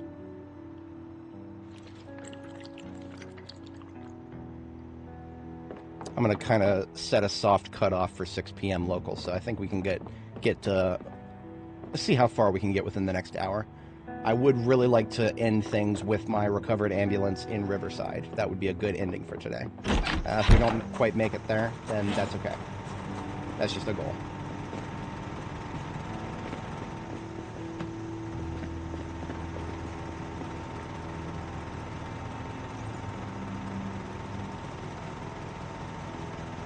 And I should have brought it back already, but I forgot to. I'm going to go grab the Spiffo Battle Axe now.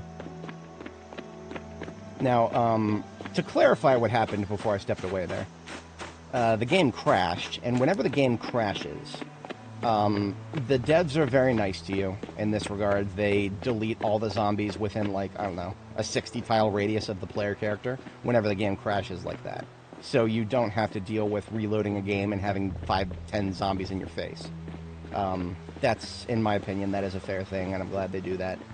But it has the knock-on effect of, I did want to kill these guys. I wanted to fight them legit, you know. Yes, I do consider the battle axe to be legit. It's a meme, but it's legit. I mean, in my mind, the fact that we don't get to, what am I thinking of? The fact that we are not allowed to get any weapon experience from this. That's a trade-off right there. I'm making a trade-off by doing this glitchy, silly stuff. If I was also getting some kind of weapon experience by doing this, then that would just be... I probably wouldn't do it. It wouldn't feel fair to me. But whatever. Anything that I do that results in a kill feels legit, but that was just a crash of the game that killed them all. And that sucks, but whatever. We will leave the Spiffo Battle Axe where we found it. We're not going to take it to Muldraugh. Even if we could, I wouldn't, because Muldraugh, it doesn't have enough room to use it properly. One of the reasons I like to use it in certain places, I like to use it in places where there's big, wide-open parking lots to pull the zombies into and kill them there. I don't like to leave my main roads cluttered with corpses all the time. And that's exactly what happens if Muldraugh, the most room you have is on the highway. I don't want to clutter the highway with a billion corpses that I have no control over where they land.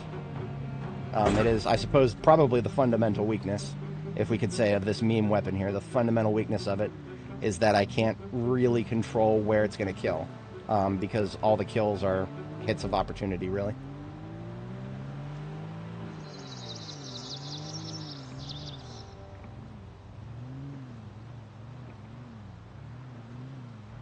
But it has a good resting place here. It will be purposed again in the future when we return to Rosewood.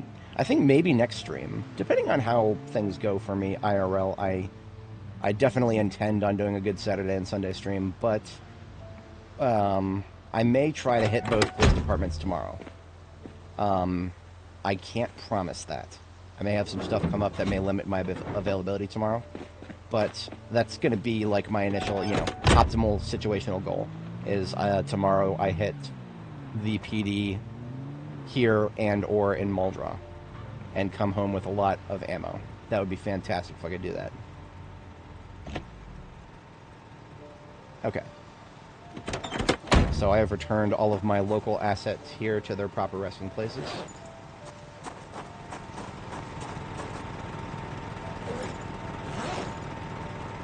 Now to mothball the generator.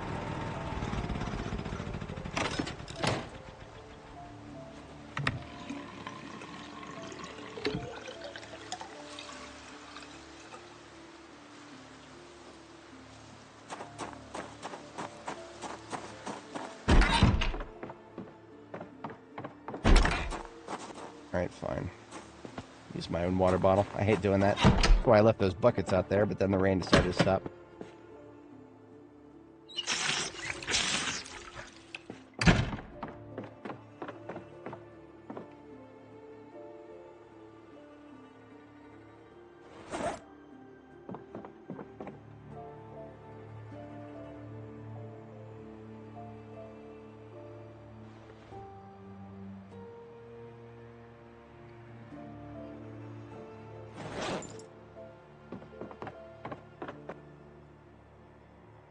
Alright, off we go to Muldrop.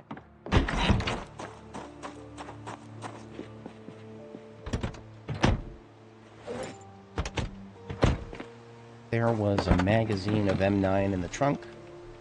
Put that in my... Oh, would you look at this? We found 2 loose 9mm rounds, and that's all that was empty in our magazine because of those random shots we took. Perfect. Literally perfect. Sometimes things just work out.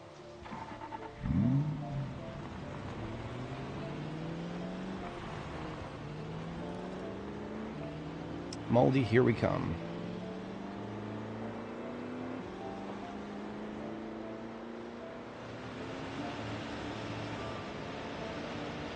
Let's see if you bastards can do 90.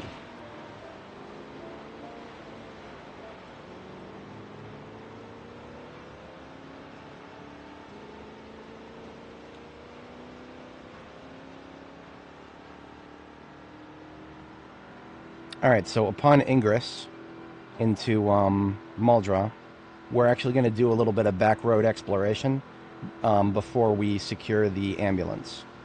Because I don't know, there basically any road in town has a not so bad chance of spawning a wreck. Every wreck has a not so bad chance of spawning a trailer. And ultimately, more than anything right now, I want a trailer. Imagine if I could come home to Riverside with the ambulance that I'm targeting right now, towing a trailer. Imagine if I could pull that off. That would be the happiest ending to a stream that I've had ever on this channel.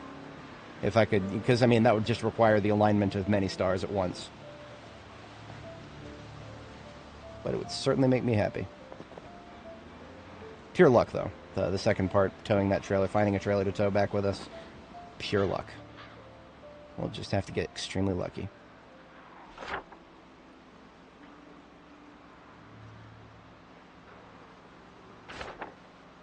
Speaking of... Okay, you know what? Speaking of looking at roads, we're not technically within Muldra city limits yet, but there's lots of roads up here. And we've not been up here yet. Might as well take a gander. Maybe even a goose and a gander.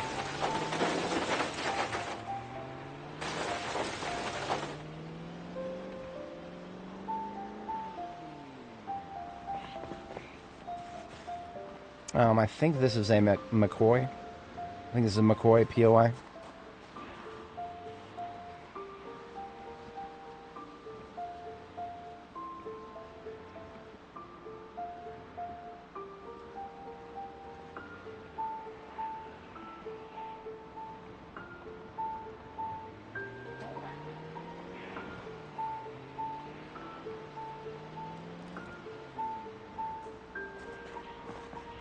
I think we may have this one looted and trashed. I'm seeing a dead body. I'm seeing doors that are broken, I think. Yes, looted and trashed, whatever. I don't even know what was in this one particularly. I can cut through. That's cool. Oh, there's a steel sheet right there. I'm going to steal that.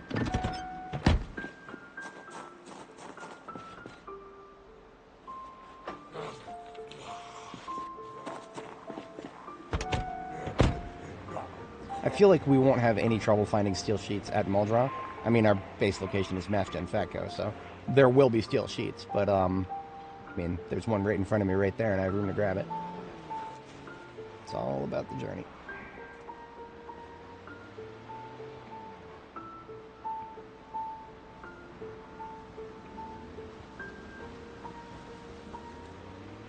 It's nice to see that these buildings are considered separate enough that some of them can be looted and trashed while the others are perfectly intact. Spiffo right there.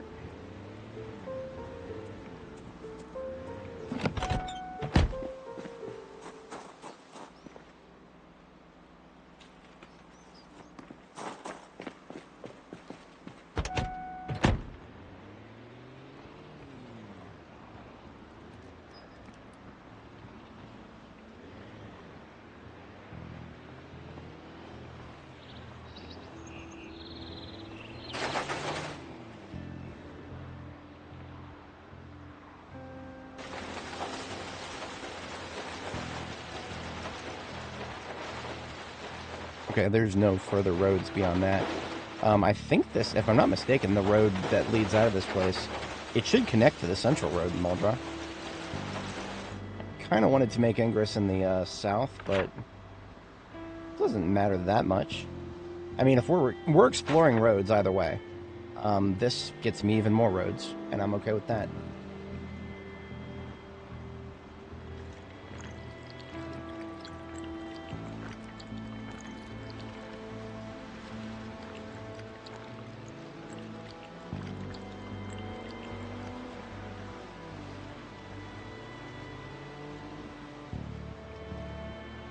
My target may be a trailer, but uncovering all this road also gives us a shot at a survivor zombie too.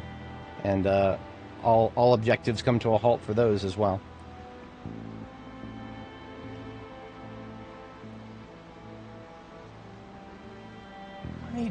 What? My buddy Mashik just linked me some random game on Steam. Looks like pretty Zomboid, he says. Oh yes, it is another Zomboid knockoff. Why would I play bad Zomboid when I could just play bad Zomboid? Got him.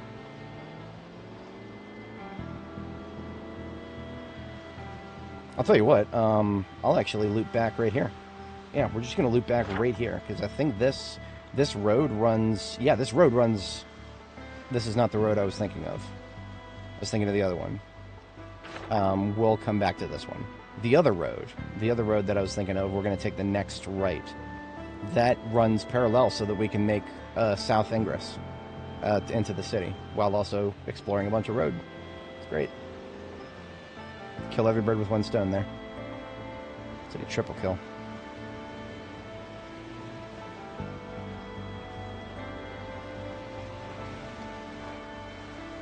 That's a lot of zombies. Good thing I'm not trying to go through the crossroads yet. But this road basically just runs parallel to the highway that goes through the top of Muldraugh. And it's very inconvenient to try to get to because of the forest. A couple of houses here. I don't think there's any that are going to float my boat. Bunch of dead corn, bunch of dead chickens. Transformer station. More than meets the eye.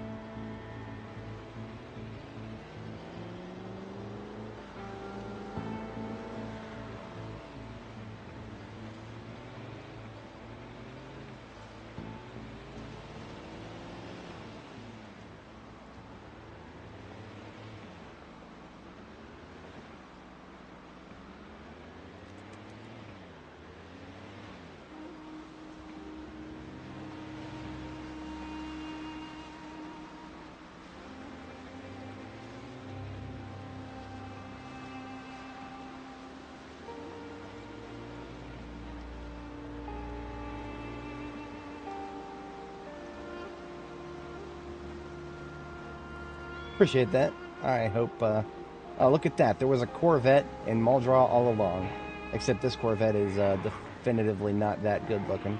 I'm curious what the engine is, just out of curiosity.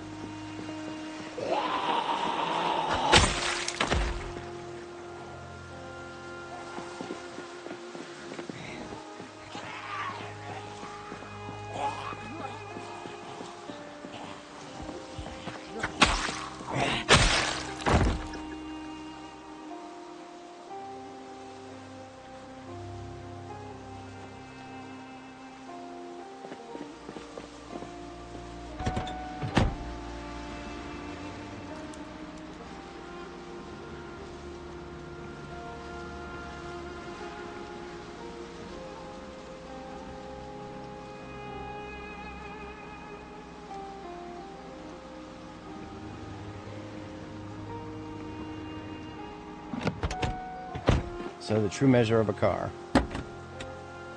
Engine quality, 100. So it is, despite all the shit parts, it actually is technically no worse than the one that I'm using right now.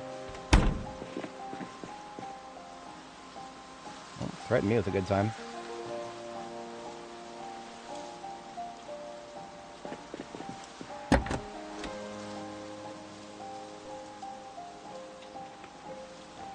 Oh, you know what? I'm not going to put that. That's a 100% condition performance tire.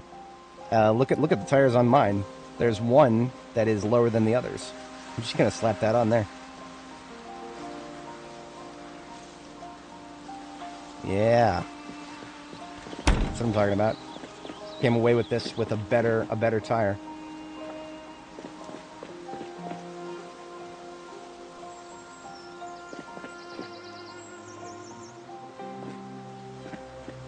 That being said, I do think these, oh no, they start out, they're fully inflated. Sometimes the tires that you find on the floor as part of this event, sometimes those tires are, not, sometimes they're not, they have no pressure.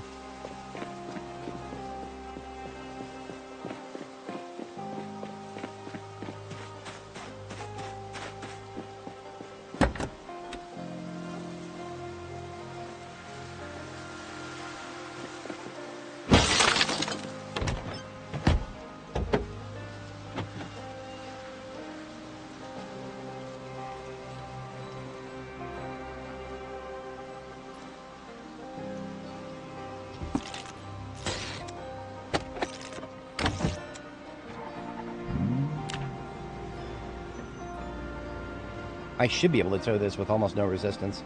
Now, I'm not going to actually tow it very far. I'm just going to tow it to somewhere in Muldraw that I know I'm going to come back to at some point and then leave it there.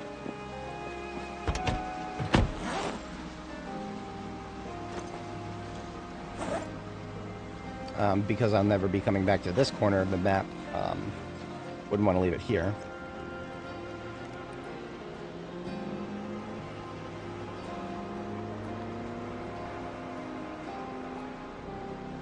Probably just the gas station. I think that's where I'll leave it. The gas station at the south end of Muldraw. Whenever I...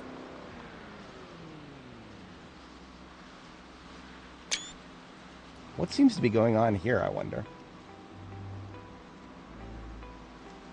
This is interesting. We've seen some very interesting things this stream. We've seen some very interesting examples of Zomboid physics.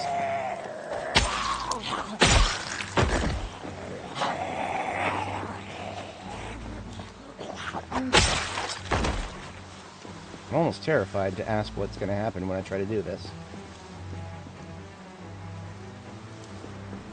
Wait. Are you telling me that if I tow the animal trailer, I can bring back both of them at once? Is that what you're telling me? Oh man, I have to try now. What if that animal trailer is actually a flatbed?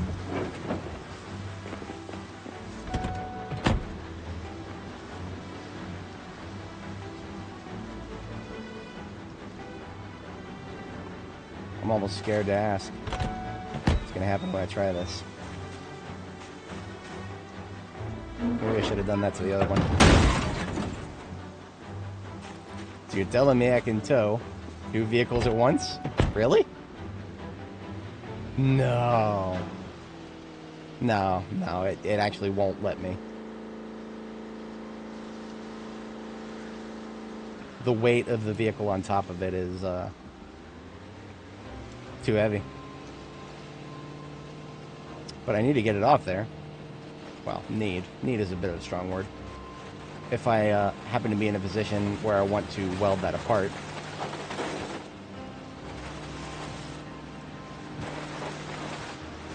Wait a minute.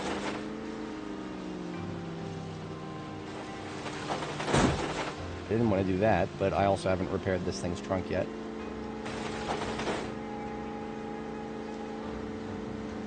What if the problem is the tires? What the problem is that we've solved the problem of tires on animal trailers before. The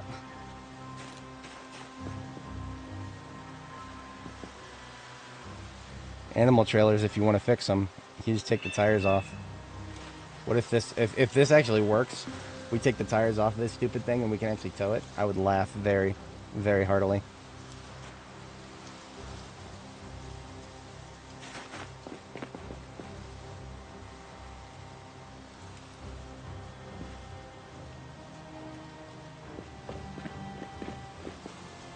That's still attached, so no tires.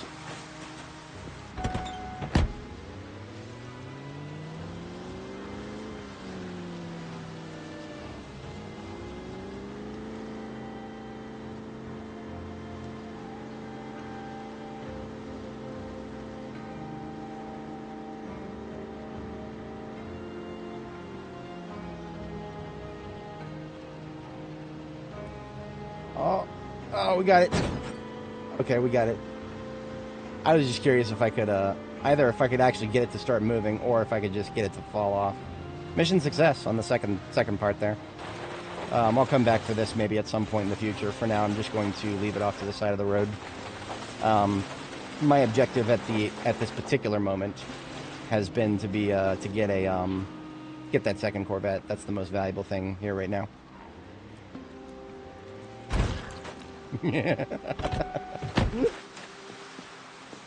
Not without a little bit of fun. See, if I needed to, what I could have done is just I could have just rammed it with this thing, because this thing, well, it's already taken some damage, so I could always just do that. If you needed a vehicle to flip over, get a little nudge. Get a little nudge from the correct angle. This one, if you want to flip this one over, you'll want to hit it from the angle that is more rounded, so like this way.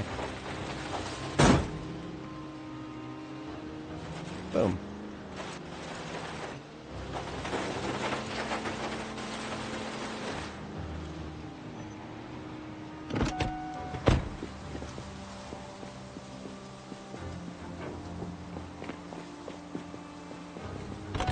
Who knows, maybe I'll want to actually use this road someday. Leaving it free of obstructions can't be a bad thing. Now what I'm going to do is I'm going to mark on the map just a couple of red wrenches. Or, no. For wrecked vehicles, I use wheels.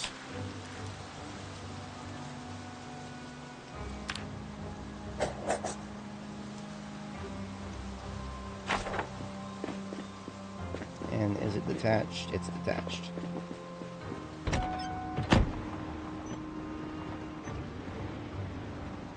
Battery looks charged. I can shut it off now. Detached.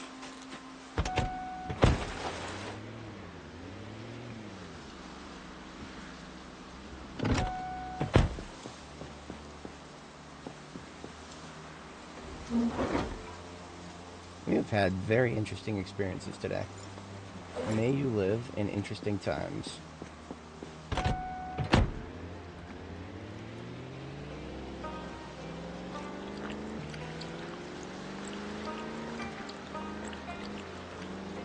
I would certainly laugh quite heartily if we actually did eventually come across a trailer, like a proper trailer, not an animal trailer, and the proper trailer was actually in that exact position, just mounted on top of something else, because that's how spawns work these days.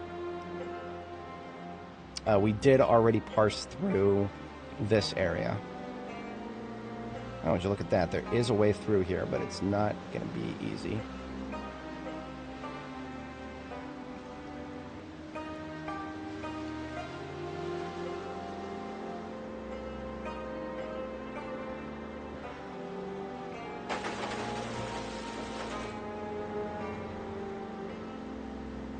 Easy.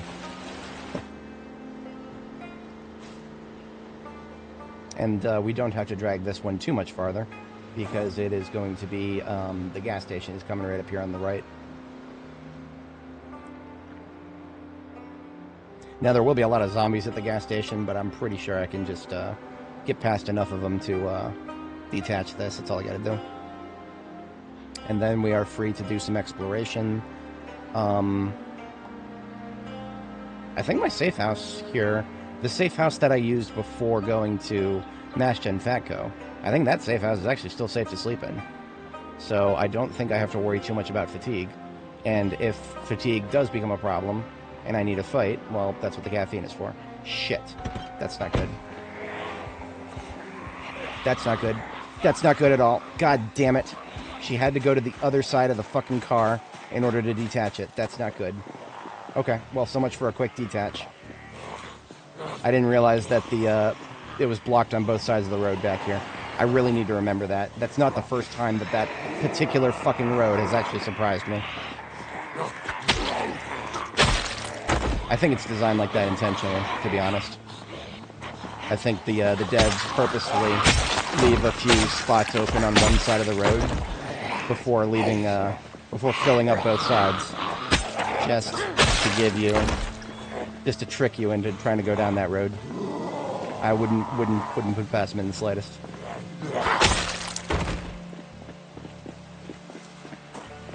Hey! 1, 2, 3. Get off my father's apple tree.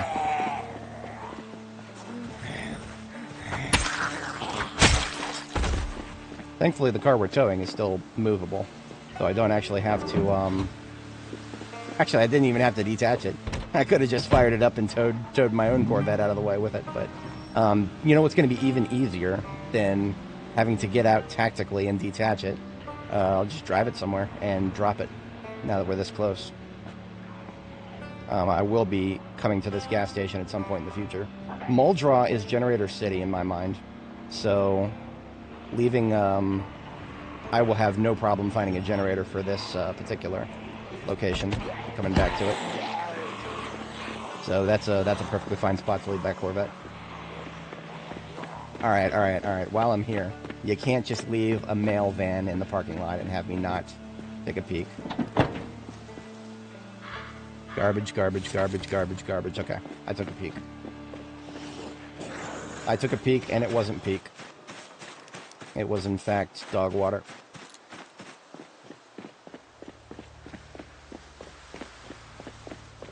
Moving on out of here with our baggage removed. Let's plot a course. An interstellar course. How about Perrin Street? Perrin Street, take a right at Wendell, double back, take Old Loop. We'll catch all the roads. See if there's any survivor houses. That is this one or the next one?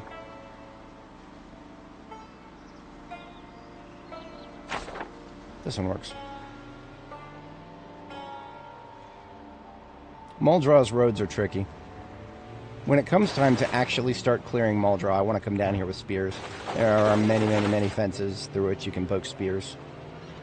So this is a particular location where spears are less of the meme than elsewhere.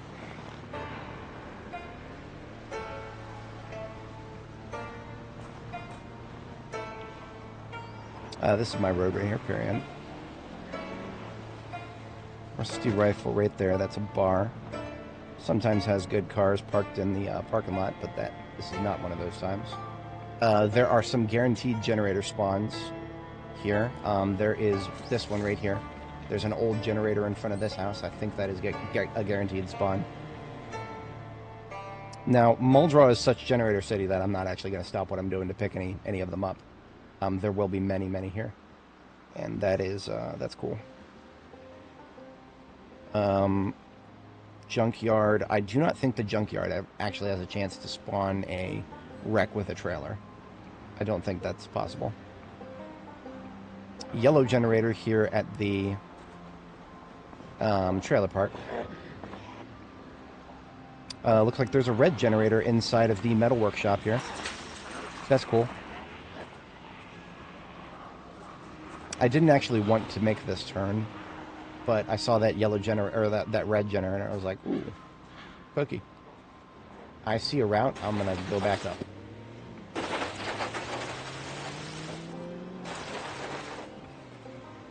There, but for the grace of RN Jesus, go I.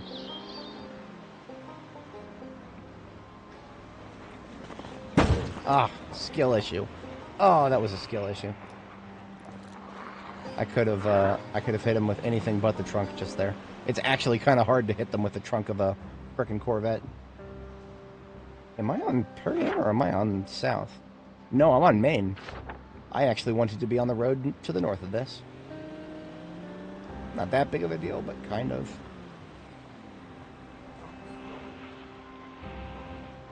Shit. Maybe I shouldn't have been on this road.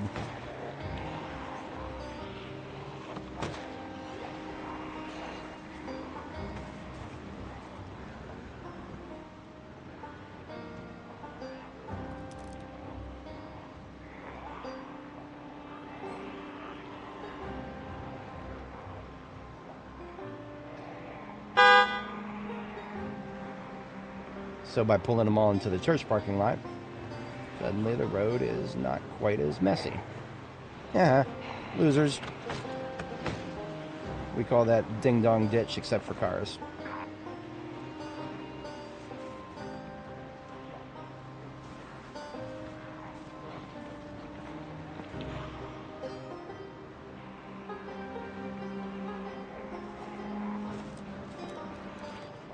There's a second yellow generator in this trailer park. This is the trailer park of the Holy Grail right here. I think, don't quote me on this, I think they're both guaranteed spawn. And there is a survivor house. Speaking of something that's not a guaranteed spawn. I couldn't find the right marker, so I just used whatever I could click.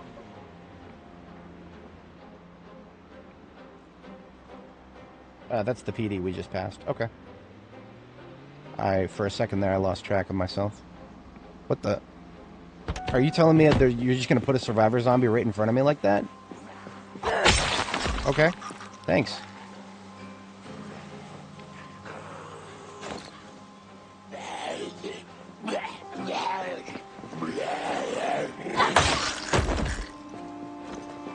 I was not expecting that. That must have been an early game survivor zombie spawn that just got lost in the crowds here. Nothing particularly compelling in their bag. Just looking once at these books, I can tell you now. No, nothing. If only that was butchering 5 instead of 4. I don't think I need aiming 3. Let's just double check. No, I got every single 3 and 4 book in the game. Okay.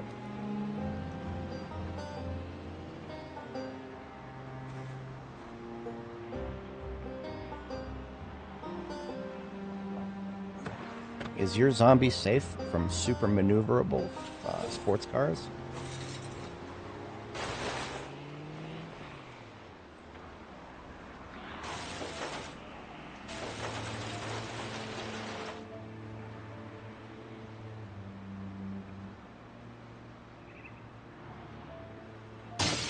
Shut up.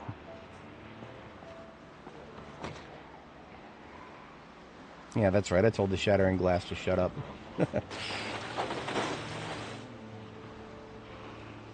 I do and say weird things sometimes.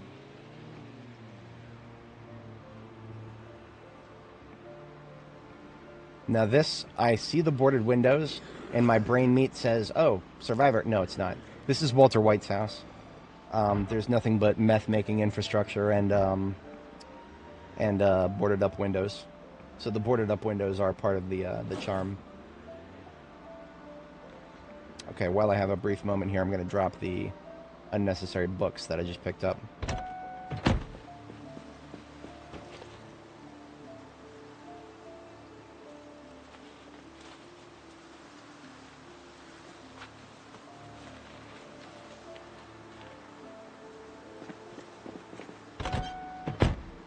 Don't need to be carrying those, they'll only weigh me down.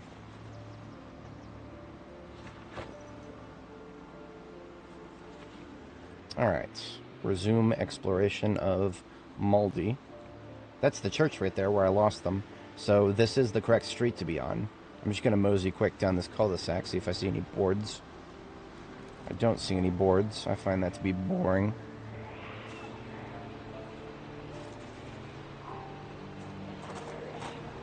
Alright, fuck that here.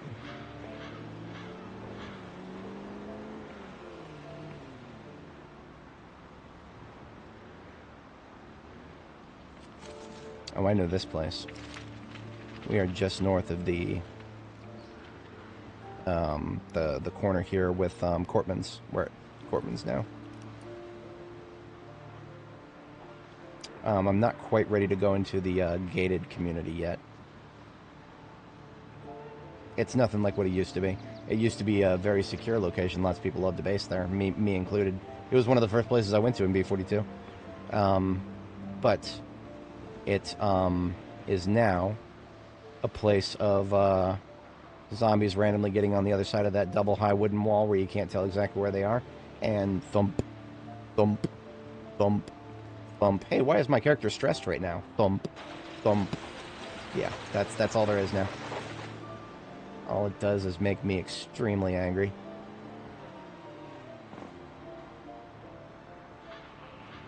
I actually went down this road during my initial tour.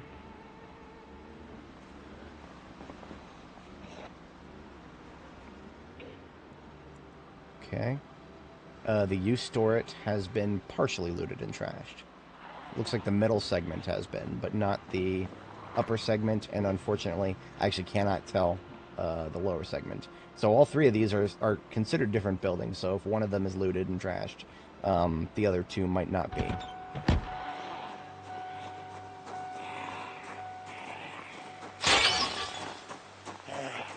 It looks like, yeah, that's looted and trashed. So the bottom segment is looted and trashed. Okay. I don't even have a particular way of marking that on the map. Just something to mark in my back of my brain meat. All hatred will burn in hell. The irony is not lost on me. And this is our main target for going to Muldraugh. An ambulance with a engine that it is way better than it actually deserves. But while we're here, okay, no survivor houses, no collisions, whatever.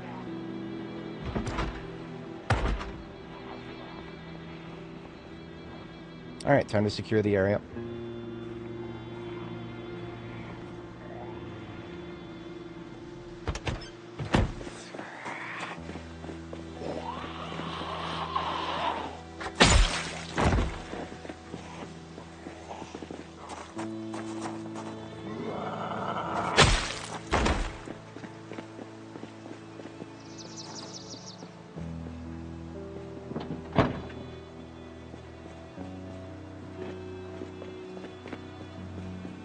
Wasn't actually expecting the area to be that easily secured.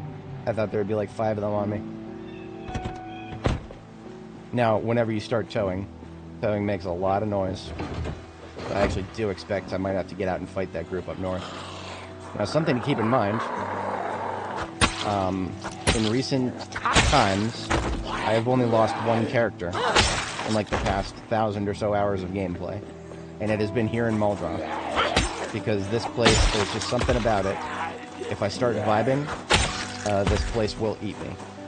And like it feels even more dangerous than Louisville in that regard. Like it feels like Louisville, I feel like, is not as dangerous to me personally, because if I'm in Louisville, then I'm just always on edge, even when I feel safe, because it's Louisville. But Muldraugh, once I start feeling safe in Muldraugh, I'm like, oh, it's just Muldraugh. No, that's not how this works. Muldraugh is not a place to start feeling safe. You will lose a 104-hour character if you start feeling safe in Muldraugh.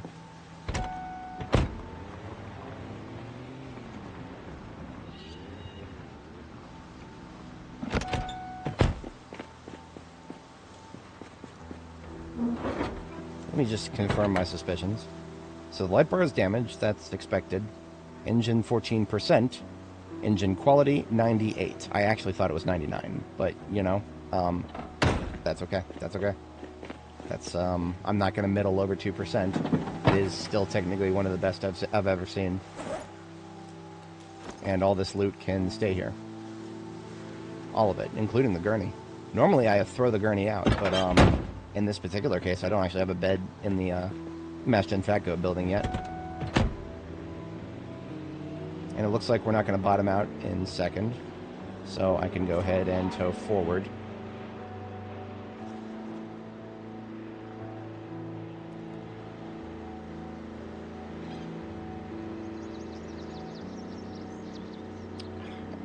looks like we're not going to bottom out in second, he says, as he starts bottoming out. Well, not bottoming out, just not going as fast as he would like.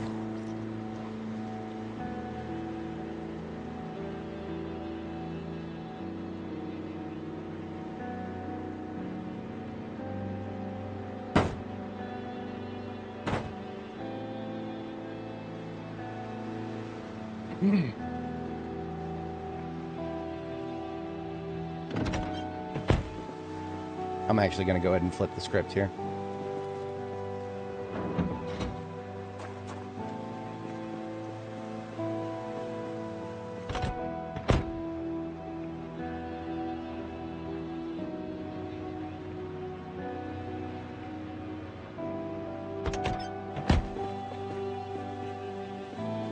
Alright, I'm up to 9 hours and 26 minutes.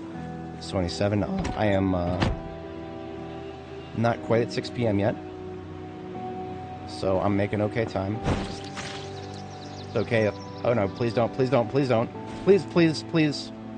Thank you. I'm not going to question it. I'm not going to question it. I'm okay. That could have turned into... That could have spiraled out of control, as it were.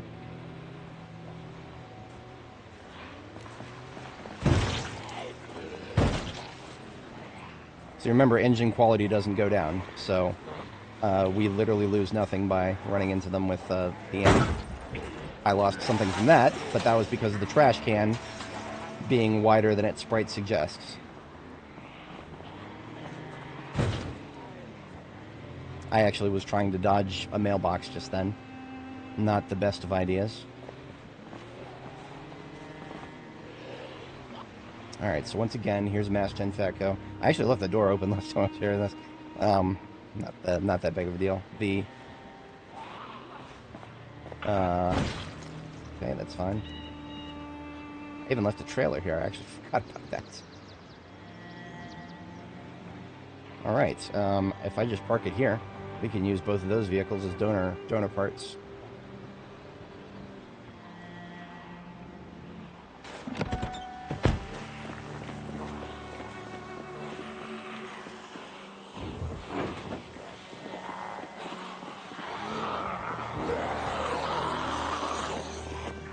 And now we secure the area.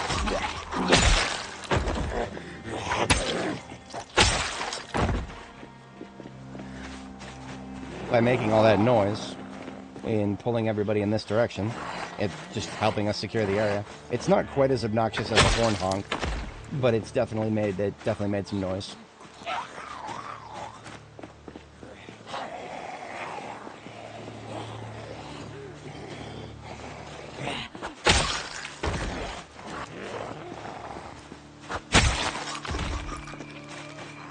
Let's say I had to level a character who had no skill in carpentry, and for some strange reason I actually was unable to get to carpentry level 3 within the first month or so. Like, just, you know, something going wrong with me catching the skill shows, or something going wrong with finding the books properly. I would probably come to Muldraw, because I would be able to base in this lovely defensible bar right here, Smoky Saloon and Restaurant, which has got a nice little upper level that's pretty easy to defend. I love the transparent front door. There's no other point of ingress than this one right here. And you've got Hey! I didn't want to do that, but that's okay. Everything you would want up here, and then we're right across the street from Mass Gen Fatco, which Mass Gen Fatco is full of stuff that you can use to help level your carpentry. Alright, so that yell is actually going to cause problems for me if I don't go back outside now. It probably got heard by somebody in the forest over here.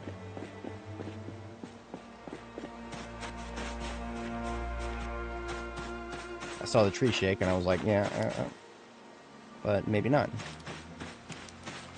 I don't think I recall seeing anybody on the highway on this side. Muldraw's a weird place. You'll get random groups in and around the forest next to 31 West. So sometimes you'll think, this is 31, isn't it? Yeah, this is 31 West. You'll get random groups in. Yeah, see this guy right here? See, where the fuck is he coming from? What made him come out of the forest? What made him go in there to begin with? I don't know any of the answers to those questions. You're gonna have to use your imagination. Must have been just a big old forest party. Big old forest party north of 31 West.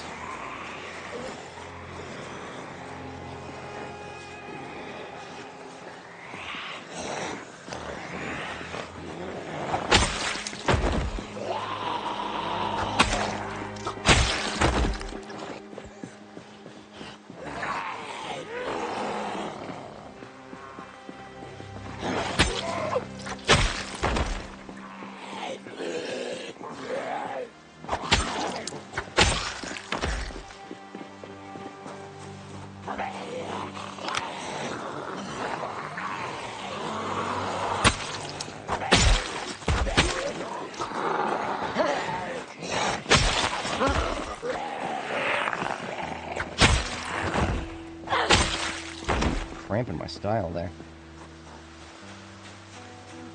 Missed the push spin twice in a row there. No, there's probably more to come out of that forest. We're not going to be able to deal with them until we... We'll just let them migrate out on their own. They'll eventually come out on their own.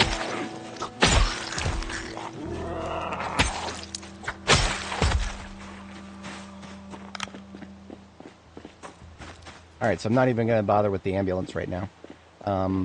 I want to see if I can actually get Mesh and Fatco itself secure before I have to hit the sack tonight. If I could, that'd be amazing. If I can't, then I just fall back to Smokies there, which I have just confirmed is secure. First, we check the south entrance. There's always some coming up from the south here.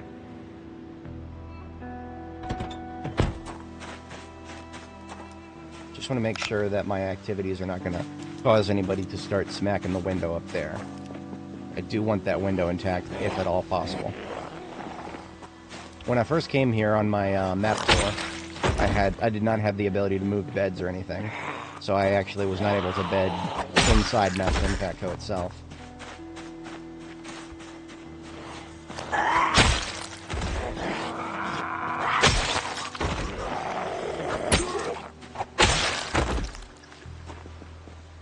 Alright, now there's always going to be more in that community there. And these trees right here are pretty sus, too. Like, for example, you see that guy? Where's he going? He's going to group up with somebody who's already in this forest. Where are they? Oh, fuck if I know. I'm not going in there to find them. They can come out here to me on their own time. I ain't their dad. I ain't gonna tell them what to do. Well, I will tell them to go take a dirt nap, but, that's when I can see them.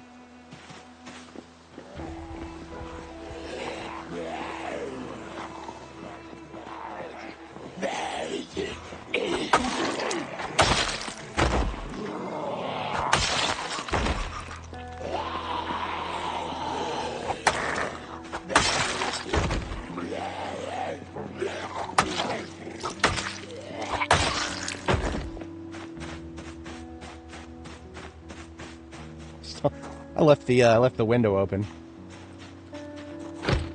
I left the window open and I never popped the door. Okay, that's a skill issue.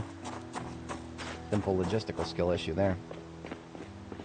But I actually left the Corvette running on purpose, because if there was anybody to hear it idling, like this guy. That was the guy we saw go off into the forest, I think. Anyway. 22:30, and it's our bedtime. The area is kind of secure, but I'm not gonna... there's no bed inside there, and I'm not gonna try to put one in now, because that's gonna take a minute.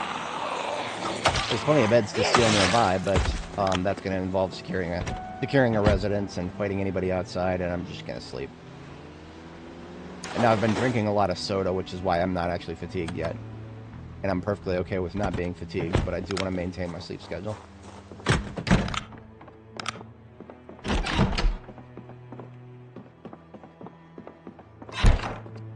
Bed here still has a pillow. It does have a pillow, but for some reason it doesn't say that it does. Okay, now it does. Strange.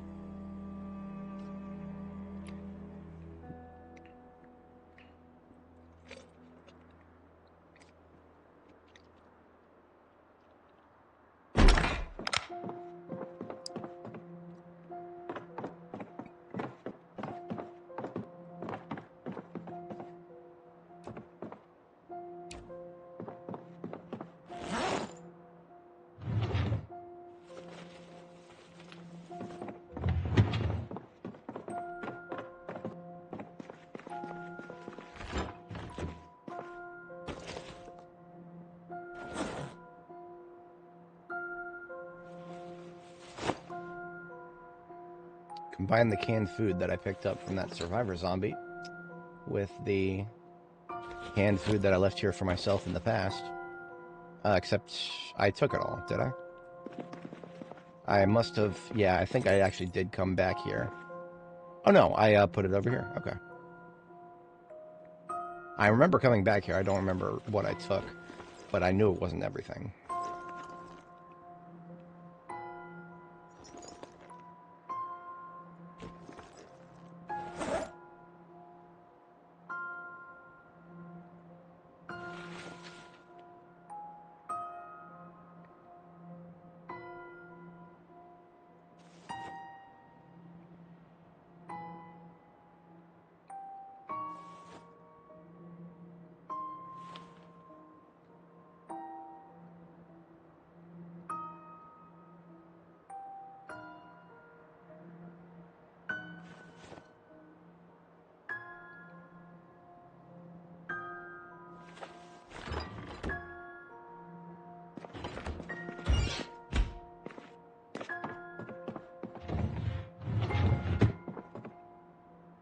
And if I want red oak furniture, I think we've got... Oh, that's mahogany. Okay, the mahogany table, but then red oak bookcase, red oak wardrobe, and red oak low table. Okay. Knowing my wood color is important for my base designs.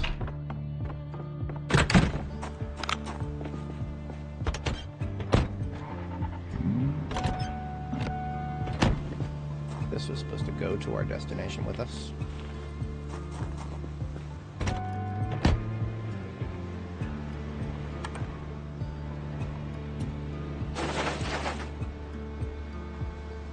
Peeking through the trees. Not seeing any enemies. Doesn't mean they're not there, just that I'm not seeing them.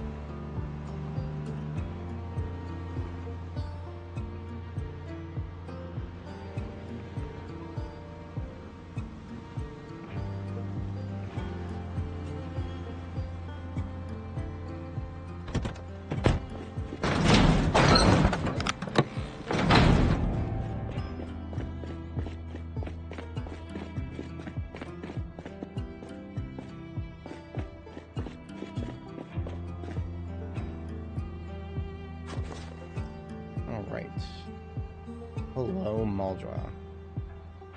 Basically, everything I'm carrying is not going to be coming back to Riverside with me. Therefore, it can be dropped on the floor right here.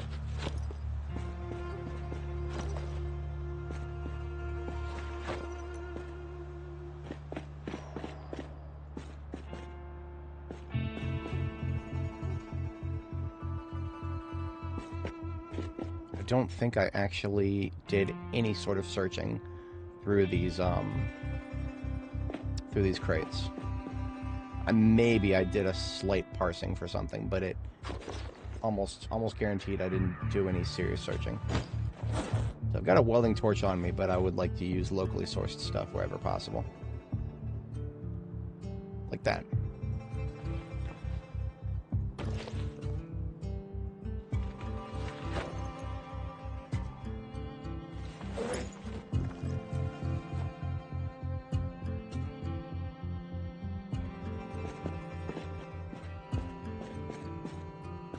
We've only got a couple of windows to bar up here, so I'm hoping to find a few bars. But actually, I don't need to. I don't need to find bars in here. I know I will eventually, but there's an even easier, more reliable way to get some steel bars and steel rods. Go outside here. There's some picnic tables right over here. And being level 10 carpentry, it is our privilege to get a 100% chance to dismantle these. And they come with all sorts of steel rods and steel bars. Look at all that.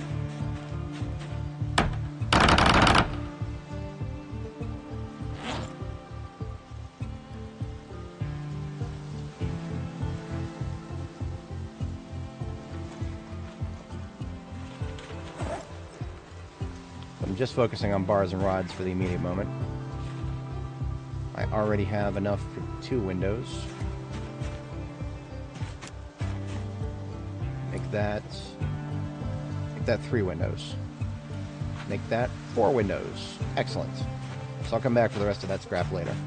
I'm just going to go get those. I'm going to go bar up all the windows right now.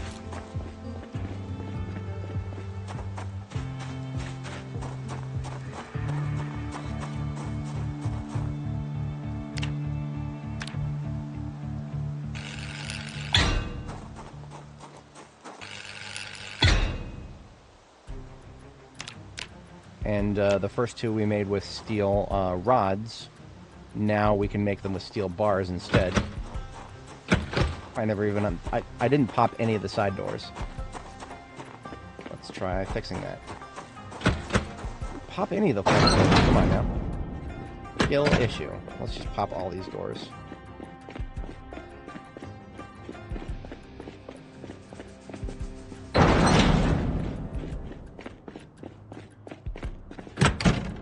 Now, is it really necessary to have 2 doors there? No. No, it's not.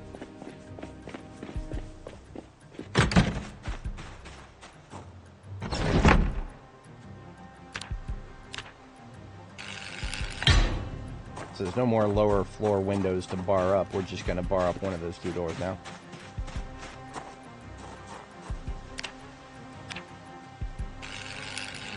Okay.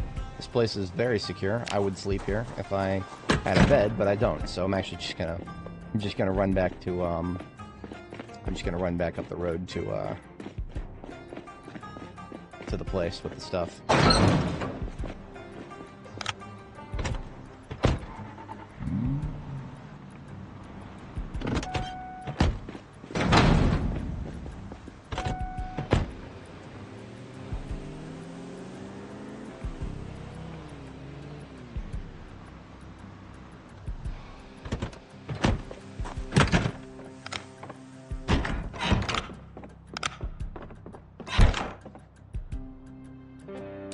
Second sleep. Engage.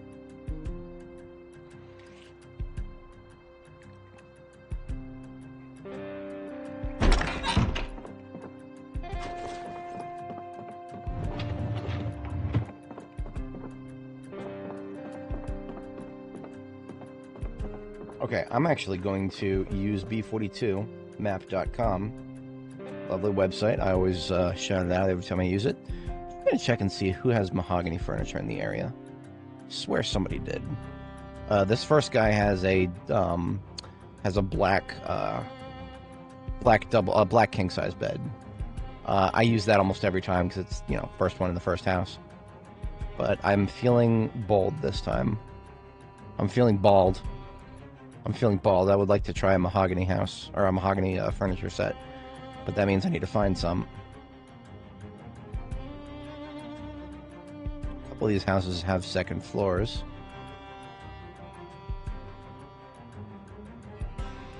I believe we have mahogany here. Yep, we got mahogany, boys. All right, second floor of that's not Bald Spot and Kate, is it? I forget where Bald Spot and Kate are. I know it's like the corner of Muldraw, but I actually forgot which house specifically. It was either this one or... I don't think it was this one. I don't remember, though. I do not remember. Anyway, got my destination.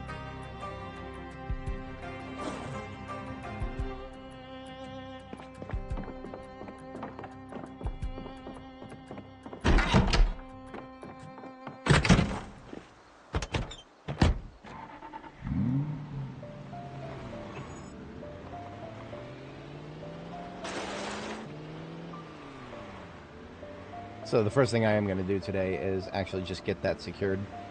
I would like to make sure that I can sleep somewhere.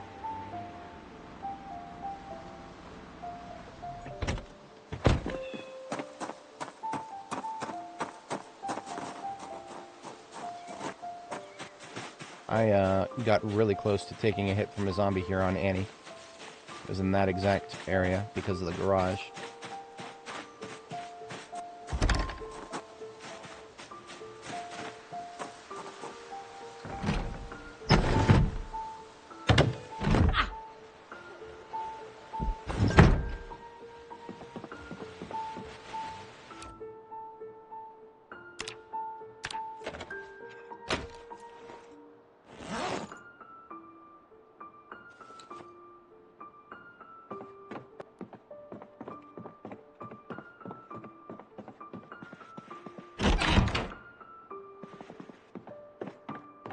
Basement in this house.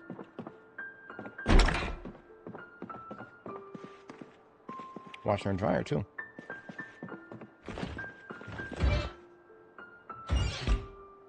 Hey, chocolate bar for breakfast.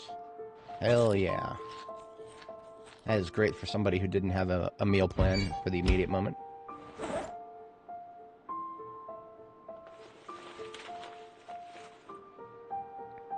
Pizza cutter is a bit of a meme for all that pizza that I can't make.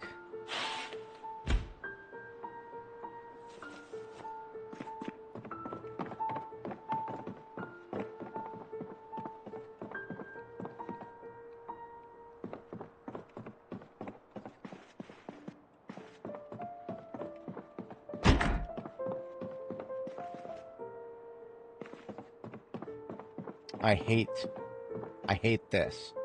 How do I know which door is going to open when I go down here? And what if it's the door behind me that opens, and a zombie is behind the door behind me? That could be a checkmate. When there's one tile between two doors like this, sometimes one is just going to open and you don't always have control. I can use the right-click menu, but then I can't position myself properly. So, fuck. 50-50 roll. Here we go. Okay, we're good. Just imagine if that was how you died. This is how you died. This is how you died, man. This is how you died. Fuck you.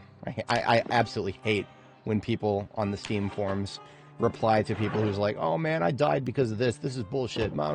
Instead of being helpful, they're like, this is how you died. Welcome to Project Zomboid. Fuck you, dude. Don't be like that. The loading screen says it. You don't have to be the loading screen.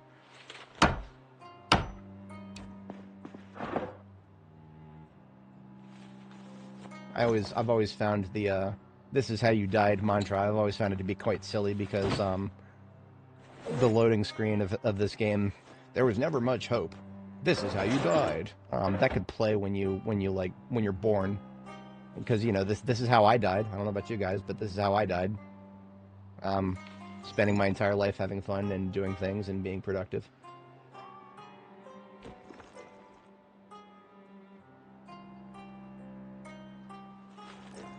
Come on now. There we go. If I put enough stuff into my side bag, I can actually carry all 4 parts of the bed.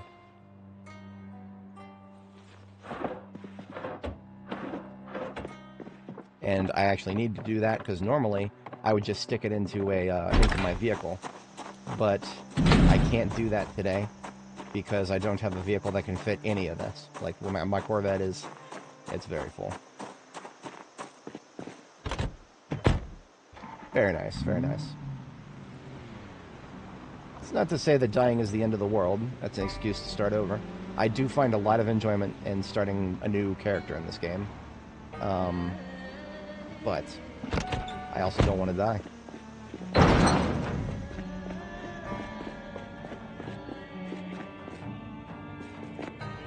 This is not going to be a final resting place for the bed.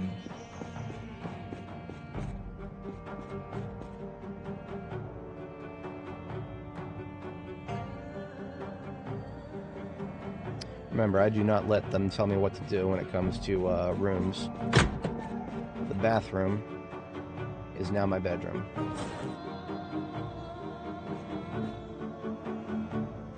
I've long since evolved from allowing walls to tell me what to do. I might not have my sledgehammer with me now, but I will when I build this place up.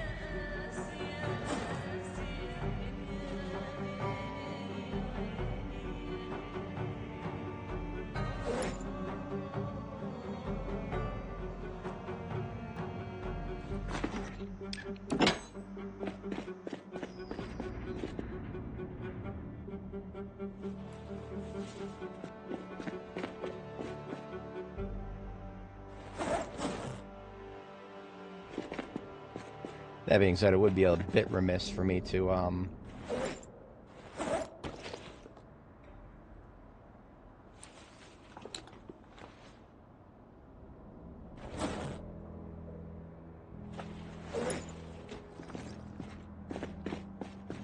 not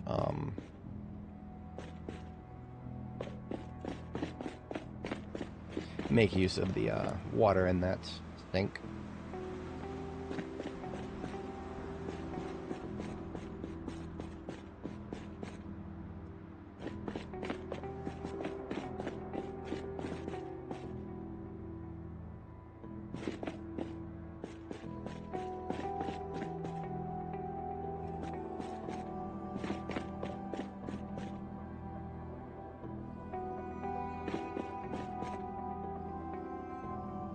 You know, I know a better idea.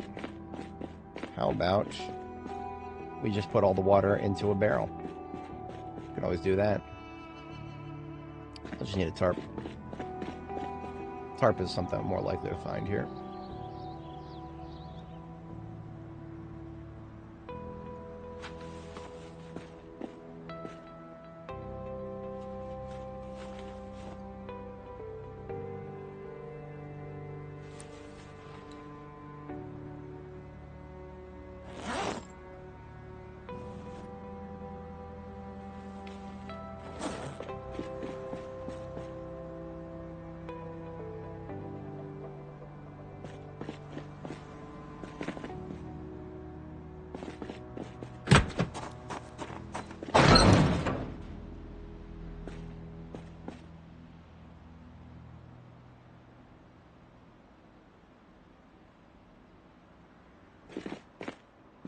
Now that I need a tarp, of course, I won't find one.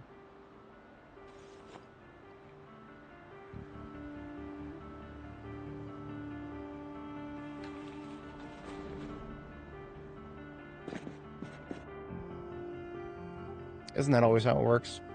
The moment you need to find something specific, and there's like 1,000 chances to find it in one of these crates, that's exactly when you're not going to find it. That's just RNG having his way with me, as he always does. I'm going to take this as a consolation prize if I don't find anything else.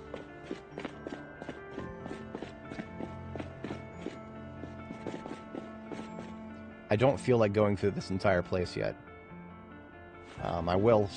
Obviously, I will at some point. That's not even a question. It's a question of when. Yep, absolutely. Absolutely. That's how it goes.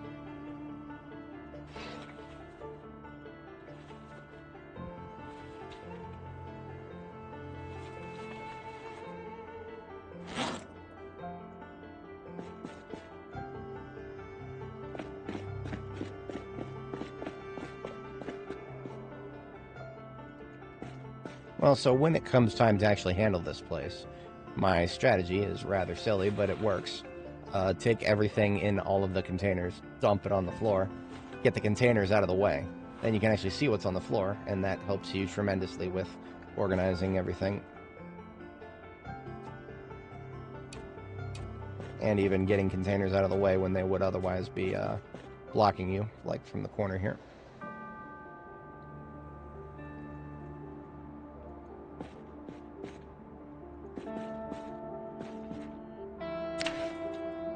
The game even seems to be encouraging that kind of thing because there is a dedicated button called Move Floor now. That was in a newer edition on the newer side.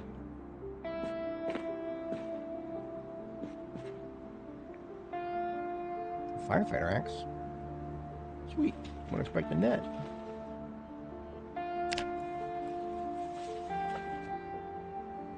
Where to put the crates when you pick them up? I actually like keeping this sidewall here that I'm looking at right now. I like keeping crates on this wall, and so any crates that I pick up can just go right on that wall.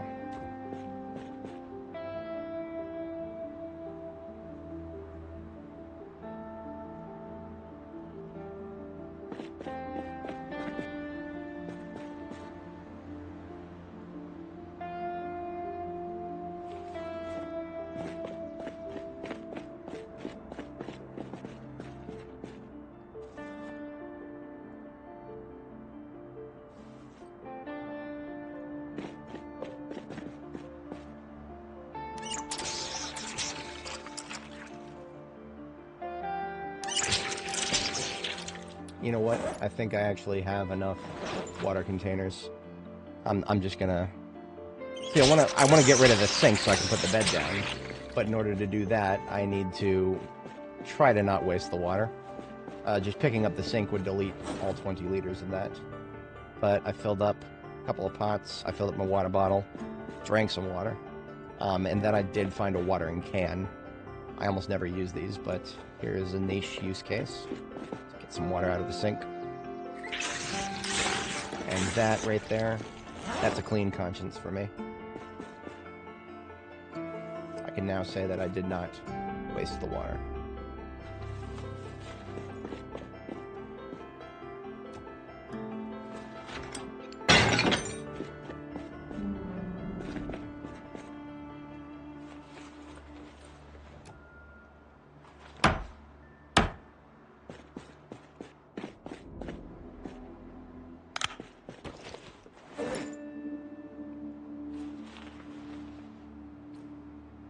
Now, did I want to do mahogany just because I happened to pick up an Island Beach painting here? Maybe.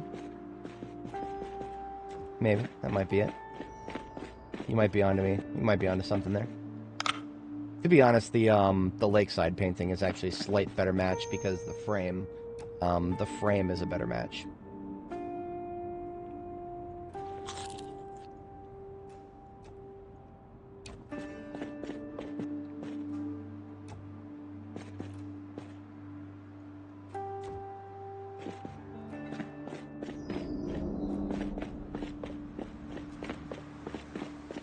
Shut it off, right?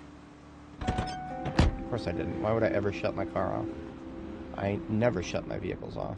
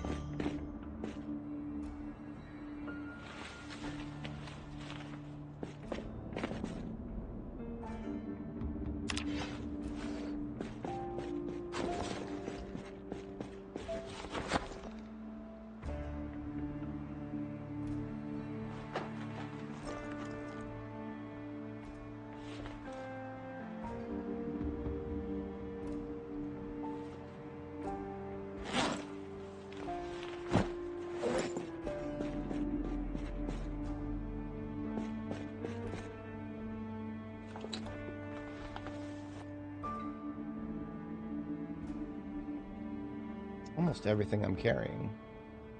In fact, everything I'm carrying except for these fountain cups can go into this container. The cooking. I've been putting cooking stuff over here for now. Consolidate that together.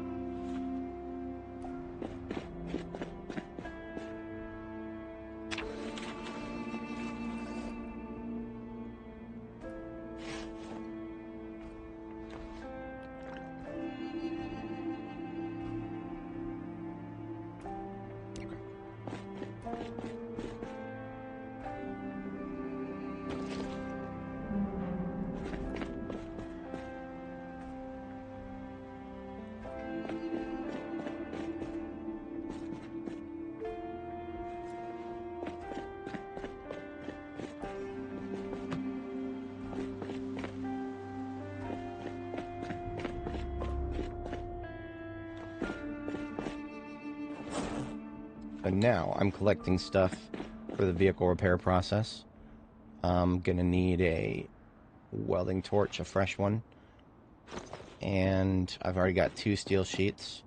Look at that, there's 2 more. That's gonna be trunk, hood, door. How about a rear door too?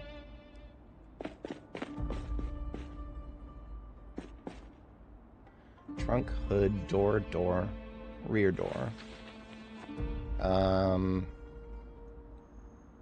I'm just gonna take all these. There's no reason not to. I'm just gonna take all of them. Because, yeah.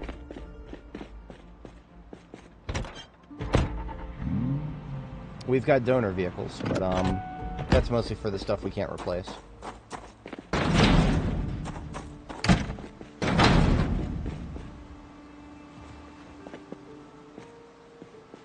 Alright, so Master and Fatco is set up as a base. We can come to Muldraw and do what we want whenever we want now.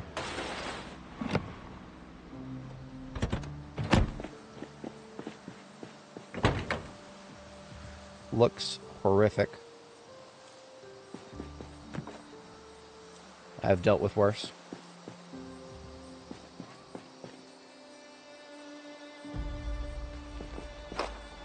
Let's get rid of that glasswork, shall we?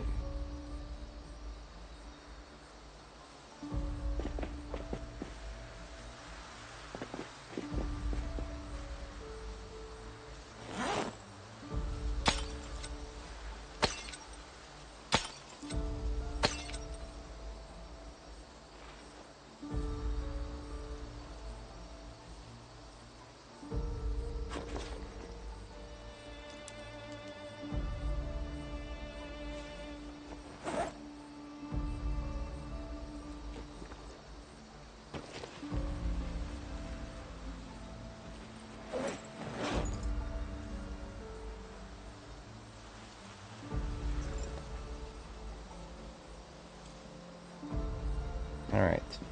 A couple of ship parts that can't be fixed. Battery, muffler. Hey, I'm glad we brought a couple of extra sheets, because we got a big gas tank, and that is something we can fix. I was afraid that it would not be a big gas tank. So we'll peel that door off, and it just falls on the floor when we do. And peel the other doors off.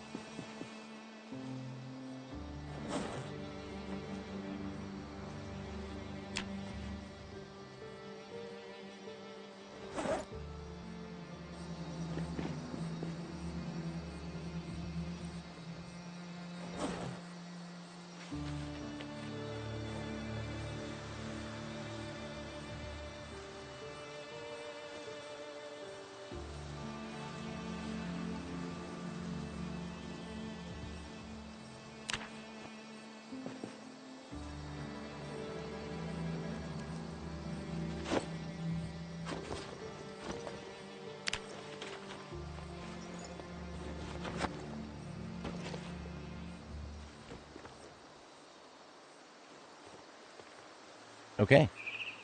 I think it's time to make this thing look not ugly. Observe the magic. First, right-click and repair the hood. 100% on the hood. Next, we right-click and repair the trunk. 100% on the trunk. Look at that, there's no more ugly on it. Now, we're going to right-click and repair one of these doors. Slap that on there. Look at that. Got ourselves a 100% door. Grab another one of these doors here. Slap a repair on that. I'll put that on the other side.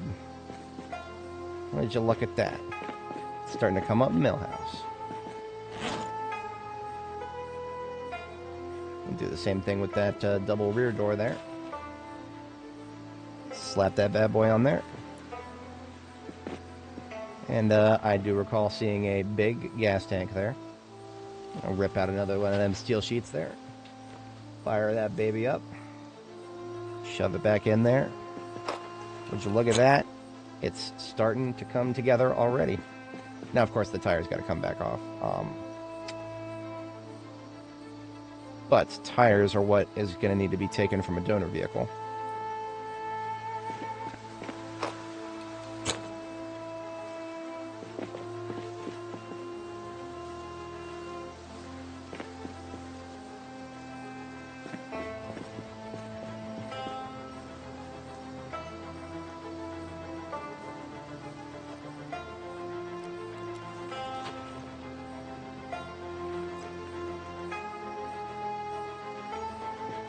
So let's see what kind of options we have for that.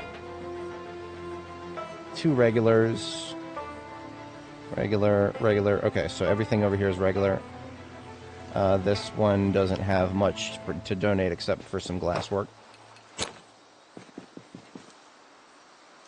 Very acceptable 3-parter glasswork here. Hell, I'll take the front right seat too. Get that trash off of it. This was a exterminator van.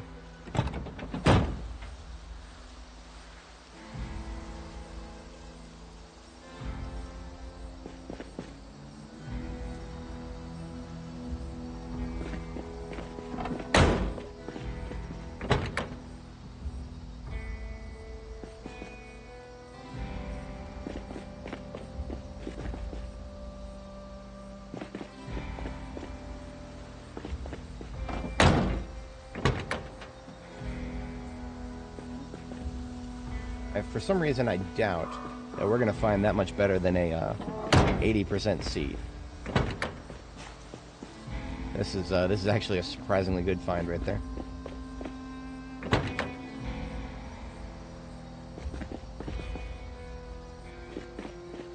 All right, so what have we got for tires over here on this one? Tires are garbage. We do have 1 performance sus over here. And a nice window. But surprisingly, we don't actually have very much good donor parts over here. But that's okay. The thing is movable now. Very much movable. Now the tires, of course, are shit. I would not actually want to bring it out in the field very far. But it is movable.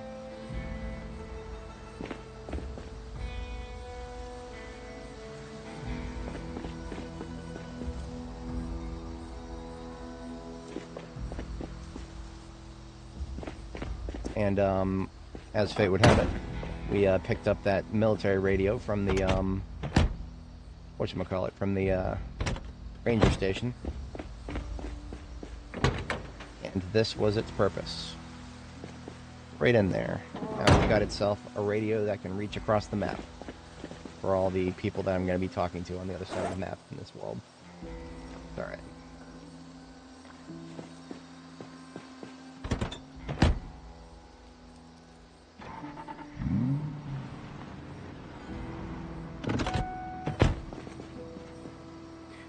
Alas, we cannot use the trailer as donor because the trailer is actually standard. The trailer is not heavy duty.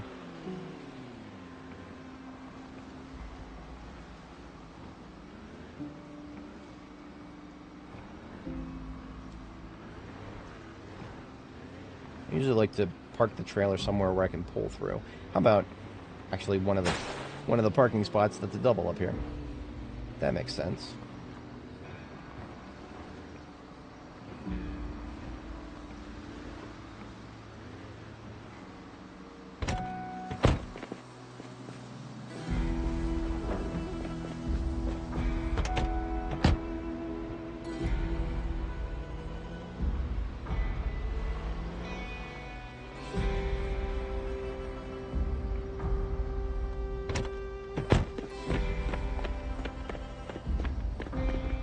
If I want to be able to move the thing, I do need to get a little bit of gas in it.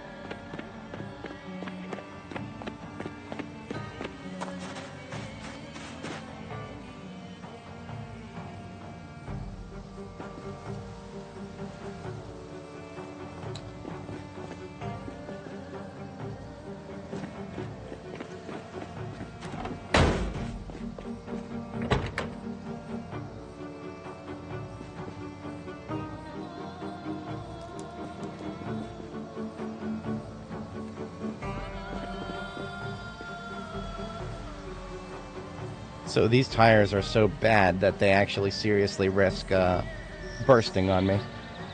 And the brakes are so bad that I can't go faster than like 30 miles an hour and still feel safe.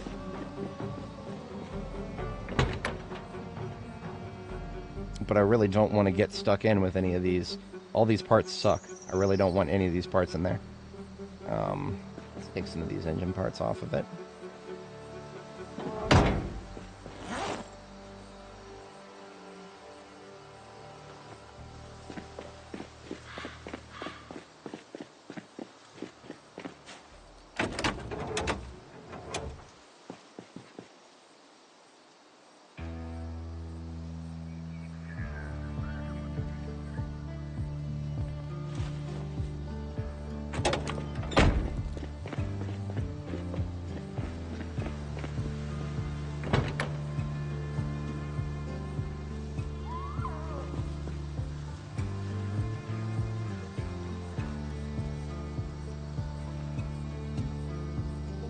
Beautiful. So it'll move now. Well, let's actually put the gas in and then hotwire it.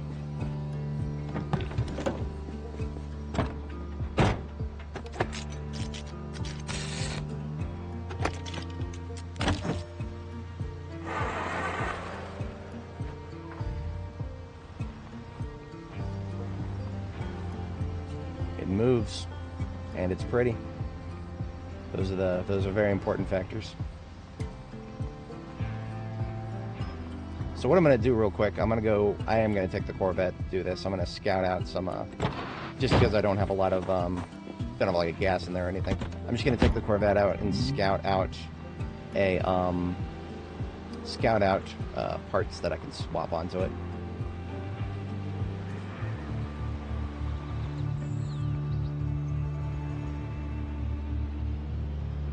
There might actually be some right here at the mechanic shop. Last thing I want to do is start turtling Muldra, but now these guys are my neighbors, so might as well get rid of them.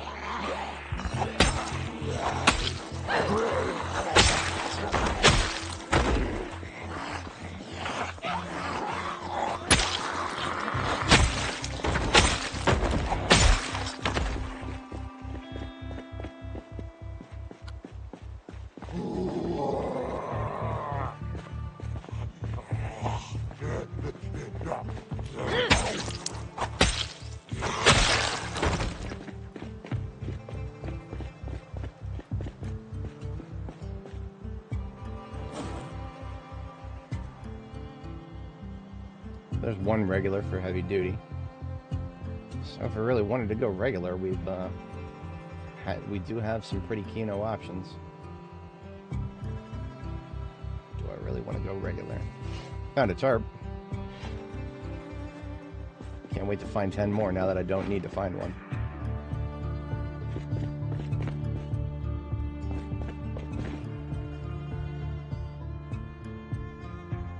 Perfect performance for heavy duty.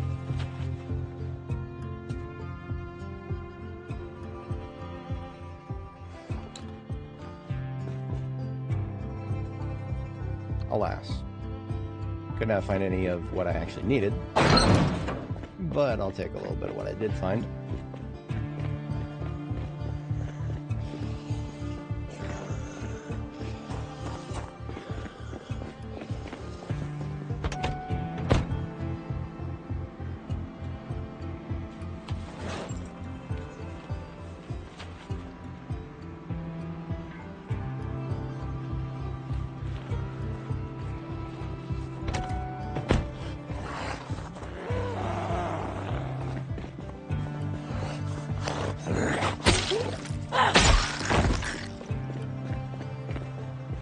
I'm not going to make this a 12-hour stream, he said. No, I genuinely think I'll be able to finish up on time here.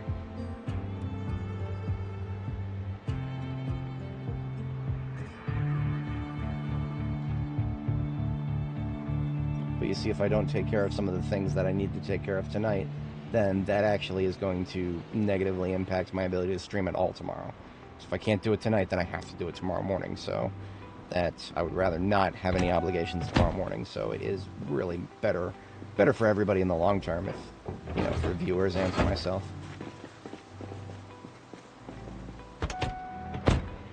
I don't even know if this is a good grab. Let's check it. Oh, hell yeah. My spider senses just said, yes, grab this one. Okay, we're grabbing this one. 2 good performance sus and a full set of really good performance brakes.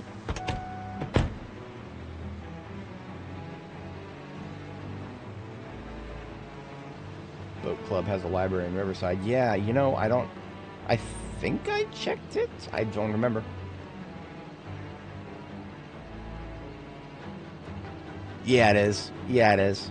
And that's the worst part because, you know, one more day in Zomboid. Now the day length default is now 90 minutes. So for me to say one more day, oh boy, painful.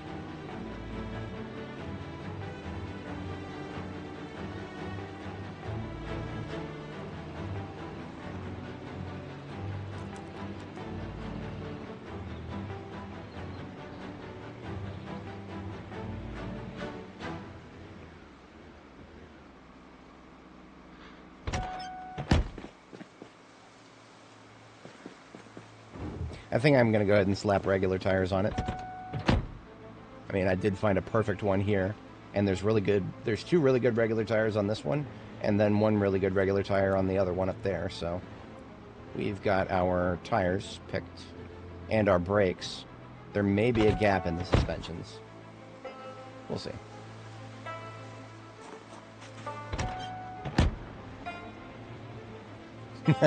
Well, actually, 90 minutes would be more than enough to handle at least one of the shopping trips that I've planned. At least that's what I would like to say. hell no. Hell no. I'm not chasing another vet right now. Not right now, at least. Maybe another time. Rear left sus. Give me that.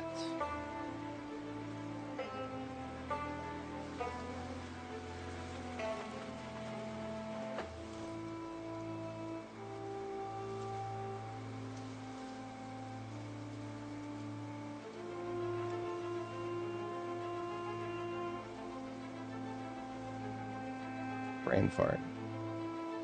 Rear left sus. Give me that there.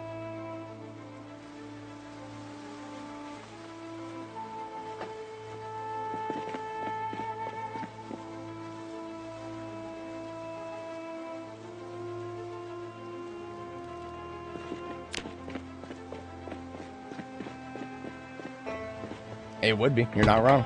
You are 100% objectively, measurably correct about that.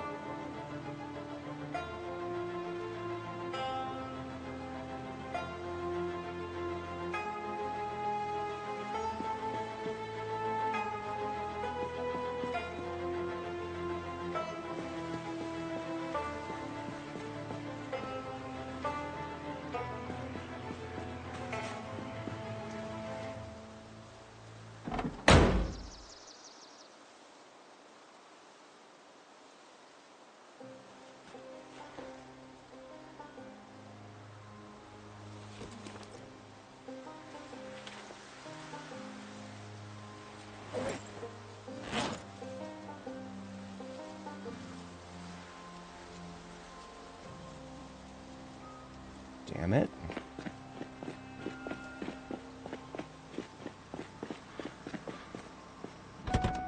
Hate it when I'm really close to making the numbers line up, and then they don't line up.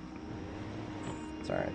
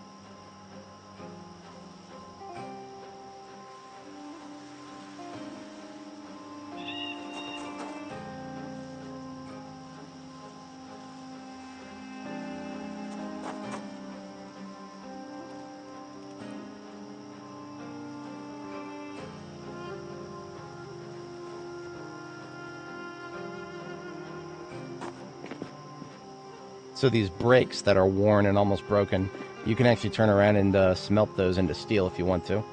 Not what I'm doing right now, but something I could consider doing later. If I feel like doing a forge down here. I might not. I might. I haven't decided it yet.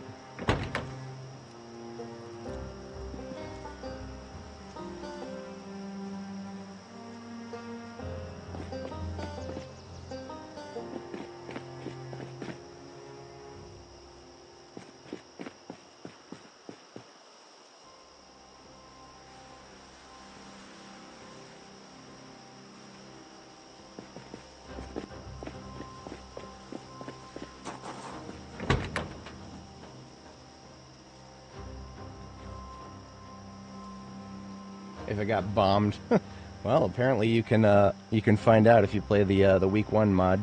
I've never played it myself, but I've heard that if you don't do a certain thing after a certain point, you get bombed. I don't know if you can actually keep playing it after that, but I know that much.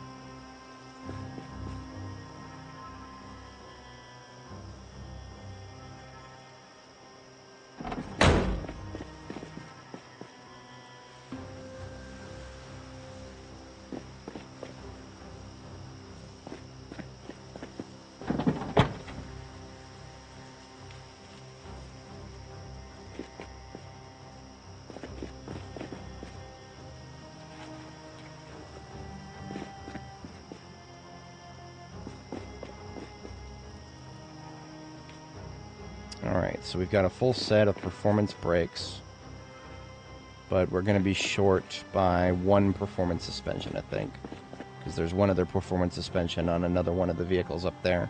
I believe it is the...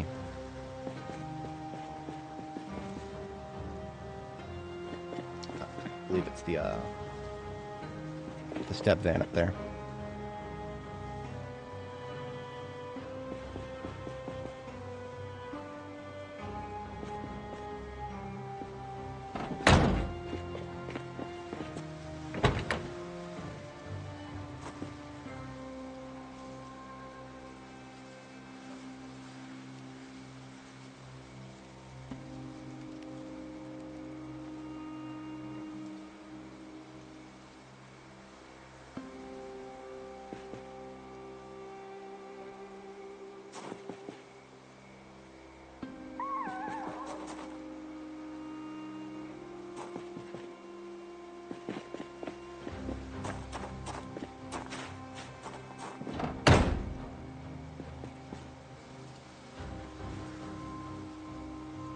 Oh, I've already got a performance suspension from up there.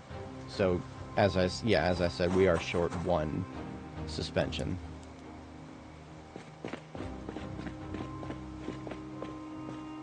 Shouldn't be too hard to find 1 performance suspension. Got an entire city out there.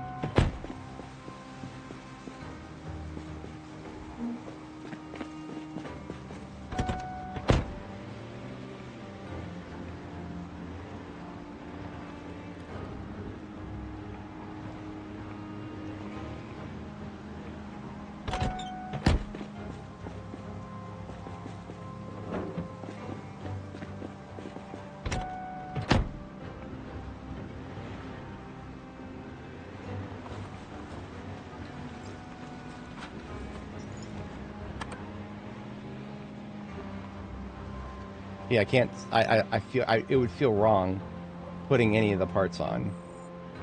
Oh shit! That's actually a lot of incoming. Wonder if I can make the fatigue go away with these 2 cans of soda.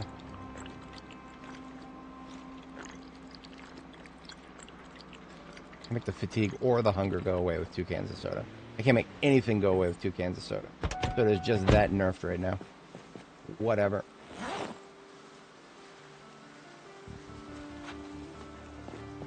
Let's just power through it then.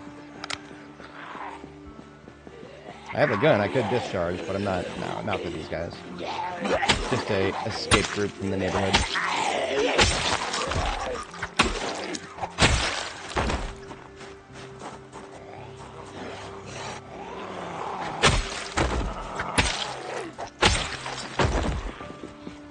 This is just a regular guy, not a survivor zombie, I don't think.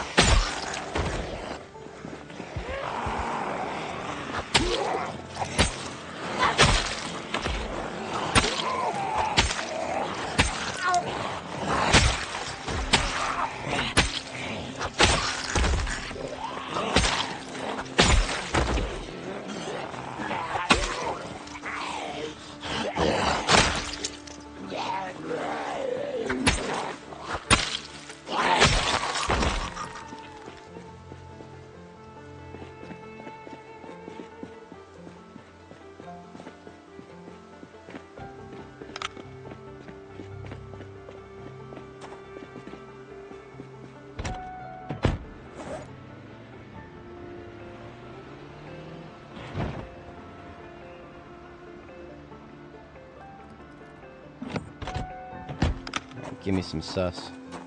Let me get some of that sus. Come on, give me sus. Oh, we got sus, boys. We got sus. We have got an entire set of three really good performance suspensions here. Just gotta get these fucking wheels out of the way.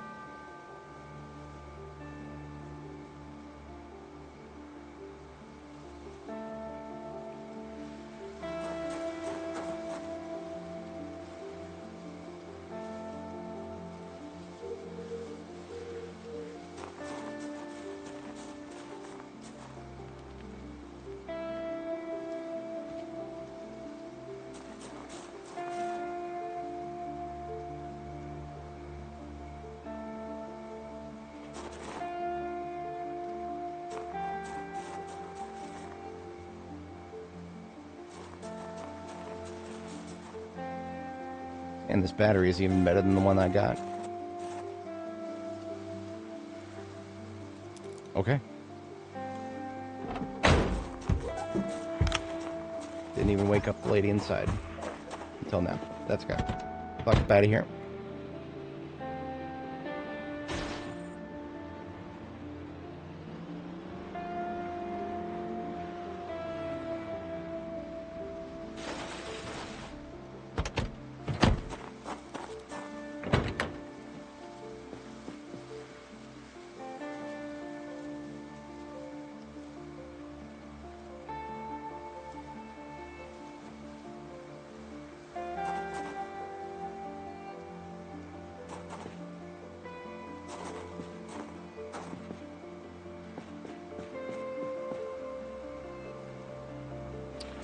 Fuck, we're about to get rebuilt, boys. Oh, we're about to get rebuilt. Oh, fuck, I'm rebuilding. Oh, fuck. Oh, this is so fun. Love watching those numbers go up. Love watching those numbers go up. I live for this shit.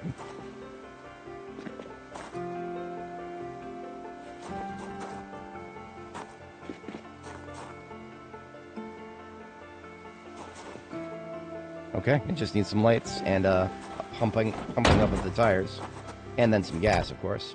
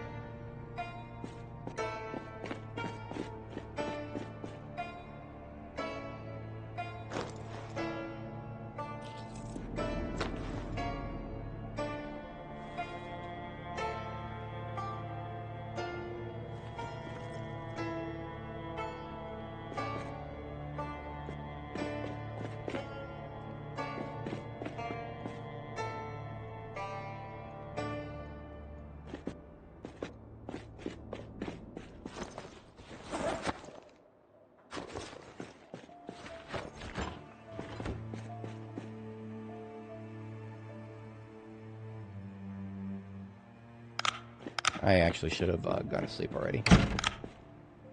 Because I can finish. Once again, it decided to forget that it's good with pillow. I put the damn pillow on the bed. Let's actually try sleeping with the pillow on the... Come on! For fuck's sake. Just say good with pillow already. It's so infuriating. Okay, there we go. What is the longest I have survived for? Annie Mae. That was my previous character. Her full series is linked in the description. I think of it better in real life hours than game hours, or game days. 780 something hours on her, and we were 2 years and something. I don't remember. It starts to blur together after the first year, to be honest. If I were to look at my screenshots folder, I know I took some screenshots of my base before mothballing it for the end of the save.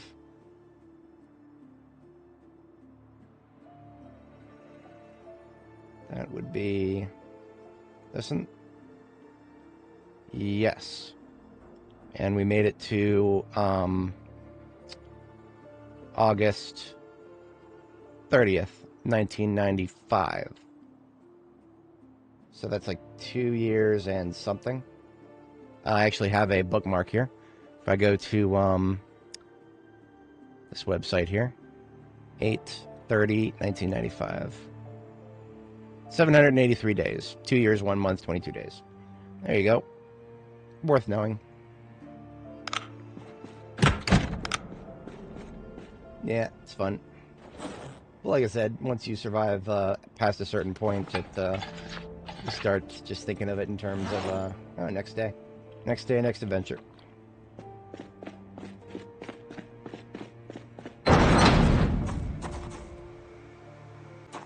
I'm literally stealing some light bulbs from these outdoor lamps because they're terrible. I would never actually turn them on.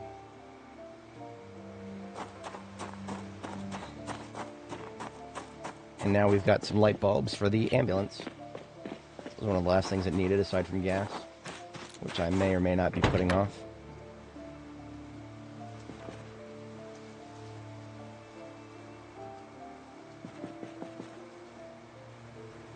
Overall condition, 81%.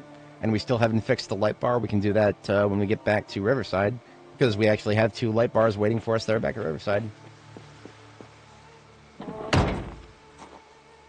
4 a.m., that's our second bedtime. It might be a bit early.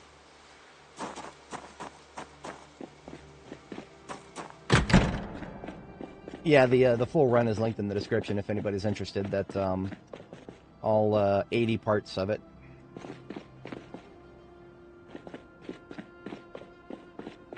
Alright, this feels heretical, but to be entirely honest, there is actually a water source right over here in the woods. So I don't actually have to be sweating over unboiled water here.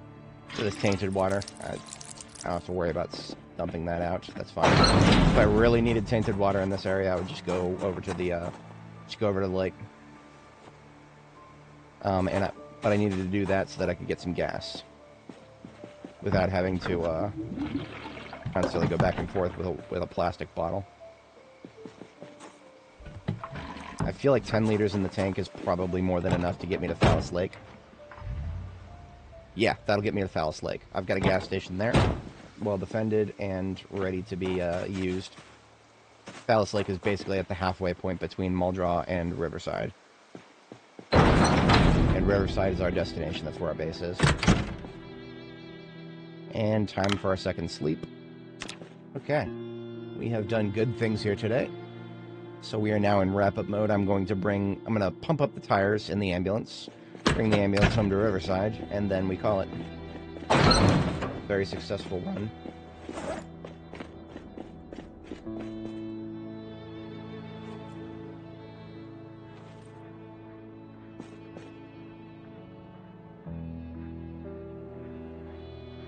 Nothing that is in this bag that I brought with me.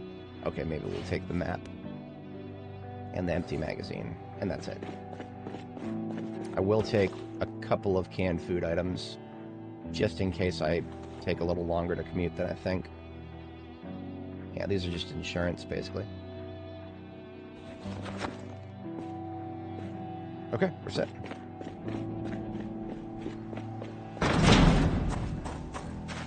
And the Corvette stays here, but there is some stuff that I left in the Corvette that doesn't need to stay in it. In fact, the camping kit does not need to stay in it anymore. This camping kit is rare enough that I don't want to be leaving it in a Corvette that's going to stay in Muldraugh. I don't have any other high-quality sleeping bags, so that is coming with me. I can put together a partial vehicle kit here. Just a partial. I don't need a full one.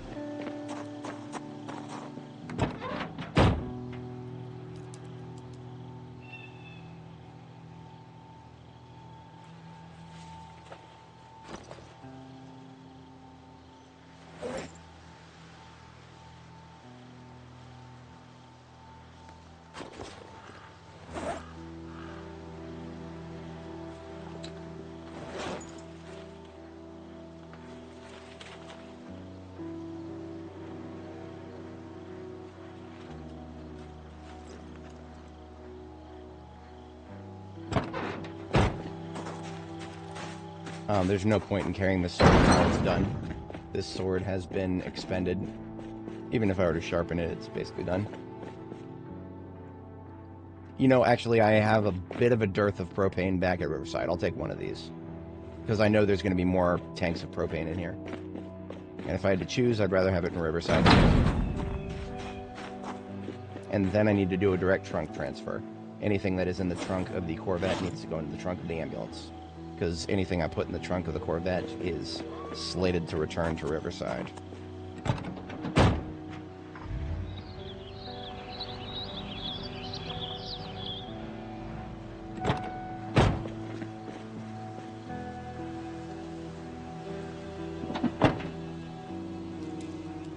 And most importantly, our prize, one of the things that made us leave home in the first place, Longblade 4.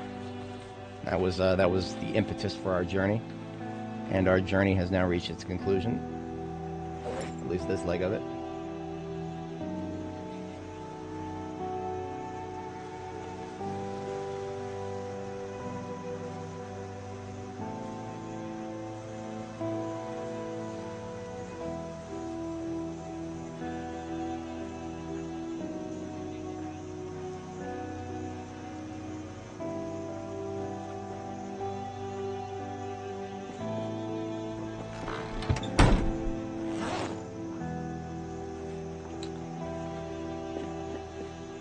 I did leave the containers full of medical supplies. I left them on the floor over here. You know, there's no reason not to take those with me. Actually, I might split them. Whoa, whoa, whoa, whoa, whoa, whoa, whoa. I lost a wheel there. I lost a wheel. Okay, so, why did I lose a wheel? That's because there's 0 air in this tire. I thought I was just going to need to top up the tires. But as fate would have it, no, there was 0.0 air in that one. Thankfully, it did not lose any integrity. That's just funny. That's just funny. I'm gonna run back and get the fire pump.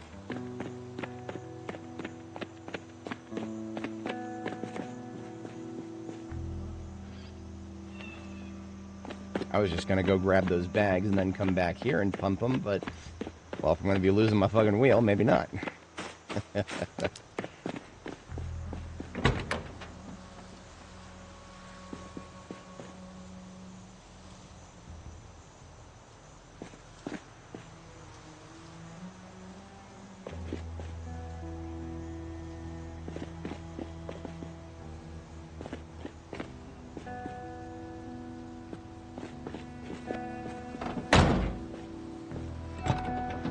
That's more like it.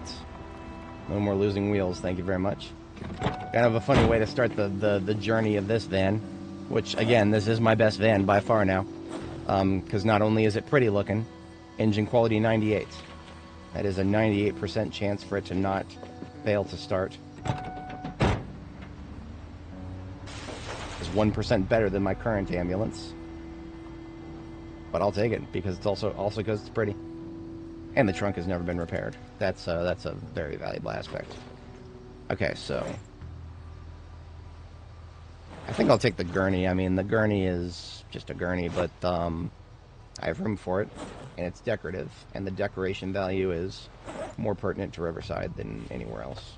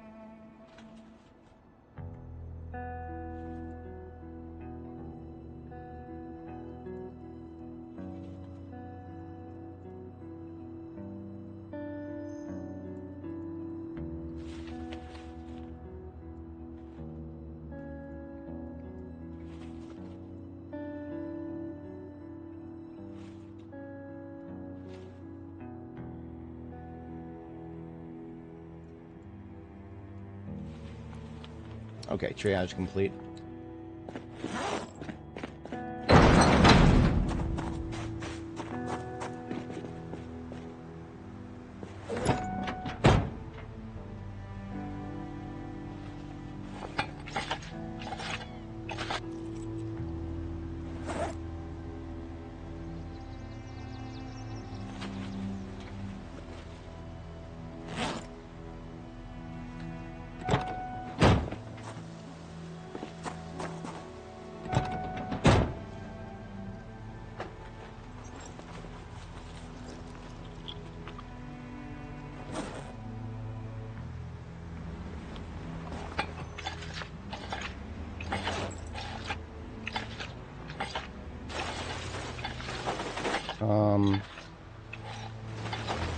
For some reason my brain meat is telling me that I put something in the trunk of this trailer. I did. I put a lot of something in here. The barbell. The barbell. And this pot, everything else can stay here. The floodlights can stay here for sure. Maybe I'll take 2 of these steel sheets. Yeah. Yeah. Yeah, okay. I'm glad I checked. The barbell for 100%. The pot is a nice touch, but the barbell. Yeah. I do actually want to do strength training. I'm level 9, so I'm really close to level 10.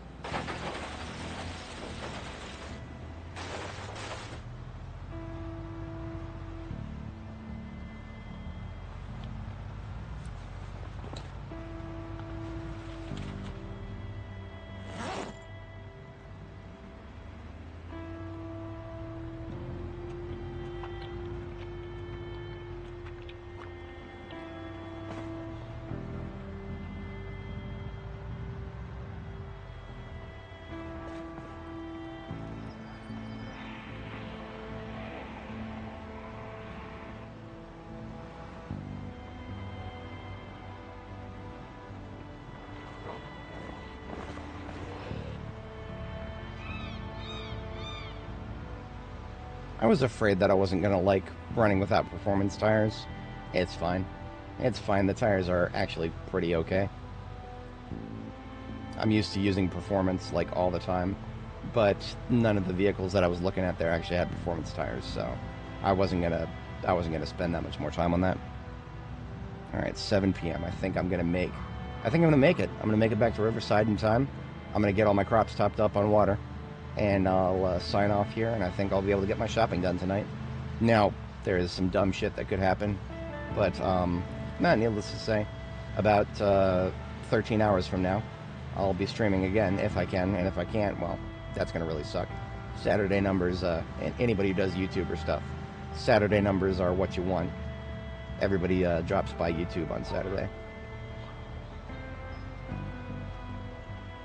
Alright, which turn is my turn? Going to Phallus Lake. Did I leave? I left an animal trailer for myself on Pony Trot Road. I left an animal trailer for myself on Pony Trot Road. I wasn't expecting to come home with an animal trailer. But if I take the next right...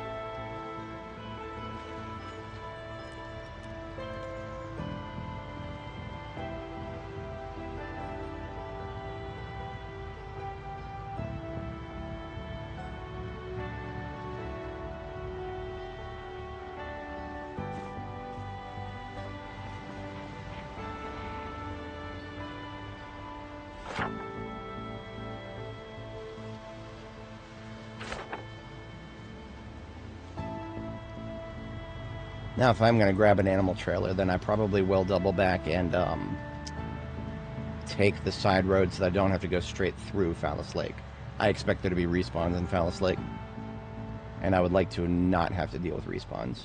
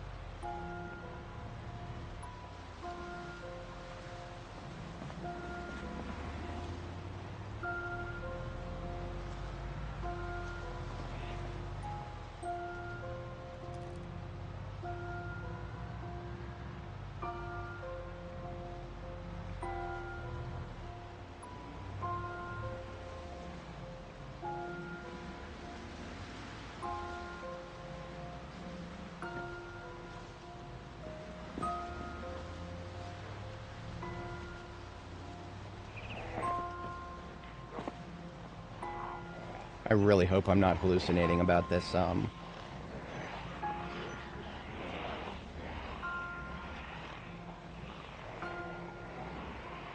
about this trailer that I think I left up here. It would really suck if I took my first damage ever! I took my first damage ever because of a fucking animal trailer. I hate this fucking game so goddamn fucking much. So, because of that tiny little hit from a side hit from a zombie, I suddenly have only... I suddenly lost 12 storage space in the trunk. I fucking hate this. Something had to come along and ruin the fun. Something had to come along and ruin the fun. It just fucking had to happen. I got too greedy. I went for this trailer that I left for myself, and that's too greedy. That was too greedy. The loot gods decided that, nope, fuck you, you're going to take a side hit now. And it's going to be the absolute worst roll you can get on a side hit.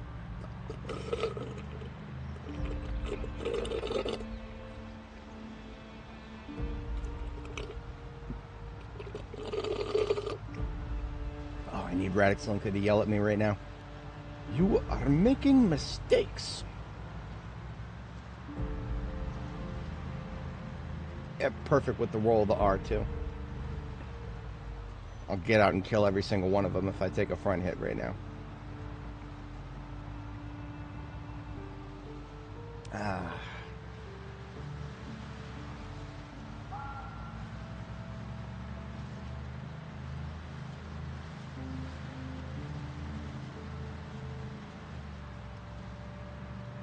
It's, truth be told, a combat ambulance, which is what this is destined to be.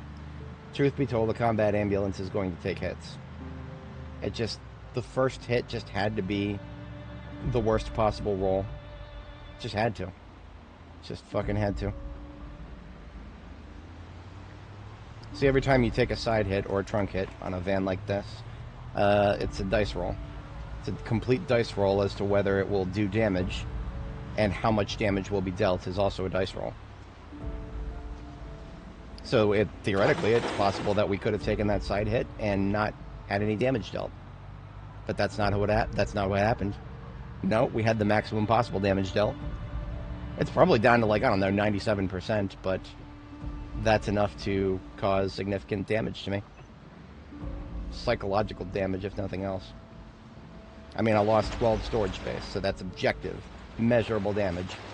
Not just that the number went down. It's honestly, if the number didn't matter as much, I wouldn't sweat it as much, but this is our base in Phallus Lake. I'm stopping by. I want to grab a couple of those garbage bags of loot that I set aside for myself in the future.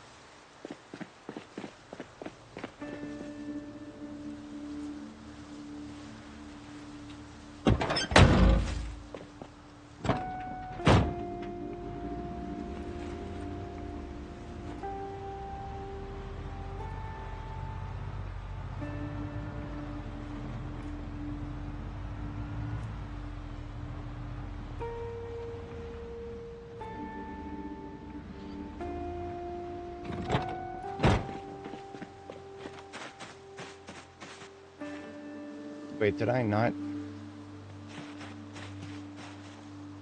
leave a generator here? I swear I left a generator here. Am I going insane?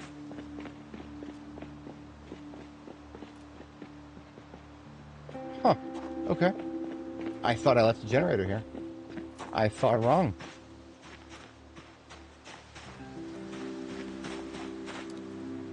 Alright. So be it. Good to know. I think I should have enough fuel to make it back to Riverside. Should.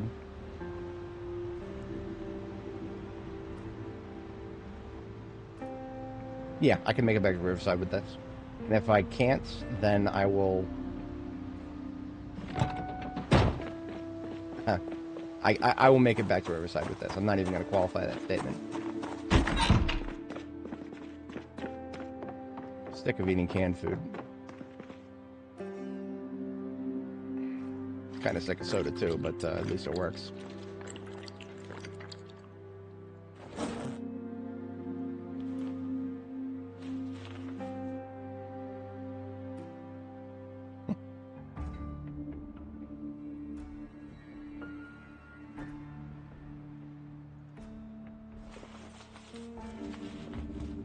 I can't even have the wherewithal to leave myself a leave myself a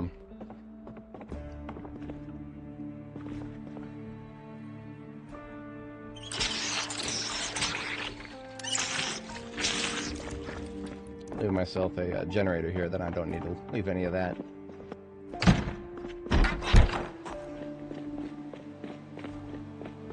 Well, I got a destination for the next red generator I pick up then.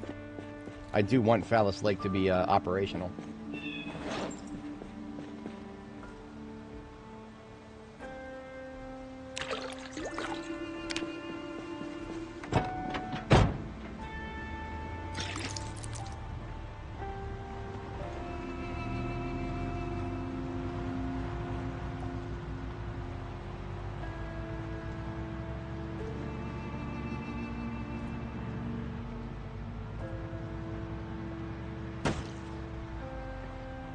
I have no idea what I just ran over. But I just ran over something. So I just took my first hood hit. Yep. Doesn't matter what I ran over, does it? It was something. It's probably a fucking rat. Probably a fucking rat. It wasn't a zombie. It wasn't big enough to be a zombie. But it doesn't matter how big it was. If it makes a noise like that, that means it caused damage. Oh, it wasn't, oh, look at that. There's blood on the animal trailer. So it wasn't the... I don't know. That really did sound like the hood. I don't know. At this point, I'm kind of jaded. I got exactly what I wanted today. It's only by the grace of a skill issue that I fucked up at the last second there. But I'm not even going to think about that anymore. I'm going to erase that from my brain and I'm going to have a good day the rest of today.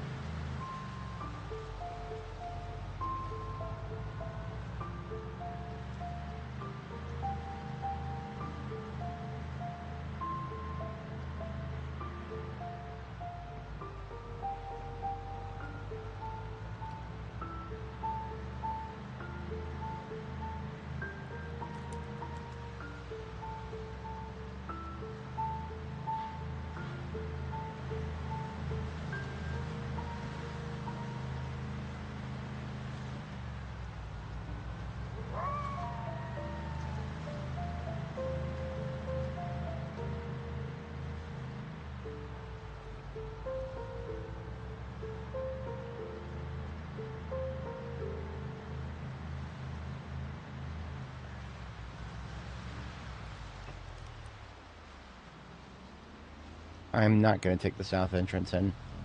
It's going to be flooded still with Zeds. I still haven't cleaned out the south side of Riverside yet. I've been really dragging my feet on the extremities of Riverside. The center of town is very well patrolled. I've patrolled it many times. Respawns are but a trickle.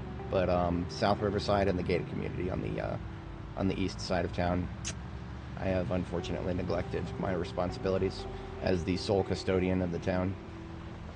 Alas.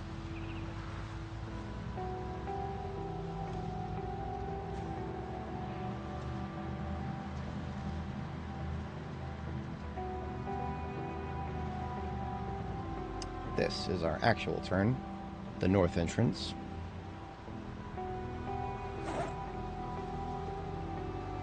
You know what? We're close enough to base. I'm not gonna be pulling out any more food.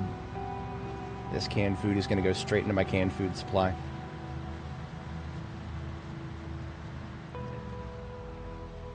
Let me show you how done I am with zombies right now. No, that's all right. He's a slow shambler. It's gonna take him forever to get out of the road. If he was a fast shambler.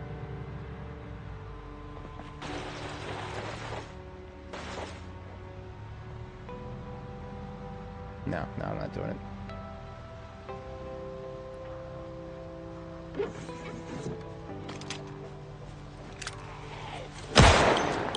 Yeah, that's right.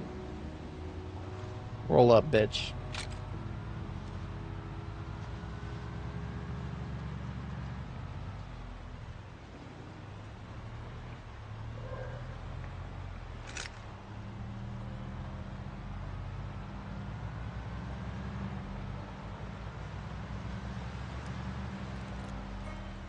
And so, another one joins the, another ambulance joins the family, as it were. Those three right there are my lesser kin at the moment. The one closest to the gas station there would actually be on par with this one if its whatchamacallit, if its light bar had not been shot off.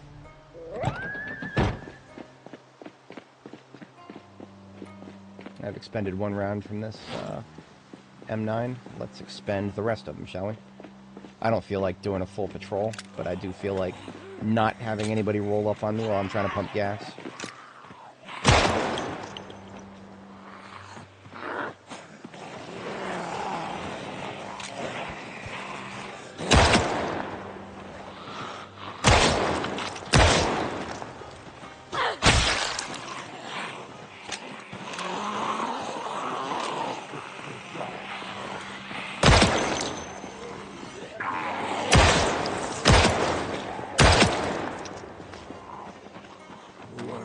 Come on.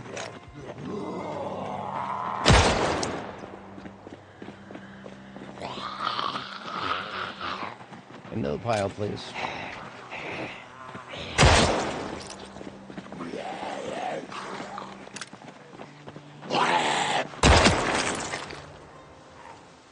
Three rounds.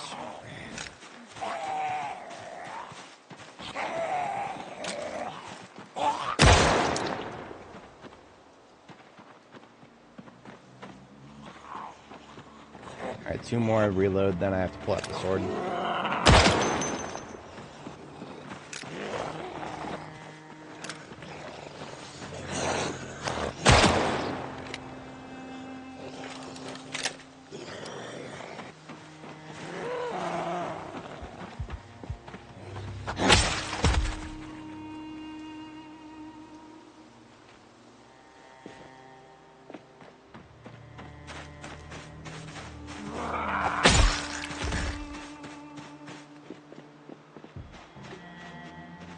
Still found an intact window in here.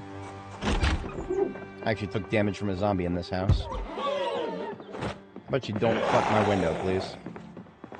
Yeah, I know I haven't taken it off the house yet, but that's none of your business. Just get out of here. Come on. Bitch and bitch ass out of there, bitch. Come on. Right here.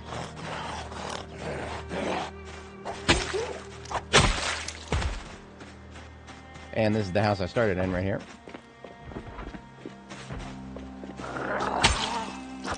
How dare somebody tap my barricaded windows. Oh, he's not even tapping my windows. This bitch is attacking my fucking... Attacking my, That was my charcoal burning pit. Haven't used it there in forever, but... Fuck that guy. I'm not doing a full patrol, but these guys are close enough that if I fire up the generator and start pumping gas, she might pull up. Who is she grouped with? Anyone grouping over here? Doesn't have to be. Good riddance.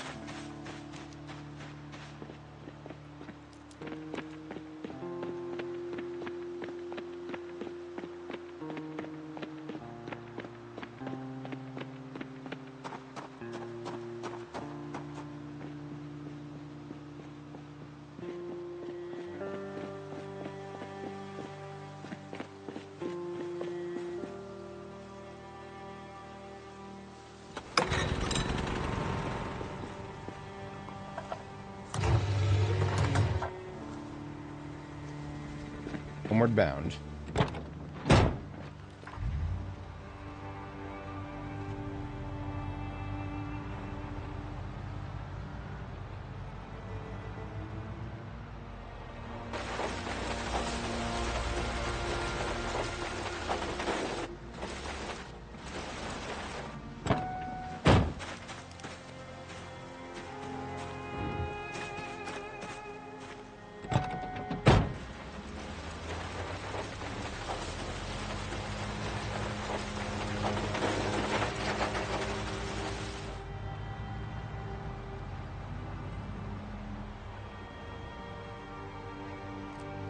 How many of these died?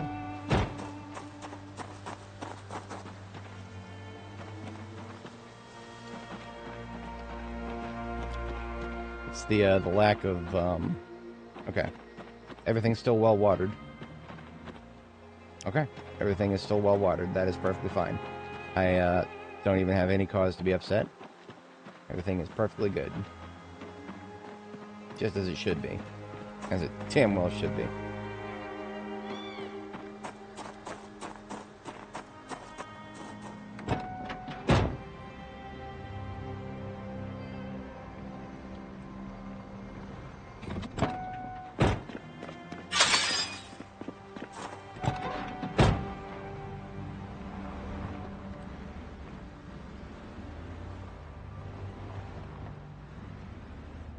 I regret to announce that there is going to have to be a loot sorting stream in the not too distant future. I don't know if you can see all these loot bags on the floor here, but yeah, they all need to be sorted. The situation is quite sorted until it gets sorted.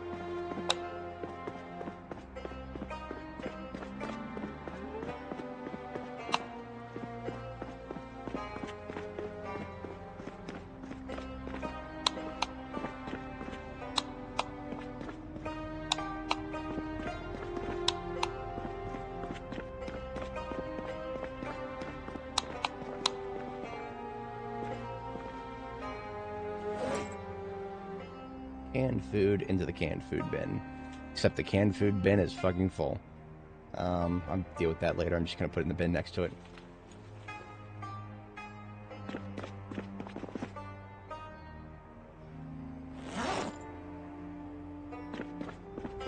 Full tank of propane over here.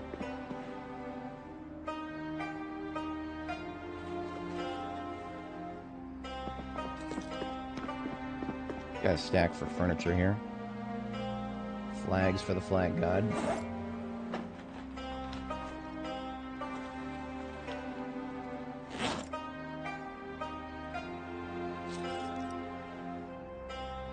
And the gurney goes upstairs because it's going to be part of the hospital. It makes me smile profusely to see that I am finally back to where I was before with Longblade. This is exactly where I was with Annie. I had a copy of 1, 2, 3, and 4. So it's still possible that I might never find a copy of 5. That's okay. I've experienced what Longblade is like at level 8 and 9. 8 is great just by itself. If I can get to 9, even better.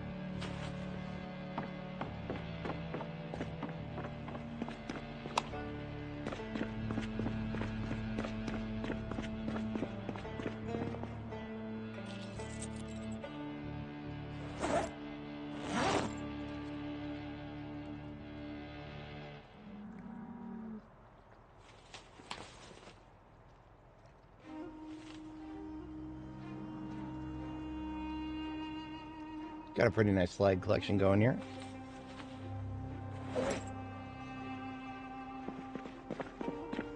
Alright, so I'm going to commit one of these light bars. I have two. I'm going to commit one to this new ambulance. So, ambulance, final...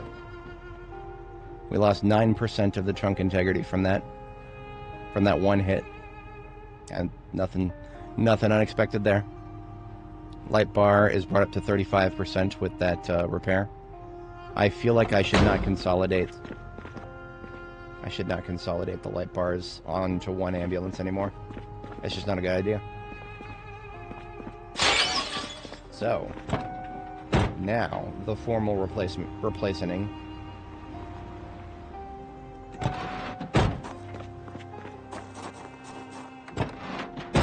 This ambulance was my best, and now it is my second best.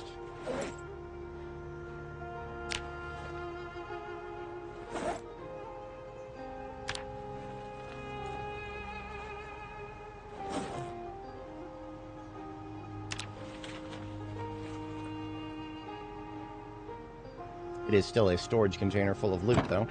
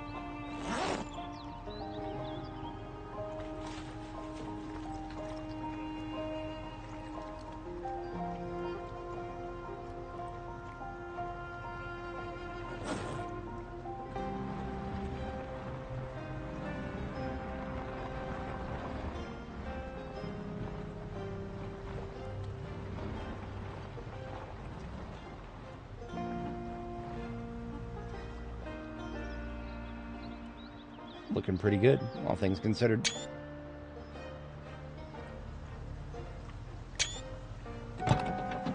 Maybe I should actually turn the engine off.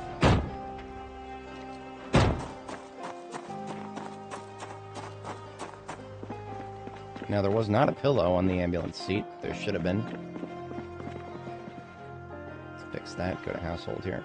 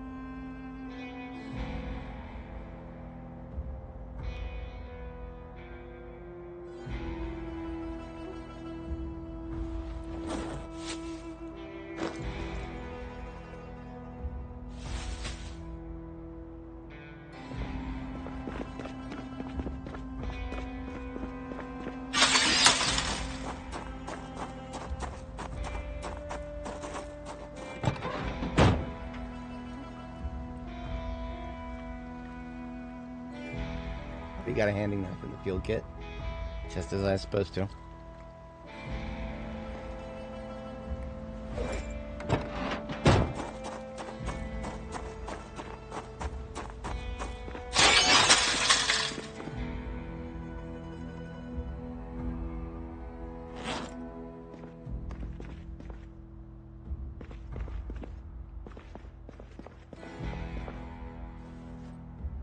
Okay, I'm going to go ahead and sleep for the first time here. And as an overnight activity, I'm going to top up the crops on water. And then tomorrow morning is when we call the stream for today.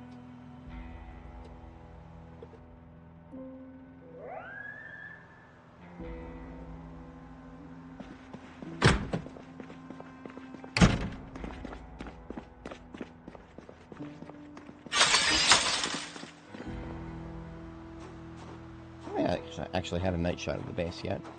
Exterior night shot. She looking pretty. I like it.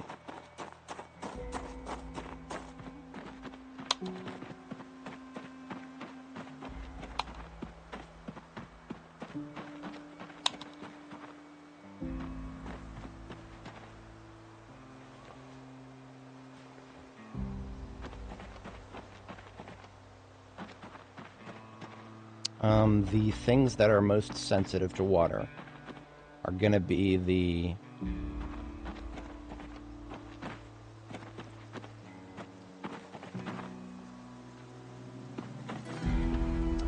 fruits and the flowers. So I actually should have started on the other side.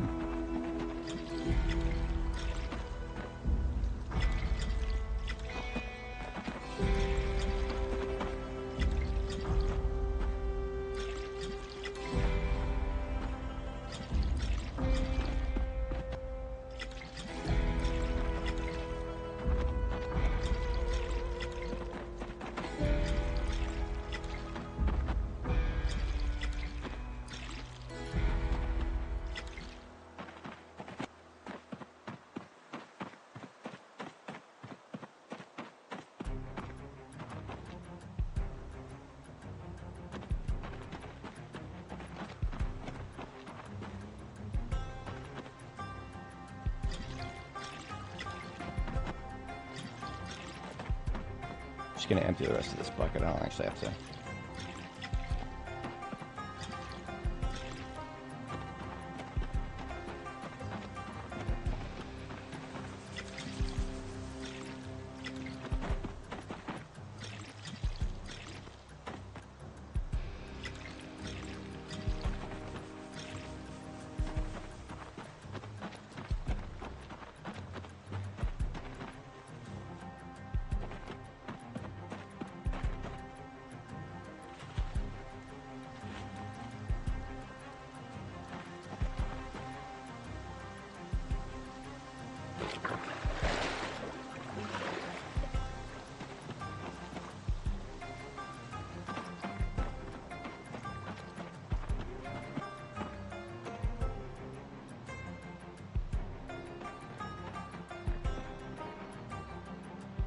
Shot with the work lights on. Hell yeah.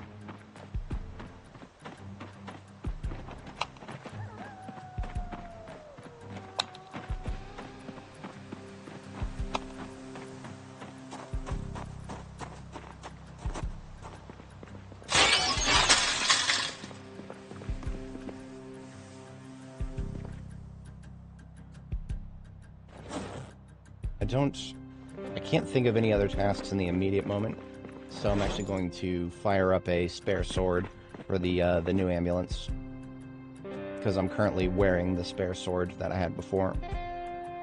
Should have enough material.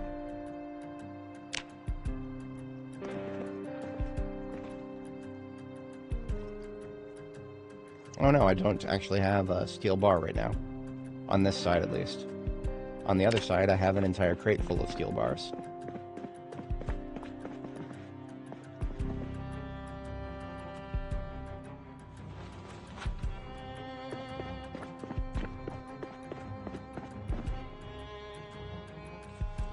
Thank you, Electromax.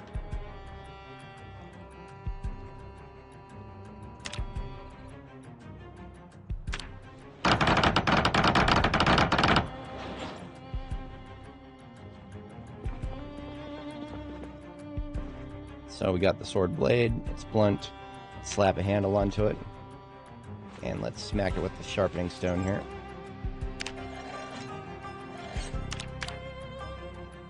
And let's put that bad boy on the passenger seat of our new ambulance. So I always have a backup sword everywhere I go.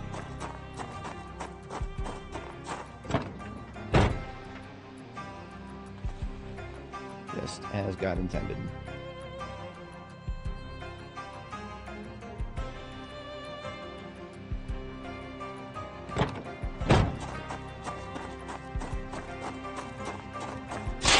Speaking of divine intent, I don't care if I've already repaired it once. I'm going to slap another repair on that trunk.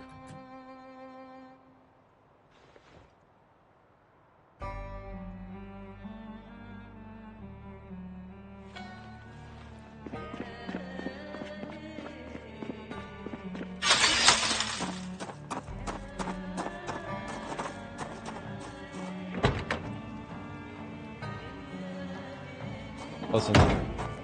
Close enough.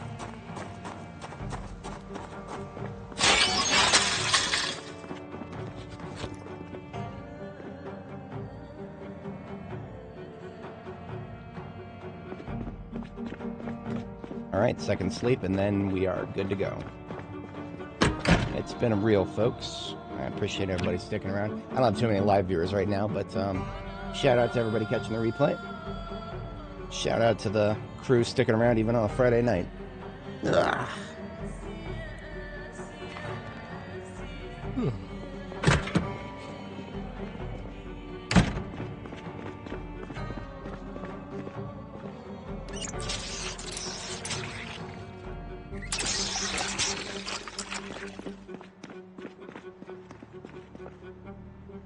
Alright, Nora shall bid thee farewell.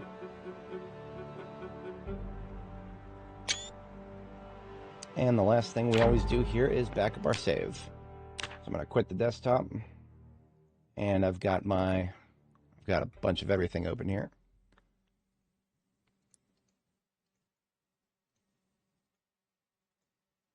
Going to my Zomboid folder. Going to saves, Apocalypse. Sorted by date modified, the most recent one there. Control C, copy that whole folder. Go up a few levels to backups. Go to the one with the same name. And this is part 21 of Nora Robles' journey through B42.13. Paste that whole folder and donezo. That is, okay, our save file size is up to 900 megabytes. So we went from about 780 to about 980. And we're almost up to 400,000 files. That right there is the result of all the exploration we've been doing. We're living up to our namesake, Nora the Explora. All right, folks, have a great one. I'll see y'all in the next one. Peace out.